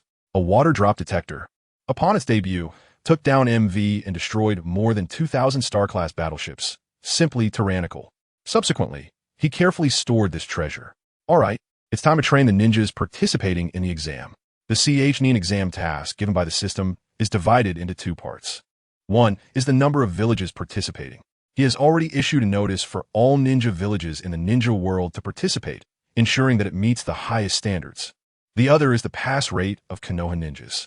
Although Konoha has a wealth of talent, there are also many experts in other ninja villages in terms of low-end combat power, so he cannot be careless. Whoosh! He waved his hand, and Nin appeared at his feet. Notify Riku, let him draft a list of participants for the Nin exam and send it over quickly. Yes. Soon, the person delivered a list. Sue looked at the list and nodded secretly. The names on the list were all young talents from Konoha's prominent families, including several family heirs. These individuals are the elite in the ninja world, and with their participation, passing the assessment should not be a problem. Huh, at this moment. Susanoo is the familiar name. How come she is here? Chapter 59, On My Yakumo. Reactions from all sides of the ninja world. On My Yakumo. Most people probably have no impression of this name. She is an original character from the anime, born into a noble family from an ancient clan in Konoha. The Anma clan. Although the clan is not well known, it is one of the few families in Konoha that excels in illusion techniques. This family is somewhat special as well. It is said that every so often, a genius ninja with a bloodline limit is born. It's actually her. He showed a strange expression. He had some impression of his character, and she was also a person with a hard life. Born with high expectations at that time, the Anma family was facing a decline in talent and gradually fading away. Her birth undoubtedly brought hope to the family. However, there is a somewhat dramatic twist. This little girl has a weak constitution. She was born frail and like certain fragile college students. Just moving her arms or stretching her legs would send her to the hospital for a few days. As a result, her path to training was quite rocky. And over time, a heart demon named Idu was born within her. Later, due to the heart demon's influence, Yakumo began to turn dark, not only killing her parents, but also attempting to take revenge on Konoha. Should we let this girl possessed by a heart demon participate? He pondered, shaking his head. Better not. Although she was in a special state, she wasn't good at direct combat, so the chances of passing the Nin exam were slim. However, he was still quite interested in this little girl. Don't get me wrong, he mainly wanted to take a look at that heart demon. Let's tentatively set these people aside. After a moment of thought, issued an order for Raikage to gather all participants for special training. Thus, Konoha began to get busy. At the same time, various ninja villages in the ninja world received Konoha's invitation to participate in the Nin exam. Though it was called an invitation, it was more like a notification. For a time, all the ninja villages engaged in heated discussions. Wind Country, Tsunade, in the Kazekage conference room. The reason for calling everyone here was mainly to hear their opinions on Konoha's Nin exam. A thin middle-aged man with brown short hair, dressed in black ninja attire, looked around and said lightly, he was the fourth Kazekage, Raza. I believe we should participate and respond positively. A senior member of Tsunade suggested, although we are allied with Konoha, they are currently at the height of their power, and the new Hokage has decisively defeated the attack from Kumobikure, gaining a great reputation in the ninja world. The new official always has something to prove. We should show goodwill and must not provoke them. As soon as this was said, a wave of agreement arose. I agree. So do I. Seeing everyone respond so uniformly, Raza felt a bitter taste in his heart. Among the 5 great ninja villages, Tsunade has always been the weakest, not only located in a remote area, forced to live in harsh deserts, but also suffering from budget cuts from the Wind Country, leading to a continuous decline in their combat power. In stark contrast was Konoha. Not only was it thriving, but it had also defeated the always arrogant Kumobikure, making a name for itself in the ninja world. This made him feel somewhat uneasy. All right, Raza thought for a moment and agreed to their request, but added one point. For this Nin exam, I want to send my 3 siblings, including Gaara. What? Gaara is also going to participate? The others were stunned upon hearing this. Gaara is a Jinchuriki of the One Tail, the village's top combat power. Let alone the Nin exam. Even the Nin exam will be somewhat unfair. Of course, there isn't a Nin exam. They wanted to persuade him further, but were stopped by Raza. My mind is made up. This matter is settled. As for the other participants, you can discuss amongst yourselves. After saying that, he left the meeting early. Outside the conference room, Raza looked at the swirling yellow sand, his eyes filled with worry. Sigh. I fear it will be a troublesome autumn again. The reason he wanted to send the 3 siblings to participate in the Nin exam, especially Gaara, had only one purpose: to showcase the village's strength. Although this carried certain risks, he had no other choice. Konoha was too strong enough to frighten him. He did not believe that a mere alliance would have strong binding power. Alliances are formed under conditions of equal strength. And if 2 powers with unequal strength form an alliance, the result would inevitably be the weaker being swallowed by the stronger. Raza also understood that this Nin exam was merely an excuse for Konoha to show off their strength, and, as the Kazekage, he had to showcase Tsunade's power, ensuring that Konoha did not look down on them. Subsequently, he returned to the conference room and announced an important decision. He would personally go to Konoha for the Nin exam. In a mysterious cave, a young and handsome man was examining the information in his hands. He had long, smooth black hair, golden flecks in his pupils, purple eyeshadow, and pale skin that showed no color.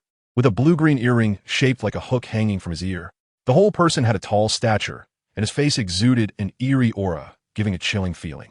It was none other than Orochimaru, the former boss of the Hokage, one of the legendary Sannin. Gender ambiguous, could be male or female. Known as one of the 3 great evils of Konoha. The first scientist and inventor of the Hokage, possessing a full and determined spirit of scientific research. A professional grave digger and an expert in digging graves. Oh, what a surprise. Orochimaru extended his long tongue to lick his lips, looking intrigued. I didn't expect Raza to plan to go too, but this trip is destined to be one way. A bold plan brewed in his mind. Orochimaru's expression was playful, his gaze cold, and he suddenly spoke to himself. However, this fifth Hokage, Tsunade, is indeed an extraordinary character. Even Danzo, who is best at plotting schemes, was easily defeated by him, and even his teacher is no match for him. It's truly fascinating. During this time, he had been keeping an eye on Konoha's situation, filled with interest in Tsuyi's actions. It must be the power of the Uchiha. He knew many secrets and understood that the Uchiha clan possessed an extraordinary power. Those eyes could definitely change the world. No, I must also obtain those eyes. With them, I might reach a higher realm, even immortality. After finishing, Orochimaru let out a sinister smile, sharp as an owl at night. Soon, the 4 great ninja villages replied, agreeing to participate. This was thanks to the luxurious team sent by Raikage to deliver the message. Each small team had a messenger, along with dozens of elite Jonin, making it quite extravagant. What does this mean? For small ninja villages, having 3 to 5 Jonin is already good. For medium-sized ninja villages, the situation is better, with around 10 to 20 Jonin. The maximum would not exceed 30 Jonin. Frankly speaking, each team could easily annihilate a medium ninja village. Even when facing the 5 great ninja villages, they could still exert a tremendous deterrent. Tired of living? Who would dare say no? The leaders of each ninja village were well aware. The rise of Konoha was inevitable. Their strength was evident, and anyone who dared to disagree would face serious consequences. No one would dare to provoke this trouble. Of course, they weren't foolish. Choosing to participate in the Chunin exam was partly to avoid offending Konoha and partly to use this opportunity to gauge Konoha's strength. Everyone was very curious. Just how strong is Konoha now? Chapter 60, Cultivation Plan, Refining Chakra Pills. How is everything going? 2 days later, in Konoha, Sui asked Lu Jio about the personnel arrangements. Lu Jio replied, in response to your order, I have gathered all the participants for this Chunin exam and organized unified training. Sui nodded, casually taking out several jade bottles and handing them to Lu Jio. Sir, what is this? Lu Jio asked, surprised as he received them. Sui explained, these are pills that can enhance chakra.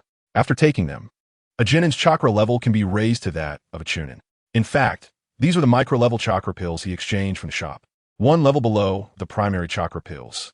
However, for Jonin, they could be considered miraculous. They can enhance chakra? Hearing this, Lu Jio's expression changed slightly. As a pharmacology expert and the Nara clan leader, his understanding of pills was extraordinary. In his knowledge, any substance that could enhance chakra was a forbidden drug with strong side effects. At best, they could be harmful to the body. At worst, they could cause death. Especially when he heard that this could allow Jonin to become Chunin. He was drenched in cold sweat. Lord Hokage, this doesn't seem right, Lu Jio said with concern. Although this Chunin exam is very significant for us, there is no need to gamble with these children's lives.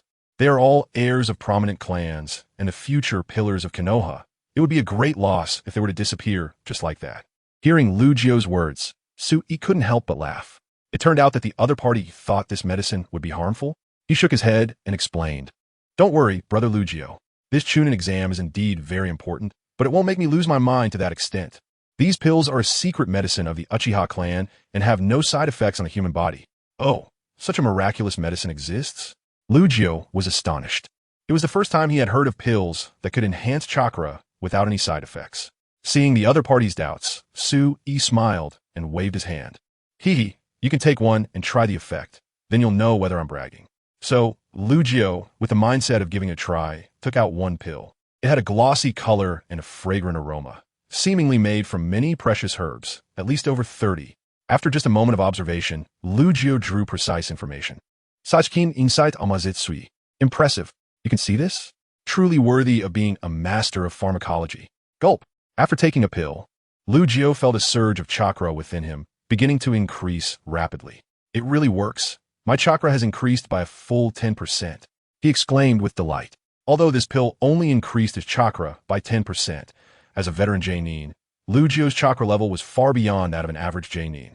This 10% of chakra was enough to rival the total chakra of several Chunins, far exceeding normal medicinal effects. 10%? Sui found it strange, and his eyes shifted, the 3 tomo appearing, instantly revealing Lu Jio's condition. So that's it. It seems he usually consumes a lot of supplements. But those supplements' effects haven't been fully released, and most of them have accumulated in his body. The pill just now catalyzed those effects, hence the increase in chakra. It. This is truly a miraculous medicine. Lugio, full of excitement, said loudly, Lord Hokage, do you have more of these pills? If we use them to enhance the village's combat power, they will definitely shine. This is all I have. Sui chuckled bitterly. Come on. This pill requires a bit of reputation points to exchange. Although the unit price isn't expensive, Konoha has many ninjas, and with my few thousand reputation points, it's simply not enough. Is that so? Lugio felt disappointed upon hearing this and sighed. Alas, this thing is indeed good. If it could be mass-produced, it wouldn't just be a problem for the Chunin exam. Even dominating the ninja world wouldn't be an issue. Mass production?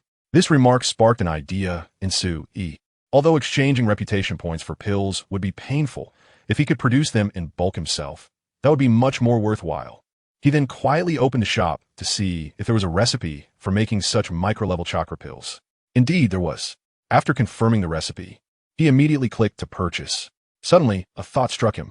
If there was a recipe for micro-level chakra pills, could there also be recipes for primary, intermediate, or even advanced pills? After searching again, he indeed found those recipes, but the prices made him gasp. The primary recipe was fine, only requiring 1,000 reputation points. The intermediate recipe was also okay, needing 20,000 reputation points. But the advanced recipe was shockingly expensive. It required a whopping 1,000,000 reputation points. Of course, although this price was astonishing, it was also quite reasonable. After all, the price of an advanced chakra pill was already as high as 500,000 reputation points, making a good deal in comparison. Looks like I can only buy the micro and primary recipes. Sui pauted. Ding. Cultivation task. Cultivate 30 Chunin. Reward. A recipe for intermediate chakra pills. Hearing the system's prompt, Sui was momentarily stunned, then burst into laughter. System, it's so good to have you. This task was clearly a deliberate reward for him. 30 Chunin? For others, this would be quite difficult, but not for him. As long as there were enough chakra pills. Not to mention this amount. Even raising all the villagers to Jonin would be a piece of cake. Brother Lugio, here are the two recipes. One is for raising Jonin to Chunin, and one will show effect after taking one. The other is for raising Chunin to special Jonin, which requires 2 to 3 pills to take effect. Sui handed the recipes to Lugio, specifically instructing him. The first is to cultivate the Jonin participating in the exam. As for the second, you can choose reliable confidants to use and enhance their strength. Remember, these two recipes are the Uchiha clan's closely guarded secrets and are the highest confidentiality of our village. They must not be known by others. Hearing this, Lugio was deeply moved. The significance of these two recipes was absolutely epic-making. If they were to spread in the ninja world, it would definitely spark a great ninja war. To put it bluntly, with these two recipes, Lugio would have the capability to establish a ninja village. Such a precious item. And Sui actually entrusted it to him to keep. This was tremendous trust. Thank you, my lord. I will do my utmost. Go arrange things quickly. After exchanging a few pleasantries, Lugio excitedly took the recipes to get busy, confident that good news would come soon. After finishing the cultivation task, Sui felt in a good mood and raised his gaze. It's time to go see her. He then immediately set off for a certain residence. Chapter 61. Encountering Yuhi Kurenai. Under attack. On the road, Sui was deep in thought. With the help of the micro chakra pills, he was at least 70% confident about passing the Chunin exam this time. Most battles between ninjas didn't depend on the level of ninjutsu, but rather on the amount of chakra they possessed. After all, without enough chakra, even the strongest ninjutsu couldn't be used. This can be referenced by Kakashi. As a representative ninja of Konoha, his combat power is unquestionable. He is definitely an elite Jonin, and his battle IQ is not to be underestimated. However, he has a fatal flaw. He doesn't have enough chakra. Using a Doton, Mud Wall consumes half of his chakra, leaving him only able to trade blows, which is why he earned the title of 50-50 in Konoha. The chakra level required for Chunin should be about the same. Sui pondered, then frowned slightly, but it wasn't absolute. This Chunin exam was unprecedented in scale, with all ninja villages in the ninja world sending representatives. Among them were bound to be some talented individuals. He would also need some ninja tools. Sui stroked his chin. Shuriken and explosive tags were definitely essential, but they weren't anything new. It would be better if. Suddenly, he recalled something from the shop. If he equipped it, his chances of success would definitely increase significantly. Just as he was lost in thought. A striking figure in bright red suddenly collided with him around the corner. Bang! As he bumped into the other person, he was instantly enveloped by an intoxicating fragrance that made him feel mesmerized. Sorry, Hokage-sama. A slightly apologetic voice rang out. He looked up and examined the newcomer, his lips curling into a slight smile. Before him stood a beautiful woman, dressed in a long red and white gown that accentuated her curves. She had a well-defined figure, with a set of elegant black hair cascading down, slightly curled at the ends. Her features were exquisite, embodying a natural beauty, especially her dark red eyes, which exuded a mysterious aura reminiscent of a bloodline limit. It was none other than Konoha's Jinjutsu expert, Yuhi Kurenai. Suddenly catching a peculiar scent that seemed to be alcohol. He had a deep impression of this character. As the mature woman of Konoha, Yuhi Kurenai was exceptionally beautiful and possessed considerable strength. She came from a prestigious family and was well-versed in Jinjutsu, being one of the few Jinjutsu masters in Konoha. Of course, she also had a small quirk. She enjoyed drinking at night. Miss Yuhi, have you been drinking? Yuhi Kurenai nodded, a faint sadness on her delicate face. I've been feeling down lately, so I had a bit to drink. Feeling down? Drinking? Upon hearing this, Suyi's lips slightly curved upward. It seemed like a good opportunity. What happened? Sigh. Yuhi Kurenai sighed and shook her head, but did not answer. However, Sui could guess the general situation. It was likely because of Asuma. The two had grown up together and were childhood sweethearts, but they had never expressed their feelings for each other. Now, they were separated by life and death. Noticing her mood was off, Sui quickly changed the subject. By the way, I heard you're quite knowledgeable about Jinjutsu. May I ask you a few questions? Jinjutsu? Ask. Yuhi Kurenai was somewhat surprised. She felt astonished by the words of this newly appointed Hokage. Although he was young, his strength was evident. Whether he defeated the Hidden Cloud Village, captured Danzo, or repelled the Akatsuki, he had shown extraordinary combat prowess. He actually wanted to spar with her? That was a bit daunting. Hokage-sama, I only know a little about Jinjutsu, and I am far from your level, Yuhi Kurenai humbly replied. Hee, Miss Yuhi, don't underestimate yourself. Who doesn't know that your Jinjutsu is among the best in all of Konoha? Sui Jasuali complimented. Besides, it's truly an honor for me to discuss with such a beautiful lady. Beautiful? Lady? As the saying goes, a scholar would die for his confidant, and a woman would beautify herself for one who appreciates her. Sui's compliment hit the mark, causing Yuhi Kurenai to tremble with excitement. Which woman doesn't like to be praised? Since that's the case, then we. Before she could finish her sentence, a wave of chakra suddenly surged toward them from a distance. Ninjutsu. Terrifying illusion. In an instant, a peculiar aura rushed toward the two of them. Not good, this is a Jinjutsu. Yuhi Kurenai reacted quickly, just as she was about to warn Sui, but saw his expression darken, looking furious. Oof. A mere Chunin dares to use Jinjutsu on me? Truly seeking death. At that moment, Sui's eyes had already transformed into the Sharingan state. Kneel before me. Clang. With a single glare, the caster's eyes changed abruptly, and before the terrified expression could fade, he knelt straight down. How outrageous! Daring to attack the Hokage in Konoha. Truly audacious. He had a grim look on his face as he coldly questioned, Speak, who sent you? I'm from the Karasuma clan. The Karasuma clan? Sui frowned, and then revealed a strange expression. Is it them? At this moment, Yuhi Kurenai stepped forward, looking apologetic. Hokage-sama, I think they're targeting me. I'm sorry for dragging you into this. Targeting her? Sui furrowed his brow, suddenly recalling the events leading up to this. As far as he remembered, the Karasuma clan seemed to have some conflict with Yuhi Kurenai. After sorting out the relationships, Sui shook his head. No matter what the reason, anyone who dares to assassinate me, the Hokage, must be prepared to pay with their life. With that, the Sharingan spun rapidly. Kamui, the guy was directly thrown into a special space by Sui. Killing him would be as easy as snapping his fingers, but that would be a waste. This person offended him, and later he could use the Edo Tensei on him. How suitable. The Karasuma clan attacking me is a blatant rebellion against Konoha. I want to see what they really want. After saying that, he left Yuhi Kurenai behind and dashed toward the Karasuma clan's territory. Hokage-sama. Seeing Sui hastily leave, Yuhi Kurenai inwardly cried out that it was bad and hurriedly followed him. However, Sui was ultimately faster, arriving at the outskirts of the clan's territory before her. Several guards immediately surrounded him, but upon realizing it was Sui, they all showed astonishment. Hokage-sama, you, what brings you here? Bring out Karasuma Yakumo. Sui said flatly. Hokage-sama, our young master is unwell and cannot. Before they could finish, they were interrupted by Sui. He unwell? Just in time, I specialize in pharmacology and can take a good look at her. With that, he attempted to force his way in. Hokage-sama, please do not make this difficult for us. The guards gritted their teeth and tried to stop Sui. Do you even know where you got the courage to block me?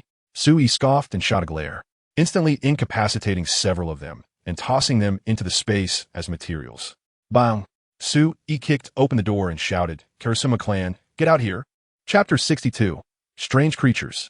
Is the god of heaven losing control? Bold. Which little rascal dares to intrude upon the Anma family? Are you tired of living? An angry roar echoed from within the estate. Immediately after, 3 middle-aged men burst out, of medium build and wearing matching dark gray robes, giving off an air of mystery. For some reason, when Sui saw them, a slight disturbance in his chakra occurred. Something feels off. The 3 men who arrived were quite powerful. 2 were middle-ranked ninjas, and 1 was a high-ranked ninja.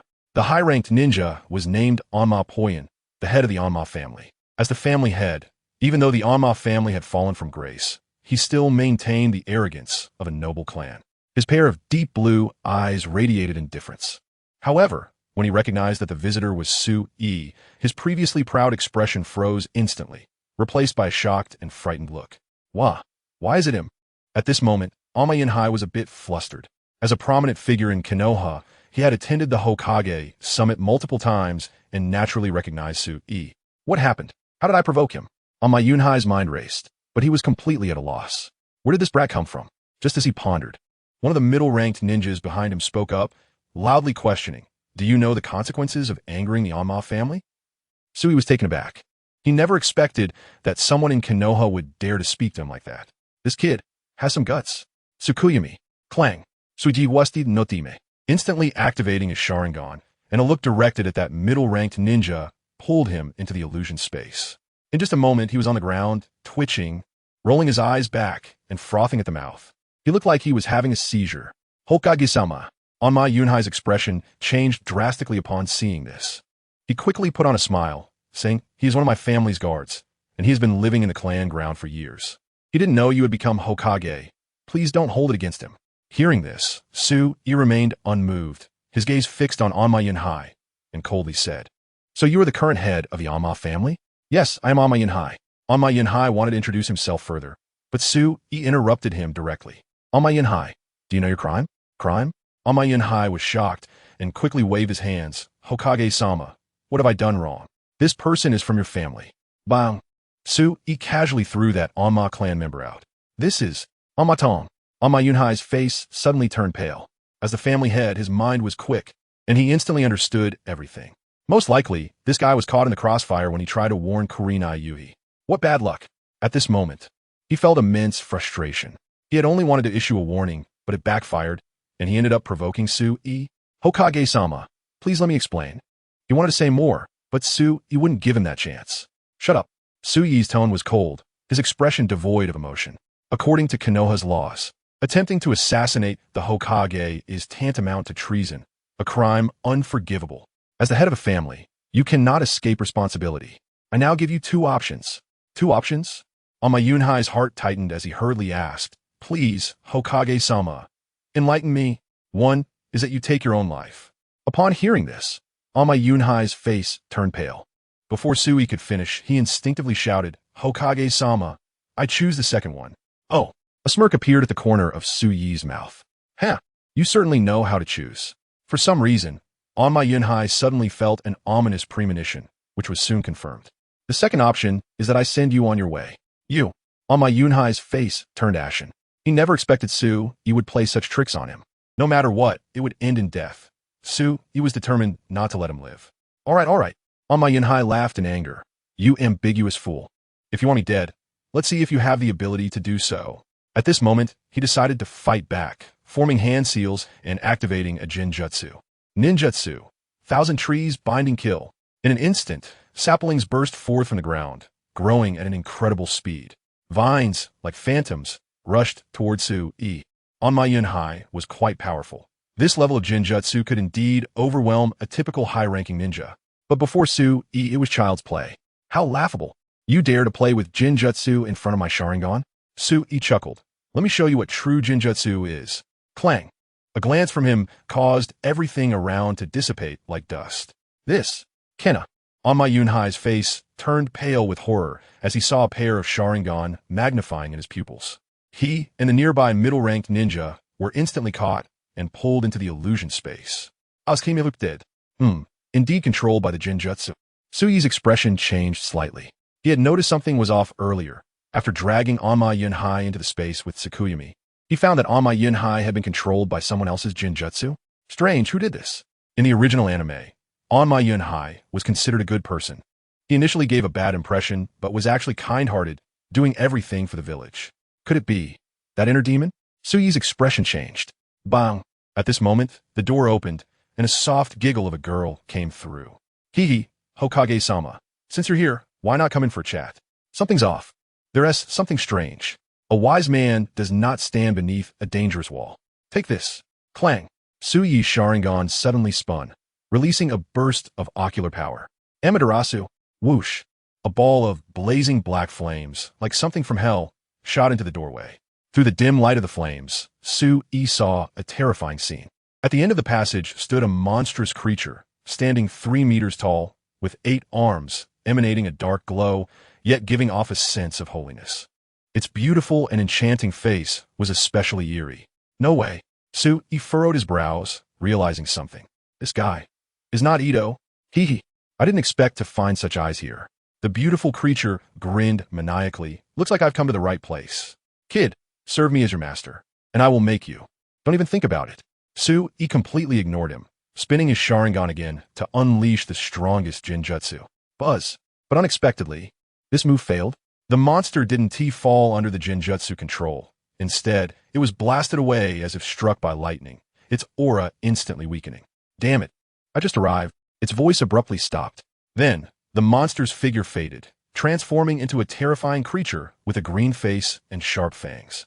Adorned with 2 horns on its head, it was indeed Ito, the inner demon of Yakumo. So this is the inner demon? Sui frowned it. Then a look of suspicion crossed his face. System, what was that creature just now? Host, you have heard of. Chapter 63, Amaterasu burns Idu. Threatening Yugao. Host, have you heard of Kurizetsu? Kurizetsu? Upon hearing this name, Sui was momentarily stunned, then nodded. Of course he knew. Kurizetsu is considered the first schemer in Naruto, threading through the entire Naruto storyline. It was because of this guy's scheming that the current ninja world structure was formed. As a life form born before the sealing of Kagaya, Otsutsuki, his existence is extremely special, although he does not possess super strong combat power. He excels in longevity and strategy, making him adept at plotting schemes. To break the seal, he manipulated the relationship between the Sage of 6 Paths' 2 sons, Indra and Azura, directly turning them against each other, thus igniting a fate entanglement that lasted for 1,000 years. After that, Kurizetsu continuously laid plans and remained hidden until the birth of Uchiha Madara. To incite the other party, he deliberately guided them to oppose Senju Hashirama and designed his own birth, making Madara mistakenly believe that he was the manifestation of Madara's will.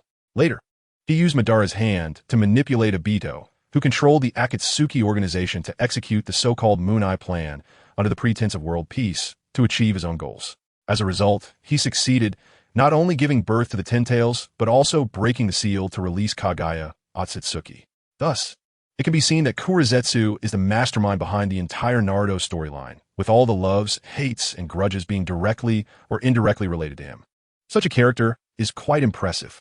Suddenly, Sui remembered something, his expression hesitant. System, do you mean that guy is Kurizetsu? Of course not. It's just that guy is very similar to Kurizetsu. Similar? Sui became even more curious. To be honest, Kurizetsu is an extremely unique existence in Naruto. His form of existence is a mystery, having lived for at least 1,000 years, which is quite puzzling. Although there are many beings who have lived for 1,000 years in Naruto, like the great sage frog who existed since the Sage of 6 Paths era, or the 9-tailed beasts, Kurizetsu, is undoubtedly more special in comparison. To some extent, he is like the will product of Kaguya. But in terms of scheming methods and combat intelligence, he far exceeds the original. This is quite unreasonable. Kurizetsu? Suyi murmured. In the current timeline, Kurizetsu is still playing fusion with Shirazetsu. System, when you say similarity, are you referring to the birth process? Exactly. Upon hearing this, Sui was slightly shocked. To give birth to a life form similar to Kurizetsu, its original strength must also be at the level of the Sage of Six Paths. Could that guy also be born from Kaguya? No. Then who is it? This? I'm afraid you'll need to figure out yourself. Sui was speechless. He didn't expect the system to keep him in suspense. Don't be angry, host, I can't help it. Due to the constraints of the rules. I've said everything I can say. All right, Sui nodded. However, although the system did not explicitly say it, it did give him a hint. There is still a Six Paths level powerhouse in the ninja world. Could it be from the Otsutsuki clan? Sui froned. Just then, the heart demon Idu let out a loud scream at Sui, the voice quite piercing. Human, offer your heart. As it spoke, the heart demon took a step forward, pouncing towards Sui, claws bared, looking quite terrifying. But Sui didn't take it seriously at all. A mere heart demon dares to interrupt my thoughts, truly seeking death. Sui coldly snorted, and the kaleidoscope suddenly spun, casting a genjutsu. Tsukuyami. Clang. In an instant, Sui pulled the heart demon into the illusion space. Damn human. At this moment, the heart demon Idu realized it had encountered a tough opponent. But this guy was extremely stubborn and showed no fear. Do you think this little illusion can do anything to me? As it spoke, its body suddenly enlarged, reaching 10 meters high, resembling a small mountain, extremely terrifying. Idu reached out a large hand and slammed down towards Sui. Just a little trick. Sui sneered, his body suddenly radiating light, like the sun, dazzling and blinding. Idu was momentarily blinded and then was punched away. When stood up, it was instantly dumbfounded, because Sui's body, for some reason, had suddenly swelled to 100 meters, towering like a mountain, imposing and awe-inspiring, making people tremble. The 10-meter-high Idu looked like a small potato in front of Sui, easily crushable with a single step. Why you how? Idu was scared silly. This is my illusion. I can do whatever I want. Sui chuckled. Now let us get cozy. He then proceeded to beat Idu severely, leaving it bruised and battered. A sight to behold. Refreshing. After venting his anger, Sui activated his eye technique. Amaterasu. In an instant, raging black flames turned Idu to ashes, thus resolving this heart demon. Buzz. Sui dispelled the technique, his consciousness returning to the real world. At this time, the appearance of the controlled Akamaru Yakumo also returned to normal. However, due to being under control, she was in a comatose state, her face pale, lacking blood color, looking very weak. What should I do with her? Sui was hesitating when suddenly an urgent voice came from behind. Hokage-sama, please don't kill her. Sui looked puzzled. Turning around, he saw Yugao. She hurriedly ran over, hugging Akamaru Yakumo, pleading, Hokage-sama, this has nothing to do with Yakumo. She is also a victim. Please don't kill her. Kill her? Sui's expression became even more peculiar. It seemed ENT said he would kill her. Ding. Mission, conquer Yugao. Reward, 3,000 reputation points. Oh, a mission has come? Sui's mouth curled up, thinking, TSK. It seems this matter cannot be avoided. So he put on a serious expression and said in a deep voice, Miss Yugao, do you know who you are protecting? An existence that could destroy Konoha. I know, but you are so powerful. You must have a way to remove her heart demon. Yugao pleaded, please don't kill her. I have a way, but... Sui feigned a troubled look, shaking his head. However, to use that ability, it requires a large amount of chakra, and I must do something special to achieve it. Sui scrutinized her, his gaze unspoken. Special things? Yugao was also a smart person and quickly caught on to Sui's implication, biting her lip, hesitating. So, Sui used the strategy of feigning weakness to continue. Sigh. Miss Yugao, as Hokage, I have to be responsible for the whole village. Only by killing her can I eliminate the heart demon within her. This is for the sake of the village. But Yakumo is innocent. Yugao wanted to argue further. For the safety of the village, sacrificing her is unavoidable. Sui shook his head, suddenly adding, unless someone is willing to make a sacrifice for her. Upon hearing this, Yugao gritted her teeth and asked, Hokage-sama, does that mean if I agree, you will be able to save her? Chapter 64. Taking down Yuhi Kurenai. The eve of the Chunin exam. Of course, when Sui heard this, he couldn't help but feel happy, but he still maintained a serious expression. The Hokage keeps his word. All right then. Yuhi Kurenai nodded, her face slightly flushed. Please wait a moment. I will go settle Yakumo. After she settled Yakumo, she brought Sui to a room. It seemed to be a couple's room, with warm colors throughout, creating a somewhat tantalizing atmosphere. This is Yakumo's parents' room. Yuhi Kurenai explained, a hint of a blush appearing on her face. Hokage-sama, if you don't mind. Shall we choose this place? I'm fine with that. Sui smiled and moved forward. Wait, don't rush. Seeing Sui's swift actions, Yuhi Kurenai's heart tightened, and she hurriedly stopped him, saying, don't be so hasty. Not hasty? Sui said seriously, Miss Kurenai, don't misunderstand. I'm not a person who rushes into things. I just want to save Miss Yakumo as soon as possible. Huh? Is that so? Seeing that Sui didn't seem to be lying, Yuhi Kurenai felt a pang of guilt and said, I'm sorry. Hokage-sama, I misunderstood you. It's all right. Sui appeared very magnanimous and smiled lightly, saying that such things can easily be misunderstood and she need not feel guilty. Sigh, I have no experience. Yuhi Kurenai rubbed her jade-like hands, feeling somewhat hesitant. How about we have a drink? At this moment, Yuhi Kurenai suggested. Drinking? That's a good idea. Having a drink before getting down to business can ease the atmosphere and enhance feelings. Sure, Sui nodded. So, he casually took out a bottle of liquor, poured a glass for Yuhi Kurenai, and filled one for himself as well. Cheers, Miss Kurenai. Cheers, Hokage-sama. 1 cup, 2 cups. After a few cups, both of them were slightly tipsy, their cheeks flushed, especially Yuhi Kurenai, whose pretty face was completely blushed, her clear eyes gradually becoming hazy. Wow, this wine is really good. Unexpectedly, Yuhi Kurenai actively initiated a playful challenge. All right, Sui didn't hold back and accepted the challenge. Swish. Yuhi Kurenai seemed to feel the mood and actually turned around in front of Sui, confidently showcasing her figure. Wow, impressive. To be honest, Yuhi Kurenai is very charming. Whether in figure or face, she is truly exceptional. Hokage-sama. At this moment, Yuhi Kurenai felt a bit shy. As an adult, she was filled with curiosity and longing for matters between men and women, naturally knowing some common sense. Although very clumsy, it was very genuine. Then I won't be polite. Hokage-sama. After that, just as Yuhi Kurenai was about to speak, she was silenced by Sui. I already said, during work, call me by my title, but privately, just call me Sui, okay? All right, Sui. Yuhi Kurenai smiled sweetly. Very obedient, come give me a kiss. Smack. The two shared a passionate kiss. After taking care of business, Sui hurried over to Yakumo Kuruma's side, pretended to operate a bit, and relieved her of her mental demons. Phew, he pretended to be drenched in sweat, murmuring, this time it consumed quite a bit of my chakra, but fortunately, I succeeded. Miss Kuruma no longer has any mental demons bothering her. At this moment, Yakumo Kuruma woke up from her dreams, looking a bit confused at everything in front of her. Where am I? What happened? Yuhi Kurenai stepped forward to explain, then pointed at Sui, saying, thanks to Hokage-sama. Otherwise, you might have lost your life. Thank you, Hokage-sama. Yakumo Kuruma cast a grateful glance at Sui. No need to thank me. If you want to thank someone, thank Miss Kurenai. Sui looked meaningfully at Yuhi Kurenai. The latter understood and immediately lowered her head, her face turning red. All right, you two have a good chat.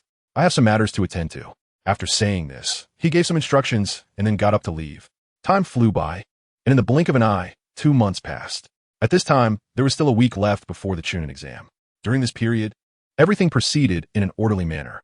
Sui also kept busy, often playing poker with Akkad and Yuhi Kurenai, sometimes teaching Yuya swordsmanship, occasionally engaging in office romance with Konoha's staff, or discussing the origins of life with Yamato. In short, he became a busy person in Konoha, hardly having time for anything else. Phew. One day, after finishing his daily exercise, Sui arrived at the Hokage office. Sir, you don't seem to be in good spirits? Shikaku approached with concern. You look like you've been in a fight. In his impression, Sui's strength was unquestionable.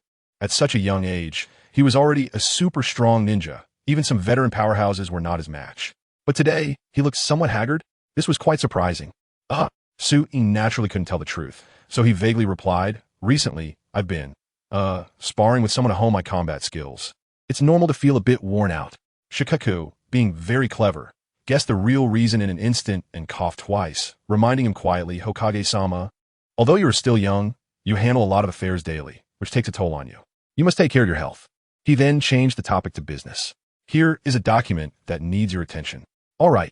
Tsunade took it and saw that it was the list of participants for the Chunin exam from other villages. A full 10 pages. So many? Tsunade was shocked upon seeing it. This time, there were actually 800 participants for the Chunin exam. In previous years, the number of participants was usually just a little over 100, but this year it was open to the entire ninja world. Even some small ninja villages would send people, which brought the total close to 1,000. Due to the large number of participants, I specifically cleared a space in the northern corner of the village to solve their accommodation issues. Shikaku explained. Tsunade nodded. Shikaku's arrangements were very detailed. With so many outsiders, eating, drinking, and sanitation were all significant issues that couldn't be overlooked. He then asked, by the way, how are the challenges and examiner arrangements coming along? Everything has been arranged. That's good. Tsunade was very satisfied with Shikaku's arrangements and specifically reminded him. This Chunin exam is of great significance to Konoha. I believe there are also many eyes watching from the shadows, so be more vigilant, arrange more personnel, and patrol day and night to prevent any ill-intentioned individuals from sneaking in. Understood, I will arrange it right away.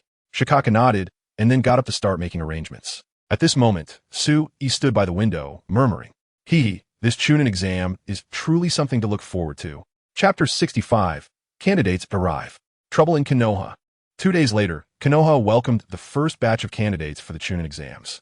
Wow, is this Konoha? It's so impressive, exclaimed a Jonin, his face filled with surprise.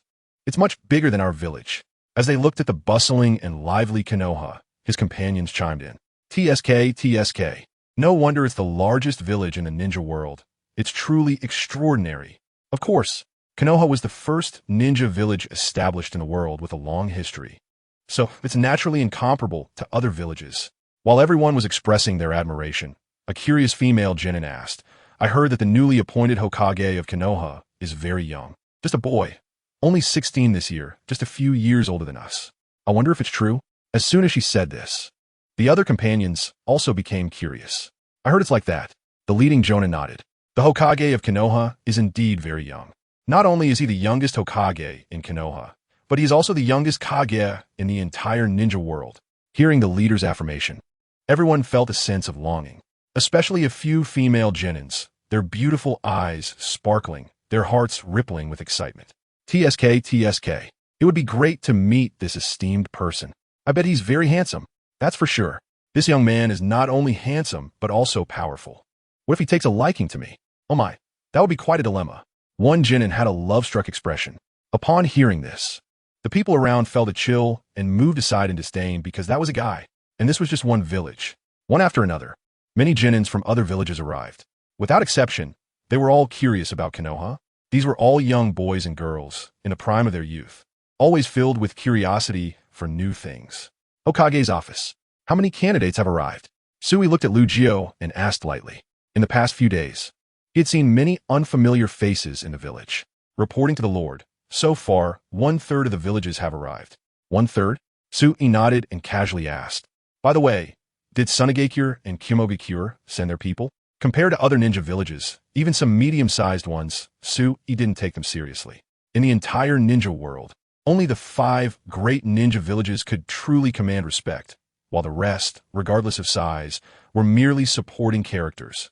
To put it bluntly, as long as the 5 great ninja villages were willing, the combined strength of all other villages wouldn't be enough to fight back, considering their strength and foundation. Not yet. Lugio shook his head and said solemnly, according to tradition, they will arrive in the last 2 days. Sui nodded. By the way, how's the training of the participants going? Reporting to the Lord, as per your instructions, all candidates have completed their training, and their strength has all been raised to the Chunin level. A few exceptionally talented ones have even reached special Jonin level. Good, well done. Hearing Lugio's words, Sui couldn't help but smile. All of this is thanks to you, brother Lugio. The Lord is too kind. It's my duty to help you with your worries, but... Suddenly, Lugio hesitated. But what? Just say it. After a moment of hesitation, Lugio's eyes flashed, and he replied seriously, to be honest, I've been researching the candidates coming to participate in the exam recently. Oh, Sui instantly became interested. He hadn't really paid attention to this, as his mind was focused on enhancing his own candidate strength, but he hadn't noticed the strength of the opponents. Go ahead. What have you found? There's nothing significant to report. Lu Jiao shook his head, his tone somewhat grave.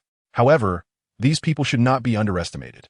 Although the ninja world respects the 5 great ninja villages, there are a few villages with considerable strength, such as the Rain Village, the Waterfall Village, the Grass Village, and the Sound Village, among others.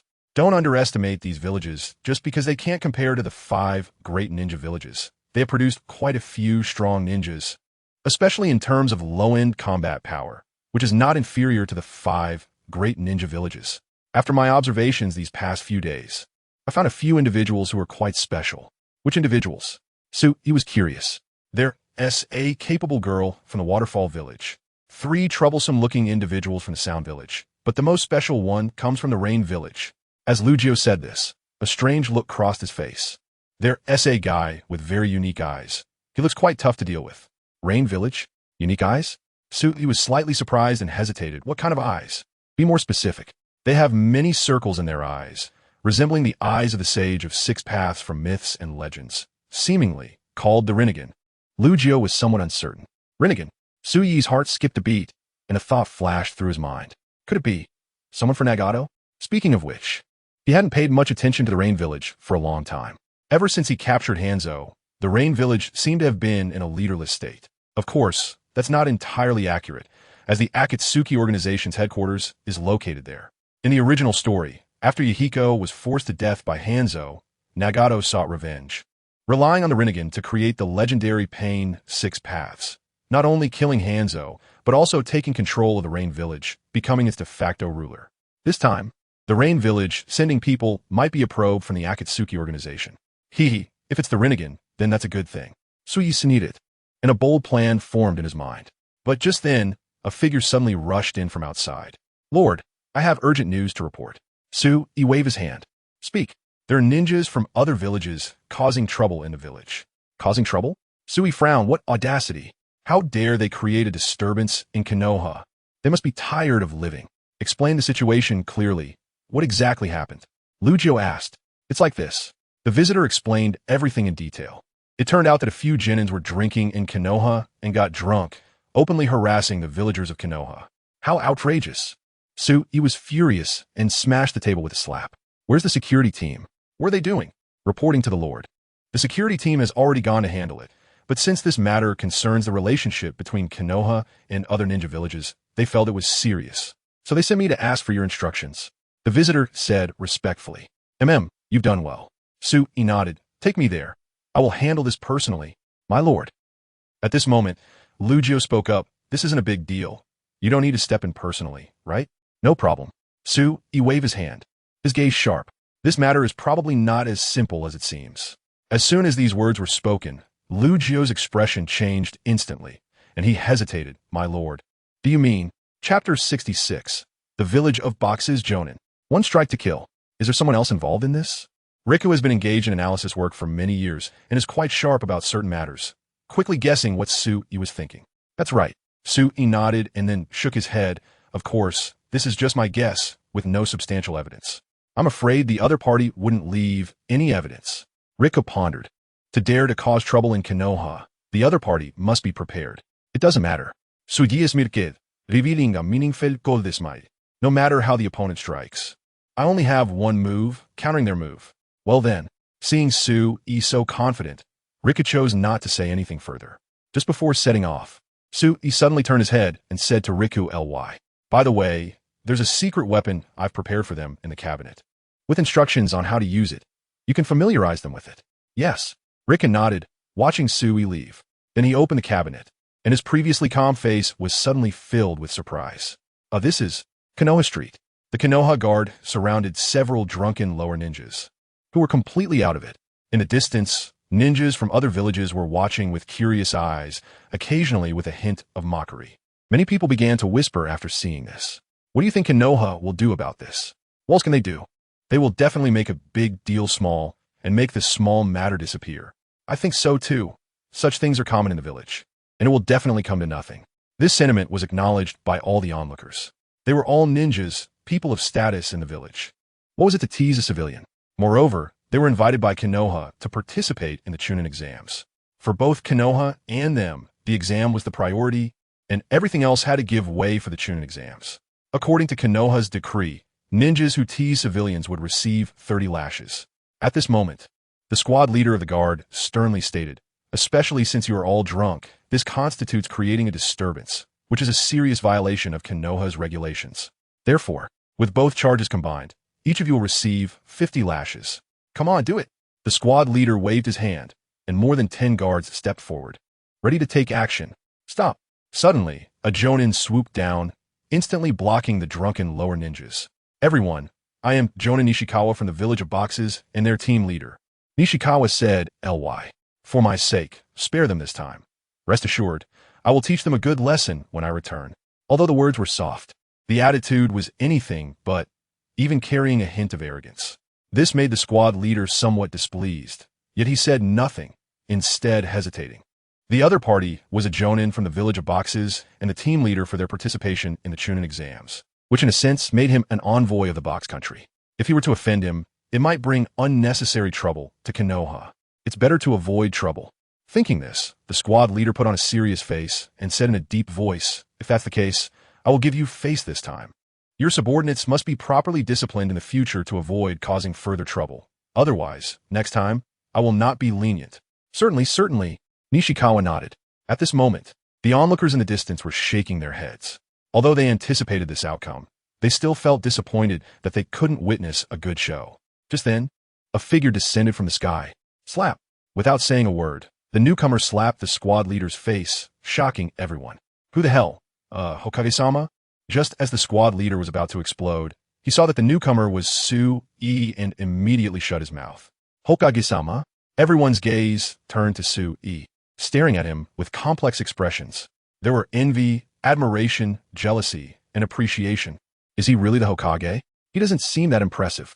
Nishikawa felt a sense of disdain.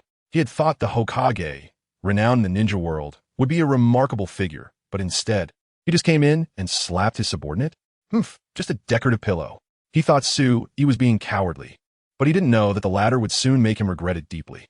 "Do you know why I hit you?" Su-e ignored the surroundings and just stared at the squad leader, Ly asking. "Answer me." "It's because I shouldn't have caused trouble for Konoha." Slap. The squad leader received another slap. "Wrong, incorrect answer. Su-e cold idiot. What did I tell you before your first day on duty?" That one sentence made the squad leader shiver, instantly waking up. "Always for the sake of Konoha, right?" Su-e nodded and then asked back, "So what did you go wrong?" "Report, Hokage-sama. I shouldn't have considered so much. I should have firmly fulfilled my duty and made anyone who dared to infringe upon Konoha pay a bloody price." "Very good." Only then did Su-e nod coldly, saying, "Now I'll add one more thing. Anyone from outside the village who bullies our villagers will be dealt with by the highest punishment. No mercy." As soon as the last 3 words were spoken, everyone at the scene felt a chilling, killing intent, as if that teenager had come from hell, making them feel extreme danger. Understood. After receiving the order, the squad leader did not hesitate and commanded, "Brothers, Hokage-sama has ordered that anyone who infringes on Konoha villagers is to be killed without mercy. Take these drunken troublemakers and execute them." "Yes," the guards replied in unison. The momentum immense, instantly reaching everyone's ears. Everyone showed shocked expressions, especially Nishikawa, who was completely dumbfounded, stunned by Su-e's sudden change. After coming to his senses, he hurriedly stepped forward to plead. "Hokage-sama, I am Jonin Nishikawa from the village of Boxes, the representative of our village in this Chunin exam. Please show mercy and pardon these kids. They are still children and do not understand.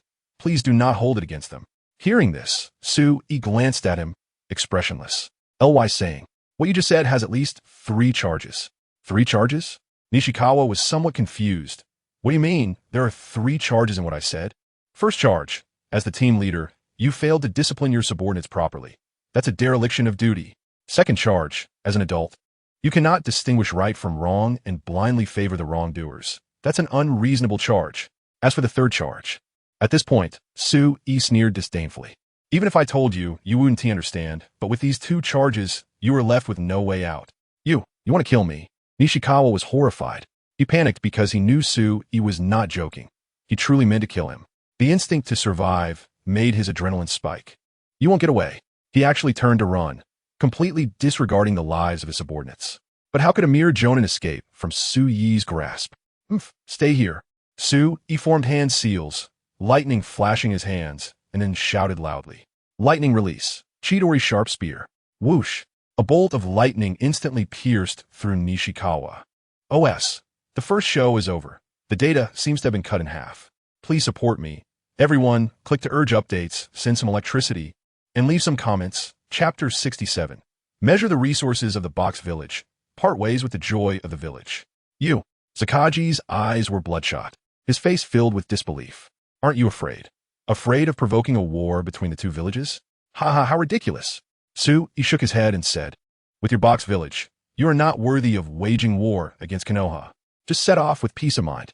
After saying that, he exerted a bit of force, and Sakaji's entire body burst apart like a balloon in an instant. Blood sprayed, and bones flew everywhere.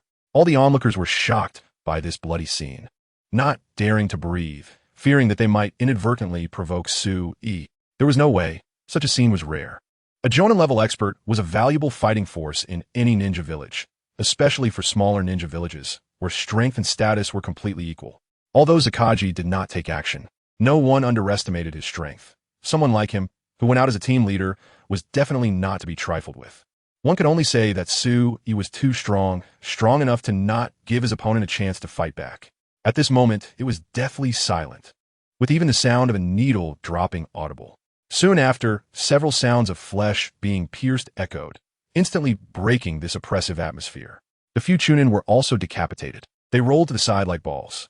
Buried, Su-Yi said lightly.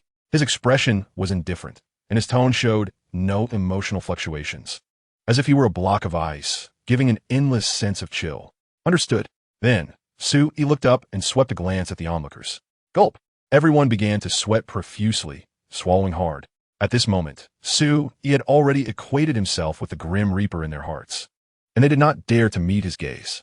Haha, everyone don't be afraid. Su-Yi similed. Although he was already the Hokage, he was still a young man, and such a bright smile felt like a warm spring breeze. You have all seen their fate. Su-Yi said with a grin. If you also engage in wrongdoing in Konoha like them, then you don't need me to elaborate on your fate, right? Yes. The onlookers nodded frantically. Haha, you don't need to be afraid. Konoha deals with unfriendly people with heavy fists, but for those who are friendly, we are still very gentle. You just need to prepare for the exam, and once the exam is over, you can go home. After saying that, Su-Yi left. Once the Konoha people had left, everyone finally breathed a sigh of relief and began to discuss among themselves. Damn, I almost peed my pants just now. His moves were too fast. One move to kill a Jonin. There was simply no chance to fight back. Is this the strength of a shadow-level expert? As expected of the Hokage, this strength is really strong. Even the Jonin of Box Village can be killed just like that. Truly domineering. It seems that Konoha is indeed different from before. In the past, Jonin village dared to kidnap people in Konoha, but now even bullying civilians can be life-threatening. It's really too strong. Everyone sighed. This is Konoha. In other villages, if someone from another village comes, even if it's a dog, they would be treated as a guest. Almost as if they would give their hearts and lungs. It's truly baffling. That's right, some villages are just foolish, not treating their own villagers as people, but desperately trying to please outsiders, truly measuring the resources of one village to win the favor of another. The people from such villages are too miserable. If they don't even protect their own villagers, then who do they protect? I don't know, but as long as they're not from the village, they protect them. Sometimes it really makes me furious being bullied by outsiders in my own village, and there's no place to seek justice. Such villages are truly hard to describe. Seeing Su-Yi being so protective of his own, they began to envy him. Who would want their leader to be a bit tougher?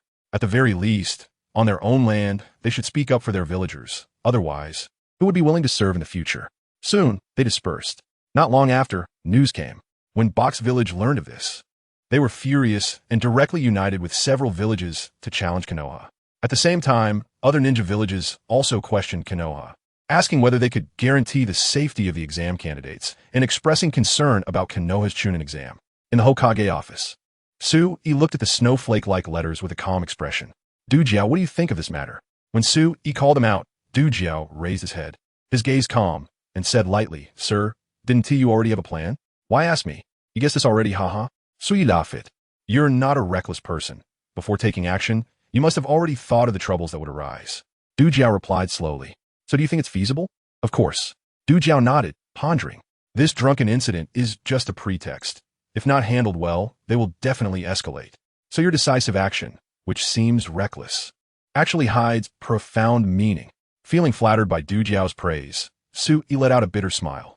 I admit I was a bit carried away at that time, but I did consider that they would take the opportunity to strike back, but Su Yi suddenly stood up, his expression stern. But they think this is our crisis, not knowing that a crisis is both danger and opportunity. If they take the opportunity to strike, then I'll just give them a show of strength.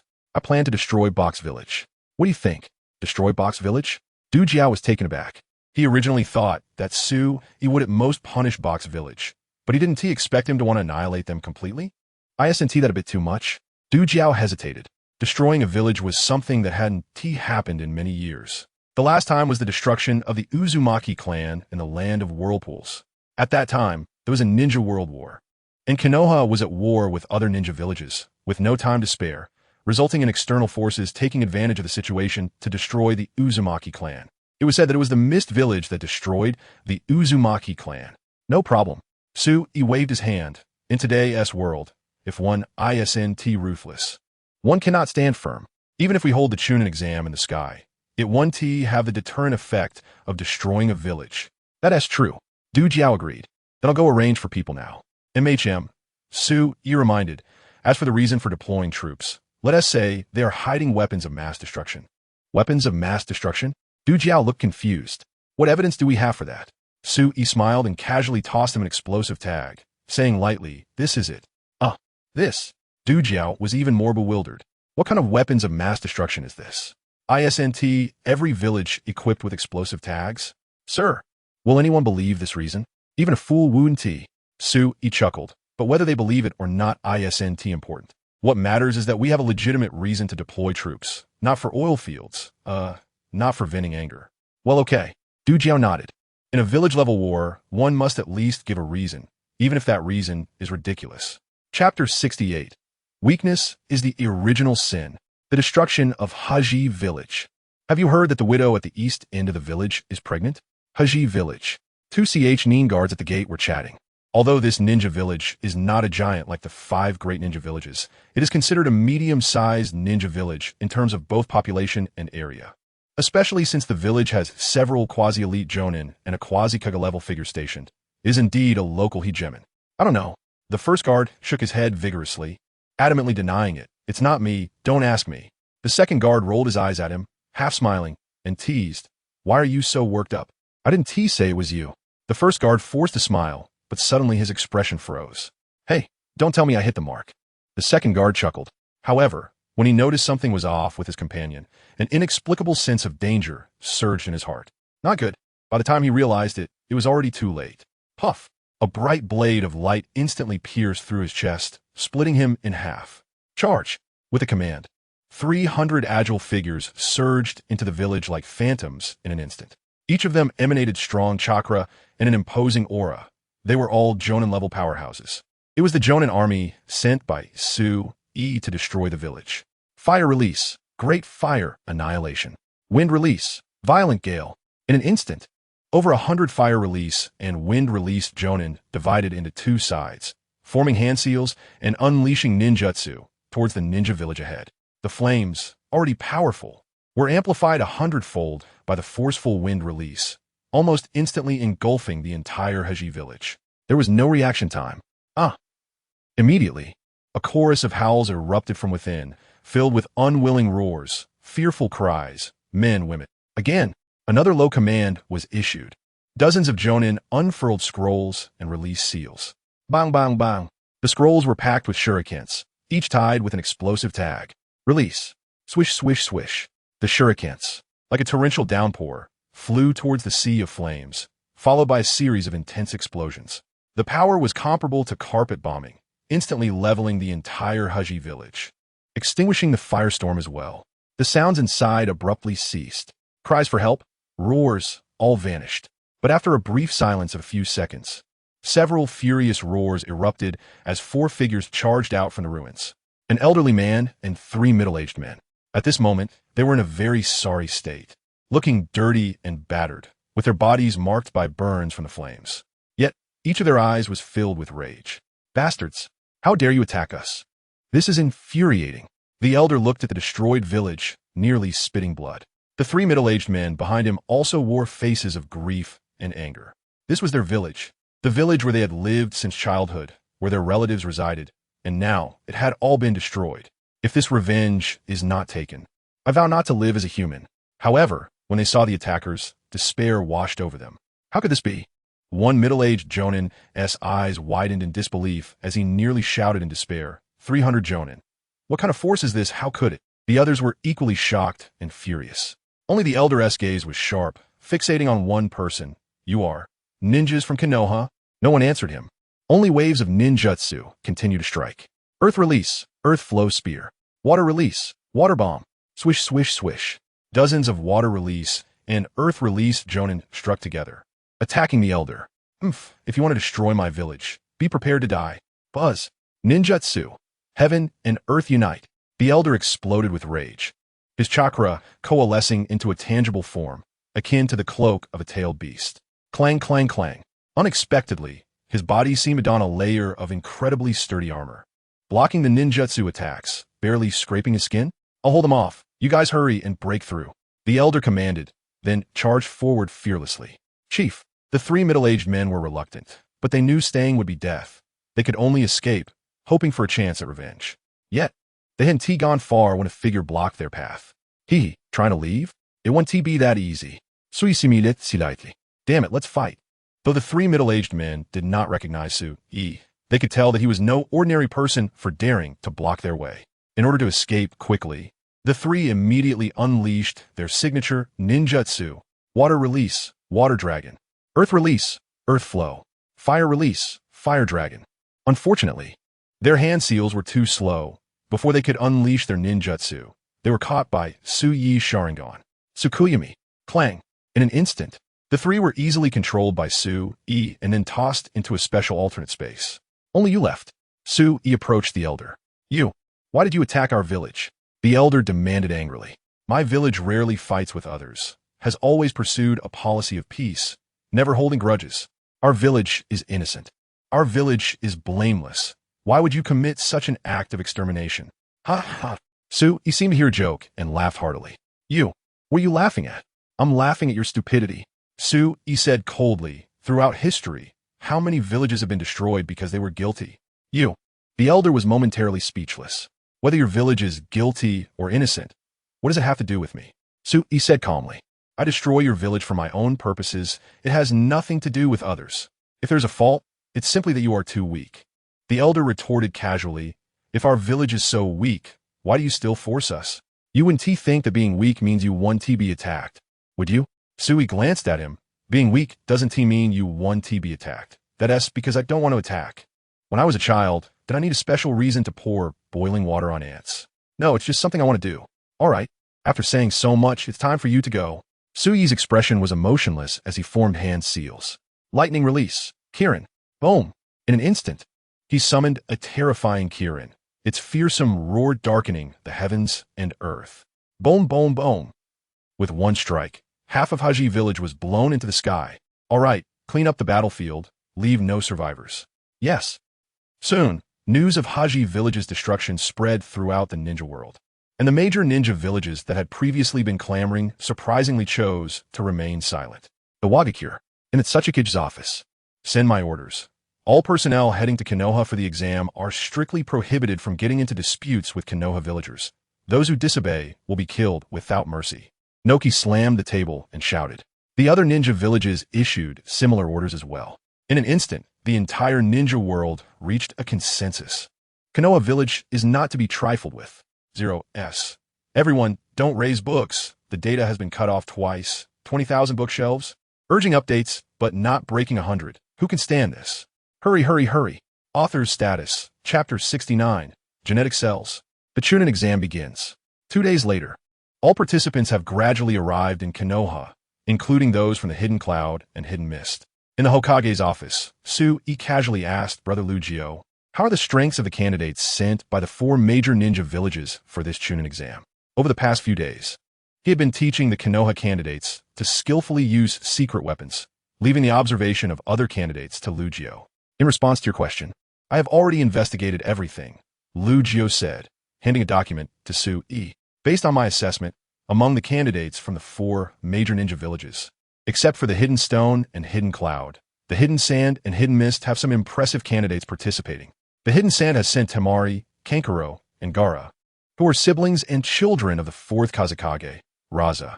Especially Gaara, according to our intelligence from the Hidden Sand, he is a host for the One-Tail Shikaku, with extremely terrifying combat power. Sui nodded. He was already very familiar with Gaara's situation, the One-Tail Shikaku's Jinchuriki, who had grown up lacking love and carries a large gourd, is quite eye-catching. However, he didn't expect Raza to let them all come to participate, indicating a connection to the main storyline. TSK, I'm afraid this Raza may not return. Sui sighed in his heart, then asked, what about the Hidden Mist?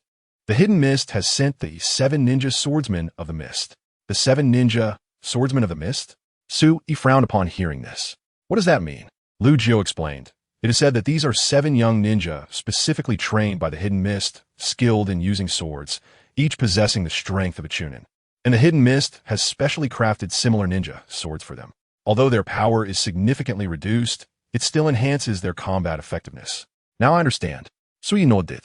Since the Hidden Mist ended the terrifying history of the Blood Mist village, Terumi Mei, as the new Mizukage, has been diligently leading the Hidden Mist to grow stronger. TSK, the Mizukage.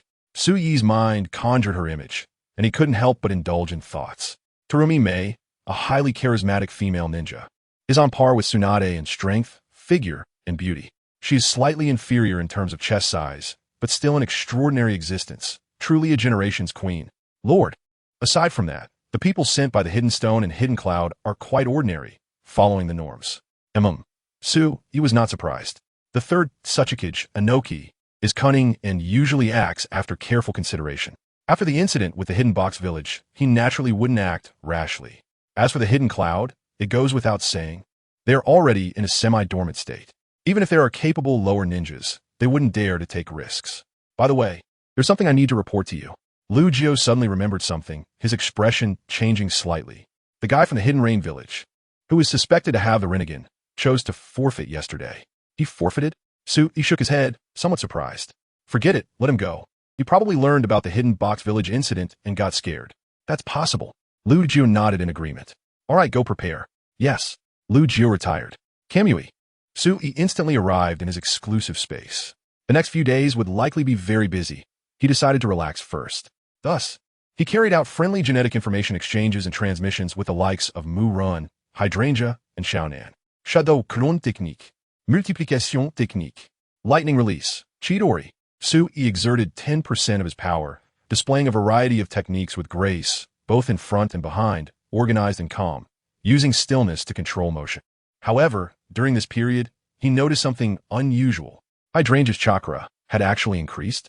Out of curiosity, he used a Sharingan to check the chakra of the others and found that they had also increased. System, what's going on? Sui asked with curiosity. Why has their chakra increased? Due to the host body being modified, it is equivalent to a semi-sage body. Thus, the cells possess a certain special vitality. And since they consume the host genetic cells, their chakra has increased. Huh? Sui felt his face flush upon hearing this explanation. System, you speak quite elegantly. I have no choice. Being too straightforward can easily attract uncontrollable factors. Haha, no wonder. Sui similet. Suden jachin ontokeyorts. Cells? Almost forgot about the cells of Hashirama. He suddenly remembered that he had captured a batch of Obito's subordinates. And those people seemed to hold a big secret regarding Hashirama's cells. Thinking of this, Sui resolved that after the Chunin exam, he would thoroughly research Hashirama's cell situation. That would definitely be a top-notch resource. If applied to his group of Jonin subordinates, it could elevate their strength to another level. He had inquired with the system before. His 3,000 Jonin could also enhance their strength, such as by consuming high-level chakra pills. But those things are too expensive. He can't afford them. So he still needs to use common methods. Consuming Hashirama cells is a good way. Although there are loopholes, if they can be patched, they will be perfect. Once mass production can be implemented, then at that time. Thinking of this, Sui suddenly launched a fierce attack, causing exclamations all around. A sleepless night. The next day, Shonin exam venue. The first written exam. Nearly 1,000 candidates gathered here, surrounded by nearly 200 Jonin responsible for maintaining order in the exam venue. I won't go into details about the rules. The test papers have already been distributed to you, and you may begin answering the questions, Mori Noabiki said, looking around sternly. Immediately, a wave of astonishment arose. Many candidates were dumbfounded when they saw the questions. What the hell is this question? A lower ninja exclaimed. Ninja A sets off from the due south at a speed of 10 meters per second towards Konoha, while Ninja B sets off from the due north at a speed of 8 meters per second towards Konoha. What kind of ninjutsu are they most likely proficient in? And provide reasons. What the hell is this bullshit question? Originally thinking it was a math problem, they never expected it to be a geography question. Compared to the complexity of the first question, the second question was much more straightforward. Please freely write down 5 different types of ninjutsu and their hand seals. The question was simple, but incredibly challenging. Even some Jonin might not be able to answer it. After all, in the vast ninja world, aside from the third Hokage, it would be hard to find anyone else who could name 5 different types of ninjutsu. At least, currently, it was impossible to find. As for the third question, it was even more outrageous. Who is the #1 genius in the ninja world? And provide reasons why it is Su-E. Chapter 70. The CH Nin Written Exam. The Forest of Death. All intact. Is this question from you? Outside the examination room, Su-E looked at the content of the test paper and couldn't help but chuckle. What's wrong? Is there something off? Lugio thought there might be a flaw in the test paper. It's nothing. Su-E shook his head, giving him a meaningful glance. You always manage to come up with something interesting. Then he looked inside the examination room and said lightly, these little ones have decent qualities, and some have already grasped the true meaning of the CH Nin exam. Ultimately, the focus is not on the exam itself, but on the term CH Nin. Ninjas are a special profession with attributes such as intelligence gathering, assassination, and protection. This may seem like an ordinary written exam, but it is actually testing everyone's ability to gather and transmit information. Among the candidates, some who know all the answers are mixed in. They represent the intelligence. What the candidates need to do is discover them and collect their answers. This is quite similar to the original work, with the only difference being the unprecedented scale. 800 real candidates sat for 850 seats, and all the proctors were Nin, which was quite intimidating. This tested the courage of these genin significantly. At this moment, Su-E spotted a few familiar figures. A girl with twin ponytails and a large fan on her back, Shri. A boy with a face full of purple patterns, small stature, and covered in a black cloak, Kinkuru. And a pale-skinned boy with the character Love engraved on his forehead, carrying a large gourd, Gaara. The 3 siblings from Tsunade. Su-E glanced at them and noticed that Gaara had a powerful chakra within him, the one-tail Shikaku. The amount of chakra was extremely abundant, far stronger than anyone he had seen, like a towering mountain, majestic and grand. Although the one-tail is considered weak among tail beasts, is still a tail beast. Even a dead camel is bigger than a horse. In terms of chakra volume, it is far beyond what ordinary people can compare with. As expected of a tailed beast, indeed remarkable. Su-E smiled, and then shifted his gaze elsewhere, discovering 3 more figures. Looking at their foreheads, they were unmistakably from Hokage. Are they under Orochimaru? Su-E was noncommittal. Hokage was established by Orochimaru after he defected from Konoha. Although the village is small in number, it has produced many famous strong individuals, such as the Sound Five, Kagaya Kimimaro, and others. Of course, there were also later members of Sasuke's team Hawk, such as Karen, Jago, and Suigetsu, not to mention the main participants in the 4th Great Ninja War, such as the Dream Master and Kabuto. Overall, Hokage has decent strength and is not a village to be underestimated in the ninja world, but compared to Konoha, it's like a small witch facing a great witch, or bumper cars versus trains. These 3 individuals are capable, but not a concern. Su-E could see their strength at a glance. Although their chakra levels reached CH Nin and they had some special abilities, one adept at sound wave attacks, one able to absorb chakra, and one purely handsome, this level was just passable. They could handle other genin, but they were simply not qualified to deal with the candidates he personally trained. Moreover, every Konoha candidate had a trump card, so they were not afraid of them at all. Suddenly, Su-E's attention was drawn to a girl.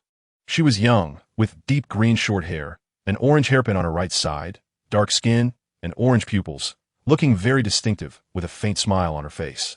Extremely cheerful. It was none other than the Jinchuriki of the 7 Tails Fu. Interesting, so it's her. Su-E realized it.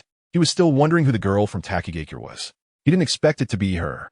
This was unexpected, yet reasonable. In the anime, she made her appearance in the second Nin exam, having quite a few interactions with Gaara, and was jokingly referred to as Gaara's future wife. Unfortunately, this was merely a one-sided wish. Fu did not end up with Gaara. On the contrary, she was killed by the immortal duo, and the Seven Tails was extracted from her, leading to a tragic fate. Since Kakuzu and Haiden have already been captured by me, her fate line has also been altered. Finally, he set his sights on the 7 young boys from Kirigakure. So these are the 7 ninja swordsmen of the mist? He looked on with curiosity. The 7 had a unified look, all carrying swords on their backs, exuding the aura of young swordsmen. However, with just one glance, he noticed something strange. He found that the chakra signatures of these 7 individuals were exactly the same. Interesting. He clicked his tongue in wonder. Chakra is unique like a fingerprint, and the occurrence of this situation can only mean one thing. Their chakra comes from the same person. Could it be that these 7 were cultivated using some secret technique? This piqued his interest. Kirigakure is a mysterious place. If you say it's strong, the Mizukage is controlled by someone, and no one knows. If you say it's weak, despite all the turmoil, it still stands tall. It is said that Yuzushigakure was destroyed at their hands. One can only say that great ninja villages have their foundations and can withstand the wear and tear. Time passed quickly. 2 hours later, the written exam ended. Unsurprisingly, nearly half of the candidates were eliminated. These people either cheated too many times and were disqualified or found the questions too difficult and gave up. Of course, all Konoha candidates passed. Don't ask why. Just know it's home field advantage. All right, next is the second part. The Forest of Death. Red Bean will be the chief examiner. At this point, she had already broken through to the special Nin level and reached true Nin standards. This was thanks to Su Yi's continuous nurturing. Little ones, you are very lucky. I'm the gentlest woman in Konoha, Red Bean said with a spirited face, explaining the exam content. In the distance, Sui looked at the graceful Red Bean and couldn't help but swallow. TSK, serious women are the most charming. I'll have to make her work overtime tonight. Soon, the exam in the Forest of Death began, with the classic battle for the Heaven and Earth Scrolls. Whether out of fear of Konoha's retaliation or due to the leader's orders, other teams showed no inclination to fight against Konoha's candidates. They either turned and ran or obediently handed over their scrolls. Interesting. When Sui learned of this situation, he was somewhat surprised. It seems that the incident with the Box Village left them with quite a shadow. 2 days later, the exam results were announced, with nearly 3/4 of the ninjas eliminated, leaving only about 100 qualified candidates. Of course, Konoha candidates still passed without any losses. However, it is worth mentioning that those candidates Sui was paying attention to, such as Gaara and the 7 ninja swordsmen, also made the cut. The most exciting third round of Nin matches is about to begin. The night before the match, Hokage's office. Whoosh! A slender figure half-kneeled on the ground, respectfully addressing Sui. Hokage-sama, may I ask what you need from me? OS. Data, triple kill, cliff-like decline, was it reported? It's tough.